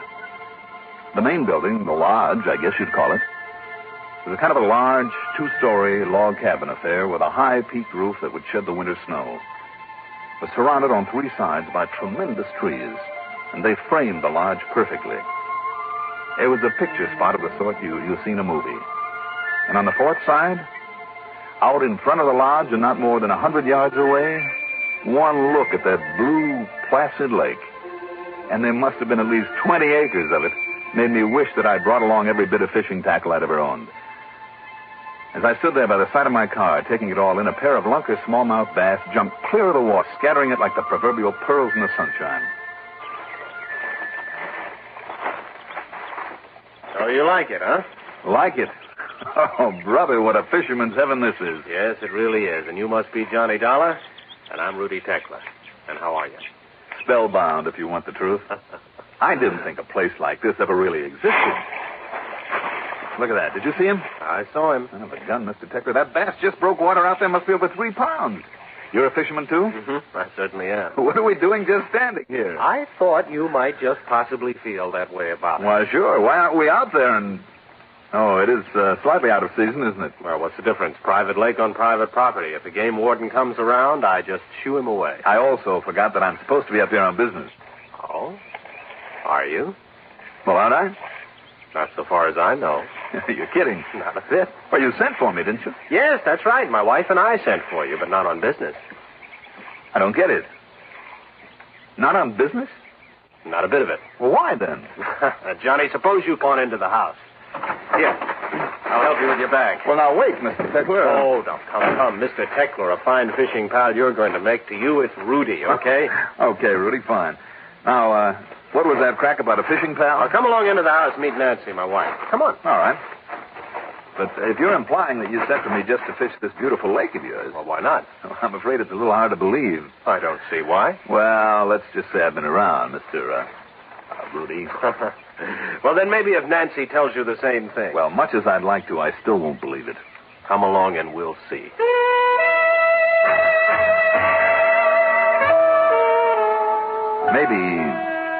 Maybe because of long years in this job of mine, I'm overly suspicious. But it all seemed just a little too good to be true. Now, I ask you, what would you think if a couple of complete strangers casually handed you the sort of chance and situation you've only dared dream about all your life? Yes, and when I met Mrs. Tekla there in the lodge, that silly little bell in the back of my head that saved my job and even my life on occasion, that warning, if you like, suddenly began to ring out loud and clear.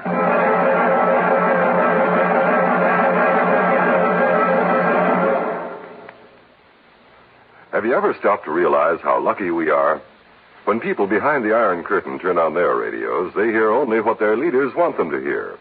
In this country, you can flick a switch day or night and get a true, complete report of what's happening everywhere.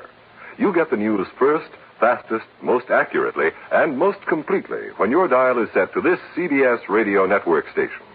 Because the network is serviced by the far-flung fact-gathering facilities of expanded CBS News. Experienced CBS newsmen stationed in strategic places of the world over are on top of a story the moment it breaks. For news about local, state, national, and international affairs, even the news from out of this world, count on the frequent broadcasts of expanded CBS News. Hear CBS News every hour on the hour, every weekday. Wherever you are, keep in touch with the world through world-spanning CBS News. In this land where the news is free and reliable, let CBS News satisfy your need to know.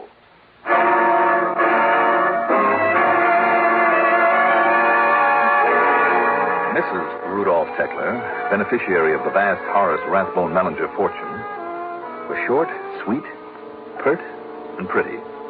About 5 feet 2 or 3 with a trim, almost wiry figure. She had a pale, flawless complexion, sparkling dark blue eyes that contrasted with her light-colored hair, and she gave the impression of being very active, very alert, in spite of the fact that she must have been almost 60 years of age. Then you do like our little country place, Mr. Dollar. Like it? I love it, Mrs. Oh, Steckler. I knew you would.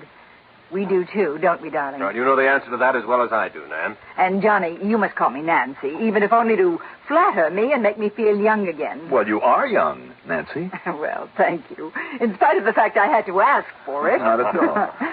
You see, Johnny, this was Horace's. He was my first husband. Horace's hunting lodge.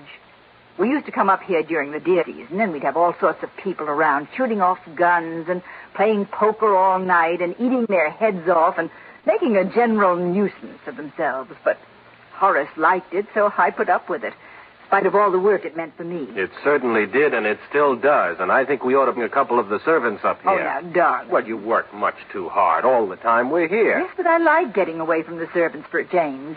And all their problems. Well, I know, Nan. And but... it's no hardship for me. Does me good, keeps me healthy. Well, just the same, Nancy, next year when we come up here... Next year? Well, we'll see. But if I'm feeling as well as I do now... Well, anyway, Johnny... Yes? After Horace died, well, Rudy's never liked hunting, have you, dear?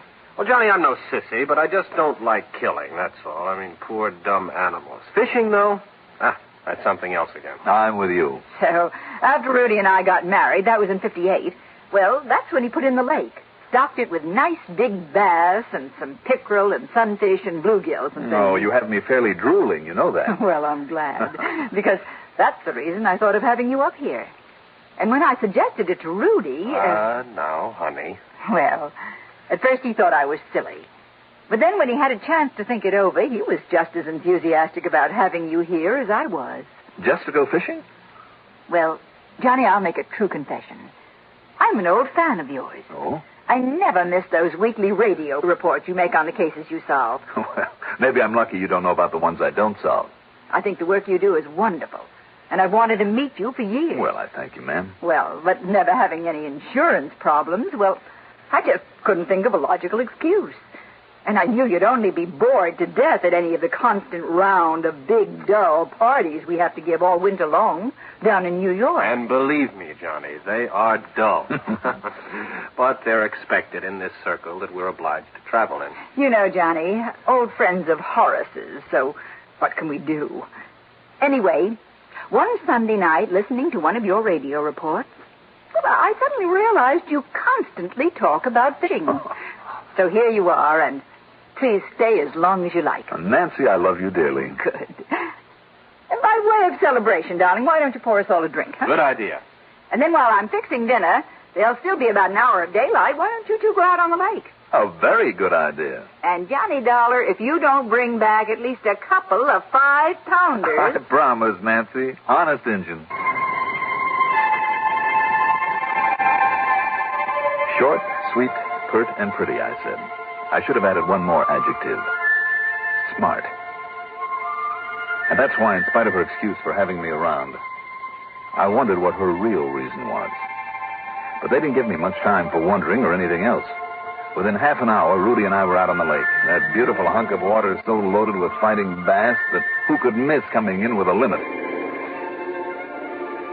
But we did. For no sooner had we got started across toward the far side, where there was plenty of the reeds and lily pads the big ones like to hide under. Johnny, it looks to me... Yeah, I see the place, Rudy, and if there aren't some lunkers over there, I'll eat my shirt. No, what I was thinking I still think we could have got a sackful right off the dock. But not the big ones. No, what I was thinking of is that mass of black clouds moving in on us there. You're right.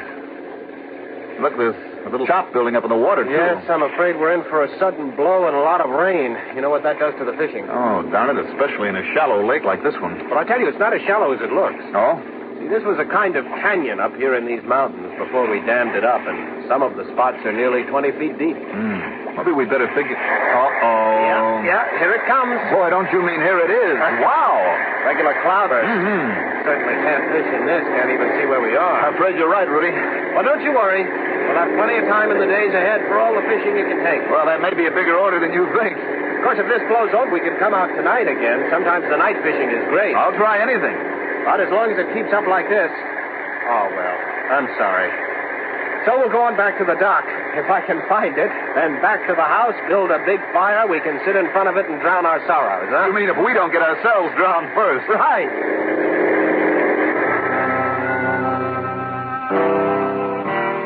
After cocktails, and plenty of them, during the delicious dinner Nancy had cooked for us, although we talked about nothing but fishing, I began to wonder again.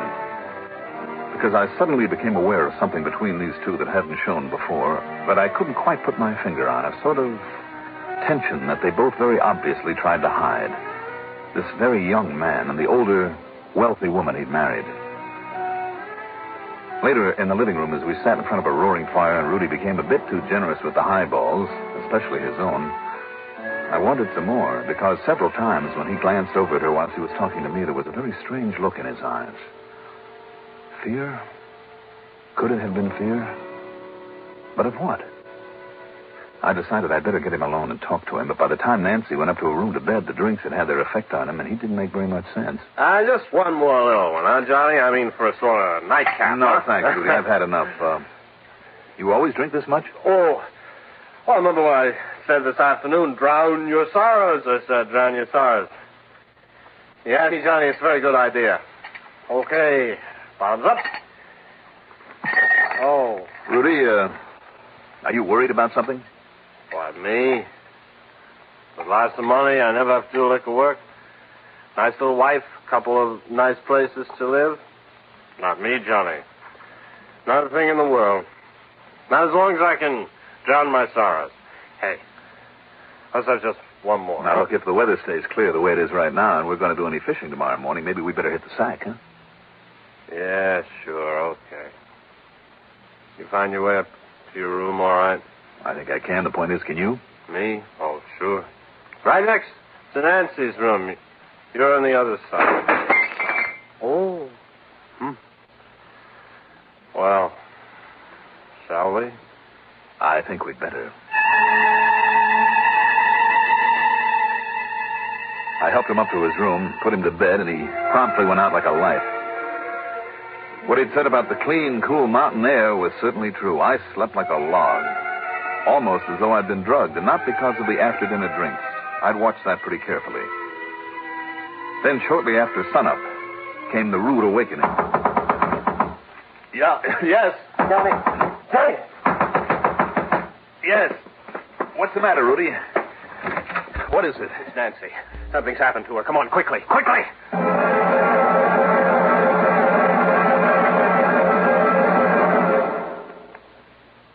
Where can you find such entertainers as Buster Davenport and his talking minor bird?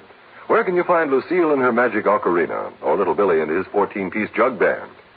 Well, frankly, we don't know where you can find them. But one sure thing, here on the CBS Radio Network, you find the top names in show business: Arthur Godfrey, Art Linkletter, Gary Moore, Bing Crosby, and Rosemary Clooney. And you find them here every weekday morning. Guaranteed entertainment, Monday through Friday, right here at the Star's address.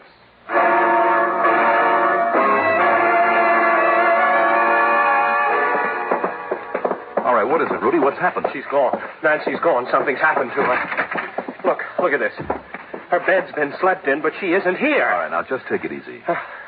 Maybe she just got up early to fix breakfast for us before we go out on the lake. No, Johnny. She isn't anywhere. I mean, not anywhere in the house. I've looked all over. Out for an early walk, maybe. What, without getting dressed? How do you know that? Look, the only things that are missing are the nightgown she wore and her robe and a pair of slippers. Now, wait a minute. You mean you've checked every other article of clothing she owns? Well, no, of course not. But those things are missing. Did you look around the ground? Oh, yes, all over. Except in the woods, of course. Which just happens to cover most of this place of yours. Johnny, the point is she's gone without letting me know. I say something's happened to her. How many cars do you keep here? Well, just the one, but it's still in the garage. Besides, Nancy doesn't drive. Did you look for any footprints when you were outside? Yes. In the mud from that rain we had? Yes, Johnny, there were none. How about tracks down at the gate? The road is paved down to the gate, even out to the highway. Is there any way off the property except through that gate? No, there's no other way out. What could have happened to her? Just calm down, Rudy. Let me get some clothes on and we'll look around. I hope she's all right. Any reason why she shouldn't be? Well, no, of course not, and yet... Yes? Well? Oh, there was something. Last night, Johnny, there in front of the fireplace. Yeah? Well, didn't you get the feeling, too, that she was worried about something? Now that you mention it, yes. But what? I wish I knew. Then maybe I'd know what's happened to her. All right, you go downstairs and make some coffee while I get into my clothes. Then we'll have a look around. I still didn't understand all his alarm until we had a look around that place. And I mean all of it. There was no sign of her anywhere, no clue as to why or where she'd gone.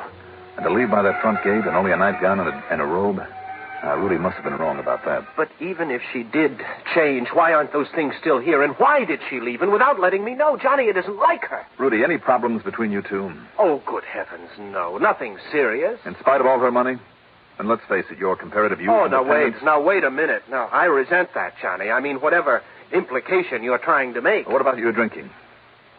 What, do you say that just because I happened to have a few too many last night? Oh, no. Now, that's ridiculous. And she would have told me if she'd really objected to it. Speaking of which, I think I could use one. Yes, so can I. All right, I'll get her something. No, I'll get them. The stuff is still on the bar from last night. I'll get them, Rudy. You just sit tight and keep an eye out this front window in case. Well, but I... All right. Bourbon, you know? Yes, I know. It had really hit me. Two things. Several things. Like the complete lack of a hangover, though I'd had to help him up to bed only a few hours before. Nancy and I had been drinking scotch. He'd taken all of his from a bottle of bourbon, so I checked that bottle. Bourbon? Nothing but weak tea. So he'd been putting on an act last night. Why? And why the insistence on keeping my glass filled? More things. That crack about drowning his sorrow, for instance. Was Nancy his sorrow? Because she got wise to the fact that he'd married her only for money? And was she the one who was really afraid? Is that why she'd sent for me? Of course, he hadn't wanted me around at first until he realized what a wonderful cover-up I'd be for him. But then where was the body? There was one place, a very obvious place, maybe so obvious I wasn't expected to think of it. It's the obvious we most often overlook. Or was all this just wild speculation on my part? I had to find out. You say a hunch, Johnny? Yes, Rudy, and by some miracle, they usually pay off for me. Well, what kind of a hunch? There's one place on this property we didn't think of. Where? You just sit tight and finish your drink while I have a look. Well, all right, Johnny. You wait here. I'll be back in a few minutes. The little dam there at one end of the lake was a simple affair. 2 concrete abutments with a wall of 12-inch planks between them, one on top of the other. To raise the water level, you added a plank, and to lower it, of course. It was a bit of a struggle to pry away the top one, but I managed it. And the water started pouring out into a sort of canyon below, and then, as I fully expected... Johnny, what are you doing? Are you out of your mind? Yes, I know, Rudy. I hate to spoil the whole lake will go down. You want to give me a hand and help me pull another one of these planks? What? Until we get the water low enough to see where you left her body after you killed her last night? Well, Rudy? Johnny, look, it won't be necessary. You see, I'll show you the spot. But listen to me. I'm listening. Not only the insurance, but all of her estate, it'll mine. And without her to dole it out to me like she would to a child. And there's plenty. You see? There's plenty for both of us. Rudy. We'll both be rich, Johnny. You understand? You see what I mean? It'll be so easy. Rudy, I hate to sound corny. Yes? But why don't you try telling that to a judge?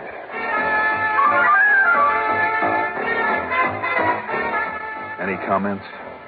Why bother? I hate this kind of case. But it does happen. Expense account total, including mileage on the rental car and the trip back to Hartford, $71.70. Yours truly, Johnny Dollar.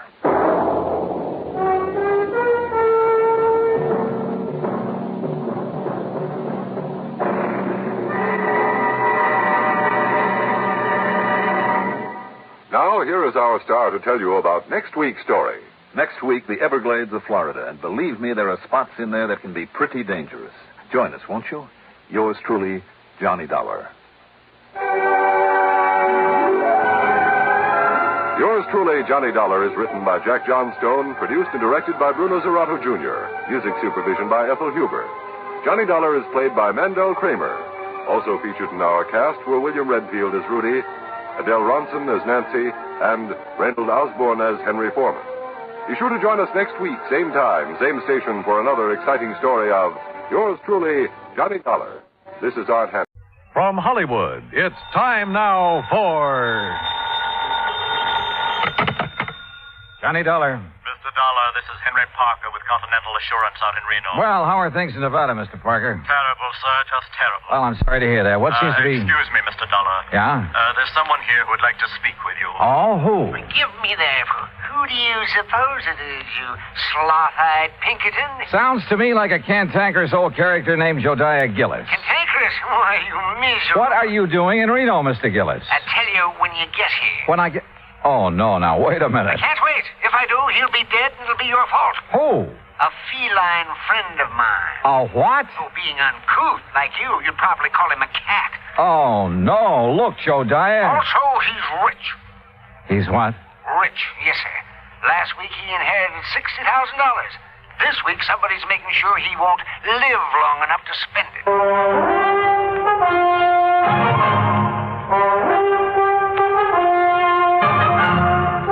Bob Bailey in the exciting adventures of the man with the action-packed expense account. America's fabulous freelance insurance investigator. Yours truly, Johnny Dollar.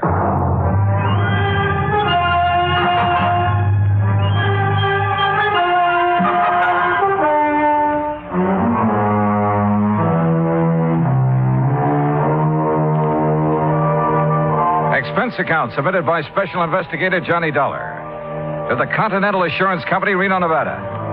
The following is an account of expenses incurred during my investigation of the Felicity Feline Matter.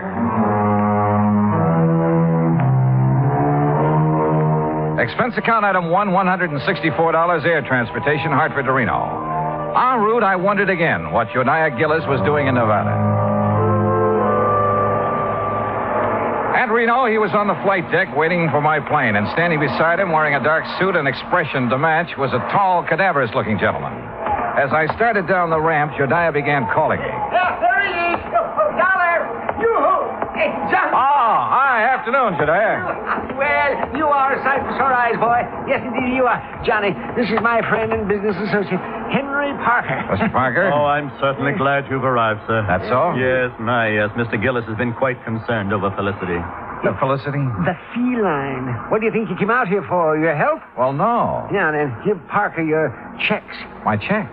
So what's the matter with you? The altitude affect your mind? Hand over your claim check so Parker can fetch your luggage. Sure. Here. Yeah. Go on, Parker. Go on. We haven't got all day. Whatever you say, Mr. Gillis. We'll be in the waiting room. You hurry up. Yes, sir. Now, come on, Dollar. Come on. Jodiah, before I left Hartford, I tried to check up on this Continental Assurance Company.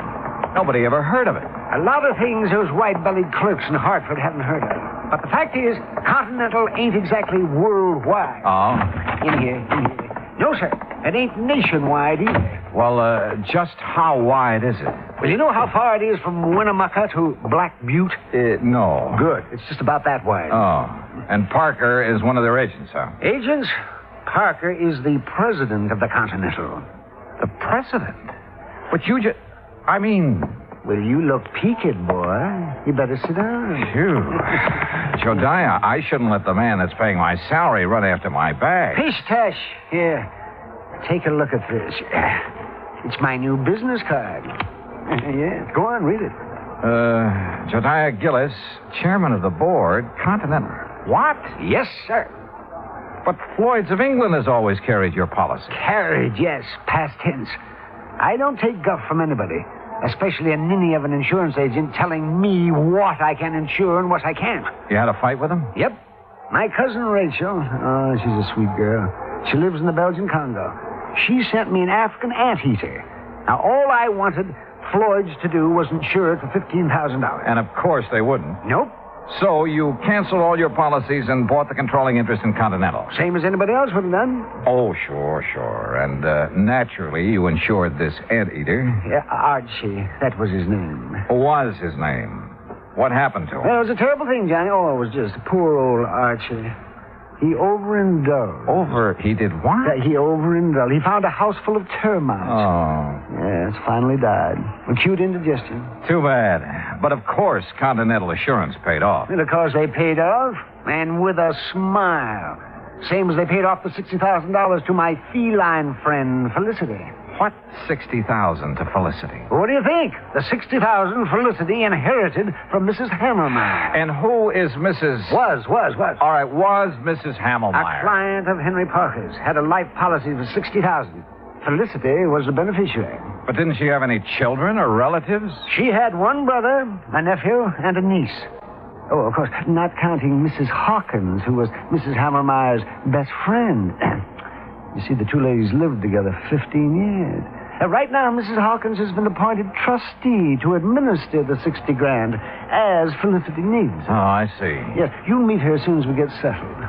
Jediah, what makes you think someone's trying to kill that cat? I don't think so. I know it. There have been 2 attempts in 2 weeks. You ask Mrs. Hawkins.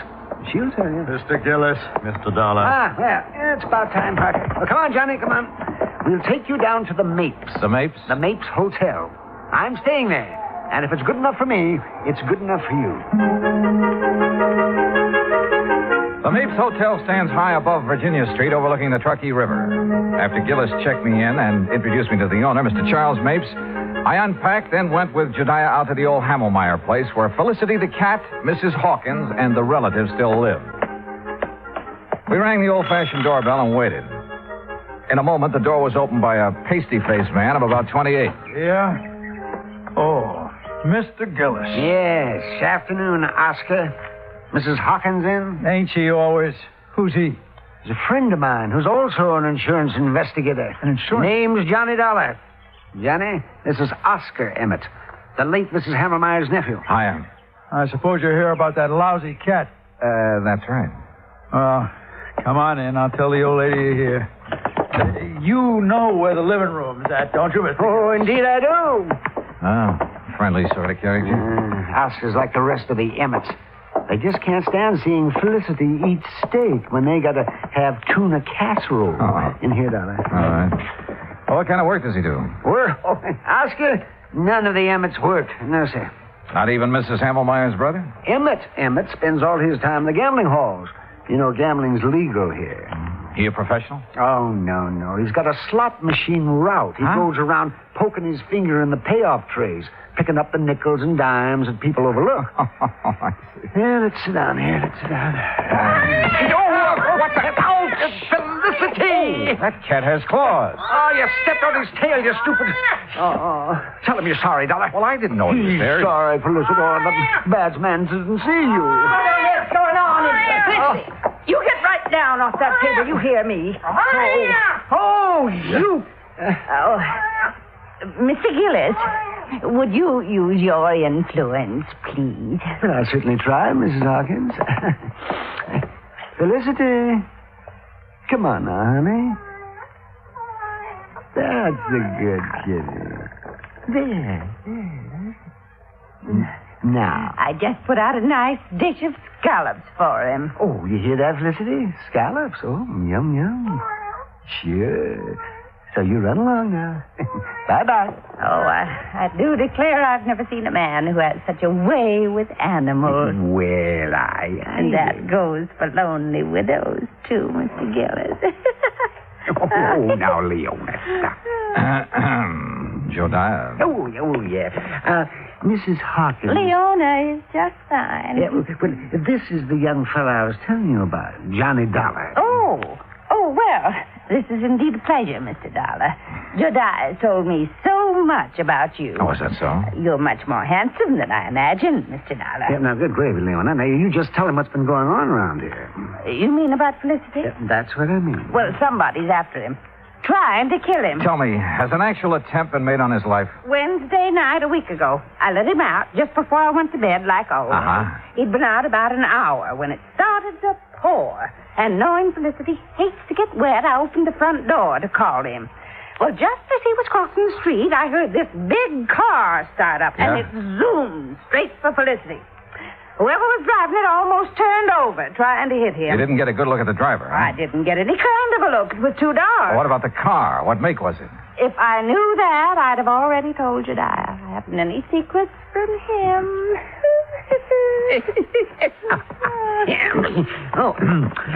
Tell him about last Thursday, Leona. Felicity was poisoned.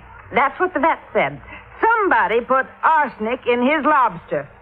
Lobster? Oh, yes, he just loves it.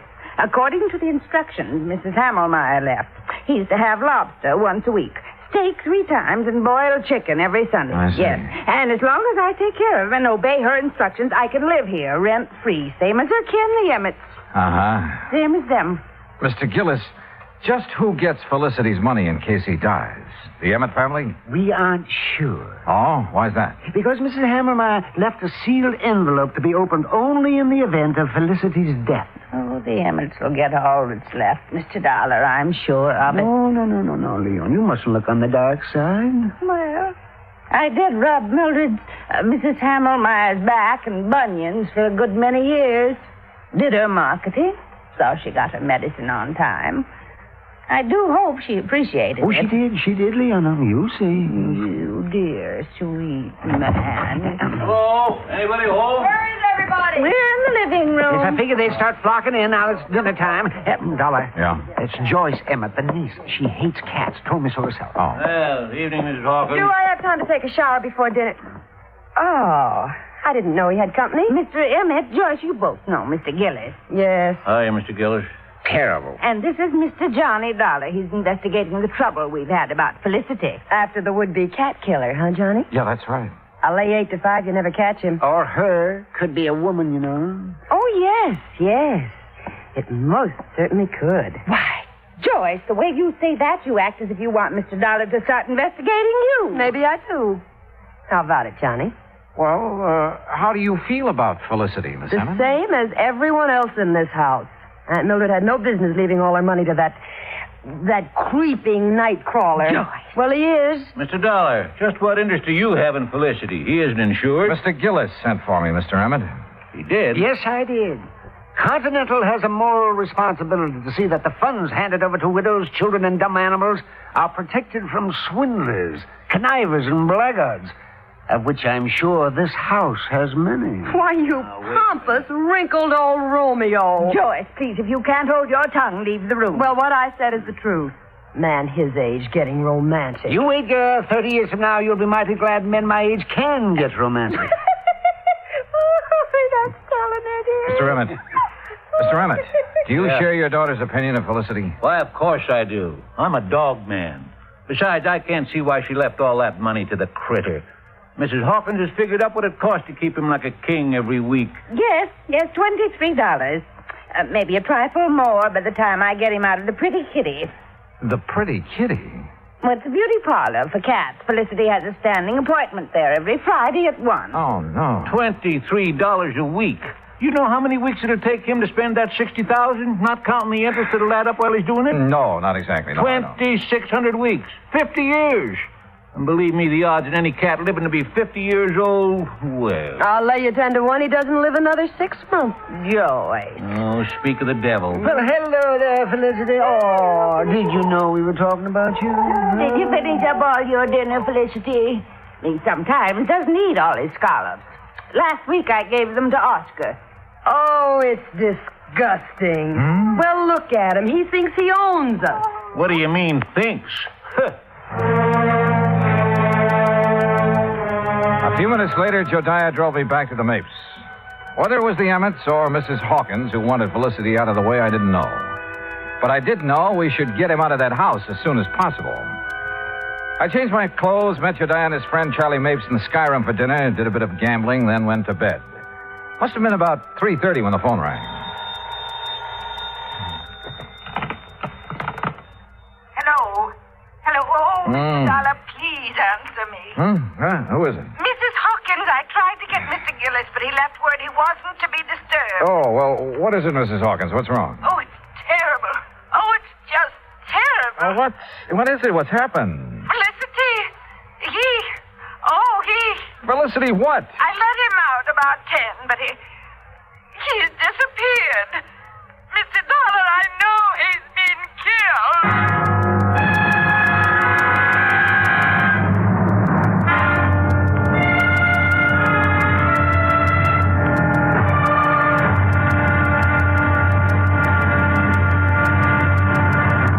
Act 2 of yours truly, Johnny Dollar, in a moment. Anyone who has survived the rigors of basic training is familiar with a great variety of milk that is dished out periodically in the armed forces. Now, there's frozen milk, concentrated milk, frozen concentrate, and good old powdered milk. But sometimes supplying wholesome, fresh, real milk has been a problem when servicemen have been stationed in out-of-the-way places. The United States Air Force came across that problem some time ago in the island of Terceira in the Azores, those Portuguese islands that dot an eastern portion of the Atlantic Ocean. The air base there was considered powdered milk country for a long time. Although cattle have played an important role in the economy of the island of Terceira, the herd was badly inbred and milk production was very low. Modern milk processing was not a part of the picture. And with the help of Portuguese veterinarians, the men in the United States Air Force unit worked out a free breeding service by using a small herd of milk cows acquired in England, and the cattle there at Terceira improved. Then, a complete pasteurizing, homogenizing, sterilizing, bottling, refrigeration plant was flown in from the United States. As soon as this activity got underway, milk production began to climb steadily, and thirsty Air Force men and civilians were soon buying and drinking the new fresh milk. When economy of the island began to rise rapidly, the people were happy and grateful. You might say that a little milk of human kindness increased understanding on an island of freedom, the right of all men everywhere. And now, Act Two of yours truly, Johnny Dollar, and the Felicity Feline Matter.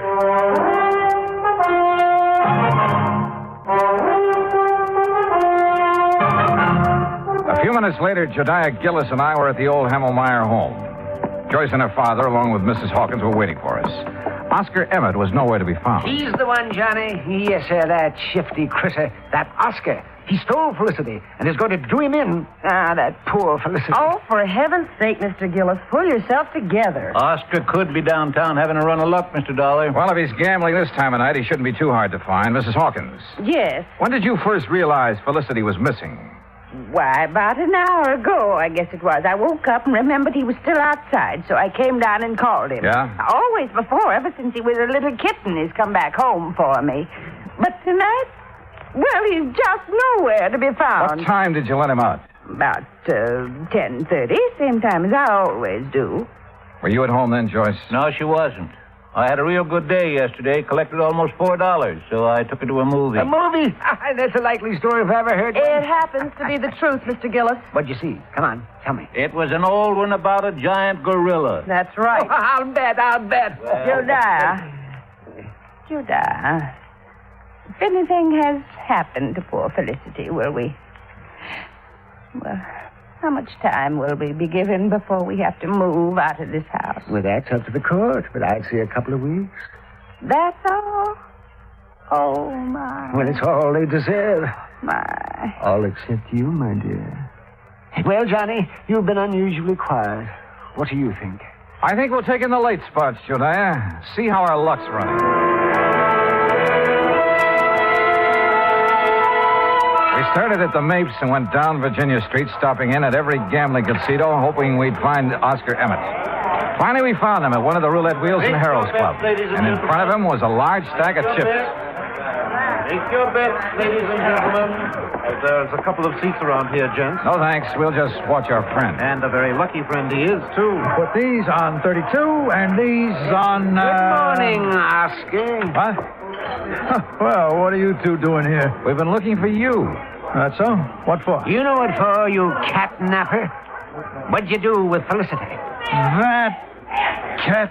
You know any other Felicity?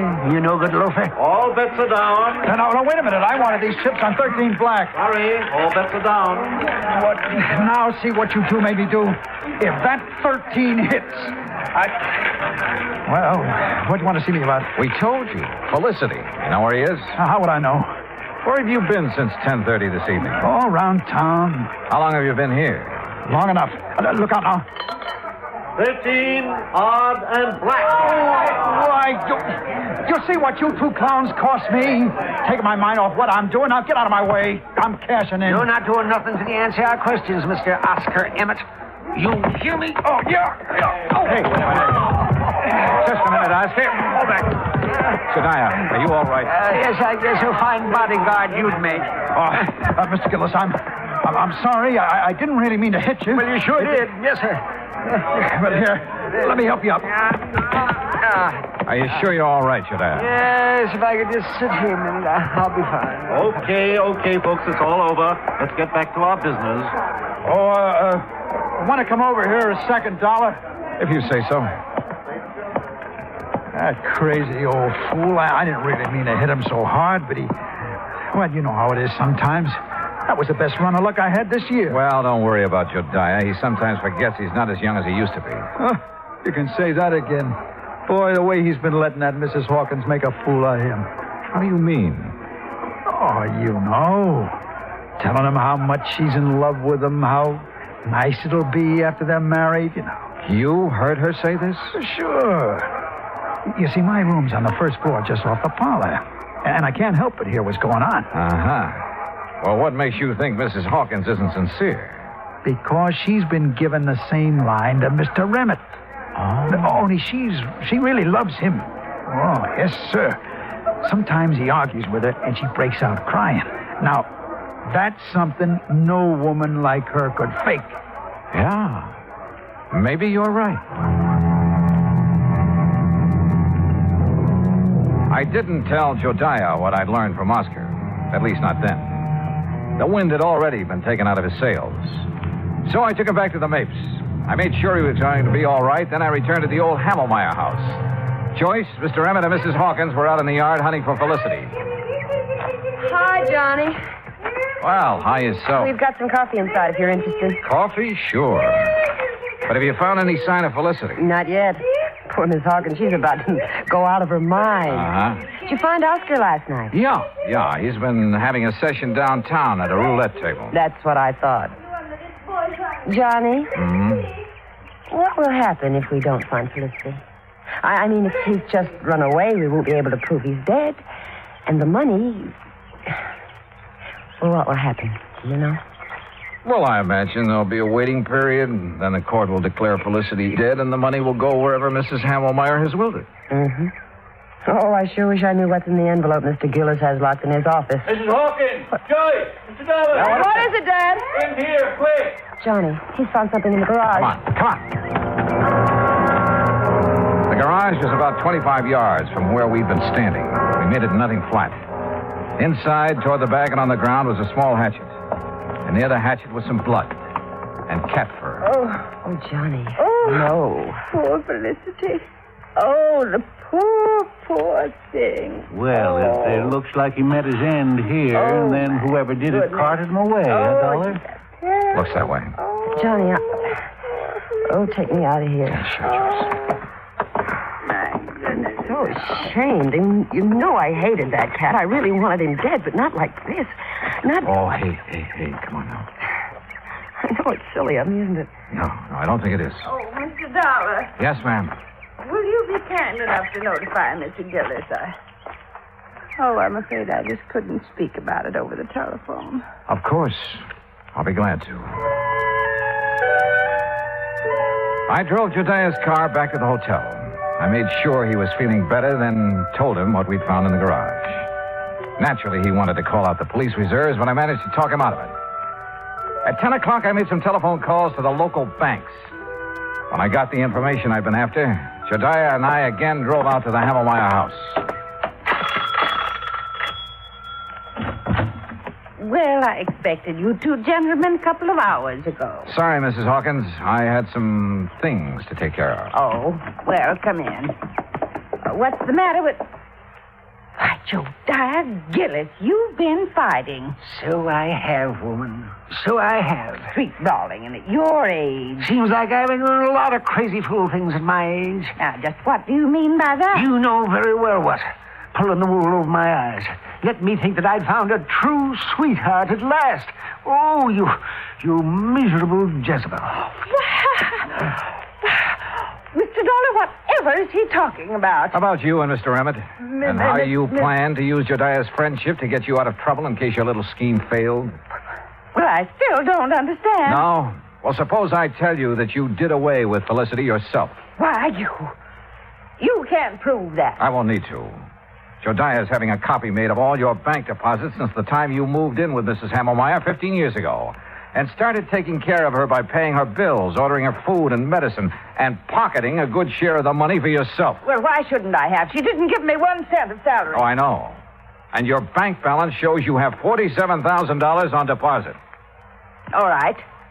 All right. But I'll pay it back. You'll see. Oh, they won't be able to do a thing to me. No, sir. Mildred Hammelmeyer appreciated me even if nobody else did. Or does. You'll see. My name will be in that envelope. She wanted me to have that money all the time. I know she did. Hi. Ready to read the will? Yeah, just about. Joyce, you and your father sit over there, huh? Mm-hmm. Wherever you say, Mr. Dollar. Okay, Jediah, open the will. Sure, I will. But if it does give the money to... Jediah. Well, Mrs. Hammelmeyer should spin in her grave if it does. Read it if you dare, you old goat. You miserable female woman. Yes, well, I'll read it now. Here we go. Codicil to the last will and testament of Mildred Emmett Hammelmeyer. Witnessed by... Yes, there's a lot of legal gab here. Here we are. The monies unspent after the death of the cat known as Felicity shall... Well, hold it smooth. Mr. Gillis. This is no time for laughing, Gillis. Read it, Jediah. Yes, please. Oh, doggone. I'll read this thing again. The monies unspent shall then go to the descendants of the original heir. What? The descendants? What? Yes. Well, how? The original heir is Felicity. Now, the money goes to his descendants. And being as he was a tomcat who loved to go prowling at night, did he ever have descendants? Oh, hundreds of them. Well, sir, what happened later proved once and for all that miracles can happen. For at 1 o'clock on Friday afternoon, we got a phone call from the Pretty Kitty Beauty Shop. A large tomcat with a bad cut on the back of his neck had shown up for his usual shampoo and manicure. Maybe they do have 9 lives. Expense account total, including hotel bill, incidentals, and transportation back to Hartford, $407.20. Yours truly, Johnny Dollar.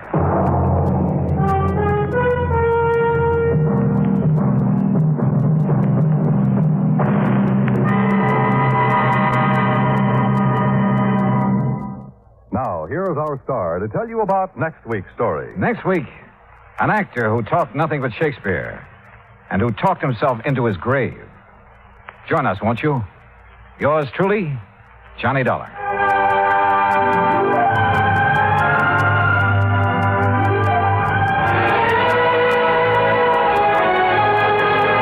For the past 55 minutes, you've been listening to the best of radio drama with Suspense and Johnny Dollar. Be sure and join us again tomorrow night at the same time, 9:05, when FEN presents The Phil Harris Show and The Life of Riley.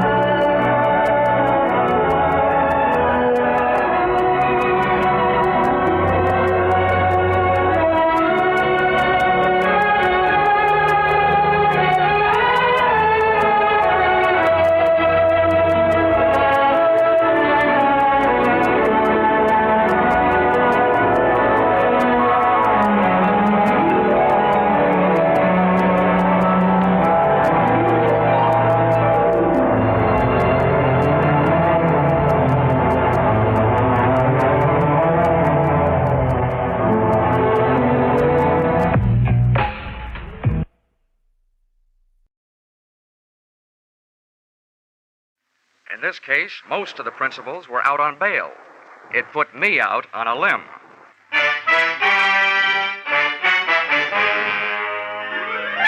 This is another in the adventures of America's fabulous freelance insurance investigator, Johnny Dollar, starring Charles Russell. At insurance investigation, Johnny Dollar is just an expert. At making out his expense account, he's an absolute genius.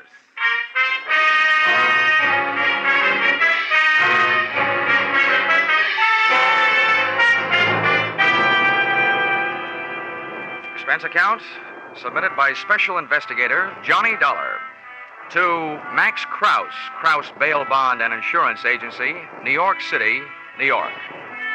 The following is an accounting of my expenditures during my investigation of two of your clients, or witness, who's got the witness? Or, he said, give me liberty or give me death, and got both. Expense account, item 1. $1, 1 cigar, to replace the asphyxiating stogie you were smoking when you arrived, unannounced, at my Hartford apartment door. Name's Max Krause. Here's my card. Krause Bail Bond Insurance Agency, State, Federal, and Immigration. All forms of surety bonds and insurance. Got it? Yeah, I got it. Well, I got a job for you to the tune of saving me $50,000. Okay, you can come in. But you'll have to tie up that cigar outside. Okay? Here, better yet, give it to me. Hey. Thanks. Come on in.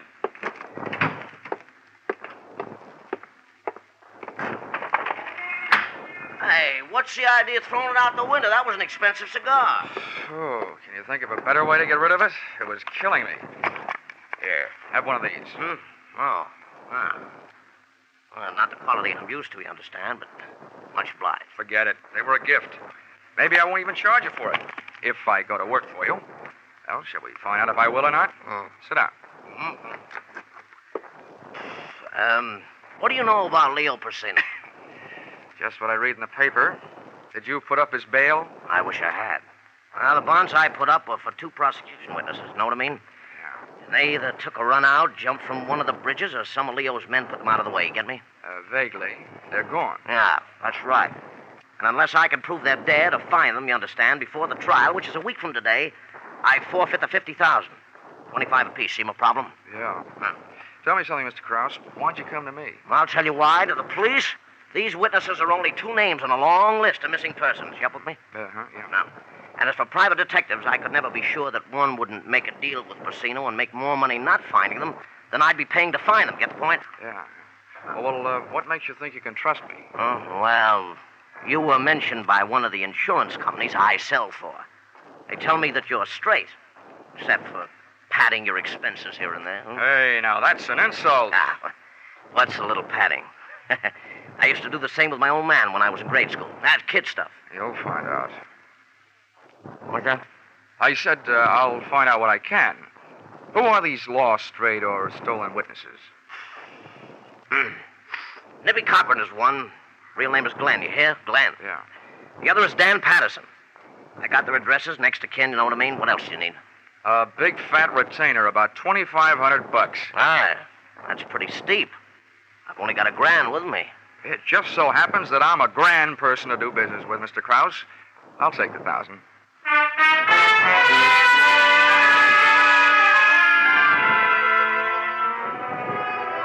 Expense account, item 2, $3.45. Train fare, Hartford to New York.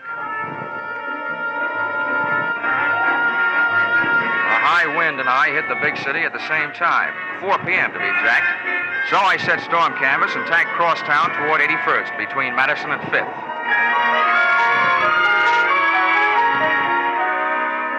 One of the bits of information that had come with that $1,000 bit of paper was the fact that one of the missing witnesses, Nippy Cochran, had a sister, stage name Mona Doyle. She'd been born in Hell's Kitchen, and she'd worked out her own little recipe consisting of brains, beauty, and cheesecake to cook up her own version of heaven on earth, including angels, Broadway type.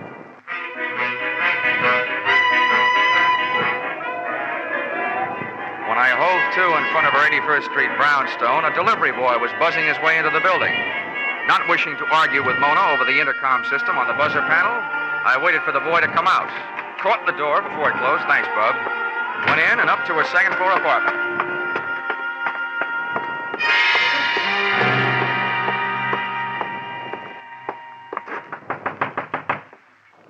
Yes?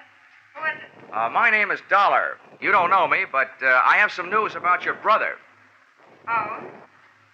Just a second, I'll let you in. Come in. Thanks. What's this news you have about Nippy? Oh, well, the guy who put up bail for him, Max Krause, has hired an insurance investigator to look for him. Oh? Well, what am I supposed to do about that? Asked me to sit down. I'm the investigator. Well, you're awfully clever, aren't you? No, I hire a couple of radio writers to work these things out for me. Well, please do sit down. Thank you. Why did you do it this way? Didn't you think I'd let you in if I knew what you were? Well, lots of people are allergic to what I am. Well, I'm not. That helps. Do you know where your brother is, Miss Doyle? No. Now, could I fix you a drink? Does that mean that this is the end of our little discussion? Mr. Dollar, I don't know where Nippy is, believe that or not. I haven't seen much of him the last few years. He doesn't approve of me, and I don't approve of him. But that doesn't make any difference. What does is that if I did know where you could find him, I wouldn't tell you. I don't hate him enough to kill him that way. That way? Are you holding out for a choice? Hey. That was a nasty thing to say. Oh, that slap you handed me ought to make us even. Sorry. Don't you know what would happen if you found Nippy and brought him back? Well, I've heard that Leo Porcina has some quaint habits with people he doesn't want around. Something about wrapping their feet in a concrete block and lowering them into any handy river. But the law will give him protection until after the trial. What difference would that make? Even if Leo were convicted, don't you think he'd leave orders behind to take care of Nippy? Well, that could probably be worked out, too. Well, look, I wasn't hired to worry about that. I was hired to find your brother so my client won't lose his money. Well... Oh, this is a lousy way for two people to meet, isn't it? I wish it were different. What's that supposed to mean? I'd like to ask you again to have a drink with me. That wind has my nerves jumping. And you haven't helped. Be a good guy, won't you? With what she had to back up that invitation, I defy any guy, good or bad, to come up with anything but an acceptance. Unless he was crowded 70, and had a car double parked outside, and was married to a suspicious wife who was waiting in the car. So, I stayed, and we learned to know one another. 20 minutes later, we were close friends. I knew it had to end, and it did. The door buzzer sounded, and Mona bounded over to the little button that controlled the lock on the downstairs entrance. Don't be shocked, Johnny. I brush off a lot of my admirers this way. The only thing I admire about you is the act you put on. It's a good one. I'm glad you enjoyed yourself. There was one thing I forgot to tell you about my brother. I can hardly wait. I'm all ears. He gave me everything I have. Without him, I'd have none of all this. What is it, Nippy, who's on his way up here? That isn't what I mean. All Nippy did was introduce me to Leo Porcina. That's who's on his way up. Oh, yeah. Well, blood may be thicker than water, but where you're concerned, it isn't thicker than champagne with ermine on the side. Hi, Leo. Come on in and see what found me. Well, what do you know about this? Who's he? Johnny Dollar, an insurance investigator, hired by Krause to find Nippy. Well, it's interesting. Yes, it is. Oh, boy. What are you going to say for yourself? Matter Harry there said everything there is to say. Except that I'm also looking for the other missing witness, Dan Patterson. Yeah, I assume that. It's very apt, Mr. Dollar, that we should meet this way. Two men interested in the same subject. The subject was more interesting before you came in. I'll ignore that. Natural, what I meant was that I, too, am quite anxious to find Nippy and Patterson. Can I mix you a drink, Leo? No, leave us alone, Mona. Go in the bedroom. All right, Leo. And close the door, please. Now, man-to-man, Dollar, how do you propose to go about finding Nippy and Patterson? What would you suggest, Porcina? Dragging the rivers? Now, see here, Dollar, there's no need to take such a pessimistic view. I realize that an unfriendly press has endowed me with a reputation for violence, but I don't deserve it. I hope you aren't bucking to be canonized. That's a picture, isn't it? Saint Leo Porcina. Saint. Quite a sense of humor, Dollar. But my motives are honorable. I'm not afraid of the testimony of those two men. I want them back because their disappearance makes it look bad for me. It's the kind of thing that sways public opinion. I got nothing against them. I'll believe that when I see the three of you enjoying a nice, friendly game of billiards. Well, have it your own way. I thought we could form a combination, you and me, to find the boys, but a combination's no good if I trust you and you don't trust me. Go ahead, Dollar. Bullet through alone. And good luck to you. Thanks, Leo. I've enjoyed your pack of lies no end.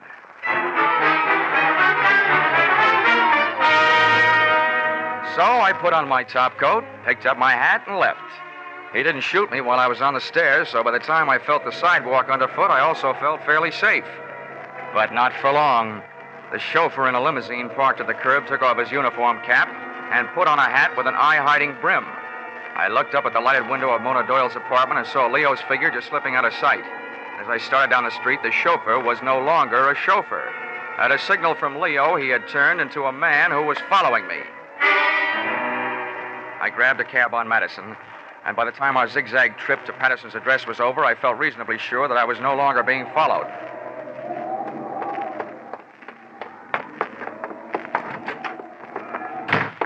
The hall was like a mine shaft and smelled worse.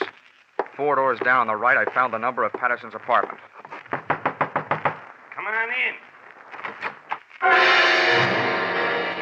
The man who bid me enter was still wearing the hat with the eye-hiding brim.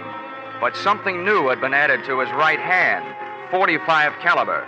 Leo Porcina's chauffeur hadn't followed me to Patterson's address. He beat me there. Close the door. I don't like to ask foolish questions, but what are you doing here? I live here. Or I did. Patterson. Oh, great. I'm looking for you, and the way I do it is to try and get away from you. Look, take the lid off your right hand, will you? I want to talk to you. Sure, but not here. Let's go someplace. For me, that someplace was out. But before I got there, I had time to pass myself a question. What better place for a missing witness to hide than the employ of the guy he was supposed to testify against? Then I found a hiding place of my own. It was nice and dark, but the only person I was hiding from was me, Johnny Dollar, America's fabulous insurance investigator. Fabulous indeed.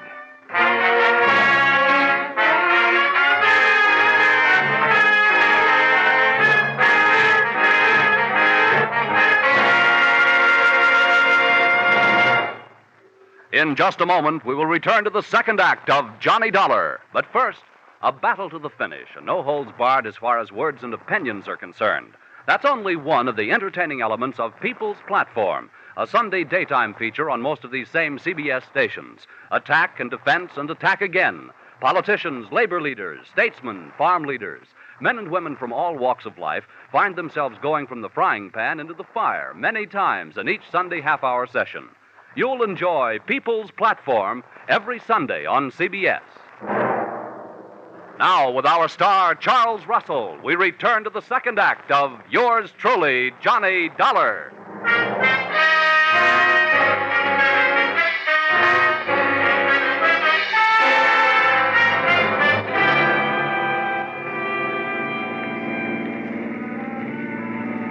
When my brain started the trip back from unconsciousness, I thought at first I had passed out in one of the tunnels.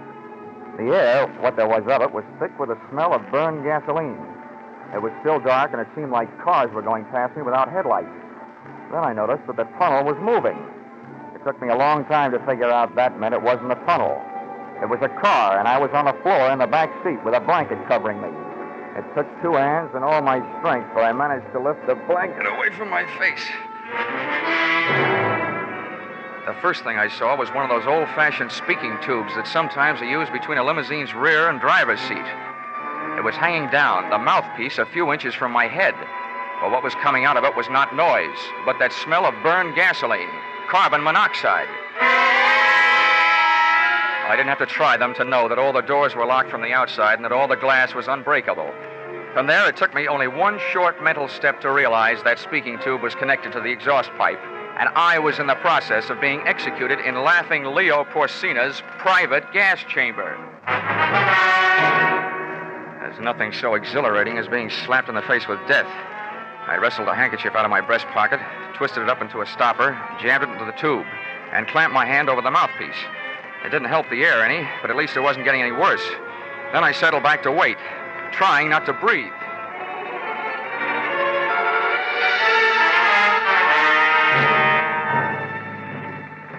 Chauffeur, leg man, executioner, Dan Patterson. Opened the rear door. When we came to a stop, waited a few seconds for the wind to clear out the fumes, then reached in, grabbed me under the shoulders, and dragged me out. I managed to stay limp until we got a few yards off the road and into the brush. Then I dug my heels in and heaved. It was surprise more than strength that toppled him, but it was no time for niceties. I picked up a handy rock and bashed him one on the head.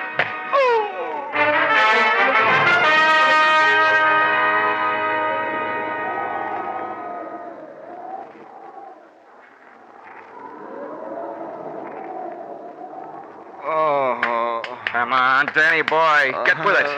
You'll catch your death of cold lying on this damp ground.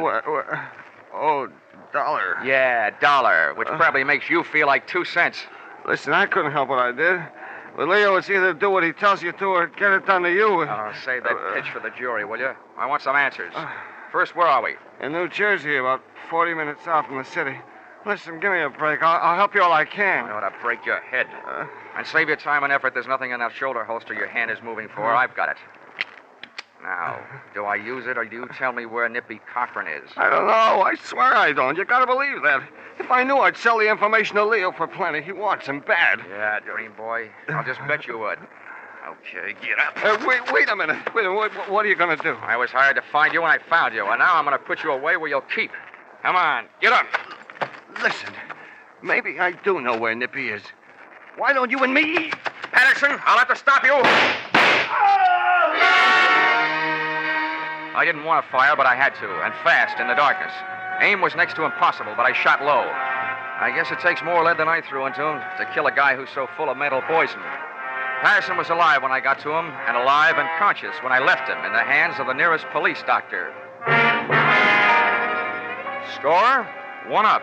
1 witness found and 1 still missing. Expense account, item 4, 50 cents. Toll paid to get Leo Porcina's lethal limousine across the George Washington Bridge and back into New York City. Expense account, item 5, 5 cents. Phone call soon after I got there. Yes? This is Dollar. Let me speak to Leo. Oh, Johnny. Yeah, sorry to disappoint you, but I'm alive and almost well. Johnny, I don't know what you mean, and I don't care what you think of me. You gotta help me. With what? Nailing my casket together? Nippy's in town. He killed Leo. Oh? Well, if it's true, that's a switch. All over the country, defendants are knocking off witnesses, but when I show up, the witness knocks off the defendant. I repeat, if true. It is true. I was with Leo. We went from here to his apartment. Nippy came in with a knife, and you gotta help me. I don't know what to do. Well, it's generally a good idea to call the police.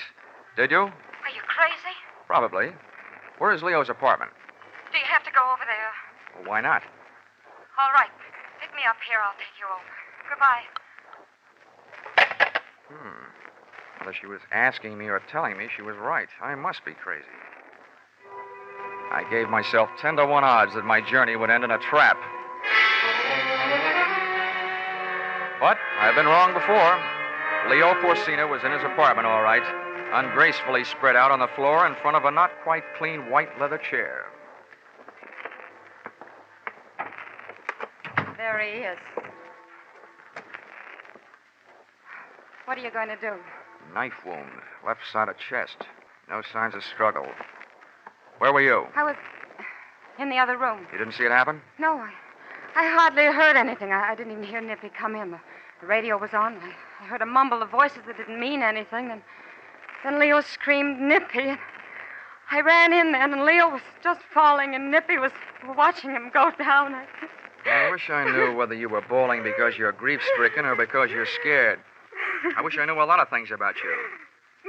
Now, come on. Let's go back to your place, and maybe I can find out.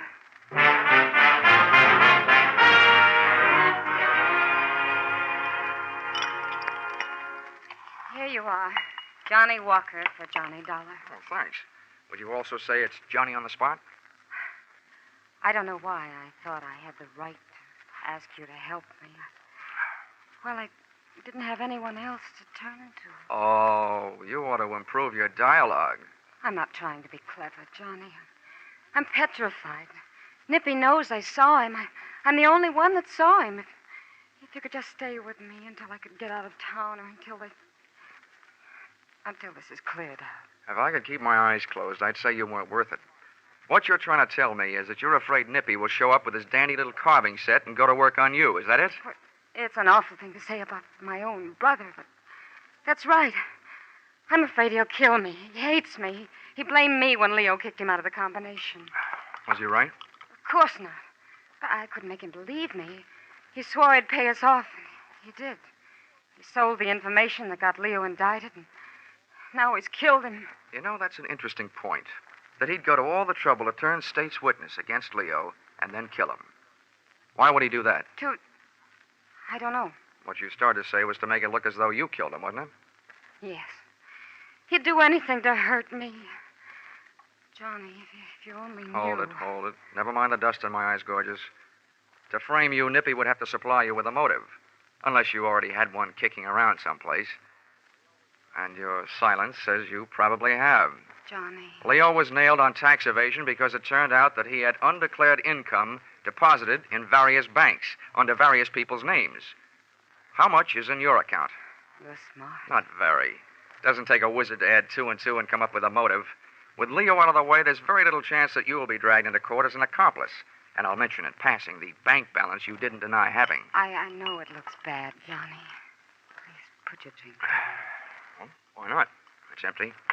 I know it looks bad. I'd be in big trouble if the police found out about the account. But do they have to, Johnny? According to all the rules, yeah. I didn't kill him, Johnny. You've got to believe that. I'd like to. You've got to, darling. Don't you think it'd be worth it? There's the money. And there's me. Darling. Oh, Johnny. Get away from me! Johnny, what's wrong? In this case, everything. I've been slugged and gassed. I had to shoot a man. I missed my dinner. But the worst of all is you. You think because you've got your kind of hair and your kind of eyes and mouth and the rest of it, you can hide all your lies and greedy ideas behind them and put a leash on any man you see. Well, it might work with a human being, but I'm not human. I'm an insurance investigator. What are you going to do? I'm going to turn you in for murder. That's what I'm going to do. Operator, get on this thing before I change my mind.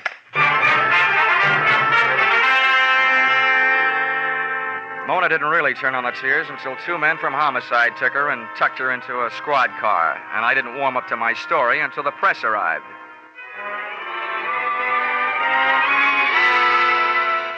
In print, in a very early morning edition that hit the stands at 12:01 a.m., it looked even better than it had sounded. Headline: Insurance investigator records confession of murderess. Lead: police, late last night, booked Mona Doyle for the murder of Leo Porcina, racket boss. In an exclusive statement, Johnny Dollar, Hartford, said he was able to record the voluntary confession of the shapely knife killer by means of a tape recorder and a microphone concealed beneath a sofa, thus lifting the suspicion from her brother, Glenn Nippy Cochran, who has been sought for the slaying. The wind was dying, and so was I by the time I got back to my hotel, after making one stop at an all-night drugstore for expense account item 7, $1.79 adhesive tape, which might be classified as an odd item, since I didn't, as yet, have any broken bones. In my hotel room, I put the tape and the 2 telephone books, one classified, one general, to what I hope would be good use, slipped on a dressing gown, and sat down to wait. An hour and 10 minutes later, it turned out that I'd waited long enough. Yeah? Who is it? Telegram. Well, you can't say much for his originality. Wait a second. I'll slip on a robe. Okay, Dollar, get back in the room. This is hardly the way to deliver a telegram, is it? I've got a message for you, all right, but it's not in an envelope. I'm Nippy Cochran. Well, hello, Nippy Cochran. That confession you coaxed out of my sister isn't what the tape is recorded on. It's phony. The police seem to like it. And nuts, I killed Leo Porcino. Oh, that's your story, and it could be phony. Look, I'll tell you why the police like Mona's better. Huh? Leo died from a knife wound in the left part of his chest. There were no signs of a struggle. That means he was probably killed by somebody who just walked up to him and pushed. Someone he trusted, a friend. That doesn't fit you, but it fits your sister. I've got the answer to that. It says in the paper that confession of hers lifted the finger off me. The least I can do is take it off her. And you know how that's done. It's a little late for guesswork, Nippy. Well, killing the same way with the same knife while she's alibied by the police, that'll clear. What's it going to do to you? And if you get close to me, you can believe me, there's going to be signs of struggle this time. I don't have to get close. See? The knife came from the usual place in his collar behind his head. His aim was perfect. I felt the shock just over my heart. But the telephone books I'd taped to my chest called his number. The knife bounced off, and Nippy stood there with his mouth hanging open. Then I found something to throw. Something I could aim just generally. A chair. He stumbled back from the impact, and before he could collect his wits or his balance, I let him have a barrage.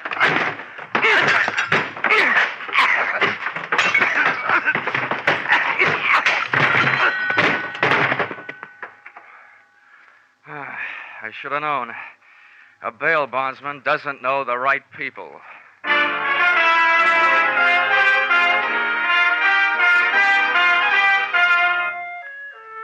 Expense account item 8. $15, doctor fee. If it wasn't worth it to you, it was worth it to me to get that adhesive tape off by using alcohol instead of violence. Expense account item 9, $28.50. Replacement of hotel room furniture broken in final brawl.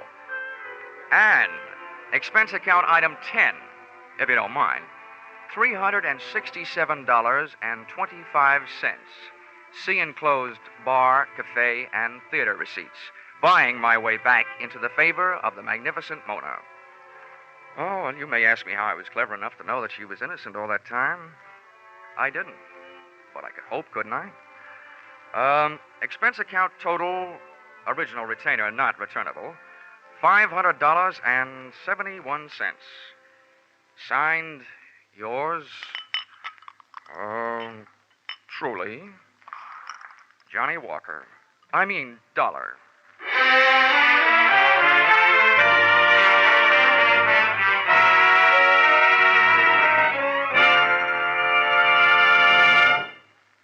Yours truly, Johnny Dollar, is produced and directed by Gordon T. Hughes and stars Charles Russell.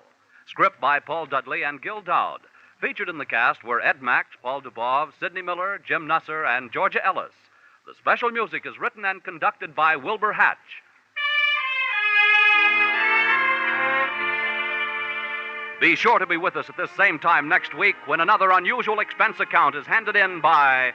Yours truly, Johnny Dollar. It's fascinating, it's challenging, it's something unusual in radio fare. Yes, that's what folks are saying about CBS's popular Sunday program, Invitation to Learning. You'll renew old acquaintances in literature. You'll make some exciting new ones when you make a Sunday afternoon listening habit of CBS's Invitation to Learning. Remember the time every Sunday afternoon over most of these CBS stations. Stay tuned now for Vaughn Monroe and his Caravan. They follow immediately over most of these CBS stations. Paul Masterson speaking. This is CBS, the Columbia Broadcasting System.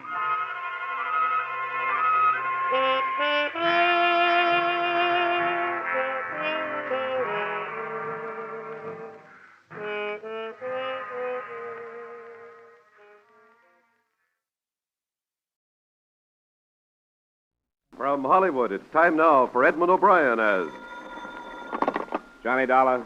The insurance investigator that's working on the Byron Hayes killing? That's right. Who's this? I got a few things to say about the shooting. I can't say them to the police, but if you level with me, maybe I can say them to you. All right. But I've got to be sure of you, too. Who are you, and how'd you find out about me? One of the papers mentioned that you'd come to New York. I guess you've read about me, too. I'm what they call the chief suspect, object of a widespread search. Roy Corona? That's right. Now, do you want to talk to me? Sure, Roy. Anytime you say. I thought so. I'm going to give the phone to a friend that's with me. He'll tell you where to go and what to do so he can pick you up.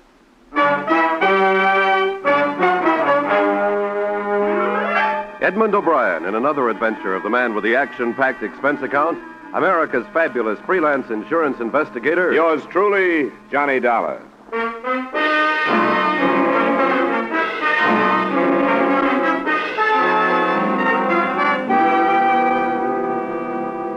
Expense account submitted by Special Investigator Johnny Dollar to Home Office, Corinthian All Risk Insurance Company. The following is an accounting of expenditures during my investigation of the Byron Hayes Matter. Expense account item 1, $12, transportation from Hartford to New York. There wasn't much to be done that first day. The police had their theory on who had killed Hayes, and I hadn't had time to form mine. And then that evening, I received a phone call from a man who called himself Roy Corona, the basis of the police theory. 20 minutes later, according to instructions, I was standing on a 7th Avenue street corner holding a copy of Life magazine in front of my face so I'd be recognized.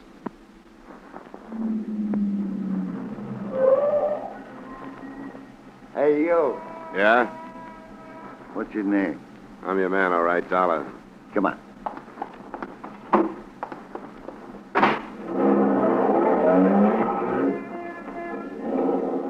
How are you, Dollar? All right.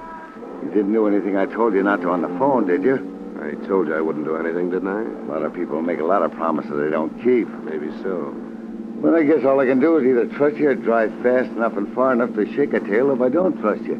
Or you can drop me if you don't want to go through with this.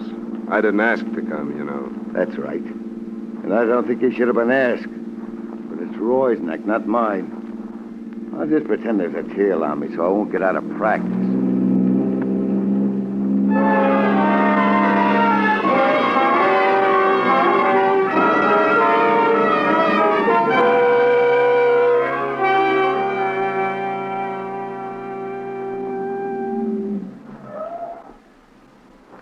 Doorway next to the poultry store there. Thanks for the ride. It's on the ground floor, second door back. Tell Roy I'll sit out here for a minute and then park the car. Sure. Tell him I'll be in a little while. Yeah.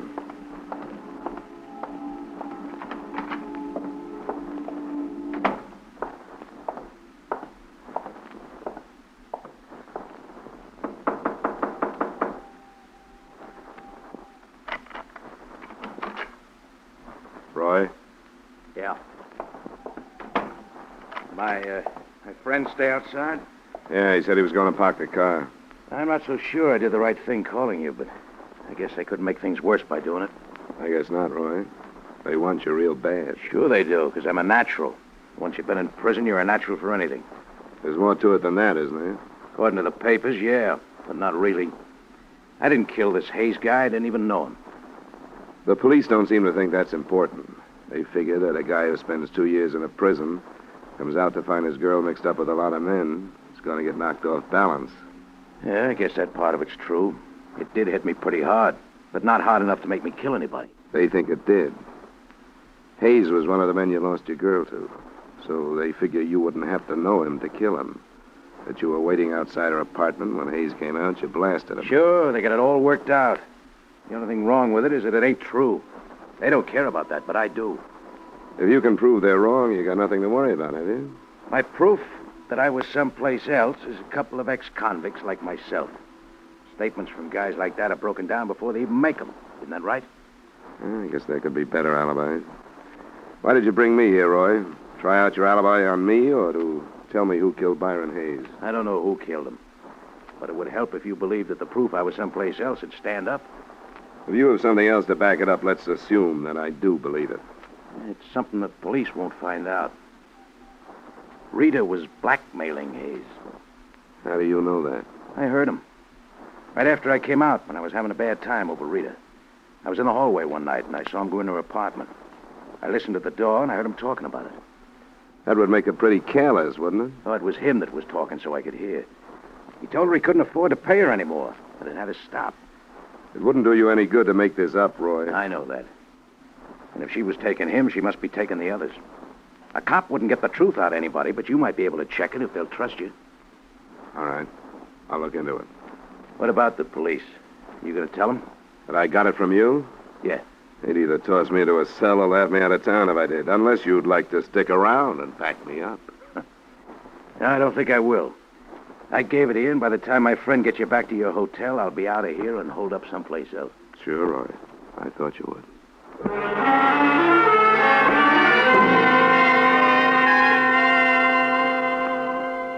The only reason this tip from the number one suspect meant anything to me was that to date, no progress at all had been made. Rita Cobb, outside whose door Hayes had been killed, said she'd known him only casually, that he'd just dropped in. Nobody else could be found who knew about the association, and even the widow, Agnes Hayes, said she had never heard of Rita Cobb. After I was dropped at the hotel, I decided to try out the new lead on the widow first. I've told the police everything I know, Mr. Dollar. I'm afraid it wasn't very much, Mrs. Hayes, and I wondered if there might not be something you didn't tell them because you didn't want to. What do you mean? I'm not a policeman. There are no reporters around. Everything you say to me will be kept in confidence. Mrs. Hayes, didn't you really know that your husband was seeing Rita Cobb? If I'd thought he was, do you think I wouldn't have done something about it? You didn't suspect anything? No. Even now, I don't think he was seeing her, as you put it. Do you know why he would have dropped in to see her, as she said he did? No. I knew nothing about it. Oh, please, Mr. Dollar, you must understand that this has been very difficult for me. Yes, of course it has. As far as I'm concerned, my husband always was a man above question. His friends, his business associates, everybody looked up to him. I looked up to him. And now you and the others ask me to believe that he knew this woman. She said as much. No, she was lying. There must be something else she's hiding. She's saying she knew Byron to hide something else. She didn't know him. She's lying. We'll learn the truth, Mrs. Hayes. Someone told me that Rita Cobb was blackmailing your husband. That's not true. That he was heard saying he couldn't pay her anymore. That's not true. Why should he pay her anything? He didn't know her. All right, Mrs. Hayes. I only wanted to tell you what somebody said. It's not true. All right, Mrs. Hayes.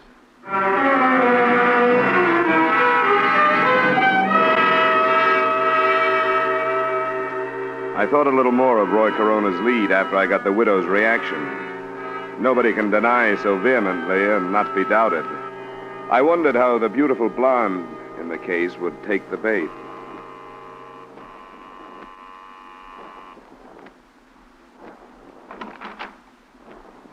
Hello, Miss Cobb. Hello. I'd like to talk to you. Why? I told you and the police everything I know. That's what Mrs. Hayes told me just a little while ago. I think I'd better come in. No. You have no right to do this. I suppose not, but you have no right to hold back information from the police either. I haven't held anything back. I want to be sure of that. So far, the police and I have been working completely blind. Nobody has known anything. Hayes is shot to death right outside your apartment, and nobody has the faintest idea why. Do you think I'm enjoying it? Do you think I like seeing my face plastered all over the papers, labeled the mystery woman? Don't you think I'd like to see this cleared up? Would you like to see it come out that Hayes was more than a casual acquaintance of yours? I met him once or twice, that's all. Why did you say that? How many other casual acquaintances do you have? I don't understand. What about a man named Donald Smith? How did you find out about him? That's not the point. I refuse to have the names of my friends dragged into this. It wouldn't do any good. Wouldn't do anything but hurt them. Arnold Smith is about the same kind of man Hayes was. Married, past middle age, good-sized bank account. Don't drag him into this. Please. How about your friend Earl Fisher? Married, past middle age, good-sized bank account. What did you learn about him? I've learned about 2 or 3 more of your men. The police know? Not yet. You're going to tell them? I may have to. I wish you wouldn't. I didn't mention them because I didn't think there was any reason to. None of them had anything to do with Byron. How did you know that? Why, because none of them knew about him. Because he was such a casual friend? No. I lied about that. But not to hide anything from the police. And why? I don't know. I was afraid to tell about him. I can see why. There are a lot of things that aren't being told about this. But it'll come out if everybody in town has to be dragged into it. Now think that over, Rita, in case you feel like coming clean.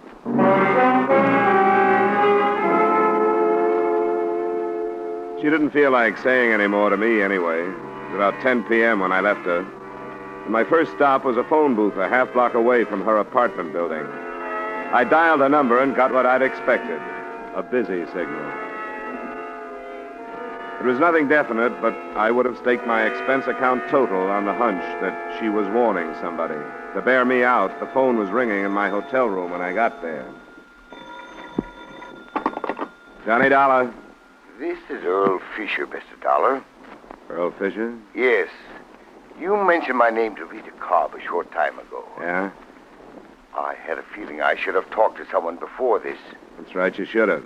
I hope you can understand, however, my feelings. I naturally didn't want my name to enter this public. Naturally.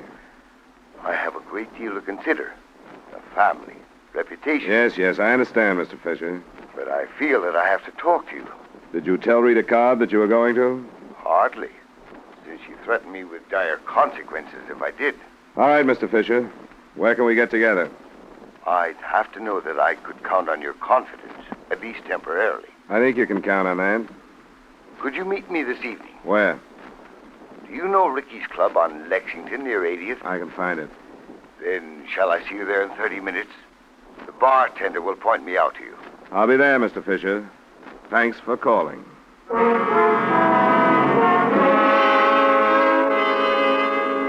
That was the first real result of the lead given to me by Roy Corona. The second was quick to follow. I would have made another bet that a warning by Rita Cobb had decided somebody else to correct the situation in another way. It happened when I left the lobby and called for a cab. Hey!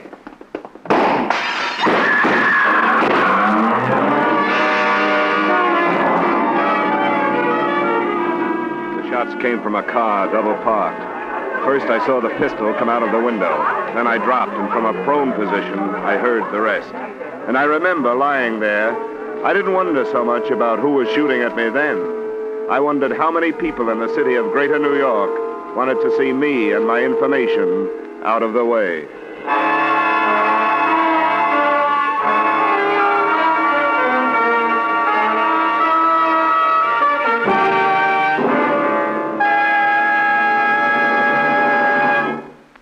We will return you to the second act of yours truly, Johnny Dollar, in just a moment. For another great crime-hunting drama, spend a half hour with CBS's Gangbusters every Saturday evening. On Gangbusters, sheriffs, police chiefs, and district attorneys from American cities and towns tell the story of their manhunts. Fine cast of top actors join them to reenact these real dramas of crime-busting in action. Gangbusters is heard every Saturday evening on most of these same CBS stations. Be listening this Saturday, won't you? And now with our star Edmund O'Brien, we return you to the second act of yours truly, Johnny Dollar.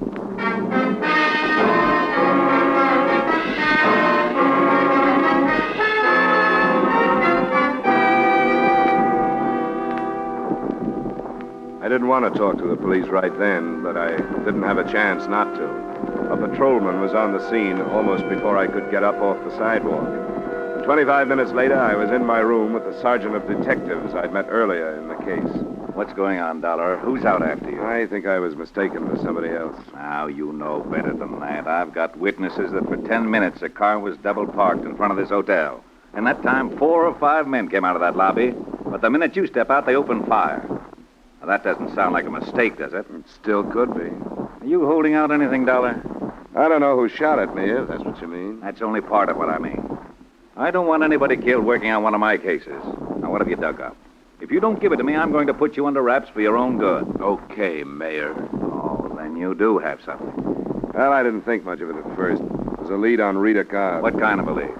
On what might really have gone on between her and Hayes. Where'd it come from? I took it to the widow first. She still denied knowing her husband was acquainted with the Cobb woman, but she may have realized that by admitting it, she'd be giving herself a motive. That's not new. No, but the possibility of blackmail is. And she could have known about that, too. Blackmail? Where'd that come from? I can't tell you, but I think it's worth something. I have a list of names.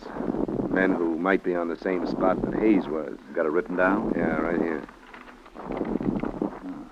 Where'd you get this dollar? Names, addresses, and occupations.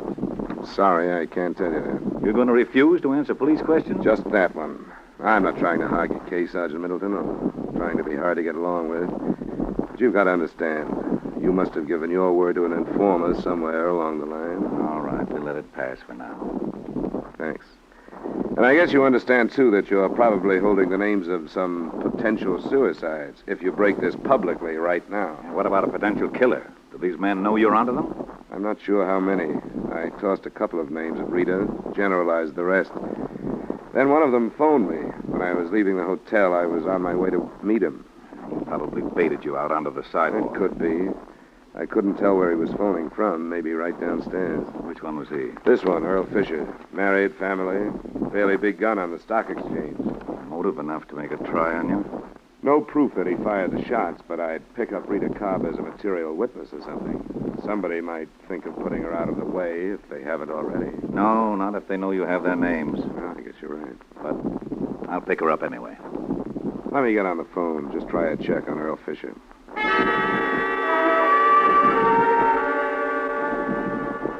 I called the bar where Fisher said he'd meet me. The answer I got didn't do much to alibi him for the attempt on my life. The bartender told me that Fisher not only hadn't been there that night, but that he, the bartender, had never heard of him.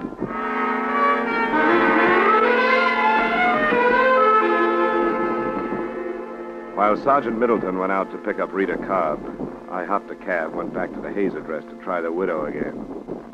Is it absolutely necessary, Mr. Dollar?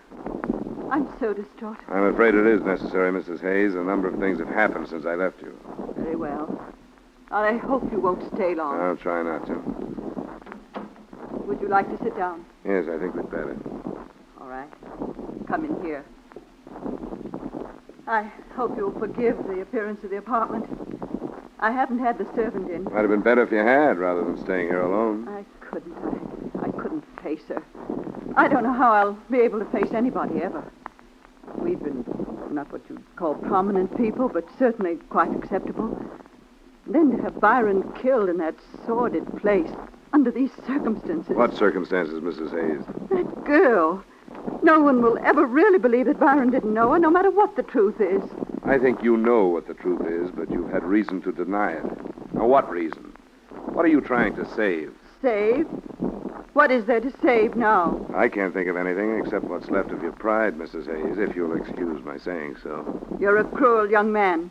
I don't like to be, but sometimes it's worse to be too kind. You've taken advantage of the police and me by holding back the truth for purely selfish reasons. Mr. Dollar. You're less interested in seeing a husband's death cleared up than you are in what your neighbors will think of you when the truth does come out. And it has come out. Mr. Dollar. And you're in danger of having to answer impeding the investigation of the death of your own husband. Now, what will your neighbors think of that? Mr. Dollar, what are you saying? What do you mean? Rita Cobb admitted to me that your husband was more than a casual friend. She's lying. Another acceptable husband admitted to me that she was blackmailing him. There are others. So it's only logical to assume that she was blackmailing your husband. That's not true. How do you know? It can't be true. The state will spend a year looking into Mr. Hayes' money transactions if they have to. And there's something else. I'm convinced that you knew about it. I was convinced by the way you reacted when I told you earlier tonight. I'm so confused. When I told the police how you acted, their first thought was that possibly you'd killed your husband. Oh. Your motive would be that you knew about Rita Cobb, so naturally you wouldn't want to admit it. Oh, don't think that. They can't, my own husband, no matter what he did. Police minds go that way when people don't cooperate with them. I was wrong. I thought it didn't make any difference. I thought nothing did but Byron's death. You knew about Miss Cobb, didn't you? Miss Cobb? Yes, I knew about her. Why didn't you tell us? Don't know. And you knew about the blackmail. Yes. Oh, I know why I didn't tell you. I've been trying to spare myself, as you said, but for far worse reasons. I'm responsible for Byron's death. How, Mrs. Hayes? Because I was a righteous wife. It wasn't enough that I found out about her and her blackmail, but I wasn't big enough to forgive him or even think calmly. If I had been, it would have ended. Then there would have been no reason to consent to blackmail. You learned just recently, then. Yes. I made him go to this woman. I made him go and tell her that he was through and that he was going to report her to the police. That's why he was killed. I sent him. And I was afraid to admit my responsibility. He was killed night before last. You must have learned that day. A man came here. He said Byron knew that woman. I didn't believe him. But when I faced Byron, then I knew. This man, did he give you his name? No. What did he look like? Was he dark? Not quite as tall as I am? Yes. Oh, please go. I've told you. I've told you. Now I want you to go.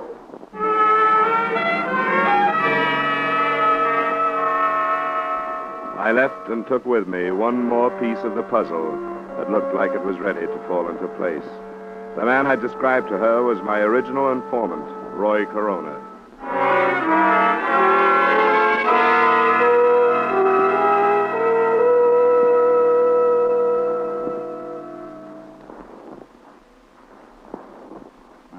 This is serious, Dollar. You shouldn't have met with Roy Corona without telling us about it. I don't think your best squad car could have tailed the guy that drove me, Sergeant. After I met him, he moved someplace else, so it probably doesn't make any difference. Then what do you think his game is? The way I see it, he was in love with Rita Cobb. 2 years in prison, he comes out and finds her involved with these men. He did enough listening at doors to satisfy himself that she was blackmailing Hayes as far as I can go. He's hoping to frame her for it or whether talking. Well, you shouldn't have met him when doors coming up. There. What did you bring me down here for? You're a witness, but it looks like you're... What's downstairs? Some fast explaining, Rita. And Hayes. I told you. For blackmailing Hayes. I found that out. It wasn't blackmail. I borrowed some money from Byron once in a while. That isn't what Roy Corona told Mrs. Hayes. Oh? I should have known. Well, I don't care what he told her. Go through just what happened the other night again. It's the same as before. Byron left, I heard some shots and ran out. Byron was lying there. You ran right out and didn't see anybody. That's right. You're sure you didn't see anybody? If I had, don't you think I'd say so? You didn't see Roy Corona? I wish I had. But I don't care what you've got on me. I'm not changing my story. I heard the shots, ran out, and Byron was lying there. Have you seen a lawyer? Is there a law against that? Are you sure you didn't run out first, then hear the shots, and then see him lying there? Are you asking me if I killed him? If you didn't, who did? I heard the shots, ran out, and he was lying there. We've figured out a motive for you now. Byron's wife got after him, made him come down and tell you he was going to turn you in. Didn't he say that? Turn me in? For what? Byron and I were good friends. He dropped in. So you prove that's what he said. We've got pretty good proof that you were blackmailing 5 men at least. Oh, I don't think you'll find anybody who'll say that's what it was. Yeah. You had enough, Dollar? I've had enough.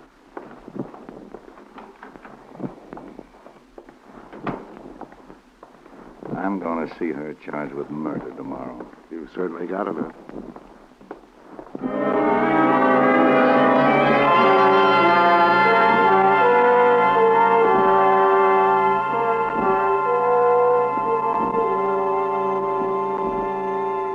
That's the way things stood that night, and until my hotel room phone rang in the morning. Johnny Dollar. Dollar, this is Roy Corona. Yeah, what do you want? I read in the morning paper they're charging Rita with murder. That's right. She didn't do it. I did. What are you talking about? What's the matter with you? Nothing's the matter with me. Only she didn't kill him, I did. I shouldn't have, but when I found out she was seeing him and she wouldn't see me, I went crazy. I saw him come out of her apartment and I killed him. I want you to come and get me.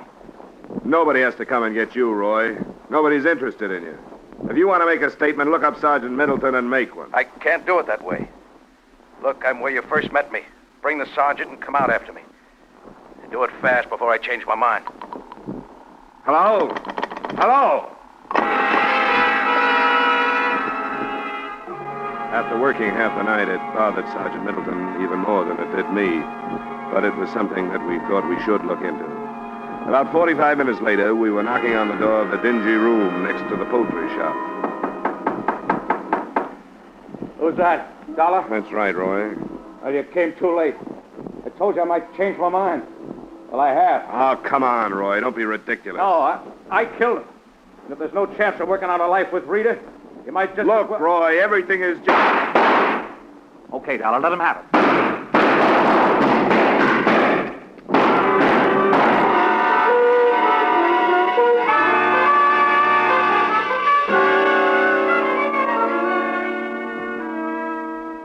Roy Corona made a good try. As well he might have, since he went to Mrs. Hayes and started the whole thing. But his shots went wild, and the sergeant's mind did too. When we dragged him out, he was still telling the same story. He didn't stop trying to save her until he heard about the confession made by Rita Cobb after I'd left her, about her motive and about the murder gun that turned up in her apartment. Find enclosed his reaction to that. I'm sorry. I started it. I wanted to get her away from these men. I thought I could scare her away from the things she was doing. That's why I went to Hayes' wife. I never thought it'd lead to this. And I'd take the rap for Rita if I could. I wanted to get her to come back to me. Now look.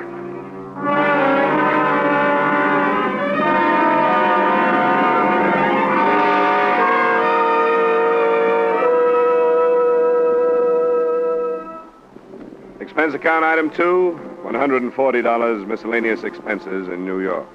Item 3, same as item 1, transportation back to Hartford. Expense account total, $180.80. Remarks? Earl Fisher, the man suspected of shooting at me, was brought in for questioning. Because there was no proof, he survived that. But I felt sorry for him. I saw his wife, and what lay ahead for him at her hands was obvious. He was a condemned man. Yours truly, Johnny Dollar.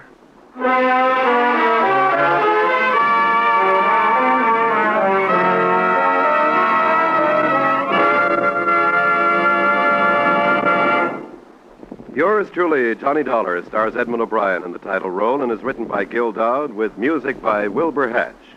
Edmund O'Brien's latest picture is the Paramount Pictures production, The Redhead and the Cowboy. Featured in tonight's cast were Jim Nusser, Lee Patrick, Gene Bates, Ed Begley, and Jack Moyles. Yours truly, Johnny Dollar, is produced and directed by Jaime Del Valle. This is Dick Cutting inviting you to join us next week at this time when Edmund O'Brien returns as... Yours truly, Johnny Dollar.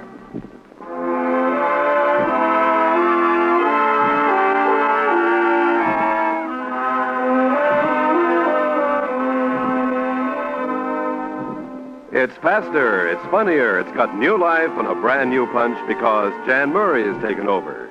It's CBS's Saturday night musical quiz, Sing It Again, an hour of mirth, melody, and money that's heard on most of these same CBS stations. Yes, Jan Murray is your new host. Alan Dale, Judy Lynn, the Riddlers, and Ray Block are your music makers. And there are still loads and loads of cash for identifying the new Phantom voice. Be sure to hear the new Sing It Again, starring Jan Murray, tonight on CBS. Stay tuned now for Von Monroe's Caravan, which follows immediately on most of these same stations.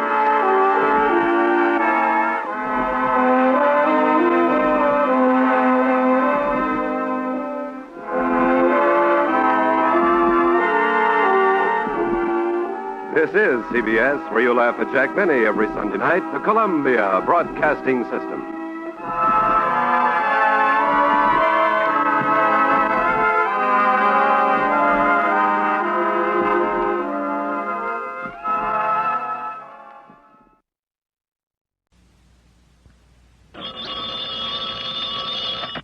Johnny Dollar. Dollar, my name is Parnell. Hank Parnell. I live out here in Muddy Gap, Wyoming. Mr. Parnell, You just call me Hank. All right, Hank. And what did you say the name of your city is? City? Why, it's only a little town, Dollar. Muddy Gap, Wyoming. Muddy what? Well, just what it sounds like. Muddy Gap. Muddy Gap. I see. Yeah, due west of Casper, south of Powder River. It's not too far from where the Poison Spider Creek begins. You look it up on a map, and, well, here we are. All right, I'll look it up. But what seems to be your problem, Hank? Oh, Dollar, I'm the owner and editor and reporter and, well, just about everything else in Muddy Gap Weekly Tribune. Yes? I'm also the only agent for at least 50 miles around here for the Great Southwest Insurance Company. Oh, I see. Yes, sir. Now, I wonder if you could hightail yourself out here in one big fat hurry. Well, that, And that means on that little old expense account of yours. Can you do it? Well, that depends. You are talking about insurance business now, aren't you? Well, not yet, Dollar, but, well, put it this way. Yeah? Unless you can give us a hand, Great Southwest is plumb liable not to have any office or agent or anything else out here anymore. Afraid I don't understand. Well, then let's put it this way. Yes?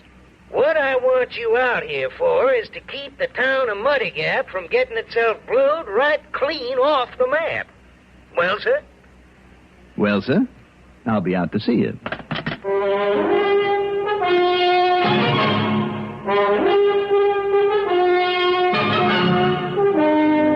The CBS Radio Network brings you Mandel Kramer in the exciting adventures of the man with the action-packed expense account, America's fabulous freelance insurance investigator. Yours truly, Johnny Dollar.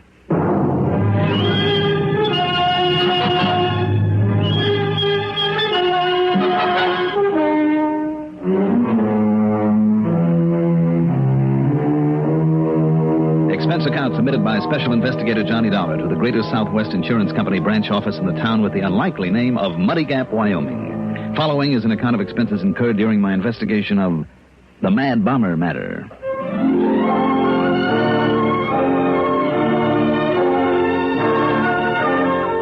Expense account item 1. $192.80 transportation by plane, train, and car to Muddy Gap. That includes a stop and bite of late supper at Casper, Wyoming, where I picked up a rental car. Muddy Gap is in the middle of thousands of acres of range land for beef cattle in what used to be Indian country, where the Sioux and Cheyenne carried out many a bloody raid against wagon trains plodding along the old Oregon Trail. There's oil in this country, too. Muddy Gap consisted of a railroad siding, one main shopping street, and a surprisingly neat residential section, all of it pretty much surrounded by a tank farm. How many millions of gallons of crude oil were stored in those huge steel tanks, I'll never know. But it must have taken a mighty big pipeline to handle it.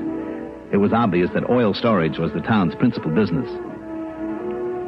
The combination insurance and newspaper office sat alone at the end of the street, and despite the late hour, Hank Parnell was there waiting for me. He was a long, lanky, not too bright character, dressed in jeans, an open shirt, cowboy boots, and the inevitable white Stetson. Instead of a horse tied up out front, he had a battered old touring car, minus the top and covered with oily dust, to get out and around and dig up news items for his paper, he said.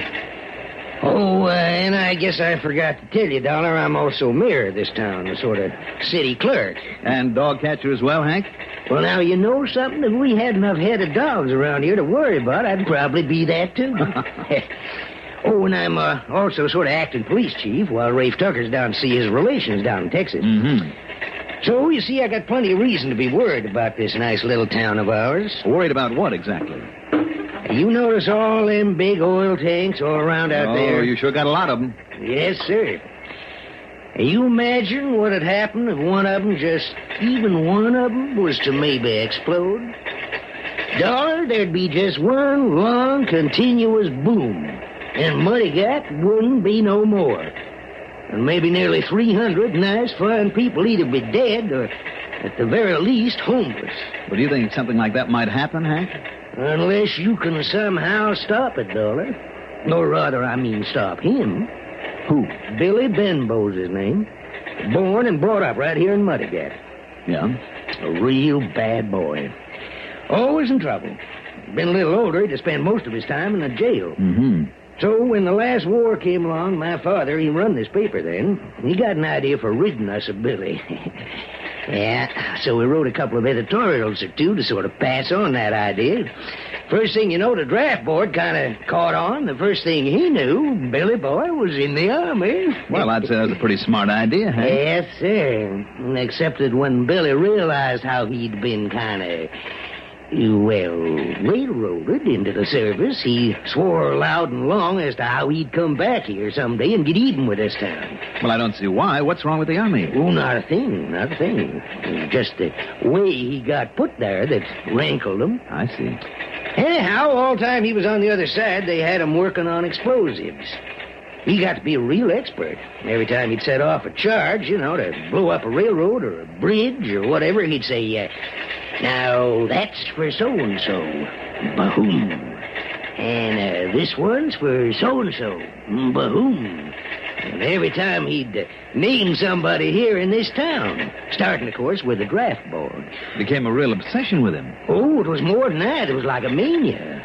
Yeah, Billy Benhow simply wouldn't forget. Now, surely, Hank, after all this time... Now, wait a minute, Dollar. All right, go ahead.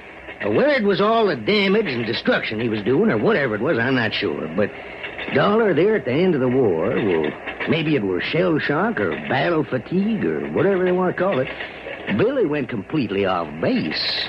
Oh, that's too bad. Yeah. The first thing he did when he set foot back in this country, back there on the East Coast, was to start blowing things up. So, of course, he ended up in one of them state hospitals back there and never recovered. No, never got over it. Well, if he's in the hospital, Hank... Well, he was. But then a while back, he escaped. You see what I mean? You think he'll be coming here to carry out his old threat? Well, Dollar, a couple of days ago, I got a phone call right here in this office. Yes? All the voice said to me was, I haven't forgotten. And he hung up. The voice of Billy Benbow? Well, who else? Who else could it have been? I wonder. Well, I don't. It was Billy, all right. It had to be. And what he meant was, in his twisted way, Billy meant he's coming back here to get even. Well, now, Hank... Well, who knows? Maybe Billy's right here in town right now, hiding out somewheres, just waiting for a chance to blow us all to kingdom come. And don't you forget for 1 minute, Dollar, he was an expert with them explosives. But, Hank, if it was this Benbow, why would he make a point of warning you? Well, Dollar, man with a mind like that, I don't... Well, you may be right. Tell me, have you mentioned this in your paper? Have you notified the townspeople? What, and got them all up into a panic? No, sir. But somehow, Dollar, we gotta stop him. All right. Now, listen, yeah? I take it you haven't much of a police force here? Well, we never needed much of a force in a peaceful little town like this. Well, how about the county or state police or whoever's available? Oh, sure. What? Oh, they'd be glad to help, yeah. Come right over here and help us all they can. When and if Billy tries something. Well, by then it might be too late. Yes, sir. Because every day now, once a day, along about this time, this phone of mine is rung. And when I answered, there wasn't nobody there. So it's Billy, wherever he is, just adding up to that warning he gave me. Possibly. So, well, you got any ideas, Dollar? Well, to be perfectly honest about it, Hank, before I believed that after all these years Billy would actually come back here, I think I'd like a little more convincing evidence. Evidence? Well, what's he got to do to convince you? You mean to say you won't believe it until he... Oh, no. There it is again. Well, maybe it's one of your subscribers. You pick up that extension. Same time as I pick up this. All right, if you like. Okay? Yeah, now. Hello? Hello? I think I'd better prove that I haven't forgotten. Billy? Is that you, Billy? That's right. Billy Benbow. Now listen, Billy. Hello? Hello? He's hung up, I'm afraid. Now, you see now, Dollar? I told you he wasn't fooling. I told you that... Listen, what was that? I don't know. It sounded like it came from somewhere just outside of this building.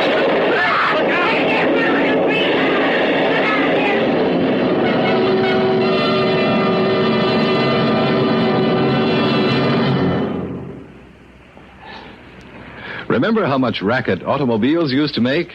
Time was you practically had to bellow to make yourself heard above the chatter and roar of the engine, the howl of the wind rushing by, and the rattling a rough road gave your poor old buggy and brains.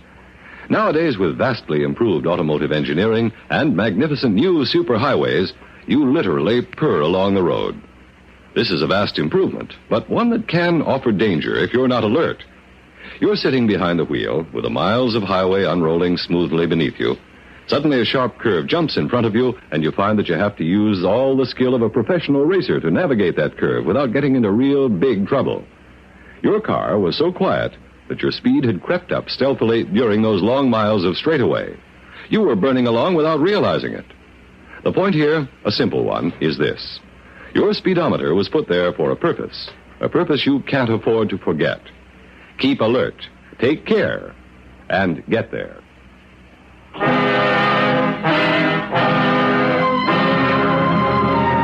next thing I remember was crawling out from under Hank's desk. Hank himself had tried to make a dash for the press room, but was forced back by the blast and ended up beside me. As for the press room, it was a shambles. Oh, my. Why here, Dollar? Why in here? Why'd he pick to blow up my press this way? Hank, didn't you say it was your father's idea? That way of getting him out of town? Yeah, you're right. And he spread the word by putting the stuff in the paper. All right, then maybe this is all he wants to do, put your paper out of business. Yeah, maybe so, Dollar. I hope so. But he's still got to be caught and locked up again. Yes, but where do we start looking for him? Well, he was here to set off this here bomb, wasn't he? Only seconds after you talked to him on the phone? Oh, yeah, you're right. If he was somewheres on the telephone, there's no other buildings nearby. How could he be around here, too? Wait a minute. Look. Looks like this is the answer right here. Why, that's a clockwork. That's right. A little timing device. That means, Hank, that he could have been 100 miles away. What is it, Hank? What's happened around here? Sounds like a big explosion. Yeah, that's... Oh, looks like one, too. Yep, it was all right, Pete. What happened? Hey, smells to me like dynamite in here. Dynamite? What's the matter with your smeller, boy? What?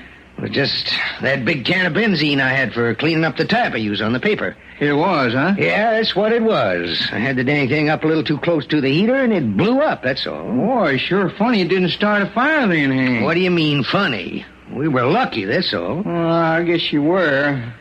I'll tell you this, though, Hank. Just don't bother right now. It was only the can of benzene. No, I mean about you saying there wouldn't ever be any excitement around here when I took on this job. Oh, yeah. It looks like I was wrong. What is your job, Pete? Oh, I'm sorry. I should introduce you to. This is Pete Branson, huh? Oh, yeah.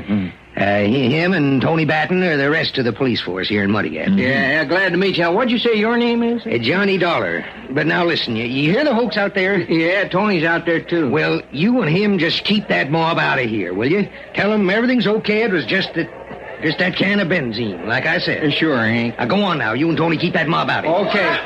It's okay, folks. Just had a little accident back there in the print shop. Everything's under control. But just to make sure, Hank don't want anybody hanging around. Pete now, Branson? come on, Tony. Let's get him all away from here. Come on. What happened to him, Hank? What, you mean his face? The way it's all cut up that way? Yeah. Well, it tells me he once got drugged behind a horse. You know, foot caught in a stirrup. Oh, I see. So the one thing he won't ever do anymore is get himself on top of a horse. Me, I don't blame him.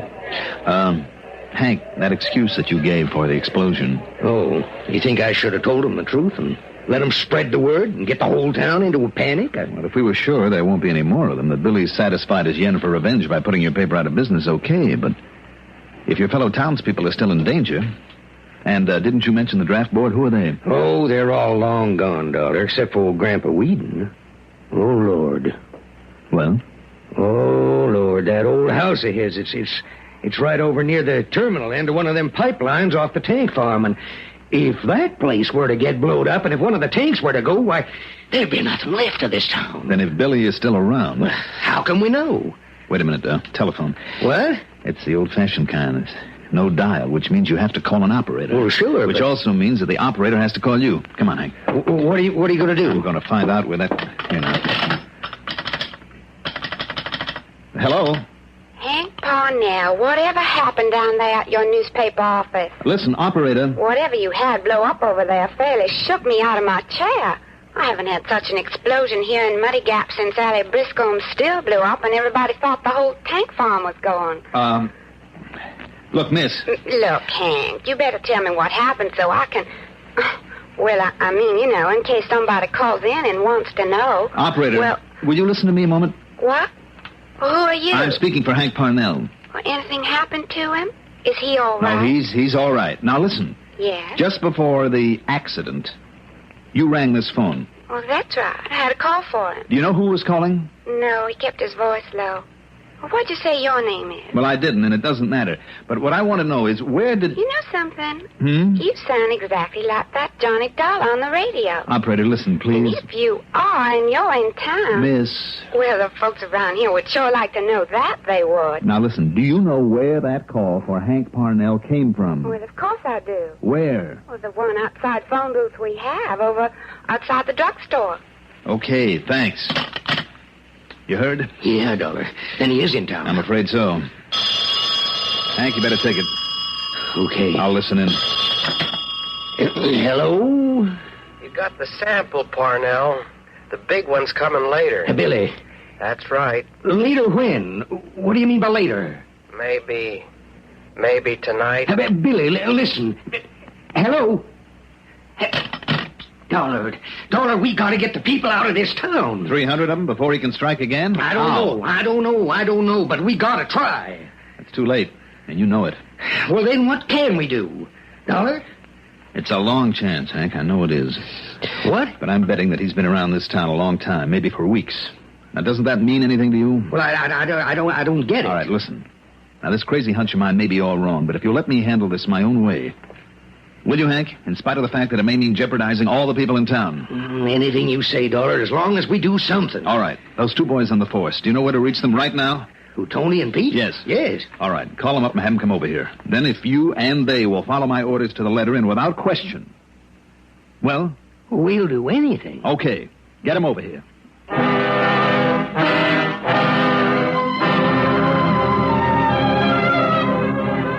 It meant staking a lot on my limited knowledge of the criminal mind, possibly risking a lot of innocent lives. But I felt sure now that my hunch was right. Fortunately for my plan, Tony Batten got there first. When I told Hank and Tony what their job was, for a moment they couldn't believe I was serious. But they agreed to say nothing to anyone, not even to Pete. Tony went outside, then waited in Hank's old car. When Peter Branson arrived, Hank put him under my orders, and he and Tony took off. Well, I guess I was right, huh, Mr. Dollar? That was some kind of set explosion in here, wasn't it? That's right, Pete. It was set all right by an expert. And you got some idea who might have done it? Either you and I are going to find out or this town's in danger of being blown to bits. Are you kidding? Not a bit of it. I see you carry a gun. Yes, sir, right here in handy. And if what you say is true, maybe you ought to have one, too. Well, you better let me have yours then, Pete. Well, now, wait a minute, Mr. Dollar. It's your idea. Well, yeah, I know, but... Well, let me have it. Orders, Pete. You're under my orders, remember? Yes, sir. All right. Yes, sir, here you are. Good. Now, shall we go? Where are we headed? Out to see an old man. Old Grandpa Whedon. Oh, now, you don't think he had anything to do with this explosion, do you? Pete, I think this mad bomber plans to hit him next. Did you say mad? That's right. Oh, I see. We're going to go over Grandpa's place with a fine-tooth comb because a bomb may be planted, may be ticking away out there right now. And if we don't find anything out there? Well, we'll see. But why do you think this man would pick on him? Is it a man?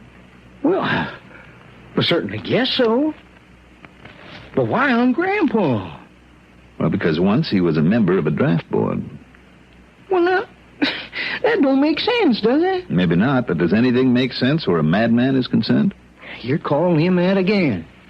You don't like that word, huh? Well, it makes no difference to me, but if there was a madman out on the loose out there... Pete, he might look every bit as harmless as you do, or as I do. Yeah, I see. Okay, then. Let's go on out there and have a look, but I'm betting we don't find anything. You don't think so, Well, I bet on it. Well, then maybe we won't. It seems to me Hank had a little trouble remembering your last name, Pete. How long is it that you've been on the force? Huh? Oh, a few weeks, I guess. Mm-hmm. Ever since you first came to town, huh? Why, yeah, practically. Mm-hmm. And before that? Oh, you know, working around the ranches and... Oh, I thought you didn't ride. Well, no, not anymore. Oh, what do you do then? Oh, you know, odd jobs. Well, why you ask that? Well, your hands. They look kind of soft to me, you know? Hmm? Another thing, come to think of it, seems to me you immediately recognized the smell of dynamite when you came in here. Didn't you? Oh, look, you want to go out there? Let's go. And, those scars on your face? What you getting at? They're from an explosion, aren't they? I said, what you getting at? I've seen too many of those kind of scars not to recognize them. And you knew that because of them, nobody around here would recognize you. Didn't you, Billy? Okay, Dollar, that's enough. You see this? You got another gun, hmm? That's right. So instead of reaching for the one I gave you, just you reach up high. Now reach. I knew I'd have trouble when you come in town. Because you ain't dumb like the rest of these jerks around here. But not anymore, Dollar, because I'm going to kill you. You think so, Billy? Yeah. And then I go back to my place and I get the rig. It's all ready except for the setting of the clock on. Billy? Shut up. You know where I plant it then? Yeah, out by old Grandpa Whedon. You hear me? Out there by the tank farm. And I set the clock, so I only got time to get away. Get away in that nice car of yours, Dollar. Now, Billy, listen to me. No. You're only trying to stall me. So first it's you, and then I go get that rig. This rig, Billy? Huh? This bomb we found over in your room? You found it? You better drop that gun, Billy. No! Come on! Oh, you pull that trigger, Tony, I still get off a shot. He's right. Let me take care of this. Wowee. That's a mighty good left you got there, Dollar. I guess he was right, though, Hank, about you being pretty stupid. Well, now, you just wait. Didn't you think about what might have happened if Tony'd pulled off a shot right next to that bomb you have in your hand? Oh, my gosh. Mm-hmm. You should have. Remarks? Why bother on this one? As for the expense account, let's call it a total of $350. Yours truly, Johnny Dollar.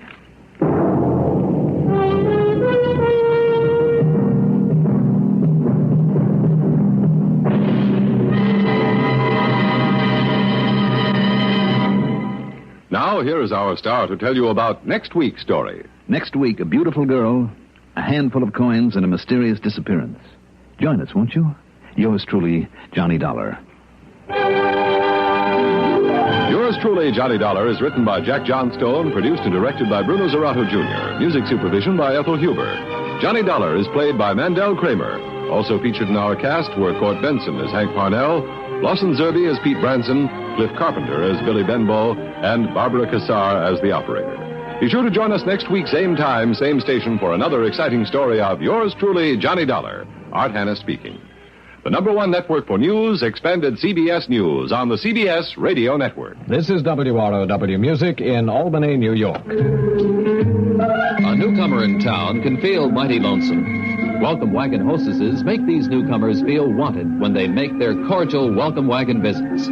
Their baskets contain useful gifts from civic-minded businessmen, invitations to participate in varied social and volunteer activities of the many civic agencies in the community. In addition, every Welcome Wagon call recipient in the greater Albany or Schenectady areas, as well as Delmar, Latham, or Scotia, is invited to attend the local Welcome Wagon Club. This is an organization of newcomers all anxious to make friends.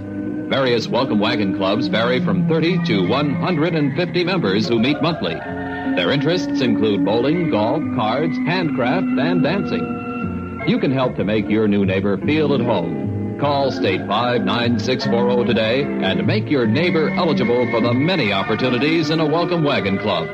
Remember, State 59640. WROW Music time now, 25 minutes before 7 p.m. From Hollywood, it's time now for Johnny Dollar. Mr. Dollar, the investigator? That's right, insurance investigator. Yes, well, my name is Frank Skinner, Mr. Dollar. Yes? You see, my wife and I run the Sunny Dream Home up here at Buckland Center. Old folks' home it is. I see. Well, now, what can I do for you, Mr. Skinner? Well, I'm I'm afraid there's something wrong here, Mr. Dollar. You see, we've never had anything like this before. Like what, sir? Well, to begin with, all our clients are pretty well insured. Yes. All right. We've been having a lot of deaths here at the home these past months. Too many, Mr. Dollar. Well, after all, if your clients are all very old people... Yes, sir, they are. But you see, these have all been accidental deaths. Yeah, well, don't forget, sir, that older people are very often quite prone to accidents. Yes, sir, that's true. But, well, if you want the truth, I don't think they've been accidents. Oh? No, sir. And if something isn't done to stop this, well, I think maybe you'd better come up here and see us. Mr. Skinner, I think you're right.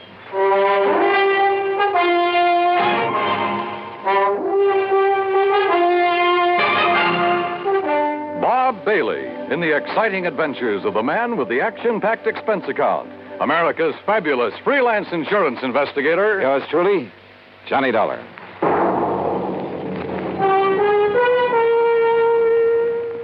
And now, Act One of yours truly, Johnny Dollar.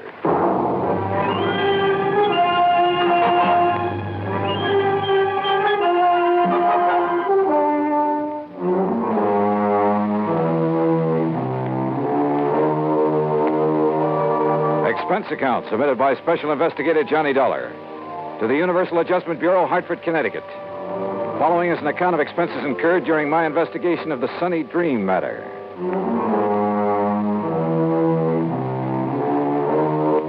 Expense account item 1, 10 cents for a phone call to Pat McCracken, my old friend and contact at Universal Adjustment Bureau. Oh, say, I'm glad you called, Johnny. Yeah, well, Pat, I just want you to know I won't be available for a couple of days. Oh, yes, you will. And it isn't because of any insurance matter. Yes, it is. What's happened is that I've just received a phone call that's aroused my curiosity.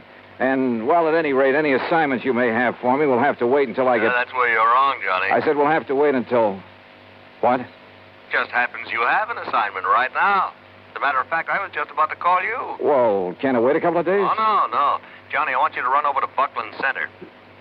Huh? I think you heard me. The Sunny Dream home for the aged? That's right. How did you know? Never mind that. What's wrong over there that you know about? Oh, the number of deaths over there within the past few months have made our actuarial tables look like a big fat mistake. And the companies that have carried the insurance on them are getting a little worried. All separate companies, huh? Yeah, but they all cleared their policies through us, fortunately. Otherwise, we'd never have gotten wind of this. Anyway, I promised to send you over there. Any particular reason for thinking something's wrong, aside from the unusual number of deaths? Yes. What? The beneficiary of the policies that have had to be paid. Who?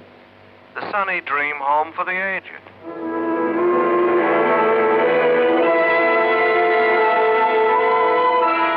I gassed up my jalopy at the sign of the Flying Red Horse, that's item 2, 425, and drove some 30 miles south and east on Highway 2. I found the Sunny Dream home just north of Buckland Center. It consisted of a huge old frame house surrounded by trees and well-kept gardens. In comfortable chairs scattered here and there on the wide porch and lawn, nice-looking, well-dressed older folks sat around reading, chatting, playing cards, enjoying the late afternoon sun. The whole place looked clean, quiet, and restful. After parking my car, I walked slowly up the long, flower-bordered walk under the trees toward the entrance. And as I did so, a little wizened old man in a wheelchair detached himself from a group of the old folks and wheeled over to me. Mr. Dollar? Yeah, that's right. I'm Frank Skinner, the one that called you. Oh, how are you, Mr. Skinner? Come right along in the office where we can talk. Yeah, sure. Oh, may I give you a hand with that chair? Nope, don't need it. Huh? I must say you handle it well. Should. Haven't been on my feet in over 5 years now. You can help me up this little ramp, though, if you don't mind. Oh, sure. Here you are. Walter, my stepson, built me that ramp. Good idea. Yes, sir. It's a big help to a man that can't use his legs. Now, right around the side of the porch here. Oh, evening, Miss Baker. Good evening, Mr. Skinner. Here we are. If you just open the door. Sure.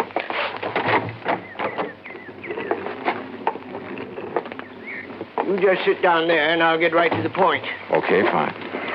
Now, you listen to me. I'd appreciate it if you'd let the folks here think that you've just come to look over the place, like maybe you've got some old relative you'd like a nice home for. In other words, you don't want to alarm your clients. Guests, Mr. Dollar. They're honored guests, all happy and with no worries. Uh-huh. Well, I must say that those I saw outside looked perfectly content. But now, about those so-called accidents.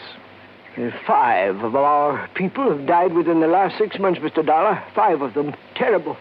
And like I told you on the telephone, they looked like accidents. What kind of accidents? Well, now, the first one. Well, maybe it was. That was old Miss Epp. Lived in the little guest cottage out back. What happened? Small fire. Must have started in the wastebasket or something by the time we got to her. Well, she'd suffocated. And I suppose Mr. Purley might have been accidental, too. Food poisoning it was. At least that's what the doctor called it. But nobody else got sick on all those canned peaches, Mr. Dollar. Who was the doctor? Oh, Doc Cherry from town. Of course, Mr. Purley was the only one that had 3 helpings of them. But my wife never had trouble with her canning before. Well, go on, Mr. Skinner. Well, old Miss Sharmley fell down the main stairs to the living room. Look through the door there. You can see the stairs. Well, that's a long stairway for elderly folks. Then Miss Lizzie-Bell. We called her Miss Lizzie-Bell, though her real name was... What happened to her? She fell out the window of her bedroom. And, Mr. Dollar, she just wasn't strong enough to get her window open that wide. She was 94. Then poor old Miss Betzler. She fell down the stairs, too. Well, Mr. Skinner, if those people aren't able to negotiate a stairway like that, you're at fault for requiring them to do it. Well, most of them are. The others have their rooms here on the first floor, like I have, too. How about Miss Lizzie Bell, who was 94? Well, she never left her room until she fell, or until she was pushed by somebody younger and stronger than she was. Well, unless you can prove something like that. I have to prove that those others were pushed down the stairs. Afraid so. You see, from what you've told me so far, Mr. Skinner, there's no reason to suspect those deaths weren't accidental. Even so many of them, all within a space of only 6 months. Unless, as I say, you can come up with some concrete evidence to indicate otherwise. All right, then. You can tell me this. Why did all those things happen late at night, when those poor old folks wouldn't have any reason to be up and around, when there wasn't anybody around who could help them, until it was too late? Well, so far as that's concerned... Why, sure. Folks have got to get up at night sometimes, one reason or another. But they all had their own private baths, and if they want anything from downstairs, like something to read or some hot milk, something like that, why, all they have to do is ring the push button in their room, and my wife gets it for them. We do that all the time. Where is your wife, by the way? Martha? Why, she's... Right here, Frank. Who's this you're blabbing off your mouth to? Why, Martha, this is Mr. Johnny Dollar, insurance investigator. Investigator, huh? Well, you can march yourself right out of here. Oh, now, just a minute, Mrs. Skinner. Just a minute, nothing. You get out of here and leave us alone. Mrs. Skinner. And if you don't, I'll throw you out. And if you don't think I'm young and strong enough, then I'll show you. Strong enough to throw a little old lady out of a window? Or shove a couple of people downstairs? Get out. Act 2 of yours truly, Johnny Dollar, in a moment.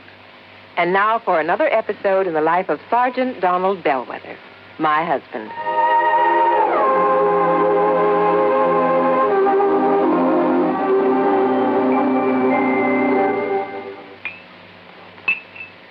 Oh, that's what I call a good dinner, Reba. Oh, that was delicious. Well, I'm glad to hear that, dear. More coffee? Yeah, just about a half a cup, please. All right. There you are. Thank you. Now, tell me all about your safety class. Did the boys enjoy your speech? Oh, yeah, they sure did. Thanks to you, I did quite well. My lieutenant complimented me afterwards. Oh, good. Yeah, but that same lieutenant threw me a curve, too. How, dear? Well, after I gave my talk, he asked the men if there were any questions. Well, that did it. One of the guys stood up and said, look, Sarge, you claim there were over 95,000 deaths and over 9.5 million people injured in accidents in the U.S. last year. Looks to me like all those safety campaigns and slogans are doing no good at all. Well, how did you answer him? I didn't. I couldn't think of an answer. I got out of it by saying I'd have more facts and figures at the next meeting. All right, let's see now. Oh, yeah, here it is. Now, first, Sergeant Bellwether, you start off by telling the boys that since 1913, the accidental death rate has been reduced 35%. Mm-hmm. Or, in other words, if there hadn't been campaigns and safety measures put into effect to reduce accidents, almost 1 million more people would have been killed in the last 46 years. Is that right? It certainly is. I'm reading it right out of the National Safety Council record book. Oh, and another thing. Accidents in the farming areas are much higher than in the city. Now, do you know why? Why? Because in rural areas, there are fewer policemen enforcing safety laws and less traffic signs and signals to guide the motorist. Mm-hmm. You know, many more cars travel the city streets, and yet the per capita rate of accidents is much higher in the rural areas. Of course, the reason is obvious. In the city, more safety measures are instituted and obeyed. Reba, you are wonderful. That's a good logical answer. I don't know what I'd do without it. Oh, that's my Donald. That's my doll.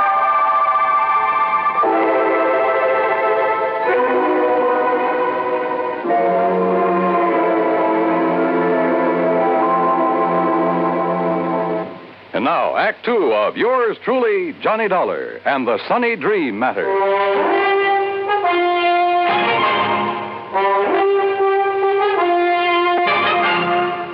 Martha Skinner, co-owner and the real manager of the Sunny Dream Home for the Aged, was a big woman, tall, muscular, and a lot younger than her husband. I don't want your kind snooping around, Mr. Dollar, so get out of here and leave us alone. Your husband seems to think those deaths here in your home for the aged weren't so accidental, Mrs. Skinner. Oh, he does. Yes, that's what I told him, dear. If you'd keep that mouth of yours shut, Frank, we wouldn't have this sort of thing.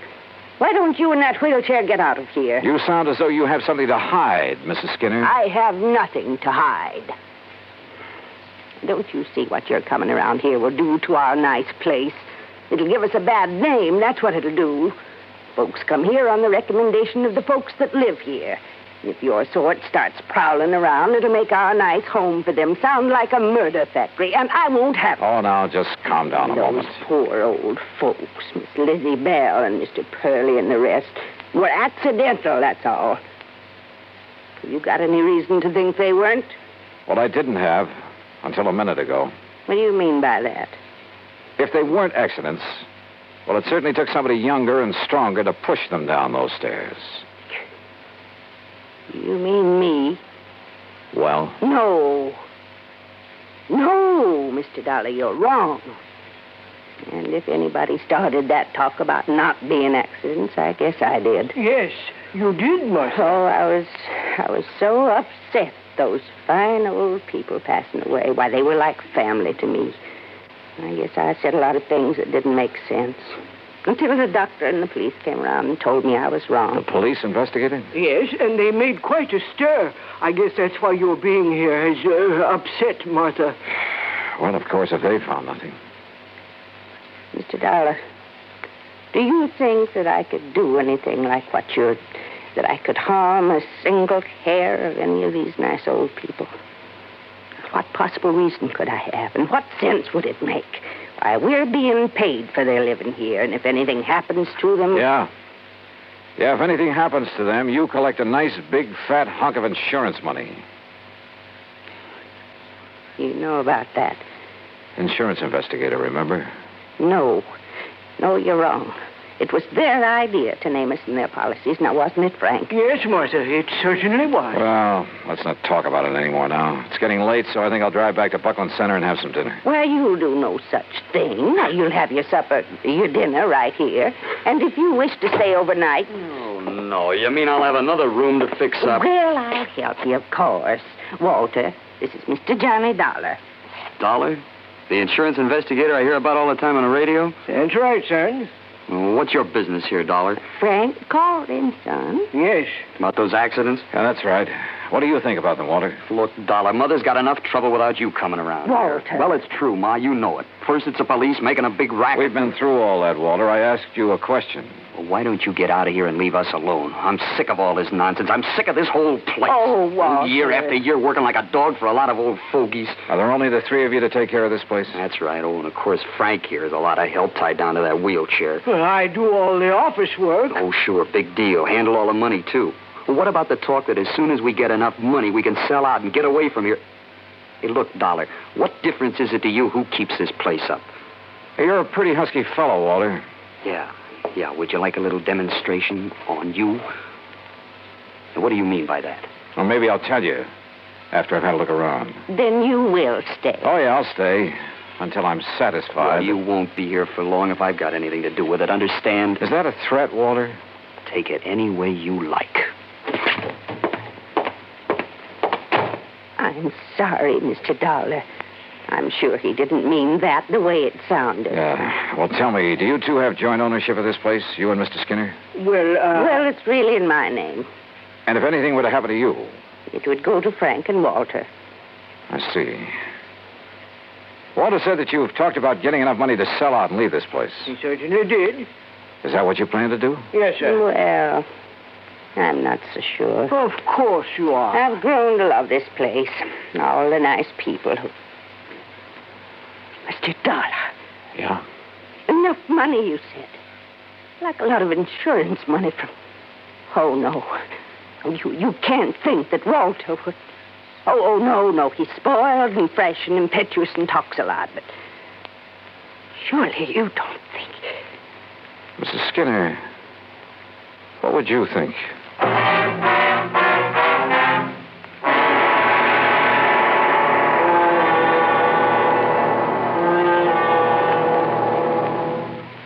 Act 3 of yours truly, Johnny Dollar, in a moment. Do you know who said, "Eternal vigilance is the price of liberty"? Those famous words were written by Thomas Jefferson. Jefferson knew that human nature tends to cause us to take for granted the freedoms for which others have fought valiantly. He knew that Americans had to be alert, or the essential freedoms of democracy would be taken away. That's why Jefferson gave his warning to the Americans of his era and to their descendants.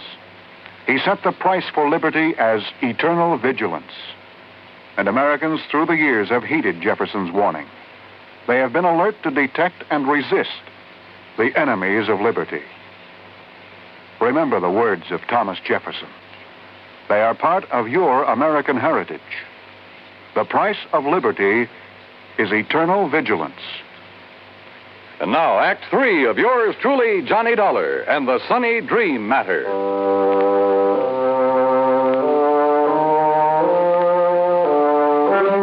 At dinner that evening, I made a point of chatting with as many guests of the Sunny Dream Home for the Aged as possible. Sweet old Mrs. Baker, who must have been in her 80s, pretty much summed things up as we talked together on the porch in the cool of the evening. We're all really kind of sorry for Walter, Mr. Dollar. Young man like that doesn't really have a place here among all of us old ones. Yeah, I wonder why he doesn't go out on his own then, Mrs. Baker. Because in spite of his brash, noisy way, he loves his mother, Martha. And since she has so much to do taking care of us, why, he just stays and helps her. Isn't she one of the loveliest people you ever met? Well, she certainly seems devoted to you folks. And she is. Makes us toe the line, bawls us out sometimes, just like a mother hen. But she's all heart. And Mr. Skinner? Very nice. Handles the business affairs of the home real good, too. It isn't generally known, but he's the one who gave us the idea of making out our insurance to the Sunny Dream. Oh? Of course, we never told Martha. Oh, there you are. Evening, Miss Baker. What a nice young man this is, Mr. Skinner. We've been having a wonderful time talking away about this and that. That's fine. They make you a comfortable room upstairs, Mr. Dollar? Yeah. Right at the head of the stairs. Very comfortable. Good. Well, don't let me interrupt. I'd like to talk to you a minute if Mrs. Baker will excuse us. Why, of course. Thank you. And we'll talk again tomorrow, won't we? Sure, of course we will. Good night. Mr. Skinner, when was the last accident when someone fell down those long stairs? Huh? Why, that was Miss Betzler earlier this month. Why? Well, at the head of them, as I came out of my room, I found something that... Well, they were marks that looked to me as though they'd been made by some kind of struggle up there. Oh? And a tiny piece of cloth from a man's suit caught in a splinter on the newel post. Well, what are you going to do about it? Oh, just leave it there. Tomorrow I'll get somebody from the police laboratory over here to look at it. Uh-huh. Well, whoever suit that was must have a tear. Oh, no, not necessarily. It was really just a few threads that had been pulled out. But they might be the clue to a killer. I see. Well, good luck, Mr. Dollar. Yeah. Thanks. In my room, I waited. till long after the big home was quiet and wondered if my hunch was going to pay off. Hunch? Sitting there on the porch talking with old Mrs. Baker, I'd suddenly remembered something Pat McCracken had told me in the very beginning. He had notified the home I was coming here to investigate. That meant he'd notified Frank Skinner. Could that have been why Skinner phoned me? To allay any suspicion the insurance companies might have? Yeah, I wondered. Finally, about midnight, I heard a noise at the head of the stairway. Quietly, I opened my door. And there at the top of the stairs, armed with a flashlight and standing solidly on his own 2 feet, was the man who said he was confined to a wheelchair.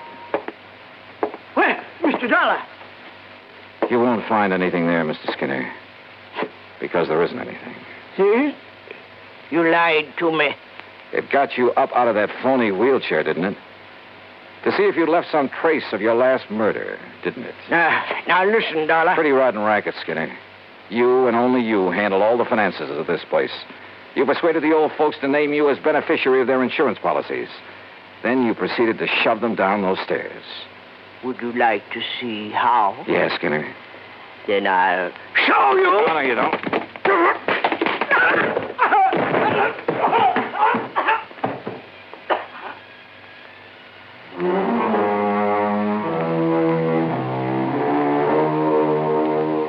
Yeah, he'll live to go to trial. And whatever sentence they hand him will be much too short. The Sunny Dream home, well, I hope it'll be the quiet, peaceful place his wife wants it to be. Expense account total, including incidentals, $12 even. Yours truly, Johnny Dollar.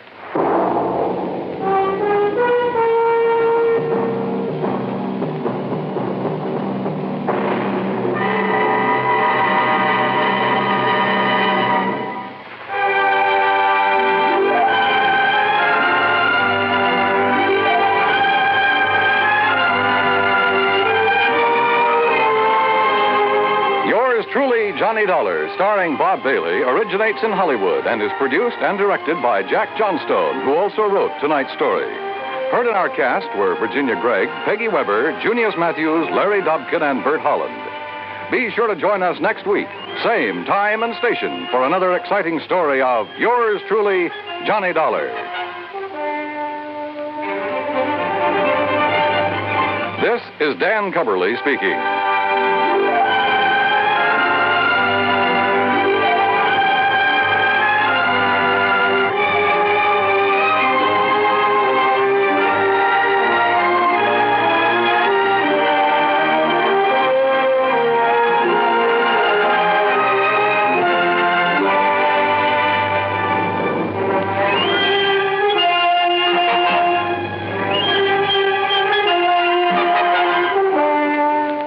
Dollar has come to you through the worldwide facilities of the United States Armed Forces Radio and Television Service.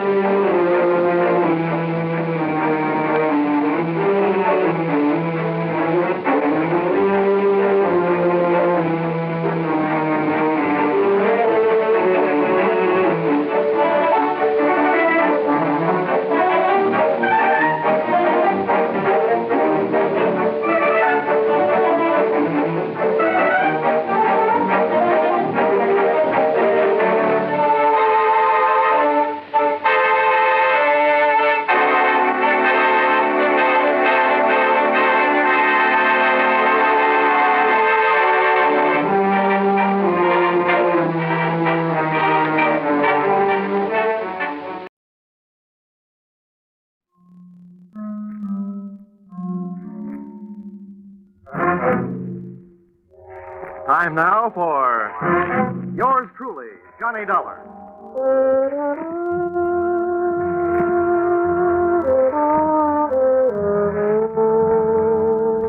The next half hour has its baggage packed to take a trip with America's fabulous freelance insurance investigator, Johnny Dollar. At insurance investigation, he's just an expert. At making out his expense account, He's an absolute genius. Expense account submitted by Special Investigator Johnny Dollar to Frederick Kimball, General Manager, Fine Arts Insurers Incorporated, New York, New York. The following is an accounting of my expenditures in the investigation of the stolen portrait of the Duke of Massen, or who opened the season on canvasback Duke.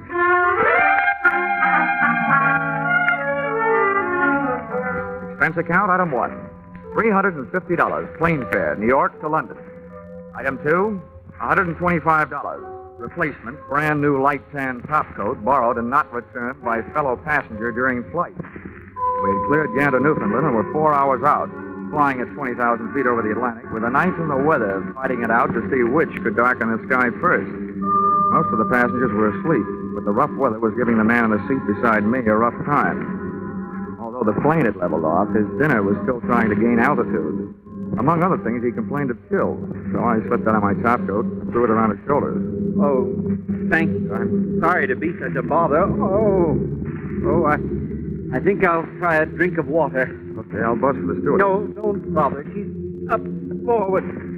Maybe the walk back will do me some good. I'll be right back. I'll be here.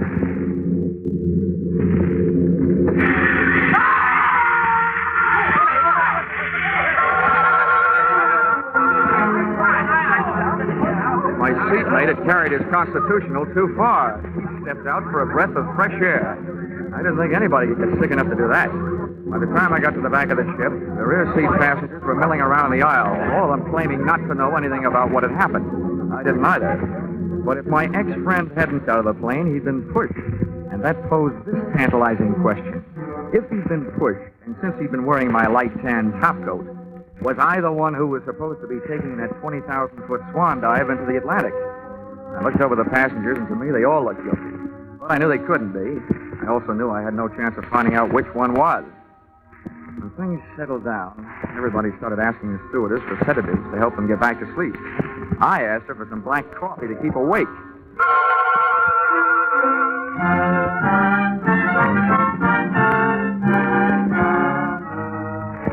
By 4 o'clock the next afternoon, I was in good health in London and in the office of your policyholder, Dexter Morley. Yes, I've been expecting you, Dollar. Your company cabled that you were coming.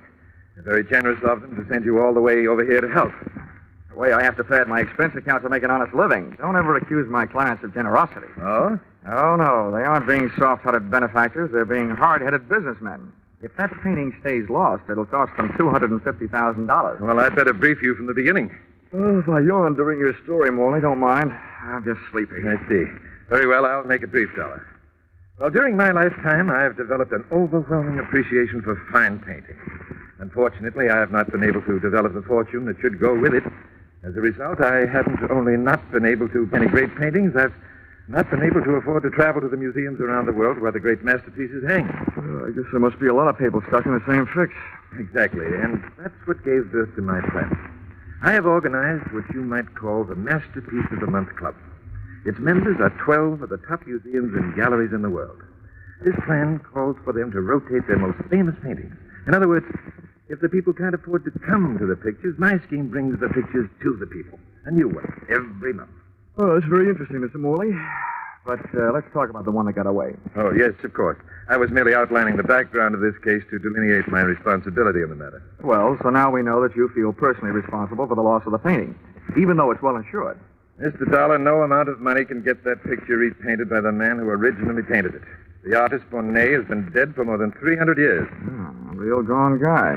Well, if we fail to recover Bonnet's masterpiece, the Duke of Massen, it would not only be a tremendous shock, but also a tremendous loss to the world of art.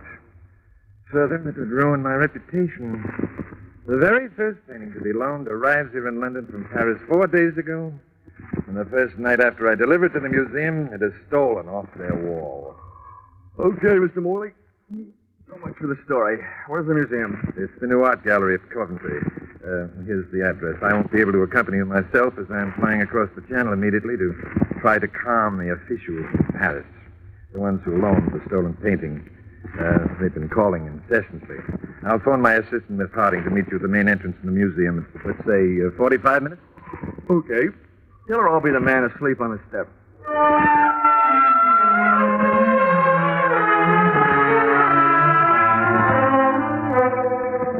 Expense account, item 3, sixpence halfpenny, London papers. To read while waiting for Miss Harding at museum entrance. No matter what I told Mr. Morley, I was afraid to go to sleep. Page 1 of each newspaper referred to my reason. The misadventure which had occurred on a plane the night before. A possible attempt on my life. Then along came another good reason for my lids not drooping. Miss Harding was an eye-opener. Speaking in artistic terms, no painter could completely capture her dimensions. A sculptor could come closer. As far as I was concerned, so could she. And she did. Would you see Mr. Dollar? It would indeed. I'm Miss Harding. Mr. Morley indicated that I might find you asleep. I say that must have been a shocking experience on the way over. Oh, not only shocking, but frustrating. Oh?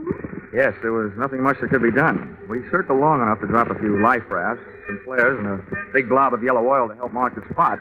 Then all the pilot could do was call for the air sea rescue boys and hope. Yes, it's been in all the papers the whole day. Poor chap. Yeah, it could be that there, but for the grace of a light tan topcoat, go I. What was that? Oh, nothing. Well, shall we go museum prowling? Yes, of course, though. Well, there isn't much to see, just a blank space on the wall. Well, let's take a look anyway.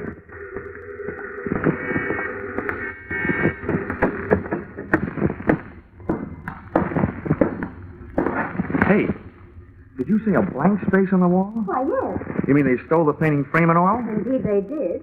Oh. Art thieves are doing things the hard way these days. Usually they just cut the painting out of the frame, stick it under the coat, and make a getaway. Yes, Mr. Dollar, I know. But perhaps this job was done by a beginner, or perhaps the burglar was interrupted and had to make a run for it, frame and all. There are infinite possibilities. Yes, infinite. Thanks. Mr. Dollar, frankly, I think this trip here to the museum is an utter waste of time. I've gone over the whole situation with a gentleman from Scotland Yard. There wasn't so much as a single fingerprint. Miss Harding, I have yet to solve the case with a fingerprint. Sorry, I forgot. Men just can't stand to see any show of efficiency in a woman. Oh, I wouldn't say that.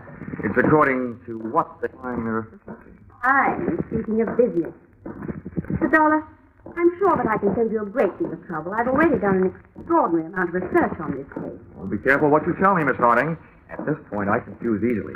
Mr. Dollar, a child could understand what I have to tell you. Sometimes a wide-awake child is better than a sleepy man. But go ahead. Now, this is the place, right here. No. There. You see? A blank wall. Now, Mr. Dollar, of the 12 foremost art thieves in London, I have discovered that 9 are currently in prison.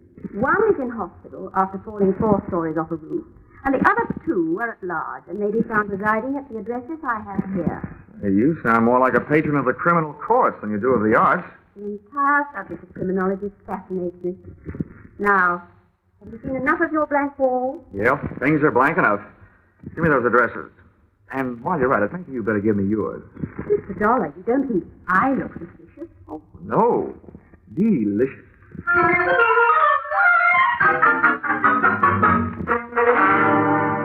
Expense account, item 4. 5 shillings. Cab fare to Scotland Yard. Tip the driver, 2 bob. When it comes to money, I speak all languages.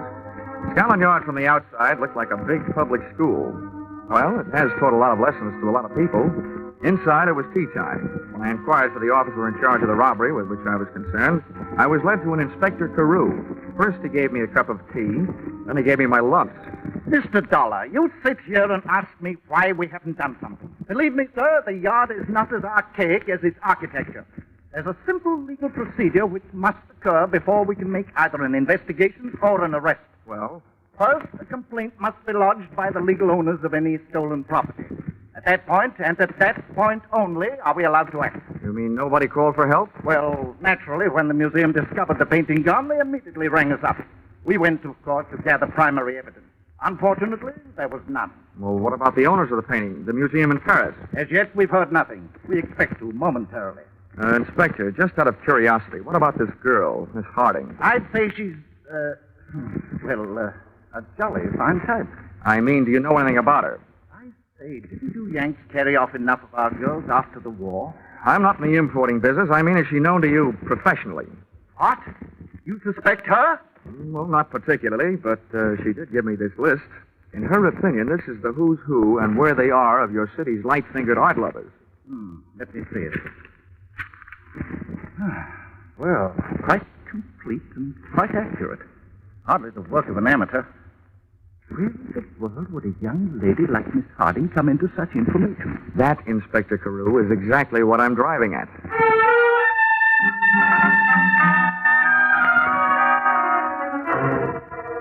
Back in a taxi, headed from Scotland Yard on my way to check into the Mount Royal Hotel, I gave my eyes a rest at the risk of missing the sightseeing, but my mind refused to follow suit. It now had 3 blank walls to stare into. The one in the museum, the one at Scotland Yard, and the most provocative of the 3 to look at, the girl who knew too much, Miss Muriel Harding. My mind also kept ruffling my nerve ends with a question. Was I supposed to be the guy who got dumped out of that plane the night before? We arrived at the Mount Royal Hotel, and I got my answers. Here we are, sir. That's the Mount Royal, right? Dead on, of course, the way. You can't miss it. Okay. What's the bill? To you, sir? That'll be half the crowd. How much? 2 and 6 cents. Oh, here, you figure it out. God, ever so, Governor. Look out, Governor, mind that car! That was a close one. You all right, Governor? Yeah. Blimey, since the cars are back on the street, it's more dangerous to walk around now than it was when them ruddy buzz bombs were dropping. Yeah, a couple of good things about the buzz bombs, though. Nobody aimed them at you personally, and nobody was at the wheel to steer them.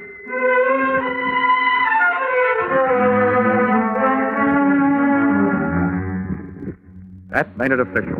I had been set up for a pigeon, and it was me somebody had tried to turn into a seagull during that flight across the Atlantic. Expense account item 5, £3.10 to bellboy for services rendered. How about that? $14 for a bottle of scotch. I knocked off 40 winks that felt like only 20. Then I grabbed a shower, shave, and a cab down Oxford Street and over to Soho. Expense account item 6, 5 shillings, the legal limit on the price of dinner in England these days.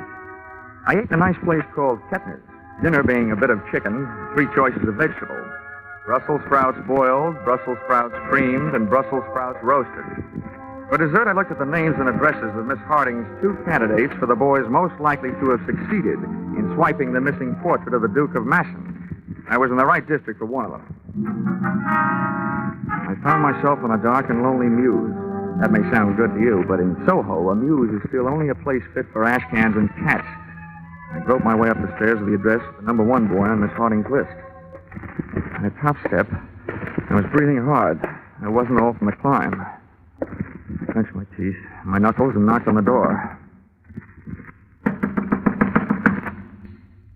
Then I broke roll 2, the basic instructions for the working snoop. I opened the door. That lock never went to Yale. The door of a wood-burning stove across the room was open, the flames erratically painting the walls with orange light, then erasing them back into black darkness. I finally dared to breathe. Then I saw what I was looking for, lying on a table, its edges curled upward. An oil painting of a guy with short breeches and a long face. I started forward, but something barred my foot. I stared down at the floor in front of me. First it was pitch black. Then the light from the stove flared up, and I saw that the object was what I thought it was, and hoped it wasn't. A man. Wearing his head, and I don't mean his hair, parted in the middle. I rushed across the room, flipped the lid off the top of the stove to give me more light, and looked for a telephone. There was none in the room with a corpse, so I tried the door of the next room. And the door I was trying started erupting.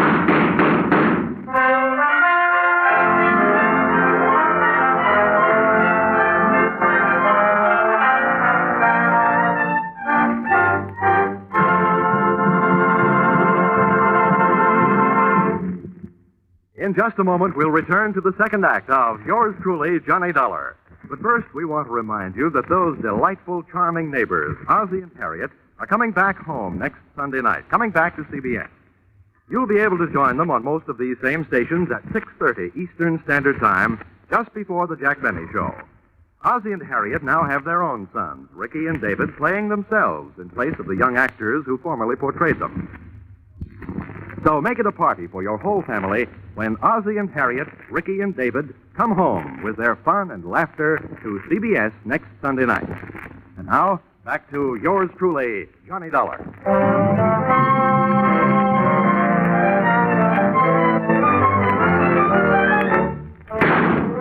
When those bullets came crashing through the door at me, I dropped to the floor. I still don't know whether my knees buckled or I meant to go down.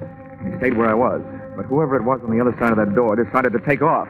Out the window. I got to my feet, but by the time I kicked the door open and got to the window, I had that old Mother Hubbard feeling. The cupboard was bare.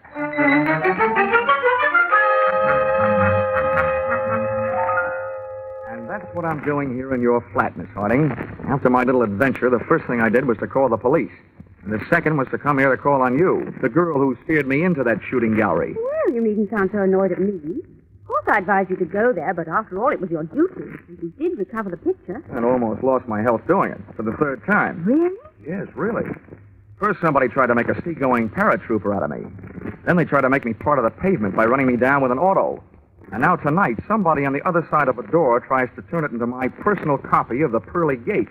That's really enough for me. Mr. Dollar, where is the painting now? At Scotland Yard. And now let's change the subject back. What's bothering me is bothering me plenty. I want to know who didn't want me to find that picture and why. Why, it seems elementary. Thank you, Dr. Watson. The thief naturally didn't want you to find it. Miss Harding, please. When I got shot at, the apparent thief was dead. Well, they do have henchmen, you know. If he was killed by an accomplice, why did the killer leave the painting? I'd have no way of knowing. Of that, I'm still not sure. Oh, really, Mr. Dollar, come off it. You hardly suspect me. I suspect you less if you'd stop saying that. At this point, I suspect everyone. Even Dexter Morley, of dreaming up this whole painting of the month scheme to bring those paintings within stealing distance. Oh, but that's utterly ridiculous. I know. If that was the plan, he'd wait until he had more than one picture on the road to steal. That's why I don't suspect him. Well, frankly, I don't see why you continue to worry. After all, your part of the job is done, isn't it? Yeah, I suppose you're right. But I still have a yearning burning deep down inside of me to break somebody's neck. Mind if I use your phone? Of course not. Help yourself. Thanks.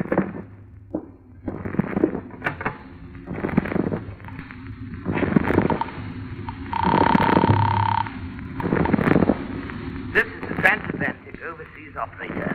Hello, I want to talk to New York. Don't worry, I'll call collect. My name is Johnny Dollar. I want to place a collect call to New York. Number is Plaza 69184. Check this, please, sir. Your name is John Dollar. New York number you are calling is Plaza 69184. And the call is collect, correct? Correct. Collect. Right you are, sir. We shall ring up immediately if there's a clear circuit. Thank you. They'll call me. Well, while you're waiting, you should probably do with a bracer. Do you care for a drink? What have you got? Oh, gin and orange, gin and lemon, gin and Italian, or gin and French. No whiskey. No, thanks. Well, come and sit down over here. Very restful.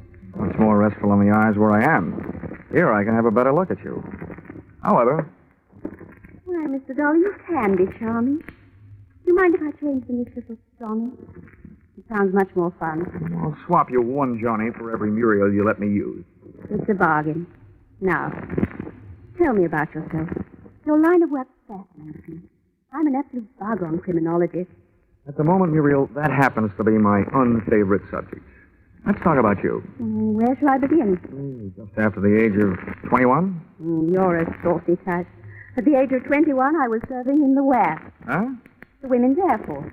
Oh, you must have had a lot of exciting adventures. Rather. What was the most exciting?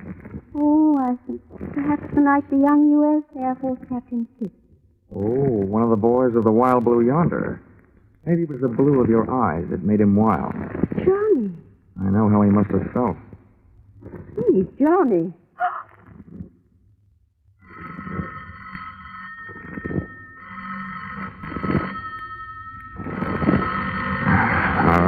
I'll be right back. All right, darling. Hello? Are you there? Of course I'm here. Mr. Dollar? That's right. We're ready with your call to New York. We shall signal at the end of 3 minutes. Are you ready to talk? The minute you stop. Right you are, sir. Carry on. Hello? Hello? Is this the Fine Arts Insurers?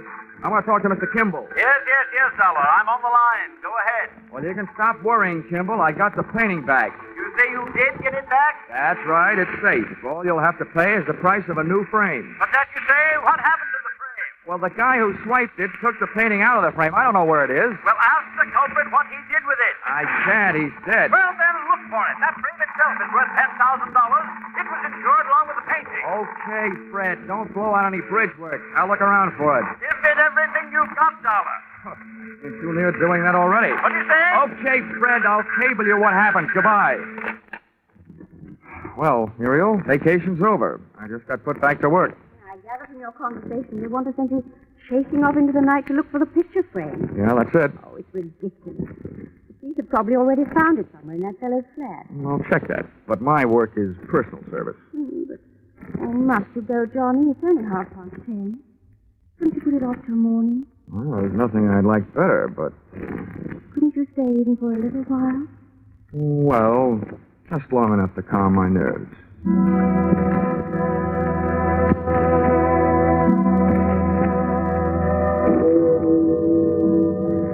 Big Ben was ringing up midnight on Time's greedy cash register when I finally cleared with a bobby guarding the back alley flat that had not so long before given up one unprecious life and one very precious painting.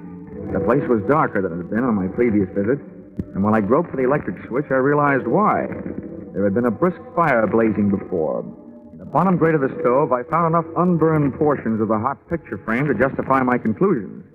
And I found something else that came under the category of hot rocks. Expense account, item 7. Cab fare to the office of Dexter Morley. The front door was not only locked, it was barred. However, at the back of the building, I had better luck. A loose window down to the basement. I had broken a law, but I didn't want to break my neck, so I snapped on a light. The basement was loaded with cabinet-making equipment. But for my dough, they weren't making any cabinets. There was a bench with a power drill, and on the floor below it, a pile of sawdust and wood shavings. That was normal enough, but the sawdust pile was glinting with tiny specks of crystallized glue. With what I had now, all I had to find was Dexter Morley. He made that easy. He found me. Stay down there, Dollar. Right where you are. Well, welcome home from that trip to Paris you didn't take. That gun in your hand suggests that I'm right about one thing, anyway. Yes, and what would that be? That whoever took those shots at me earlier tonight was probably not an Englishman. The bobbies over here don't carry guns, which makes most English mugs afraid to. You're an American. That's interesting, but hardly valuable. I've got some more. How valuable is this? I think you're in on, or at the head of, a very high-class smuggling racket. And I think you set up that painting of the month scheme of yours to establish just about the neatest method of smuggling that I've ever heard of. You're very generous, but I know how I operate, so what you could tell me about it could do nothing more than bore me. What I want from you are the diamonds. Maybe I can trade you. Some diamonds for some answers. You're in no position to bargain. Give me the diamonds or I'll shoot you and take them off you. No, wait a minute. I'd better explain my bargaining position. And I think you'll admit it's not the worst. Since you must have followed me here, you know I took a cab from the murder flat. One without a taillight, so you don't have the number. But, brother, I do. And the diamonds are jammed down behind its back seat. Now, let's bargain. Why, you... All right. What do you want to know? Just let me do the guessing, and check me if I'm wrong. You set up a chain of famous paintings which would move around the world through your branch offices. As each one passed through your hands here, the frame was to be dismantled and holes bored in it at the joints for the purpose of smuggling diamonds. Right so far? Yes, Dollar, right. But remember, the more you are right about, the worse it is for me. So naturally, the worse it is for you. We'll take care of that later.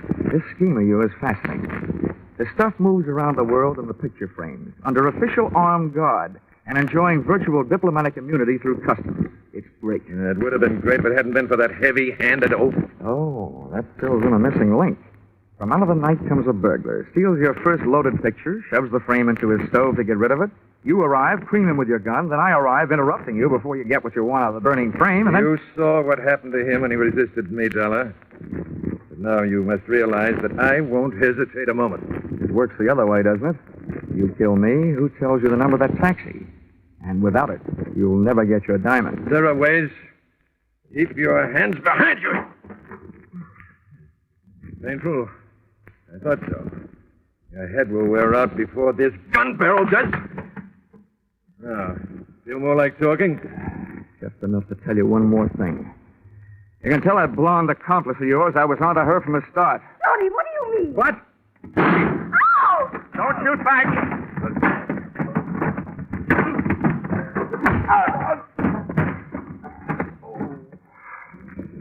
I can't repay you for those 3 tries you made or had made on my life, Morley. But here's what it feels like being hit on the head with a gun.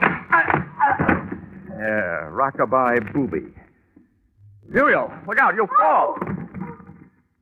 Told you. That's a very undignified way for a lady to enter a room, through a basement window. Johnny, I was only trying to help, and there you were accusing me of being his accomplice after all those nice things you said to me before. Whoa, wait a minute. Oh, I followed you. I wanted to see how you worked. Oh, great. You and your criminology. At least you might have stepped in before you hit me those 2 licks. Look at my head. Oh, I'm sorry, Johnny. It's just that I love crime. Well, come on, get up. Oh. Would be a crime if Mr. Worley there woke up and I had to put him back to sleep again before the police got here. Well, what was it all about? It was about these little black things. I've got a pocket full of them. Here, scrape one of them with your fingernail. Oh, glass.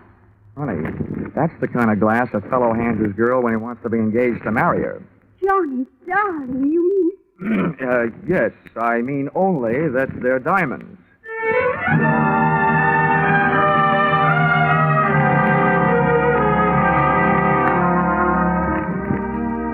Expense account, item 8, $350. Plane fare out of attempted matrimony by the party of the second part. Item 9, $25. Gift to Muriel Harding. 2 books, one on the art of crime, the other on the art of cookery, in the hopes that the latter might attract her to the pursuit of a more womanly hobby. Item 10, 10 cents. Roma Seltzer. Purchased upon landing at Gander, Newfoundland. The only thing still fighting me on this case were those Brussels sprouts I had at dinner in London the night before. Expense account total, $1,563.40. If you find any slight discrepancy in this amount, in my favor, blame it on my confusion and lack of understanding of the international rate of exchange. The only thing I like to exchange at this point is my head with its 2 new lumps. Wishing you the same, yours, truly, Johnny Dollar.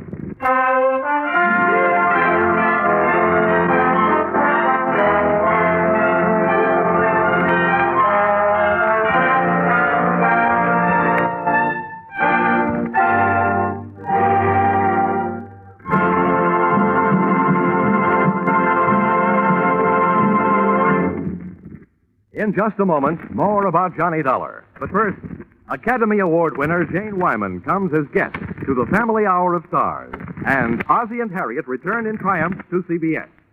These are 2 headline-making events for next Sunday night. Add these 2 shows to the top comedy of Jack Benny, the feminine charm and dramatic talent of Helen Hayes and Eve Arden, the ace comedy teams of Amos and Andy and Lemon Abner, and CBS Sunday night makes great news. On top of this, there are the notable mystery capers with Sam Spade and the laughter with Life with Luigi and It Pays to Be Ignorant. So don't miss a single one of CBS 10 great entertainments next Sunday night when they're heard over most of these same stations. Jack Benny, of course, comes to you over them all.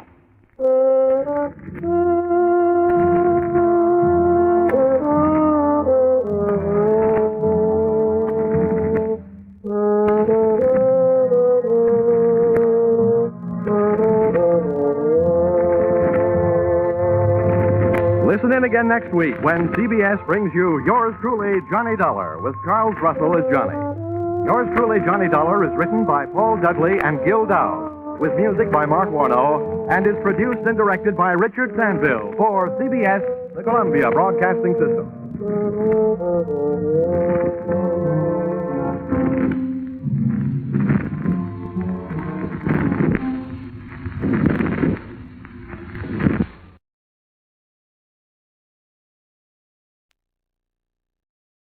From Hollywood, it's time now for Edmund O'Brien as... Johnny Dollar. Philip Martin, Johnny. I've got a job for you. Fine. What is it? Mr. Carl Baskerville is insured with us. I've heard the name. Retired, wealthy. That's the best way. His brother is the beneficiary. Baskerville called us a little while ago and said he wanted the money to go to a charity in case of his death. What made him change his mind? He thinks his brother's out to kill him. Oh, that's charming. What do you want me to do? He's insured for $500,000, Johnny. You just made me a bodyguard. At least until we found out how true Baskerville's story is. We did some checking. 6 years ago, he sent his brother William to prison for absconding with company funds. William was released from state prison a week ago. Oh, yeah. That's where I've heard the name. I remember the case. Oh, it's a strange setup. Sends his brother to jail, names him as beneficiary. Wants it changed because he says his brother's going to kill him. Cain and Abel really started something, didn't they?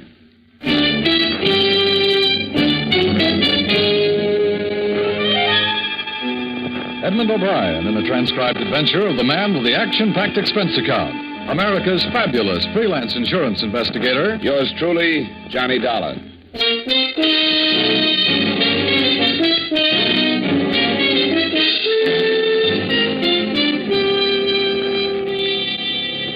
Expense account submitted by Special Investigator Johnny Dollar to Home Office, Columbia All Risk Insurance Company, Hartford, Connecticut. The following is an accounting of expenditures during my investigation of the Baskerville Matter.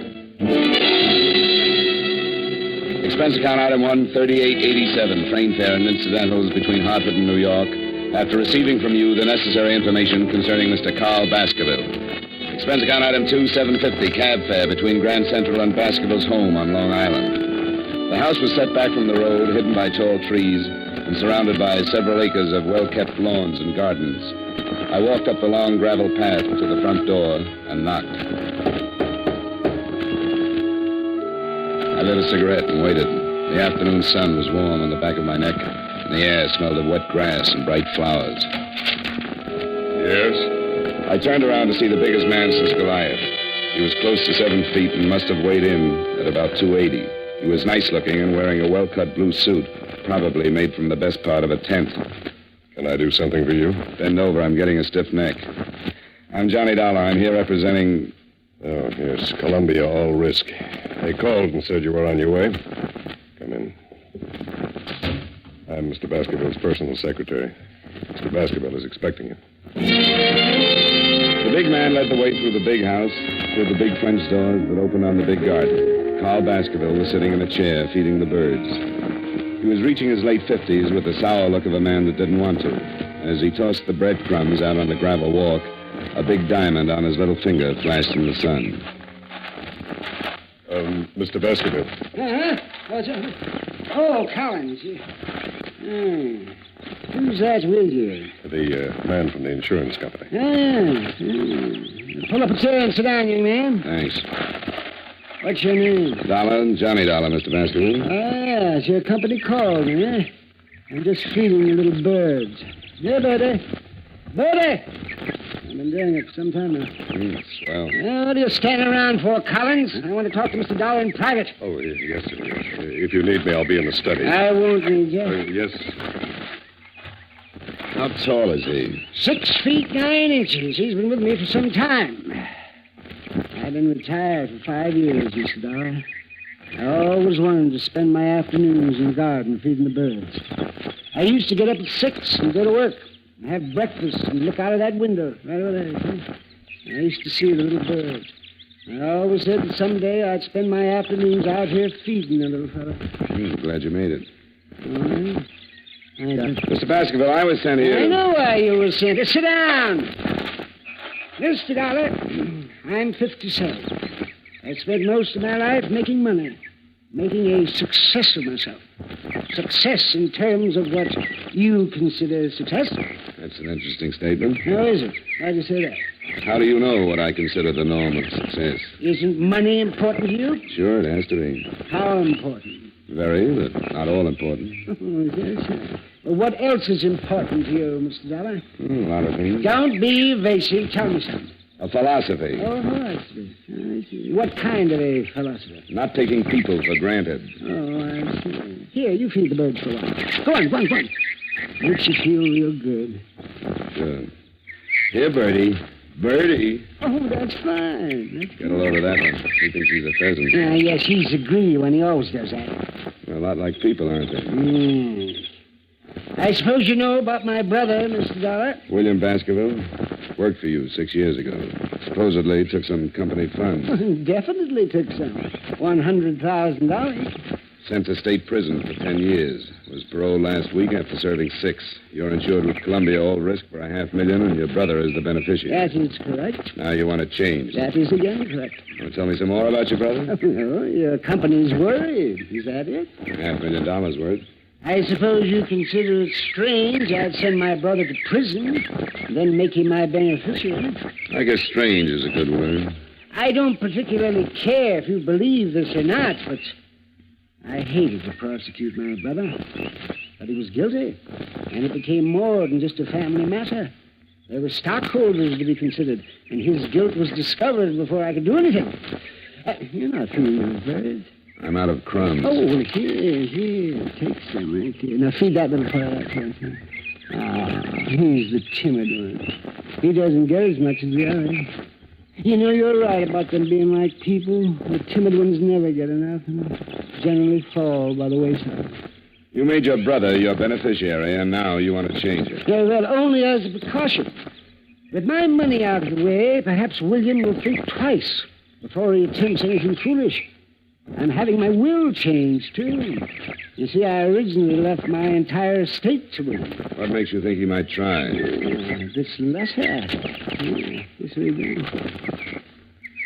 Okay. I spent 5 years hating you, but I learned a trade.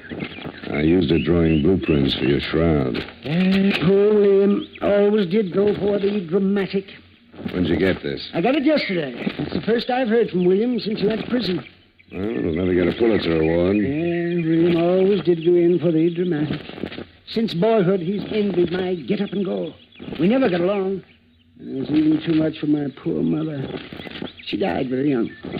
Probably overworked from knitting straitjackets. What's that? Don't be flippant, young man. That was uncalled for. Yeah, I guess it was. And I have a strange habit of getting flippant when I get confused. I'm confused, Mr. Baskerville. Yeah. Well, William is the last of the Baskervilles. Hothead, childish, weak, and insecure.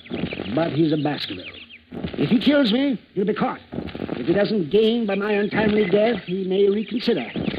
I still have hopes of a reconversion, so to speak. The regeneration of a Baskerville. If you will. Perhaps when he calms down and forgets his last 6 years, we'll talk. And then I plan on renaming him as my sole heir. Uh-huh. Are you still confused, Mr. Dollar? You haven't contacted him? I told you didn't know where I was. Somebody out looking for him? Of course not. Why? Because I think somebody should be. If you're going to remove the temptation, it might be a good idea to inform William. How's he going to know he's been momentarily disinherited? Man? Yes, Mr. Baskerville? Well, I must admit... If you don't want to call the police, I'd suggest a private detective. Yes, but there's no telling how much time... It's better than feeding the birds. Can you think of anyone who might know where your brother is? Well, perhaps I can. There was a girl before William went to prison. I'm not even sure she's still in New York. What's her name? Carter. Virginia Carter. Lived someplace in the village. I only met her once, 6 years ago. And hire yourself a good private detective in a hurry and tell him about this Virginia Carter. She might know where William is. Yeah, all right. In the meantime, I'd recommend that the change of beneficiary be hurried up. Oh, I'm getting tired. I'm going to finish feeding my birds. Yeah, sure. Good day, Mr. Dollar. Oh, here. I had a few crumbs left over. Oh, well, thanks. Hey, Birdy. Birdy!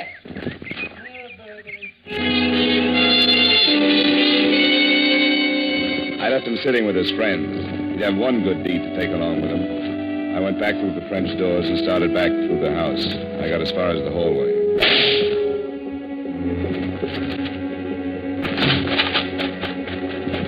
It's Baskerville. Oh, swell. He was sitting in the chair with a bullet hole just over his heart. His head was resting on his chest, and he still held the breadcrumbs in his hand. He seemed to be smiling like he knew he was going to be able to feed the birds for a long time. Mr. Baskerville! Mr. Baskerville! Good Lord. Where were you? What? Where were you? In the library. I heard the shot. I saw William. Where? Over there at the far end of the garden. He had a gun. He turned and ran. Let's call homicide.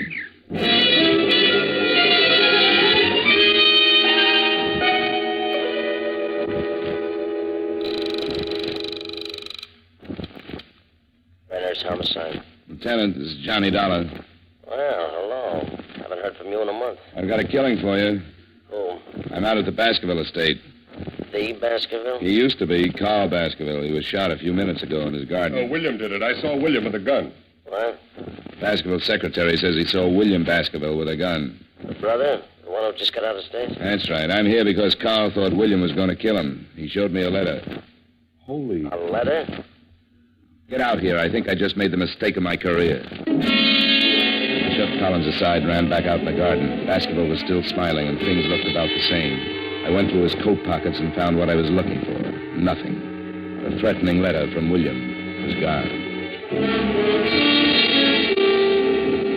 I went back in the library faster than I'd come out. I remembered what Baskerville had said about a girl named Carter. I grabbed a phone book on a wild hunch and started looking up the Carters in Greenwich. Only one Virginia in that part of town, so I said a quiet prayer to the gods that be, visioned my employers' reaction when they found out their investigator had been on hand when they lost a cool $500,000, and called a cab in the hopes that I might at least save half a face. I told Collins not to touch anything and to wait for Lieutenant Brenner's. Expense account item 3, $8.75 cab fare to Greenwich Village. It was a long shot, but it could be the same girl that had known Martin. I went up the stairs of an old brownstone and knocked on the door. When it finally opened, I got the quickest scalding in history. She was wearing something thin enough to make a silkworm hang herself. Yes? I bet you had a hard time finding something to wear in July. I'm not cold-blooded. What's on your mind? I'd like to know about William Baskerville. Oh, that one. I haven't seen him in years. Maybe you've got a picture of him? I've got lots of pictures. There might be one of William somewhere. Well, let's look through the whole flock. I've got lots of time. Before I let you in, you'd better tell me your name. I don't want you to steal anything from me. Honey, if anybody stole anything from you, they'd get their fingers burned off at the elbows. Come in. She opened the door and led me into the living room, sat down. The shades were drawn, and I had a hard time finding the couch. Oh. Pardon me, I'm flying blind here. You must have studied Braille. Well, how do we look at the pictures? With a magic lantern? I thought maybe you wanted to relax a minute. Put something in a glass. I'll cool down. I don't drink. Never keep the stuff around. Doesn't leave you much of a field. What do you major in? Cigarettes. Have one? Yeah. I haven't got a match. Just hold on to it. It'll light up. I think I'd better get the pictures. I'll be right back. I get lonesome in the dark. I'll just be a second. Turn on the radio. Where is it? By your elbow. Oh. That's nice. Picked it out myself. We can start with these. If William isn't in this file, I've got lots more. You're not in a hurry, are you? Not a bit. Good. This might run into overtime.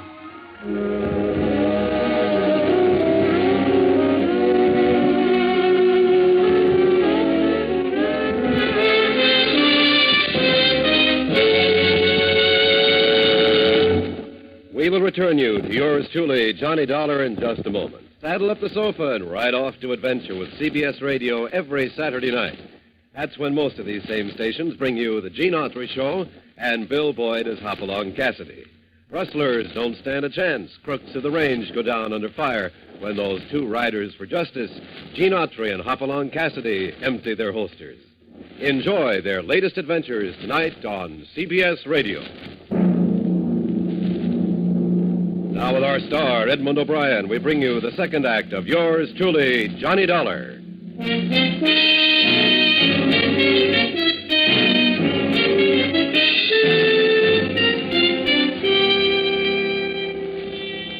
Virginia Carter wasn't worried about working late. There was only one trouble with the job. It was tough keeping my mind on two things at once. It was like trying to read a mail order catalog in front of a blast furnace. She sat close to me and handed me one picture at a time, describing each guy in the photographs. I'd seen draft boards with smaller clientele. Several times she stopped and looked at one of the pictures, smiled, and passed the guy to me. I was going to mention an old snapshot I had of myself when she tapped one of the collection with a polished fingernail. William Baskerville. Here he is. Figured to be sooner or later. How long ago was this taken? Well, I couldn't say exactly, but I guess about 6 years. You should keep a file. William was a nice guy. He had money. Showed me a good time. What else do you know about him? He has a brother with a checking account at Fort Knox. William have any unusual habits? A few. They wouldn't help you find him. Well... Oh, I remember something. He used to play the saxophone. Hobby? No, not exactly. He played around town with several small bands. He used to pick me up after work, and we'd go to a dive someplace, and he'd sit in. He loved it. He was a nut on jazz. You make money at it? I guess so. Before he went to work for his brother. I don't think his brother liked him playing the sax. Okay, honey, thanks. I'll stop around again sometime. Take a look at your parlor. I'll spin a nice, soft web. All right if I take William with me? Not if you bring a picture back to yourself. Maybe I'll just bring a camera. You can take it yourself. Good. That's why I keep the room so dark. I hated to leave, but my hair was already curly enough. She had given me one lead. William was a musician of sorts, and sometimes he made money at it. I started across the street to catch another cab, and I was halfway there when I heard the car. It was an old trick. You drive by fast, open your door, and if anyone is in the way, he winds up with a face full of automobile. I ducked in a hurry.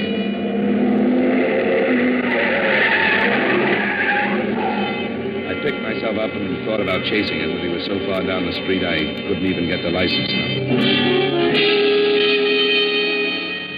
Expense account item 4, $3.35. Another cab to local 802 of the Musicians Union.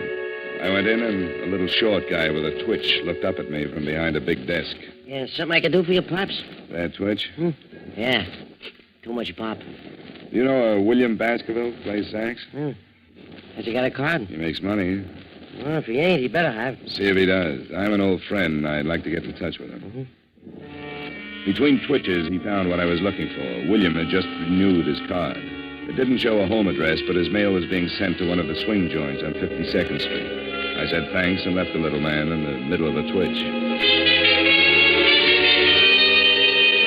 Expense account item 5, $3.85. Still another cab to the address on 52nd Street. On a table, huh? I'm looking for William Baskerville. Baskerville? Plays the sax. Yeah, you'll have to ask one of the musicians. I don't pay no attention to the music. Tone deaf. Thanks.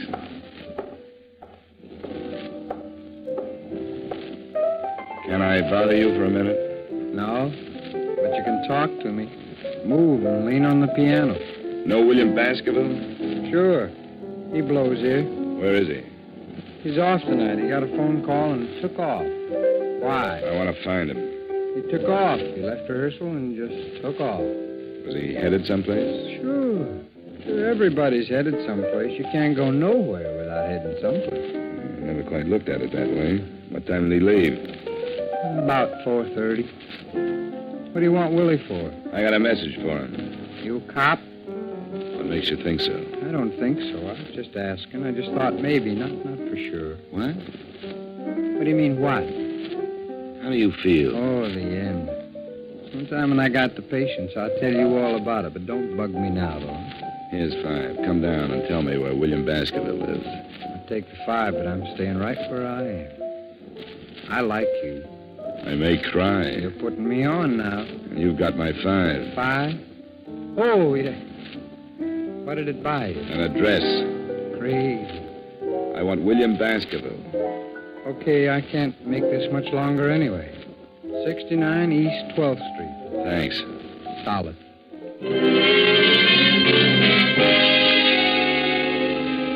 Expense account item 6, cab number 4, 75 cents to the home of Brother Baskerville. I climbed the stairs of a beat-up building and stopped at a door on the 3rd floor. According to the landlord, Brother Baskerville's room was on the other side. I tried my knuckles again and put my ear to the door. I couldn't figure it out at first. It was a strange sound, the light scraping like a rope over wood. I tried the door. I'd been right on both counts. It was rope and it was rubbing on wood. Because Brother Baskerville was making the sound effects, but he was doing it the hard way. He was on one end of the rope, hanging by his neck. He was turning slowly like a weather vane in a soft breeze. The chair was tipped over at his feet, and there was a phone on a table. I crossed to it and was about to call Lieutenant Brenner's when I looked at the dead man again, and my stomach jumped up and kicked my mind into high gear. I walked back to him and picked up the chair. What I saw threw the suicide theory right out of the window. If he had used the chair to stand on, he would have still needed a ladder just to tie the rope to the rafters. I've seen a couple of guys that hang themselves, but never one that jumped 4 feet in the air to do it. I shoved the chair under him just to make sure. He cleared it by a good foot.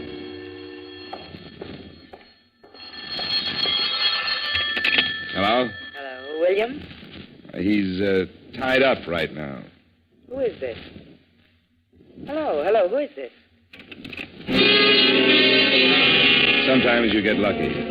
A guy would have to be congenitally deaf to Miss Virginia Carter's lovely voice. She'd been lying when she told me she didn't know where William lived, and I just have a natural aversion to lying women, especially when they're mixed up in a murder. You guessed it. Expense account item 7, cab fare, $1.55 back to Greenwich in Virginia Carter's darkroom.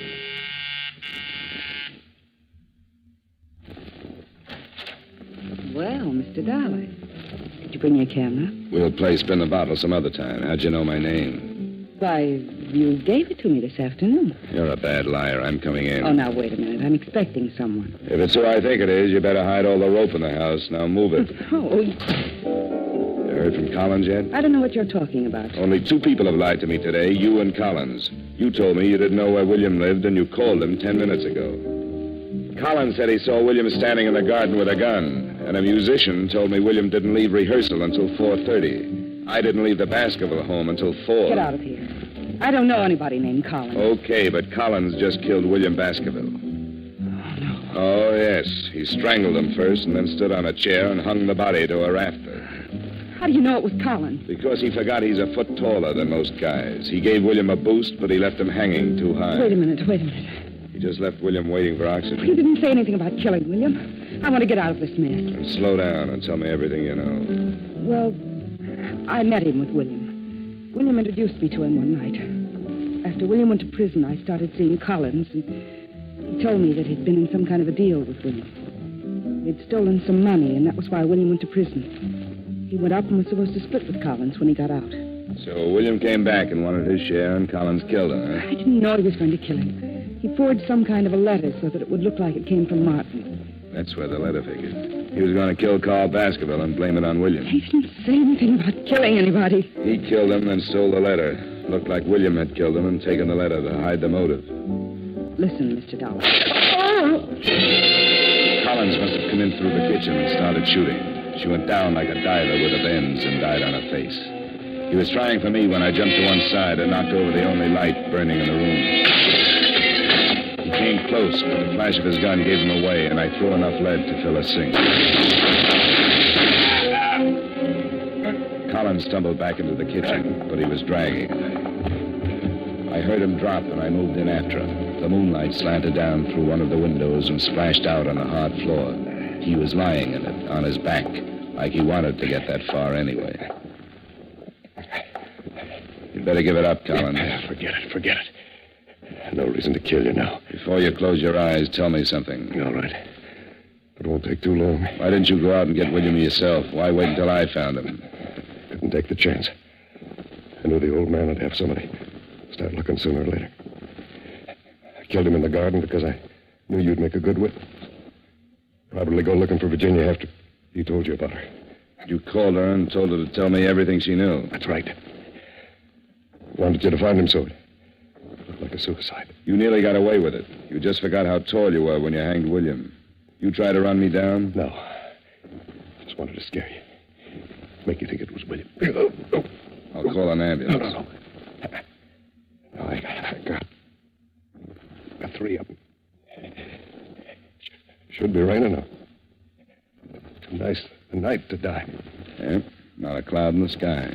It's a beautiful night. Yeah. Well, I can't use it. But I'll give it to you.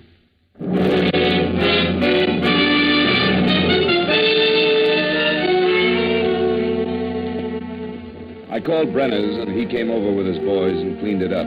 Virginia, the girl with the rogues gallery, was dead, and Collins wasn't long catching up. It was pretty simple. Collins and young Baskerville had taken $100,000 from the brothers' company, and William was caught. He did 6 years, knowing that when he got out, there would be $50,000 waiting. In the meantime, Collins had his girl, and enough time to think that $100,000 was better if it wasn't split in the middle. Collins framed William with a letter and then started killing.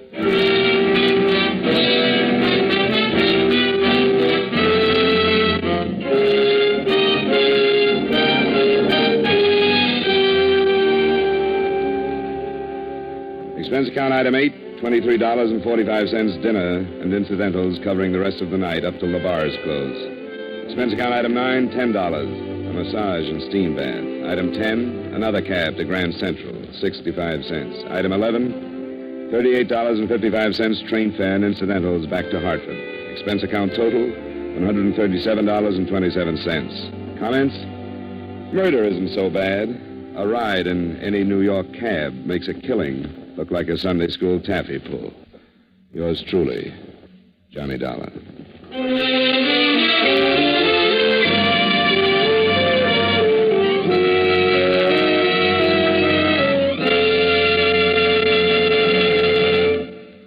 Yours truly, Johnny Dollar, stars Edmund O'Brien in the title role and was written by Blake Edwards with music by Wilbur Hatch. Edmund O'Brien can soon be seen starring in the Paramount Pictures Technicolor production, Silver City. Featured in tonight's cast were Stacey Harris, Bill Boucher, Howard McNear, Sidney Miller, and Virginia Gregg. Yours truly, Johnny Dollar, is transcribed in Hollywood by Jaime Del Valle.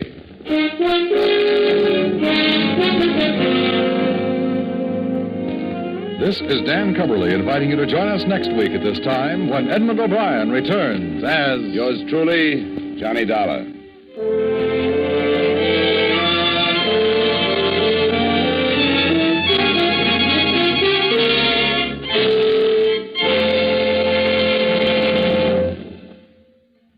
This is Edmund O'Brien again.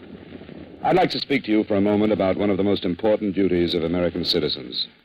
Today, every American has an opportunity to share in our common defense effort. And right now, this opportunity has become a duty for all of us. The armed forces of the United States need blood, our blood. The Korean campaign has gravely depleted the supply on hand, and this must be replenished if we are to afford our servicemen the protection they are giving us. No matter what your age, sex, or station in life, you can contribute to American defense by donating a pint of your blood to the men of your Army, Navy, Air Force, or Marines. Call your local blood donor center or Red Cross chapter today for an appointment. Remember, your donation of blood may save the life of a wounded serviceman. Give your blood today to save a life tomorrow.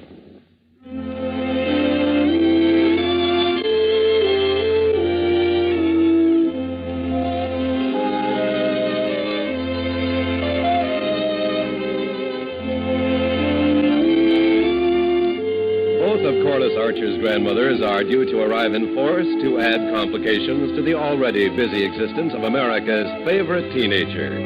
This invasion of grandmothers is scheduled for tomorrow evening when you meet Corliss Archer on most of these same CBS radio stations. Listen for the family fun with Corliss and all her friends tomorrow night. Stay tuned now for the Vaughn Monroe Show, which follows immediately over most of these same stations.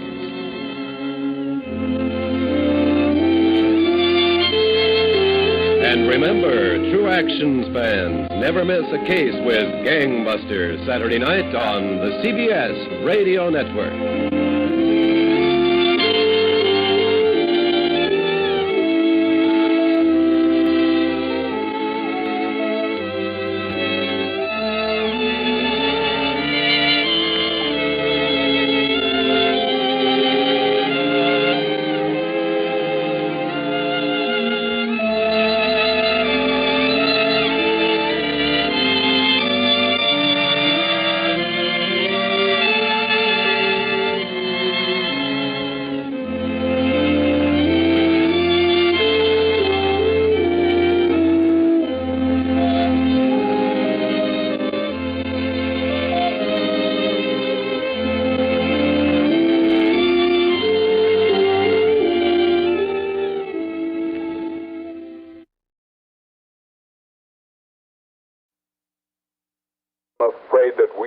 somewhat serious problem. Oh? Or rather, one of our branch officers has.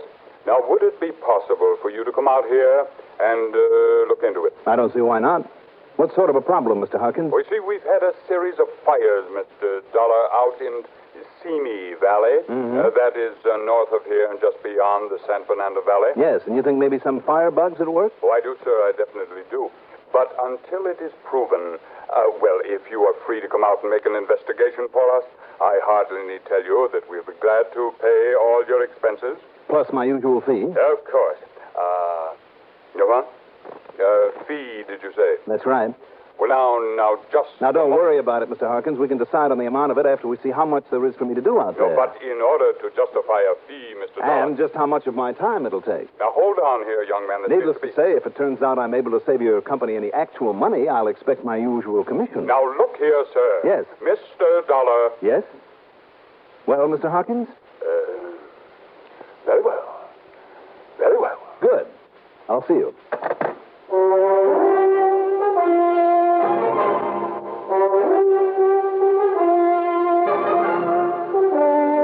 The CBS Radio Network brings you Mandel Kramer in the exciting adventures of the man with the action-packed expense account. America's fabulous freelance insurance investigator, yours truly, Johnny Dollar.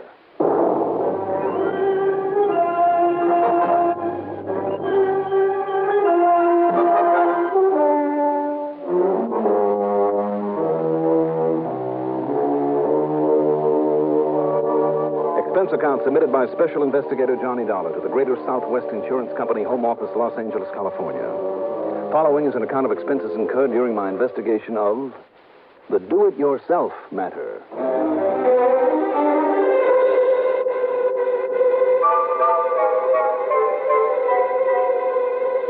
Expense account item 1, $6 for a cab out to the airport. Item 2, $204.25, plane fare to New York, and a jet heading west. That east to west time differential is a great thing. It meant that we pulled into the new Los Angeles International Airport shortly after noon Pacific time. Item 3, $6.80 for the long cab ride into the big new Lozier building just east of Beverly Hills on Wilshire Boulevard, where Royal J. Harkins keeps an eagle eye on the affairs of Greater Southwest Insurance. Now, let us get this understood right now, Mr. Dollar, insofar as any fee is concerned. Now, you just stop worrying, Mr. Harkins. Did I ever hit you with a bill too big on any of the other jobs I've done for you? Well, no. Not that I haven't tried. I beg your pardon. Now, tell me, what's this all about? About a fires, you said. Yes. Around the San Fernando Valley. Now, out beyond that, in what is known as the Simi Valley. Tell me, do you remember hearing or reading about the terrible Bel Air and Topanga Canyon fires last fall? Last November? Oh, sure. According to our eastern papers, it was one of the worst disasters that ever hit Los Angeles County. It certainly was. Over 450 homes were destroyed. Many of them in the fashionable Bel Air section were in the $100,000 to $200,000 class. So I understand. Now, many of those homes were owned by wealthy, prominent movie stars and producers and directors, mansions. And you had a lot of them insured. Oh, yes, we certainly did. In other words, Mr. Dollar. In other words, your company has had to shell out plenty of money. Yes, Mr. Dollar. It has cost us millions, literally millions. Now, what has that got to do with your troubles out in the Simi Valley? Dollar, the best way for us to recoup some of our losses, I decided, was to simply sell more insurance. More and more insurance. And if you know anything about the tremendous amount of real estate development that's going on out in the Simi Valley, now do you? Well, I understand that all the orange groves and farmland... Orange ranches, Mr. Dollar. Oh, sorry, yes. Yes, with the hundreds of new homes out there, it's opened up a whole new territory for us. Well, I would think so, and for every other insurance company. Yes. So the first thing I did was establish an almost completely autonomous branch office in the community of Moore Park. That's out there in the valley? Yes, just north of Thousand Oaks. I see. How autonomous do you mean? I mean full power to immediately settle all claims. At least all except those that might be questionable for one reason or another. They, of course, are referred back here to the main office, to me. Well, isn't that rather unusual, Mr. Harkins? Well, now, that's one of the best ways a relatively small company like ours can compete with the big ones by close personal service and the settling of all claims fairly and immediately. I guess you have a point there. No question of it. And, by the way, a young man simply walked in one day, took our course, passed with flying colors. His name is Harry Walterson and Dulles. He has sold as many policies in the past 3 months as I ever sold in 3 years. Well, real go-getter. Yes. Yes, he certainly is. Now, as a result, the premiums have been rolling in, but now, recently. Yes, let's get to those fires you mentioned. Oh, yes. When you figure 9 fires in less than 6 weeks, plus the personal property losses that went with them, ruinous. At least it gives your young friend Walterson a pretty terrific argument for selling more insurance out there. Yes, of course it does. And under my urging, he's fully capitalizing on it. Every time there's a fire, he's able to sell 10, 15, 20 new policies with no trouble at all. But the premiums on them don't begin to make up for those losses. Now, tell me, have the police found anything to indicate arson? Oh, we have reason to be mighty proud of our police and fire departments out here, Mr. Dollar. But they simply cannot keep up with this burgeoning population growth. There simply aren't enough of them, not enough men or facilities. And to answer your question directly, no, they haven't actually found any concrete evidence of arson. Nor has Walterson, although he suspected it once or twice. I see. And if you know that valley area, well, do you? Well, with its brush-covered hills and plains, canyons, covered with mesquite, sumac, manzanita, chaparral, all of it tinder dry because of our lack of rainfall. New homes, you said? Oh, yes. Are they homes that people are satisfied with after they've moved in and lived there for a while? Oh, you're thinking perhaps the homeowners themselves have set these fires? Well, it's just a possibility, and it has been done before, you know. But a whole series of them. Well, who else stands to gain? And don't forget this, sir. Yes. An idea like that, if it's gotten away with, can spread pretty quickly. You ask the tort squad in any big city. And if that's the case with these fires... Dollar, you've got to find out. And if it is, put a stop to them before they ruin us.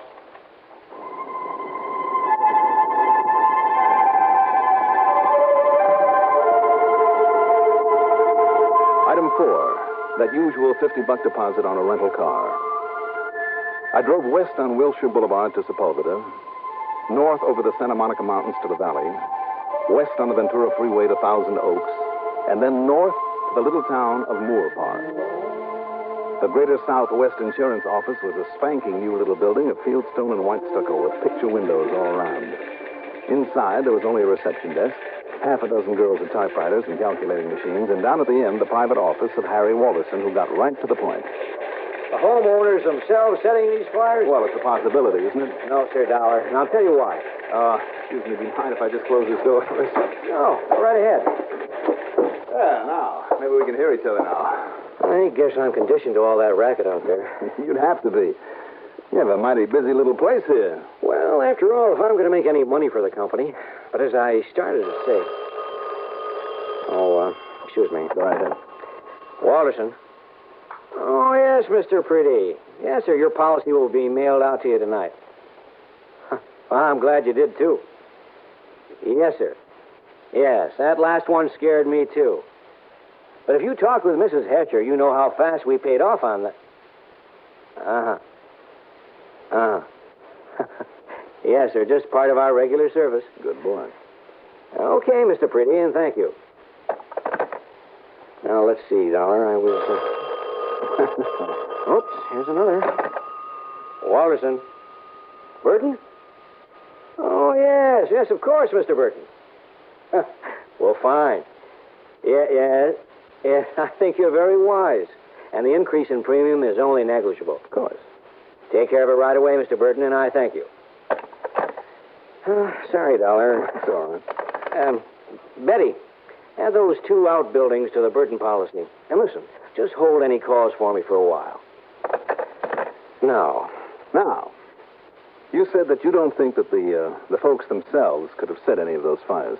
Because those are all brand new homes, and they're nice ones. Mm-hmm. People, families that go to the trouble and expense of moving into a section like that, they want to stay. Yeah, I would suppose so. And listen, Dollar, no policy ever gives complete coverage. You know, because of the personal things, the stuff with sentimental value. Sure. Yet those things have gone up with the rest. And do you think the folks that endanger the lives of their kids? Yet there have been a couple of mighty narrow escapes. One cute little pair of twins that I myself saved. But most important of all, Dollar... Yeah. You don't know the people who got burned out. I do. Sure, there might have been one questionable character among them, like the one who had the first blaze. But the rest, no, sir. I'd stake my bottom dollar on it. What about that first one? Old man Orloff? Sure, he was a crackpot, Johnny. You mind if I call you Johnny? No, please, be my guest. Sure, he hated having so many new people move in around him. But you know what I think started that one? What, Harry? A lot of dead grass and weeds and dried-out bushes. And over in the corner of the lot was a pile of broken bottles he'd thrown out. That might have acted like a magnifying lens. Yes, sir. County firemen thought so, too. Orloff. But that wouldn't account for the rest of them, because they all started at night. So somebody, somehow, somebody, and yet I don't know. I don't know. Maybe I'm wrong about the arson angle. Tell me, has there been any particular pattern about these fires? Well, I don't know exactly what you mean by pattern, Johnny, but they've all had one thing in common. What's that? They've always started on a windy night. And this time of year, we have quite a few of them. Look out the window there. You see the dust beginning to kick up? Yeah, I do. Yeah, and every time I see it, I start getting worried again. No, I can't say I blame you, Harry. But hey, it's getting dark already. Any plans for dinner, Johnny? Well, I thought I'd better get back to Los Angeles and find myself a hotel for the night. Some real good places to eat out here in the valley. Say, why don't you and I just... No, wait. I better make sure it's okay for me to leave.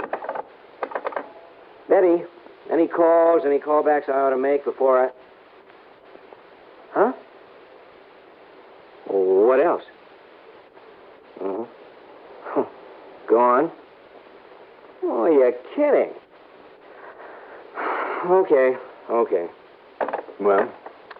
Sorry, Johnny, but it looks like 2 or 3 hours at this telephone for me. Can't let down the clients. Oh, the prospective clients. Right. All right. I'll see you in the morning then, Harry. Good. And believe me, Johnny, if I can be of any help to you. Oh, nuts. Walterson. Oh, yes, Mrs. Duval. Sorry, Johnny. Take it easy, Harry. You'll live longer. Now, how can I help you, Mrs. Duval?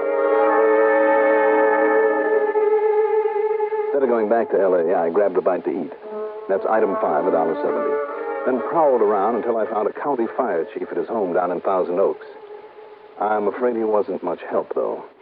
Sure, Dollar. We always look around for signs of arson, too, when there's a string of fires like that. When we don't find a thing, what can we do?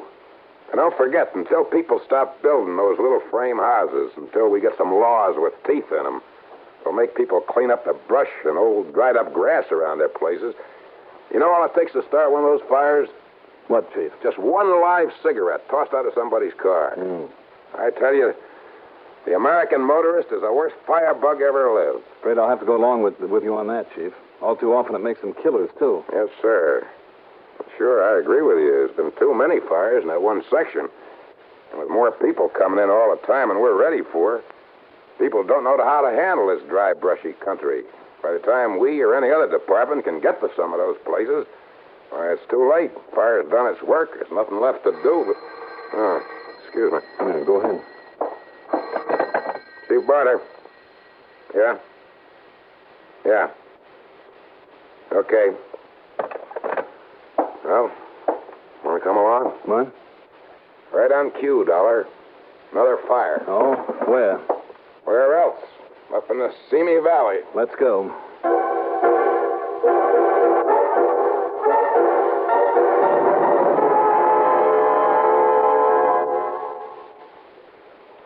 Most of us have problems, business and financial worries, family troubles, or personal difficulties.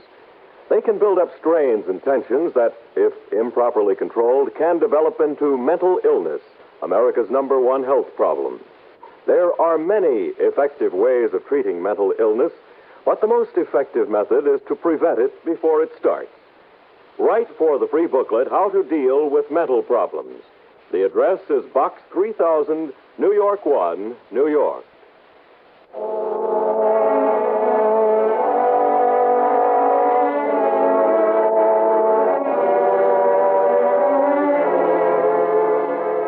As the chief suspected, by the time we got out to this newest fire up in the Simi Valley, we were too late. Another of the nice, new little houses had burned to the ground. The firemen had been able to keep it from spreading to other nearby properties, but that was all. The chief and I both talked to the owner, but he wasn't able to give us the slightest clue as to how the fire had started. And after talking to him, I'd be willing to swear that he had nothing to do with it. Using a hand lamp, I went over not only the remains of the house, but all of the other property, too, inch by inch, until it was nearly midnight. The piles of ashes from brush and grass and tree cuttings on the windward side where apparently somehow the fire had started. There was nothing. Absolutely nothing. No, Dollar. I'm afraid it was just some crazy kid or a drunk in a passing car that flipped out a lighted cigarette. With this much wind, the whole place went up in a flash. No. I just hope he finds out about it and has brains enough to have a conscience that'll plague him for the rest of his life. I'm afraid that won't help this poor man and his wife and those two youngsters. Don't you worry about him, Johnny. No, hi, Harry. Mr. Alderson? Hi, Chief. Son of a gun, it's happened again, hasn't it? Sure has. How did you find out about it? Well, one of my neighbors where I live in Moore Park. I guess he'd been over here giving you boys a hand. Oh? I just got back from Hollywood where I'd gone to see a show at Grauman's Chinese, and he stopped me at the front gate. Told me about it. Well, if he was so interested as to come all the way over here, maybe you better give me his name, Mr. Walterson. Sure, it was old Timothy Hamlin. You know him, Chief. Yeah. He was here even before we got here. Huh. Oh, now, wait. If you think old Tim would do a thing like this. No, I wouldn't think so. Anyhow, Johnny, don't you worry about these people here. I'll put them up in a motel for the night at company expense and then pay them off in full first thing in the morning.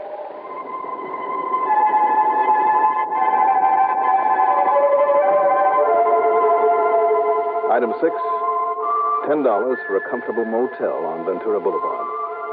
After a late breakfast the next morning, I drove back to Harry's office and watched him pay off the unfortunate but grateful people who'd lost their home.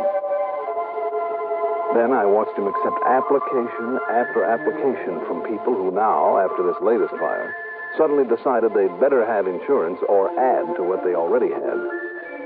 The people streamed in and out of there in droves. Finally, at about 1:30 p.m., Harry closed the door of his private office long enough for a quick sandwich. Yeah, it's pretty awful that you have to be scared into buying insurance this way, Johnny. But by golly, they need it. They know it now. We'll give it to them. They're a pretty scared lot. Main problem is to keep them from over-insuring, throwing their money away. More coffee? No, thanks. But I check pretty carefully before issuing the actual policies, you know. Hey, you and the chief find out anything? Well, it doesn't look so. Well, I sure hope you do. Well, not me, I'm afraid. Huh? Harry, I have to fly on back to Hartford. Oh, no. Yeah, sorry, but that's the way it is. Oh, but if somebody is setting these, well, Johnny, all I can promise is I'll sometime get to the bottom of it. Somebody better.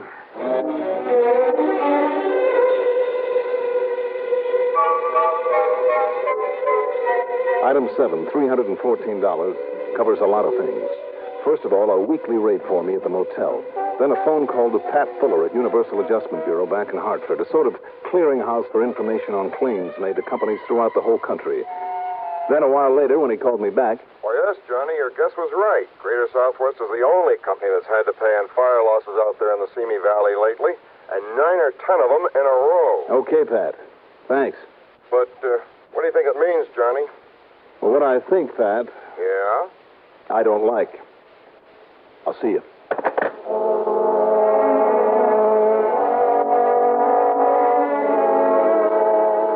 Item 7 also covers deposits on 2 more rental cars and a beat-up farm truck, so I'd never have to drive the same vehicle twice in succession. And it covers several changes of clothes, including the sort of stuff the local farmers wear and some hats. Also, a couple of the biggest tank-type fire extinguishers I could find. I kept them with me all the time. Then I started the longest, most careful tailing job I ever attempted. Why? Because I'd suddenly remembered an old phrase from my high school days from, believe it or not, my class in Latin. Cui bono? Who benefits? And how benefits? Not by burning down their own homes, As Harry had said, all the insurance money in the world couldn't completely make up for a loss.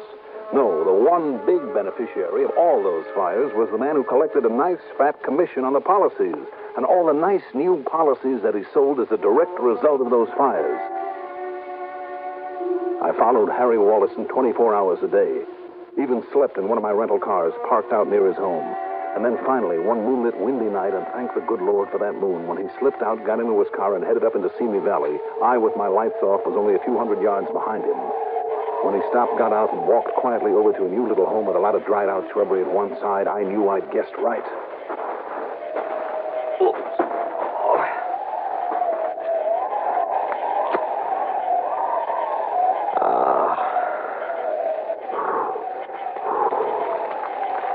There we are. That'll do it. Yeah, it's gonna be okay. Be a lot better if we put this to work on it. Johnny. That's right. Listen, Save Johnny. it, Harry. Here, you get that extinguisher going while I use this one. Johnny, now, Go on, Harry. Use it. That dry stuff is going up fast. Go on. I suppose I might as well, huh? Yep. You might as well. How'd you know, Johnny? By remembering my Latin.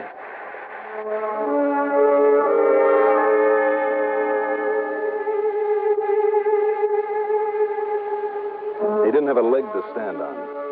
He knew it. And he confessed to the whole dirty, rotten business. For my money, they can lock him up for life, because if there's one thing I can't take, it's a crooked insurance man. I'm glad they're few and far between. Expense account total, including car mileage and the trip back to Hartford, $833.70. Yours truly, Johnny Dollar.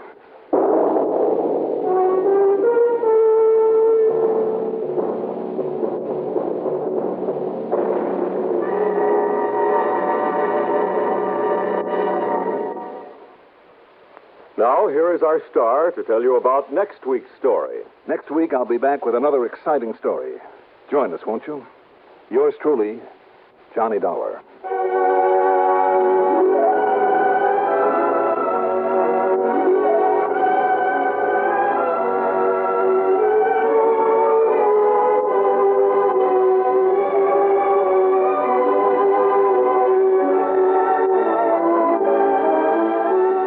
Yours truly, Johnny Dollar, is written by Jack Johnstone, produced and directed by Bruno Zerato, Jr., music supervision by Ethel Huber. Johnny Dollar is played by Mandel Kramer. Also featured in our cast were Herb Duncan as Harry Walterson, Raymond Edward Johnson as Royal J. Harkins, Joseph Julian as the fire chief, and John Thomas as Pat Fuller. Be sure to join us next week, same time, same station, for another exciting story of yours truly, Johnny Dollar. This is Bill Gillian speaking. From Hollywood, it's time now for Johnny Dollar. Hiya there, Johnny. This is your old pal, Lefty. Lefty? Well, sure. You remember. Lefty Stemper. Huh? You know, down here in Virtue. Virtue? V-I-R-G-U. Virtue. South Carolina. Oh, sure. Yeah, you remember. Me and the boys, we occupied this Caraway plantation down here on the Petey River. Well, sure, of course. Listen, are you having trouble again with old man Caraway? Oh, no, sir. Not a bit. And you know how we stopped them, me and the boys, from making trouble for us? How, Lefty? We bought them out, that's how. Yeah, we give them 100 G's for the place, cash money.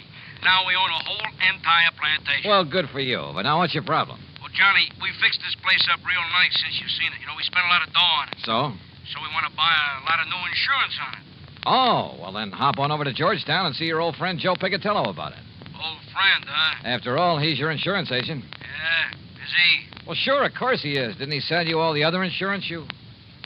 Lefty, has something happened to Joe? Yeah, only I don't know what it is. What do you mean? Well, that's just it. I don't know. I talked to him on the phone, asked him to come out here. He says okay.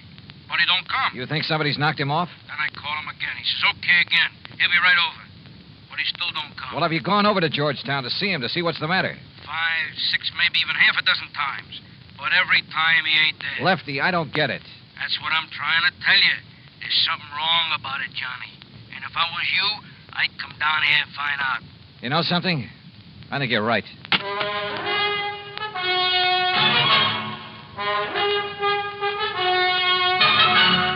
Bob Bailey in the exciting adventures of the man with the action-packed expense account, America's fabulous freelance insurance investigator. Yours truly, Johnny Dollar.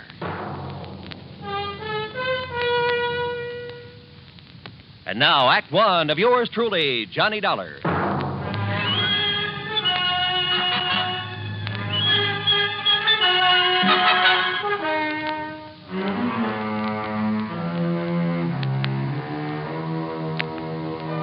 Expense account submitted by Special Investigator Johnny Dollar to the Continental Insurance Company, Home Office, New York, New York.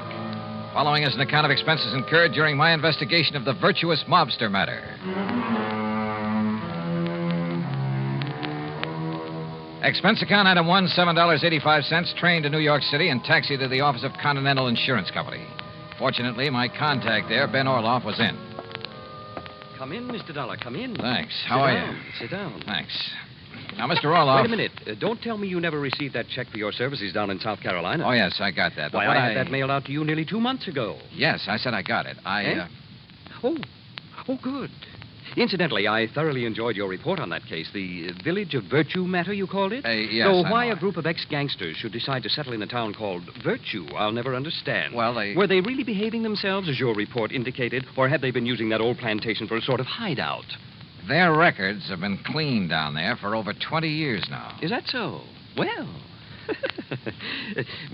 maybe the answer to organized crime is to give all those fellows a nice, quiet plantation to live on. Yes. Though I must say that when our agent down there, Joseph Picatello... It's about Joe that I've come to talk I to. must say that I was a bit concerned when I found Joe had sold policies to characters like Lefty Stemper and Bully Magoon and Flippy Lackovich. Mr. Orloff. Why, those were the very sort of men that Thomas E. Dewey chased out of New York when he was DA some years ago. Mr. Orloff. That was before Dewey became governor, you know. So naturally, what were you going to say about Joe Picatello? Have you heard from Joe recently? No, I don't think I have, now that you mention it. Because I just Why? talked over the phone. Wait. You must understand one thing, Mr. Dollar. Oh, what's that? Our office down there in Georgetown is probably the smallest one we have in the whole country. Joe really doesn't handle much business for us, you know. Yes, I understand. I understood that when I talked to him in April. If it weren't for those mobsters over in Virtue... Ex-mobsters, Mr. Orloff. Well, if it wasn't for them and some of the townspeople to whom we've issued policies, I'd... Mr. Dollar, has something happened to Joe Picatello? That's what I want to find out. Because now that I think about it... Excuse me. Miss Bailey? Yes, Mr. Orloff. Did you ever get a reply on the Harmon policy from Mr. Picatello in our Georgetown office? No, sir. I've written Mr. Picatello several times now. Thank you. Dollar, we wrote Joe about that Harmon matter over 4 weeks ago. Well, didn't it occur to you to phone him and find out why he hasn't answered you? But it involves such a small policy that... yes. Perhaps I'd better try to call him. Miss Bailey? Wait. Yes? Nothing. What? I said nothing. Well, Mr. Dollar? Well, Mr. Orloff, if something has happened to Joe Picatello... Well, look, instead of spreading the alarm, how about if I quietly run on down there? But have you reason to believe something wrong has happened to him? Only from what his clients down there at the plantation have told me over the phone. You think perhaps some of his old gangland enemies have got to him? After 20 years, I don't know. But if you'll okay my expense account, I'll go down there and see. Well, now, Mr. Dollar... And if you won't, I'll go down there anyway. But there's the danger, too. This might be a very dangerous... Let me hear from you as soon as you can, Mr. Dollar.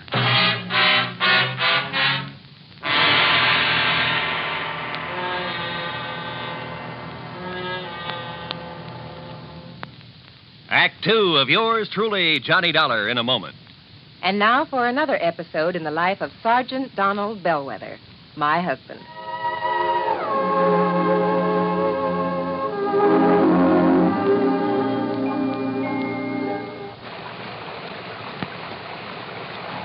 Oh, Donald, it's sure pouring, isn't it? Can you see all right? Oh, yeah, I can see. Those windshield wipers are operating with mechanical perfection. You notice there are no more streaks either since I put on the new rubber blade. You know, I think every driver should have his windshield wipers in good order. It's much safer. It would be much safer if everyone would slow down during wet weather like my husband is doing right now. Just being cautious, Reba. We don't want an accident in this downpour. We don't want an accident any time. Yeah, that's for sure.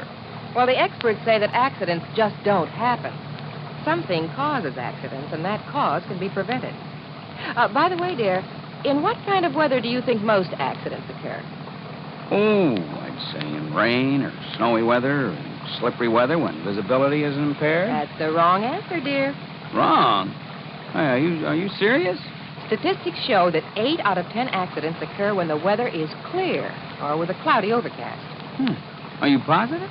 I wonder why. But, here's our house dear. Oh, yeah. Now, you sit right here, Reba. I'll get out with the umbrella, and then I'll come around and open your door. All right, honey. I wonder why. Wonder why what? Why 8 out of 10 accidents happen in clear weather? Oh, well, I don't know for sure, Sergeant.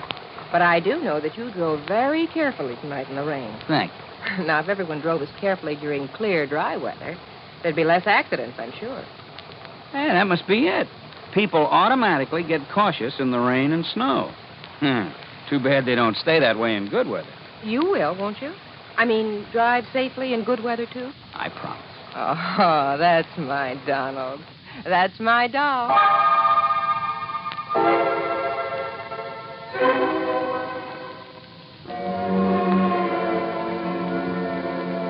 And now, Act Two of yours truly, Johnny Dollar, and the Virtuous Mobster Matter.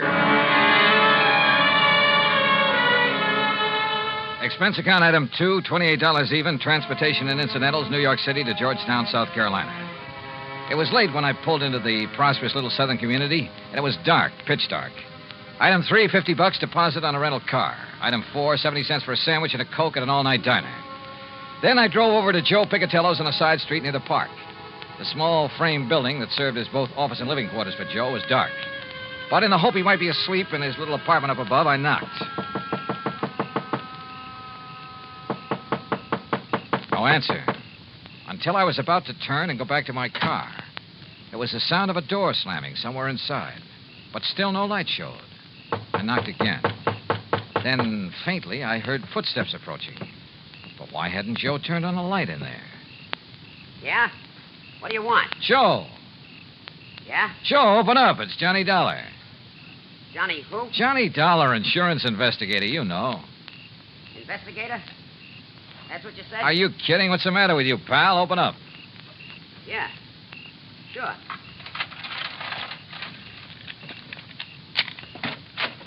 Hiya, Joe. What's the idea of no lights in here? You forget to pay your bill or something? Maybe. What do you want? What? Investigator, you said, Willie. Did you hear that? Willie? Yeah, I heard. Hey, what is this? Don't move. Huh? Oh, no, you don't.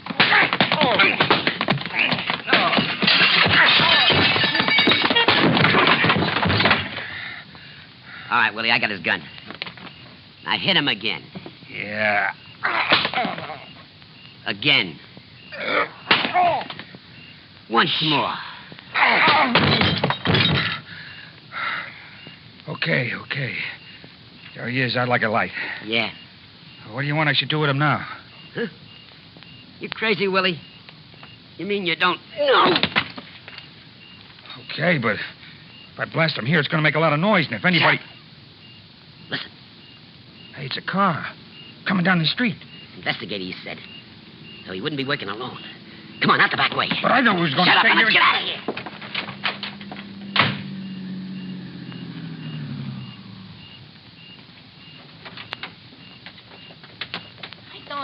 I don't see no lights on, Lefty. Well, maybe Joe's went to bed, if he's there. He didn't answer the phone when you called him. Listen, Flippy, Johnny Dollar told me I should come down here and look for Joe myself. So come on, we'll see. Oh, well, whatever you say, Lefty. Only I thought that Johnny was coming down here himself to... Huh? Hey, look, this door's open. Yeah, you look what I stepped on. Joe, what happened there? That ain't Joe. It's Johnny Dollar. Johnny Dollar. Hey, you're right, Flippy. Somebody must... Listen, get away. Oh, Johnny. Johnny, it's me. It's me, Lefty. Lefty? And me, Flippy. Johnny, okay? You all right? Yeah, Oh, holy... Who done this to you, Johnny? Yeah, we'll murderize him. Hey, Flippy, turn on some lights. Yeah, sure. What the hell happened in here? You know who done this to you, Johnny? Yeah. Yeah? It was... Hey, come here, Flippy. Help me lay him up on the sofa. Sure, Lefty. Easy, easy. Yeah, take it easy. Sure. Here now. Yeah. All right, now. Johnny, listen to me. Who, Johnny? Who? Yeah, Johnny. I can't believe it, but I could see him in the light from the street. Who? Joe. What? Joe Pigatello. Smokey Pigatello done this to you? Another guy with him. Called him Willie. Willie the Lump? Why? Why did he do it? I don't know. Acted very strange when he came to the door. But I don't get it. He was my pal. He was your pal. And, Willie the Lump with him. That's what I don't get. It means he's went back. That's what it means. He's went back to the old racket, dope smuggling. No. Yeah, him and Willie the Lump was partners in the old days. But 20 years. Joe's been straight, Lefty. Like you and me and Bully Magoon. Yeah, for 20 years, you and me and Bully, the only guns we ever used was for hunting, for killing snakes. But not no more. What do you mean, Lefty? Joe Pigatello done this to you, Johnny. Means only one thing. There's only one thing we can do. No. He's right, Johnny. No, Lefty. Yeah, Johnny. First we take you back to the plantation where you get all right again. No, listen to me. Then we Lefty. find Joe Pigatello. Flip and Bully and me. No. And when we do... Huh? Well, now, what are you punks doing here, huh? Hey. Joe. That's right. Who'd you expect? What's the big idea? All right, don't move. Because, Joe, I'm going to blast your head off. Act 3 of yours truly, Johnny Dollar, in a moment. Do you know who said, every individual in society has certain powers, rights, and privileges which no other individual can justly abridge or destroy? Those words were written by Noah Webster, the man who compiled America's first great dictionary. Mr. Webster knew that if the country which he had seen come into being were to succeed, the rights of the individual have to be protected. Each person is entitled to certain basic rights, powers, and privileges which must not be taken away because of the whim of someone with greater power. In the United States, the individual is important regardless of his wealth, power, or position. The importance of the individual is closely linked to the American tradition. Remember the words of Noah Webster. They are part of your American heritage. The rights and privileges of the individual must be preserved. And now, Act 3 of yours truly, Johnny Dollar, and the Virtuous Mobster Matter.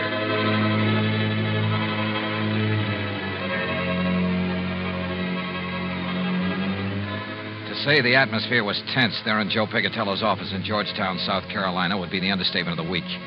After the beating I'd taken from the ex-gangster and one of his pals, my old friends Lefty and Flippy had come in and had found me there. And they couldn't understand why Joe had done this to me. Unless... It means he's went back. That's what it means. Went back to the rackets. Oh, Willie the Lump was with him. Him and Willie was partners in the old days. Dope, narcotics. So the two of them swore to get Joe. And then suddenly we looked up to see someone standing in the doorway. It's Joe. It was Joe Pigatello. That's right. Now, who'd you expect? What's the All big right, idea? don't move. Because, Joe, I'm going to blast your head off. Oh, now put that thing down, Lefty. Don't move. What is this, Slippy? A gag or something? Is it a gag what you done to Johnny Dollar? Huh? Johnny. I said one move and I'll give it to you. Johnny. Turn around, Joe, or I'll shoot you in the back, you dirty... What did they do to you, Johnny? Listen, Joe. Lefty. Flippy, I'll kill you for this. What are you talking about, you dirty rat? Wait, Lefty. Johnny's my pal. Like you used to be before you went back in the rackets. Went back in the racket? Yeah, with that dope hound with Willie the Lump. What do you know about Willie the Lump? Plenty. Now that you're back with him. You're crazy. It's no good, Joe, because Johnny recognized you. You and Willie the Lump when you waked him over. And I tell you that I had 20 years, you and Bully and Flippy and me, we showed we could do it straight. We could be respectable. Me and the boys at the plantation, you down here. But now you spoiled it. You ruined it for all of us. Look, will you listen? So don't move. We made a deal. You and me and the boys. 20 years ago. If anybody slips, anybody breaks up our respectable life, he gotta go. Was that the deal? Yeah, that was the deal. But you don't know what you're talking about when you say I'm going back in All the... right, so you lousy scum, you not only go back, you do this to Johnny Dollar. My friend, the guy who believed in us. Lefty. So for that, you gotta go. Lefty, listen. Now, Joe. Right. Lefty. Give me your gun, Lefty. No, Johnny. That was the deal. You ever use a gun on a man, you'll go up for the rest of your life. Johnny, it's for you I'm killing them. Hand it over, Lefty. Okay, thanks. You see, it wasn't Joe who worked me over. What? I thought it was. It looked like him. It sounded like him. Then it was him. Look at his hands, his face, his clothes. Is this the man I fought with in here 5 minutes ago? Sure, maybe I did get the worst of it with two of them on top of me. But believe me, I cut them up some, too. He's right, Lefty. Yeah, but then I don't... Look, if it wasn't him... The twin. The twin. You're right, Lefty. It must be the twin. The twin here? All right, boys. Let me in on it, too, would you? Shep Larko, the twin they called him. That's what the law called him. Called him and Joe the twins. Because they looked like each other. They talked like each other. There was always the alibi for each other. But what's Shep Larko doing here? I can't tell you, Flippy. Not yet. All right, Joe. All right. I believe you about not working over Johnny here. Because of what he says about you and me, it must up. But if you and Shep are back in the racket... I'm not, Lefty. That's straight. No? All right, then tell me. Where you been? I can't tell you. 3-4 weeks now, we don't know where you are. The insurance company don't know where you are. Well? I can't tell you. Now listen. Oh, you listen. You listen.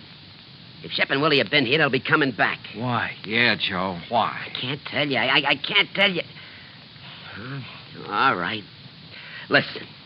We're listening, Joe. The Secret Service. Huh? Well, after those killings up in Baltimore. During that smuggling job? Yeah, Johnny. They knew the twins, Shep Larko and Willie. Well, the boys in Washington knew they did it. But they didn't know where to find them. Well, go on, Joe. So they spread the word. The Secret Service spread the word. That I knew where Shep and Willie were. That I would lead them to them. You knew where they was, huh? No, but the law boys knew that'd flush them out. Get Shep and Willie out looking for me. Gunning for me. And the Secret Service didn't keep you under cover? Yeah, until today, back in Washington. But I talked to you on your phone right here. Oh, the line was rigged through to Washington. You said until today, Joe. Yeah, because Shep and Willie didn't show. The law boys had to make them show. So then they sent you here as living bait? Yeah. And they passed the word that you'd be here? That's it, Johnny. That's why Shep and Willie were waiting here when you came. That's why they'll come back now that I'm here. Boy, if you stuck your neck out for the sake of going straight. I couldn't help myself. The Secret Service rigged it on me. Guy named Phillips. But now you're all in it. So, Flippy, turn out the lights. Yeah, let's get out of here. Oh, no. What? Oh, listen, we was crooks, but never killers. But it's killers that's coming to get Joe. What do you mean, Lefty? But they won't. And they won't get you, Johnny. Sorry, Lefty, I can't move. But then we're staying. For you and Joe. Yeah, right. So turn out the lights, Flippy. You're too late, boys. Shep. The twin. That's right. Your old pal, Shep Larko. Keep a rat on him, Willie. Don't worry, Shep. Investigator, huh, Dollar? Only at Secret Service, ain't it? Is it? I knew we should have killed you when we had you, Dollar. But we thought these boys driving up was reinforcements. Ha! Reinforcements. We should have known the Secret Service wasn't that bright. All right, Willie, frisk him while I keep this gun on him. Sure. No, none of you trying to... Not Dollar. We got his gun. Oh, okay. Just what do you intend doing, Shep? They're clean, Shep. What do you think? All right, Joe gets it first. Put your gun up close so it don't make no noise. Go ahead, Willie. Yeah.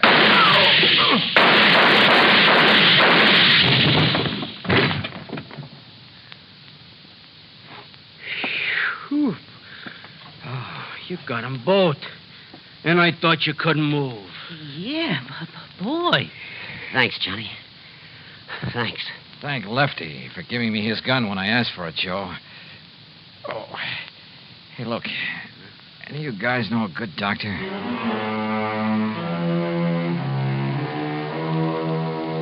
Yeah, I've said it before and I say it again. In this insurance business, you never know what you'll run into. Expense account total, including a flock of medical expenses and the trip back to Hartford, $174 even. Yours truly, Johnny Dollar.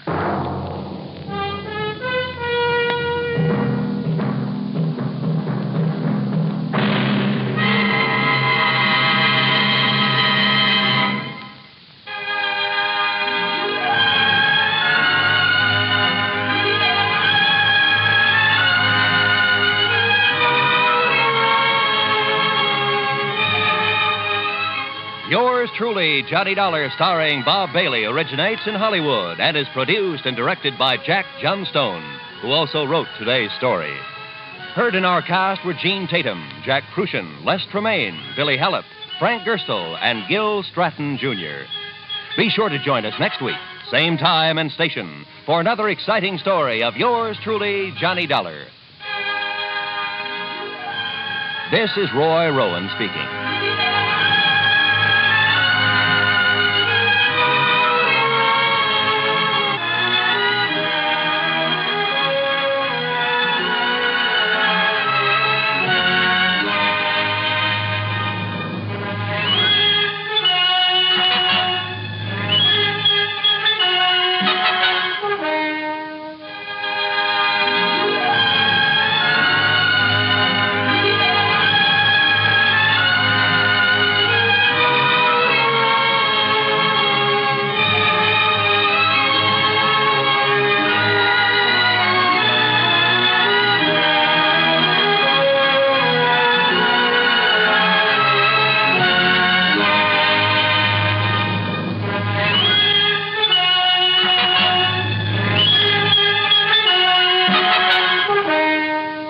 Yours truly, Johnny Dollar, has been a presentation of the United States Armed Forces Radio and Television Service.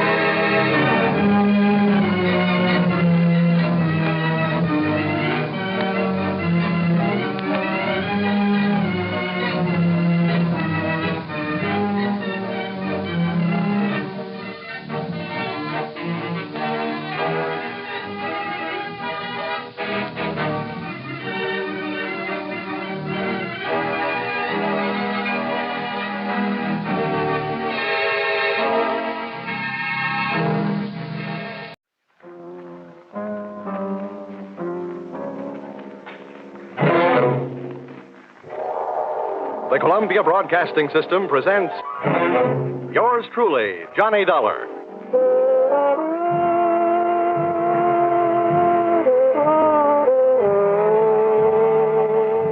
The next half hour has its baggage packed to take a trip with America's fabulous freelance insurance investigator, Johnny Dollar. At insurance investigation, he's just an expert. At making out his expense account, he is an absolute genius.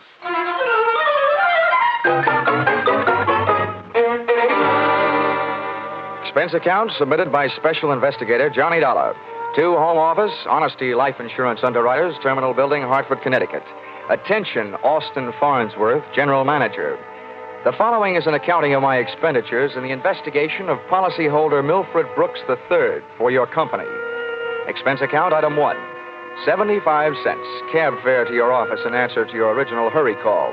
Tip to driver, $1. Expense account item 2, 25 cents. Shoe shine. You remember I got my shoes scuffed when I unsuspectingly walked through the private door to your office. Dollar, grab him. He's trying to jump out that window. Let go. Get off. I'll show you. Oh, no, you don't. Hey, let go, you fool. Get away. Had a nice try, sonny boy. Now pay attention to teacher. No. Class dismissed. Well, Mr. Farnsworth, why didn't you tell me what you had waiting for me? I'd have worn my boxing gloves. Dollar, this was all a complete surprise to me. Well, just in case your little chum on the floor there wakes up in a hurry, I think I'll close the window. Now, My goodness, Dollar, what are you doing? I'm sitting on his head. I don't care if this guy tries killing himself again. I just don't want him to try and kill me. After all, we haven't even been introduced. Dollar, that happens to be one of our largest policyholders. His life is insured with this company in the amount of $2 million. Oh, now I can see why you're so anxious to keep him from putting a dent in the sidewalk. Precisely. He'd also put quite a dent in your company's bank account. By the way, Dollar, aren't you in danger of smothering the boy sitting on his head that way? Maybe. Now, tell me, what's this guy's name? And what's his story? That, sir, is Milford Brooks III. As I said, we have him insured for $2 million. His mother and father left him with a paid-up policy for the sole purpose of enabling his heirs to pay the inheritance taxes on his estate when he dies. Unfortunately, due to the kind of life he's been leading, Brooks not only hasn't any heirs, he hasn't any money. He blew all his cash? That's right. Now he's trying to get some out of us by threatening to kill himself. And that policy pays off on suicide. In a mortuary, he'd be a millionaire, huh? Please, Dollar. Sorry, go on. 1/2 hour ago, Milford walked into this office and changed the beneficiary in his policy. When that was done, he proceeded to demand, not request, mind you, $500,000 in cash. Oh, well, say, that's quite a touch. When I explained to him that there was no loan provision in his insurance policy, he threatened suicide. He said I could either give him the $500,000 cash or pay off the $2 million on his policy. So all you have to do is to keep him alive. And he's managed to make that no small problem. The man he named as his new beneficiary, just before he made his demand for the cash, is, well, it's downright frightening. Why? Who is it? One of the most notorious gamblers in the East. His name is Hatcher. Harold Hatcher. Oh. You know him? Yeah. Say, that kid's been a post office pinup boy for a lot of years. Well, there's the situation, Dollar. I'm engaging you to protect Milford Brooks' future. Yeah, what there is of it. The way this lad operates, you think he had but 2 lives to give for his country. He's not only set himself up to get knocked off by somebody else, he's just dying to do the job himself. Well, it just means that you'll have to work twice as hard. Oh, it also means something else. What's that? That you'll have to pay me twice as much money. Oh, you'll get your money. The situation demands sacrifice, I'm afraid. But protect the boy, Dollar. Give him something to live for, an interest in life. An interest in life, huh? Let's see. I know. Here, this should help. What's that you've got there? It's what's commonly referred to in the more successful bachelor circles as my little black book. Now, let's see. Ruby? No, her favorite expression is drop dead. Bernadine? No, she'd be the new beneficiary by midnight. Oh, here's one. Here. Butter. Butter? Hey, Farnsworth, would you mind passing me that phone, the one with the long cord? No, not at all. My little friend here is showing signs of life. Here you are.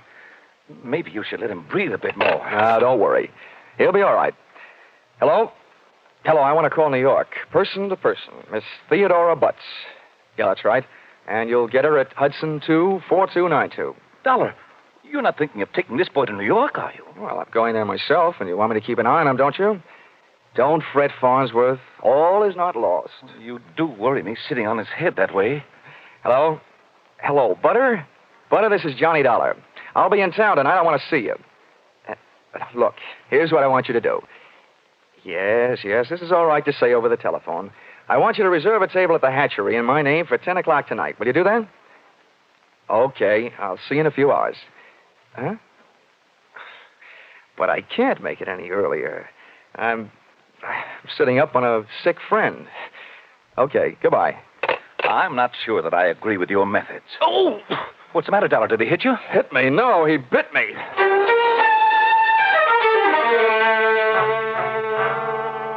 Expense account, item 3. Liquor, $18. Keeping Milford Brooks III peaceful seemed to be the immediate problem, and a bottle of rare old brandy seemed to be the immediate answer. I poured most of it into him, loaded him into my car, and we headed for New York. As we passed through New Haven, he opened one eye, looked up, saw the ale bowl, and gave 3 cheers for old Eli. Yeah, right.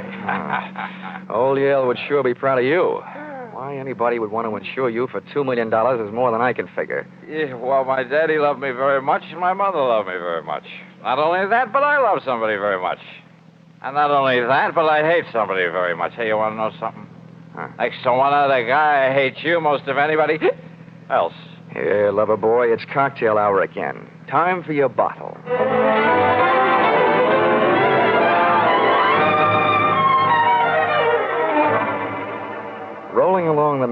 Parkway, I felt very much alone with my own thoughts. And believe me, they weren't very pleasant company. The way it stacked up for me, Brooks had built up a fat gambling debt to Harold Hatcher and had been forced to make him his beneficiary. The suicide threat that he was holding over Honesty Insurance Company was a little tougher to figure, unless he was trying to finance a trip for himself to get away from the man with a custom-tailored murder motive, Hatcher. My hungry little mind nibbled away on those unsavory morsels of food for thought all the way to Butter's apartment.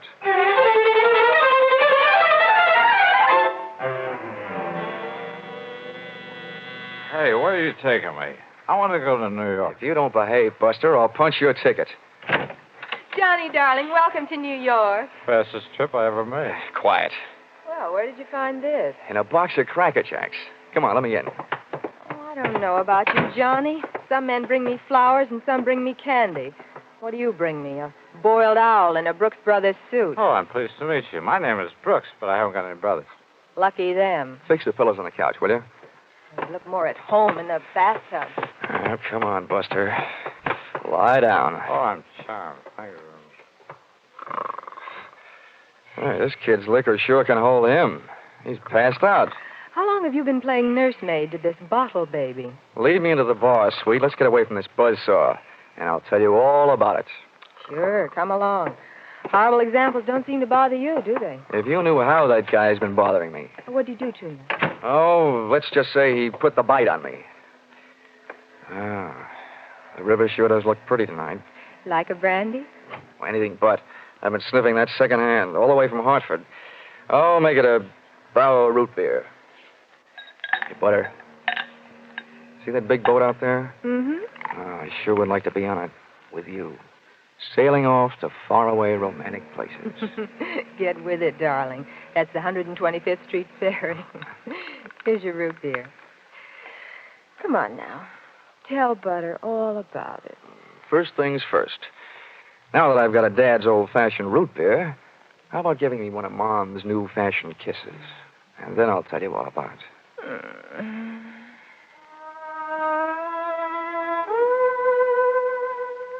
A few seconds later, I proceeded to tell her all about it, and it wasn't easy. Everything about her kept flagging down my train of thought.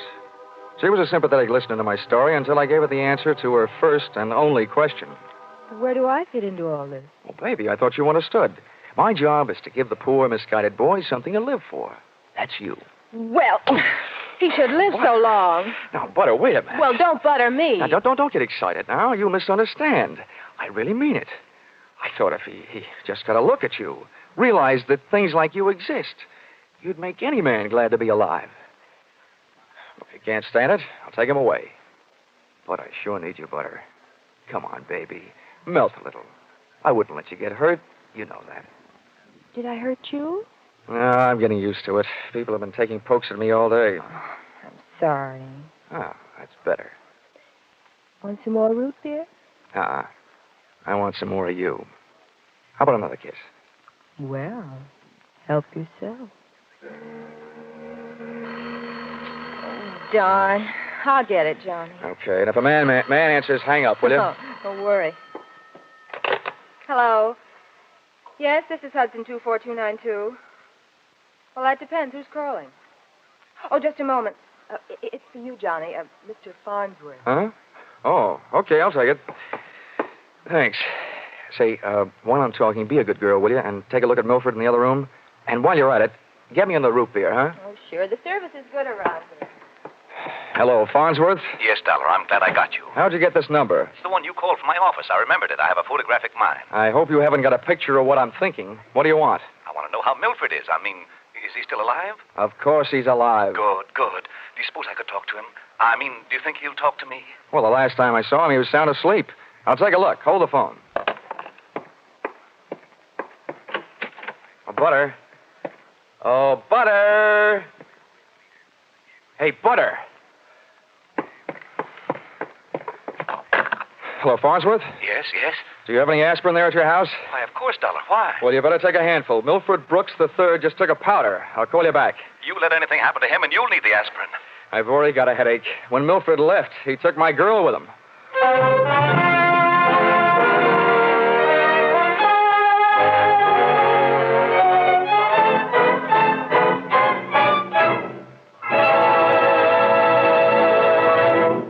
In just a moment, we'll return to the second act of Yours Truly, Johnny Dollar. But first, we want to remind you that it was 437 years ago, next Sunday, the famed Spanish explorer Ponce de Leon began his search for the Fountain of Youth.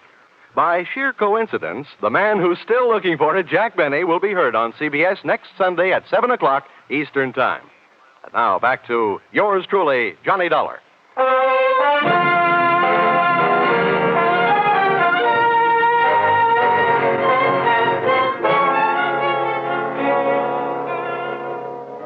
Well, nobody could say I wasn't working fast. I'd only been in town for an hour, and I had already succeeded in not only losing your $2 million baby, Milford Brooks III, Mr. Farnsworth, but in losing my $1 million baby, Theodora Butts. I tried to put myself in Milford Brooks' $40 shoes, but they wouldn't fit. You can't outthink a maniac. The best I could do was figure either that he was on his way to commit suicide, or that Harold Hatcher, the man who now stood to collect $2 million in the event of Milford's death, had snatched him out of Butter's apartment. With birds of that type flocking together, Butter stood a good chance of being a dead duck. I spent an hour unsuccessfully shaking down the neighborhood for them. I questioned cab drivers, harness bulls, bartenders. Then I decided to ask for help from higher up. And I don't mean that I said a prayer. Expense account, item 4, 5 cents, phone call. Police headquarters. Give me missing persons. Any particular one? Don't be a wise guy. Lieutenant Fisher. Oh, yes, sir. Hello, Dollar. What did you lose? Practically everybody. Let's start with a girl, Theodora Butts. You mean you lost your girl? Why didn't you call Dorothy Dix? Don't waste time being clever. Just check your reports, will you? Hold on. Buddington, Bumpus, Byers. Nope, nothing on her, Dollar. Okay, well, try this one. Brooks, Milford III. Bullseye. Brooks, Milford III. He hasn't been reported missing, and we haven't found him yet. But, we think we know where he is. Oh, this kind of a question I always hate to ask. Where? The Hudson River. At 11:15 tonight, his top coat, complete with identification, was found taking a ride on the 125th Street ferry. Anything else? Nothing much. Package of matches was found under the coat, monogram. You don't happen to know anybody whose initials are H.H., do you? H.H.? Well, there's always Horace Height. Thanks, Fisher. I'll check back with you later. I'll be here.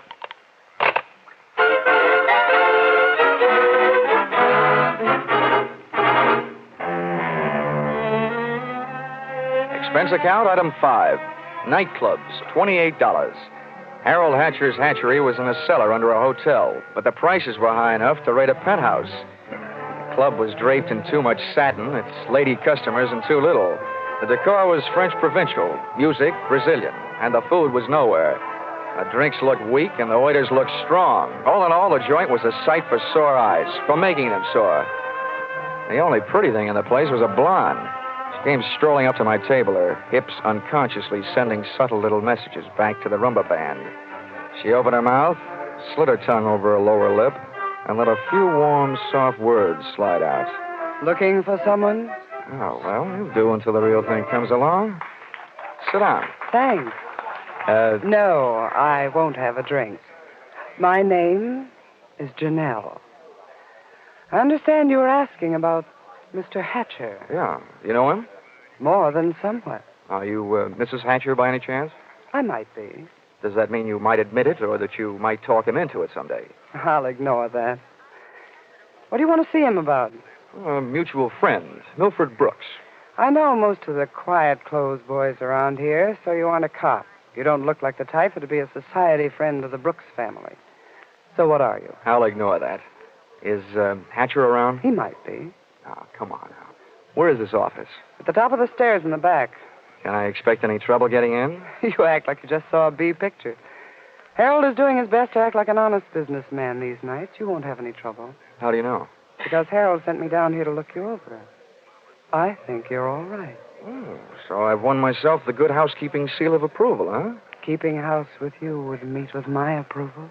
I ran for my life, had a slow walk across the dance floor, edged my way through a cluster of tables, and went up the back stairs. When I located the door to Hatcher's office, I knocked once and went in. Come on in. Thanks. I'm Johnny Dollar. I've been hired by Honesty Life Insurance underwriters to protect the interest of a guy named Milford Brooks III. What's that supposed to mean to me? You know him, don't you? Well, he isn't exactly one of my boozing buddies. How much money does he owe you? We've got him on the books for a few grand. Why? They picked up his top coat tonight on the 125th Street ferry. He wasn't in it. It might have been a suicide, or it might have been a knockover made to look like a suicide. What's your choice? Where do you get off asking me to make a choice? Where were you around 11:30 tonight? What's it to you? I don't know. I just thought you might like to rehearse a few answers. The law will be asking you some questions real soon now. I don't know why I should tell you, but I was driving around in my car getting some air. You better do better than that. They found a match folder under Brooks' coat. It had your initials on it. You're out of your mind. The guy owed me $200,000. You think I'm going around knocking off my own assets? I don't know whether you're stupid or bright, Hatcher. Don't worry about it. I know. What about that insurance policy? What insurance policy? Now, look, Hatcher, we're big boys now. We both know that changing the beneficiary of an insurance policy is a legal transaction. That means witnesses. That means it isn't secret. You mind telling me what you're trying to say? That you and the Honesty Insurance Company and I all know that Brooks made you the beneficiary in his policy, and that you stand to come into $2 million when they fish out his body. I don't know anything about it. Motives don't come much bigger. I'm telling you, this is all news to me. You or nobody else is going to move me off that story. I feel the same about mine. It doesn't take a genius to know that Brooks didn't love you $2 million worth. There's only one logical reason for his making you the beneficiary that I can see. You forced him into it. Who'd believe anything else? Who cares? They'd have to prove it. And, brother, that can't be done. Now, how would you like... Wait a minute. Yeah? Yeah. Oh, okay, Rocky. Thanks for the news. Dollar, did you turn me in? Oh, they're here, huh? Yeah. No, I didn't turn you in. What's the matter? You got a good story, Hatcher? You're not worried, are you? Here, have a cigarette. Thanks. Oh, I got a light. Oh, worked the first time. Yeah. Nope, I'm not worried. I'll be out in 48 hours. You'll be lucky if you're out in 48 years. Okay, boys, come on in. The homicide boys invited Hatcher down to headquarters. He accepted and invited them down to the bar for a no-hard-feelings drink. They accepted. I walked back down the stairs into the club. The place hadn't changed. Same stale customers, same stale music, same stale air. And the same lovely Janelle sitting at the same unlovely table. Hello. How'd you make out? Oh, I left before they started playing 20 questions. But I wouldn't worry. You've got a smart boy in the bar there. In some ways, maybe. What'd he hand you? A big round zero. Wouldn't talk, huh? About what? Oh, just a little doodad, a $2 million life insurance policy. Wait a minute. That young Brooks kid? Yeah, that's right. Oh, I knew it. I tried to tell him, but he wouldn't listen to me. Trying to tell who what? Hatcher. But he'd get into trouble about that policy. It just looks funny, him being made the beneficiary. You knew about it, huh? I suppose you also know what was behind it. Sure, Milford owed him some money. A lot of money. It's in writing. What kind of writing? It's a personal note that Brooks was going to get back if he made Harold beneficiary. It's up in his office. Hey, you must be awful close to Hatcher. I'm the close, friendly type. I'll have that drink now. You've earned it, beautiful. She had earned it, and I had a hunch as to why. If ever I saw a gal busy putting the skids under her boyfriend, she was. Even if she helped send him up on a murder rap. I would have bet a quick 50 that she'd tipped him to the police. It's happened before if the boyfriend is the murdering type, and it's a nice, neat legal method of disposal. Janelle led me back up the stairs and into Hatcher's office. I sent her back down to watch the bar to divert Hatcher in case he decided he'd forgotten something. Brooks's personal note made out to the gambler was easy to find, lying neatly in the middle of the top desk drawer. But I found something even more interesting when I went through his wardrobe closet. I began to see a glimmer of light. And then, encouraged by not too much thinking on my part, it turned into a veritable bonfire, which I hoped wouldn't be too hot for me to handle.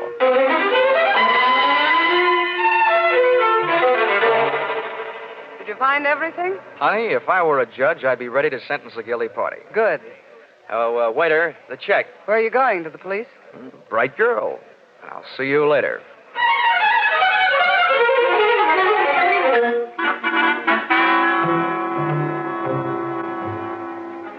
Expense account, item 6. Cab fare, $1. Tip to driver, $1. Once out of the hatchery, I walked to the corner, got into a taxi, and waited. In just a few minutes, my favorite suspect came out of the club, jumped into a taxi, and the chase was on.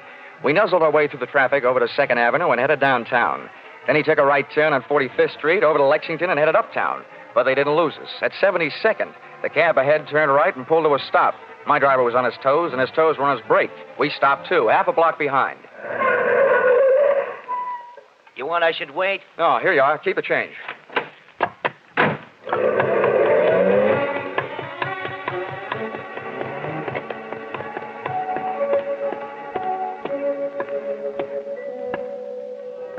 It was a garage that belonged to a residence on the parallel street a block away.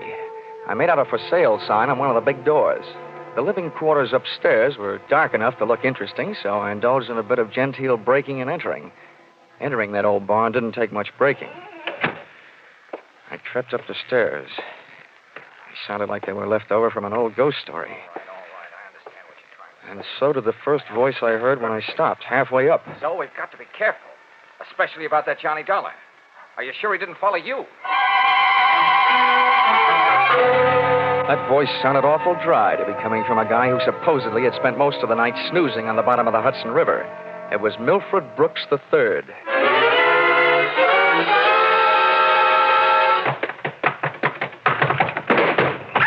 Get up on your feet, Brooks. Now, wait a minute.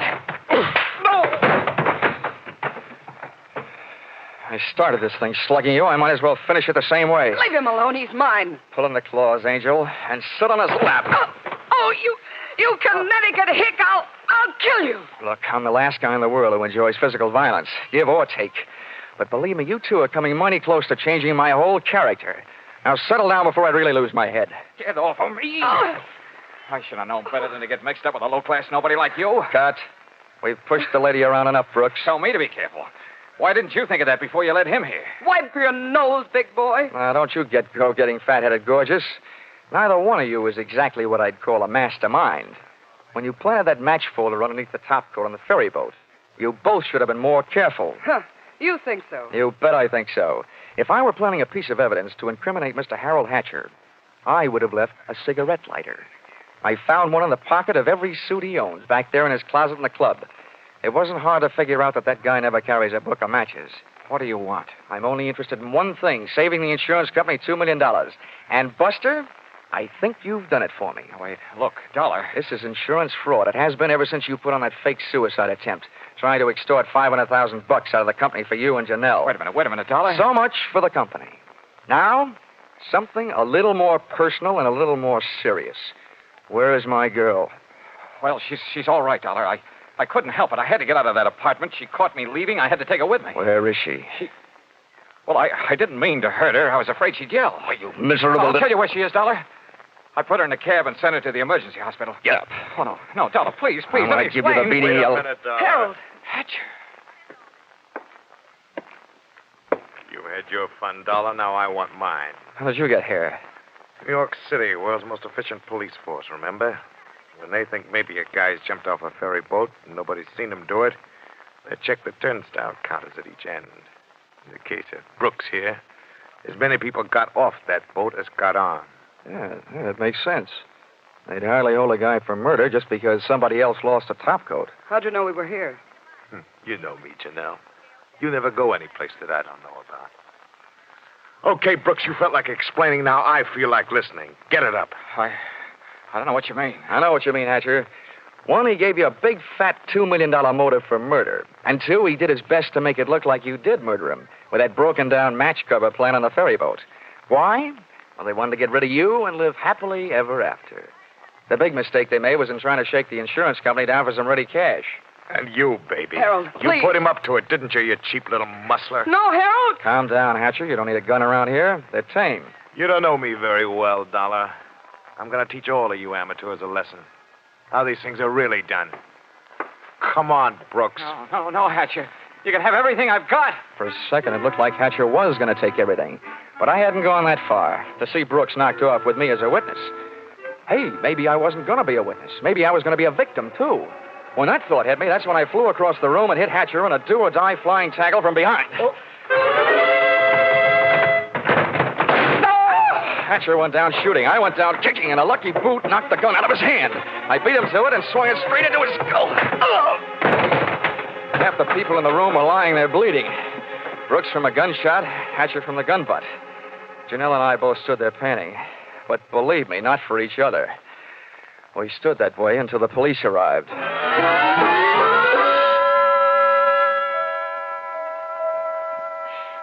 Johnny, I hate being in the hospital. Bet I look awful. Butter, honey, you look lovely in white. This patch on my head? Johnny, they had to cut a big hunk of my hair off to put in the stitches. Oh, that awful man. Well, if it'll make you feel any better, baby, that awful man got taken care of. He's upstairs in the same hospital. Oh, Johnny, you didn't shoot No, him. Butter, I didn't have to. Harold Hatcher saved me the trouble. They don't know yet whether Mr. Brooks is going to live or die, but it doesn't make much difference to me or to the insurance company. He signed a statement admitting attempted fraud. Serves him right hitting a lady on the head. Oh, Johnny, what am I going to do? My hair will look awful. It'll take months for it to grow out. Now, don't worry, Butter. I'll buy you something to cover it up. I know a guy over on Fifth Avenue who claims he makes something that looks prettier on a woman's head than her hair.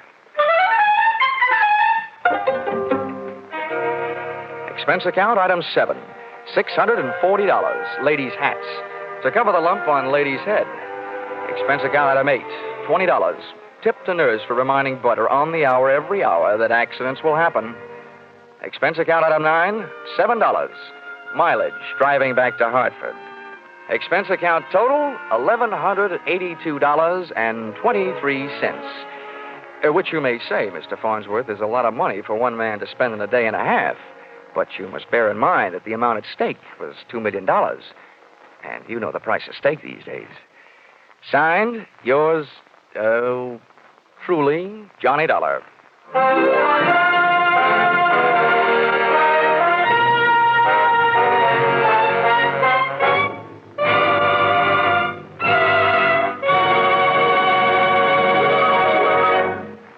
Listen in again next week when CBS brings you yours truly, Johnny Dollar, with Charles Russell as Johnny. Yours truly, Johnny Dollar, is written by Paul Dudley and Gil Dowd, with music by Mark Warno, and is produced and directed by Richard Sandville for CBS, the Columbia Broadcasting System.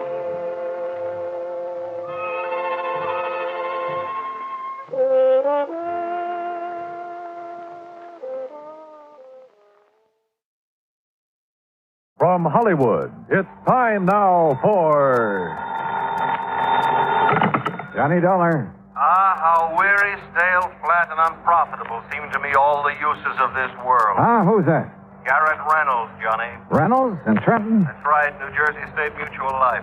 Well, what was the quote from Shakespeare about? Hamlet, wasn't it? Alas, I would a tale unfold whose lightest word would harrow up thy soul, freeze thy young blood, make thy two eyes like stars dart from their sphere, thy knotted and combined lungs depart. Now, wait a minute, will you? Particular hair to stand on end like quills upon the fretful porpentine. Garrett, have you gone off your rocker? Why don't you come on down here and see? Yeah, I think I'd better.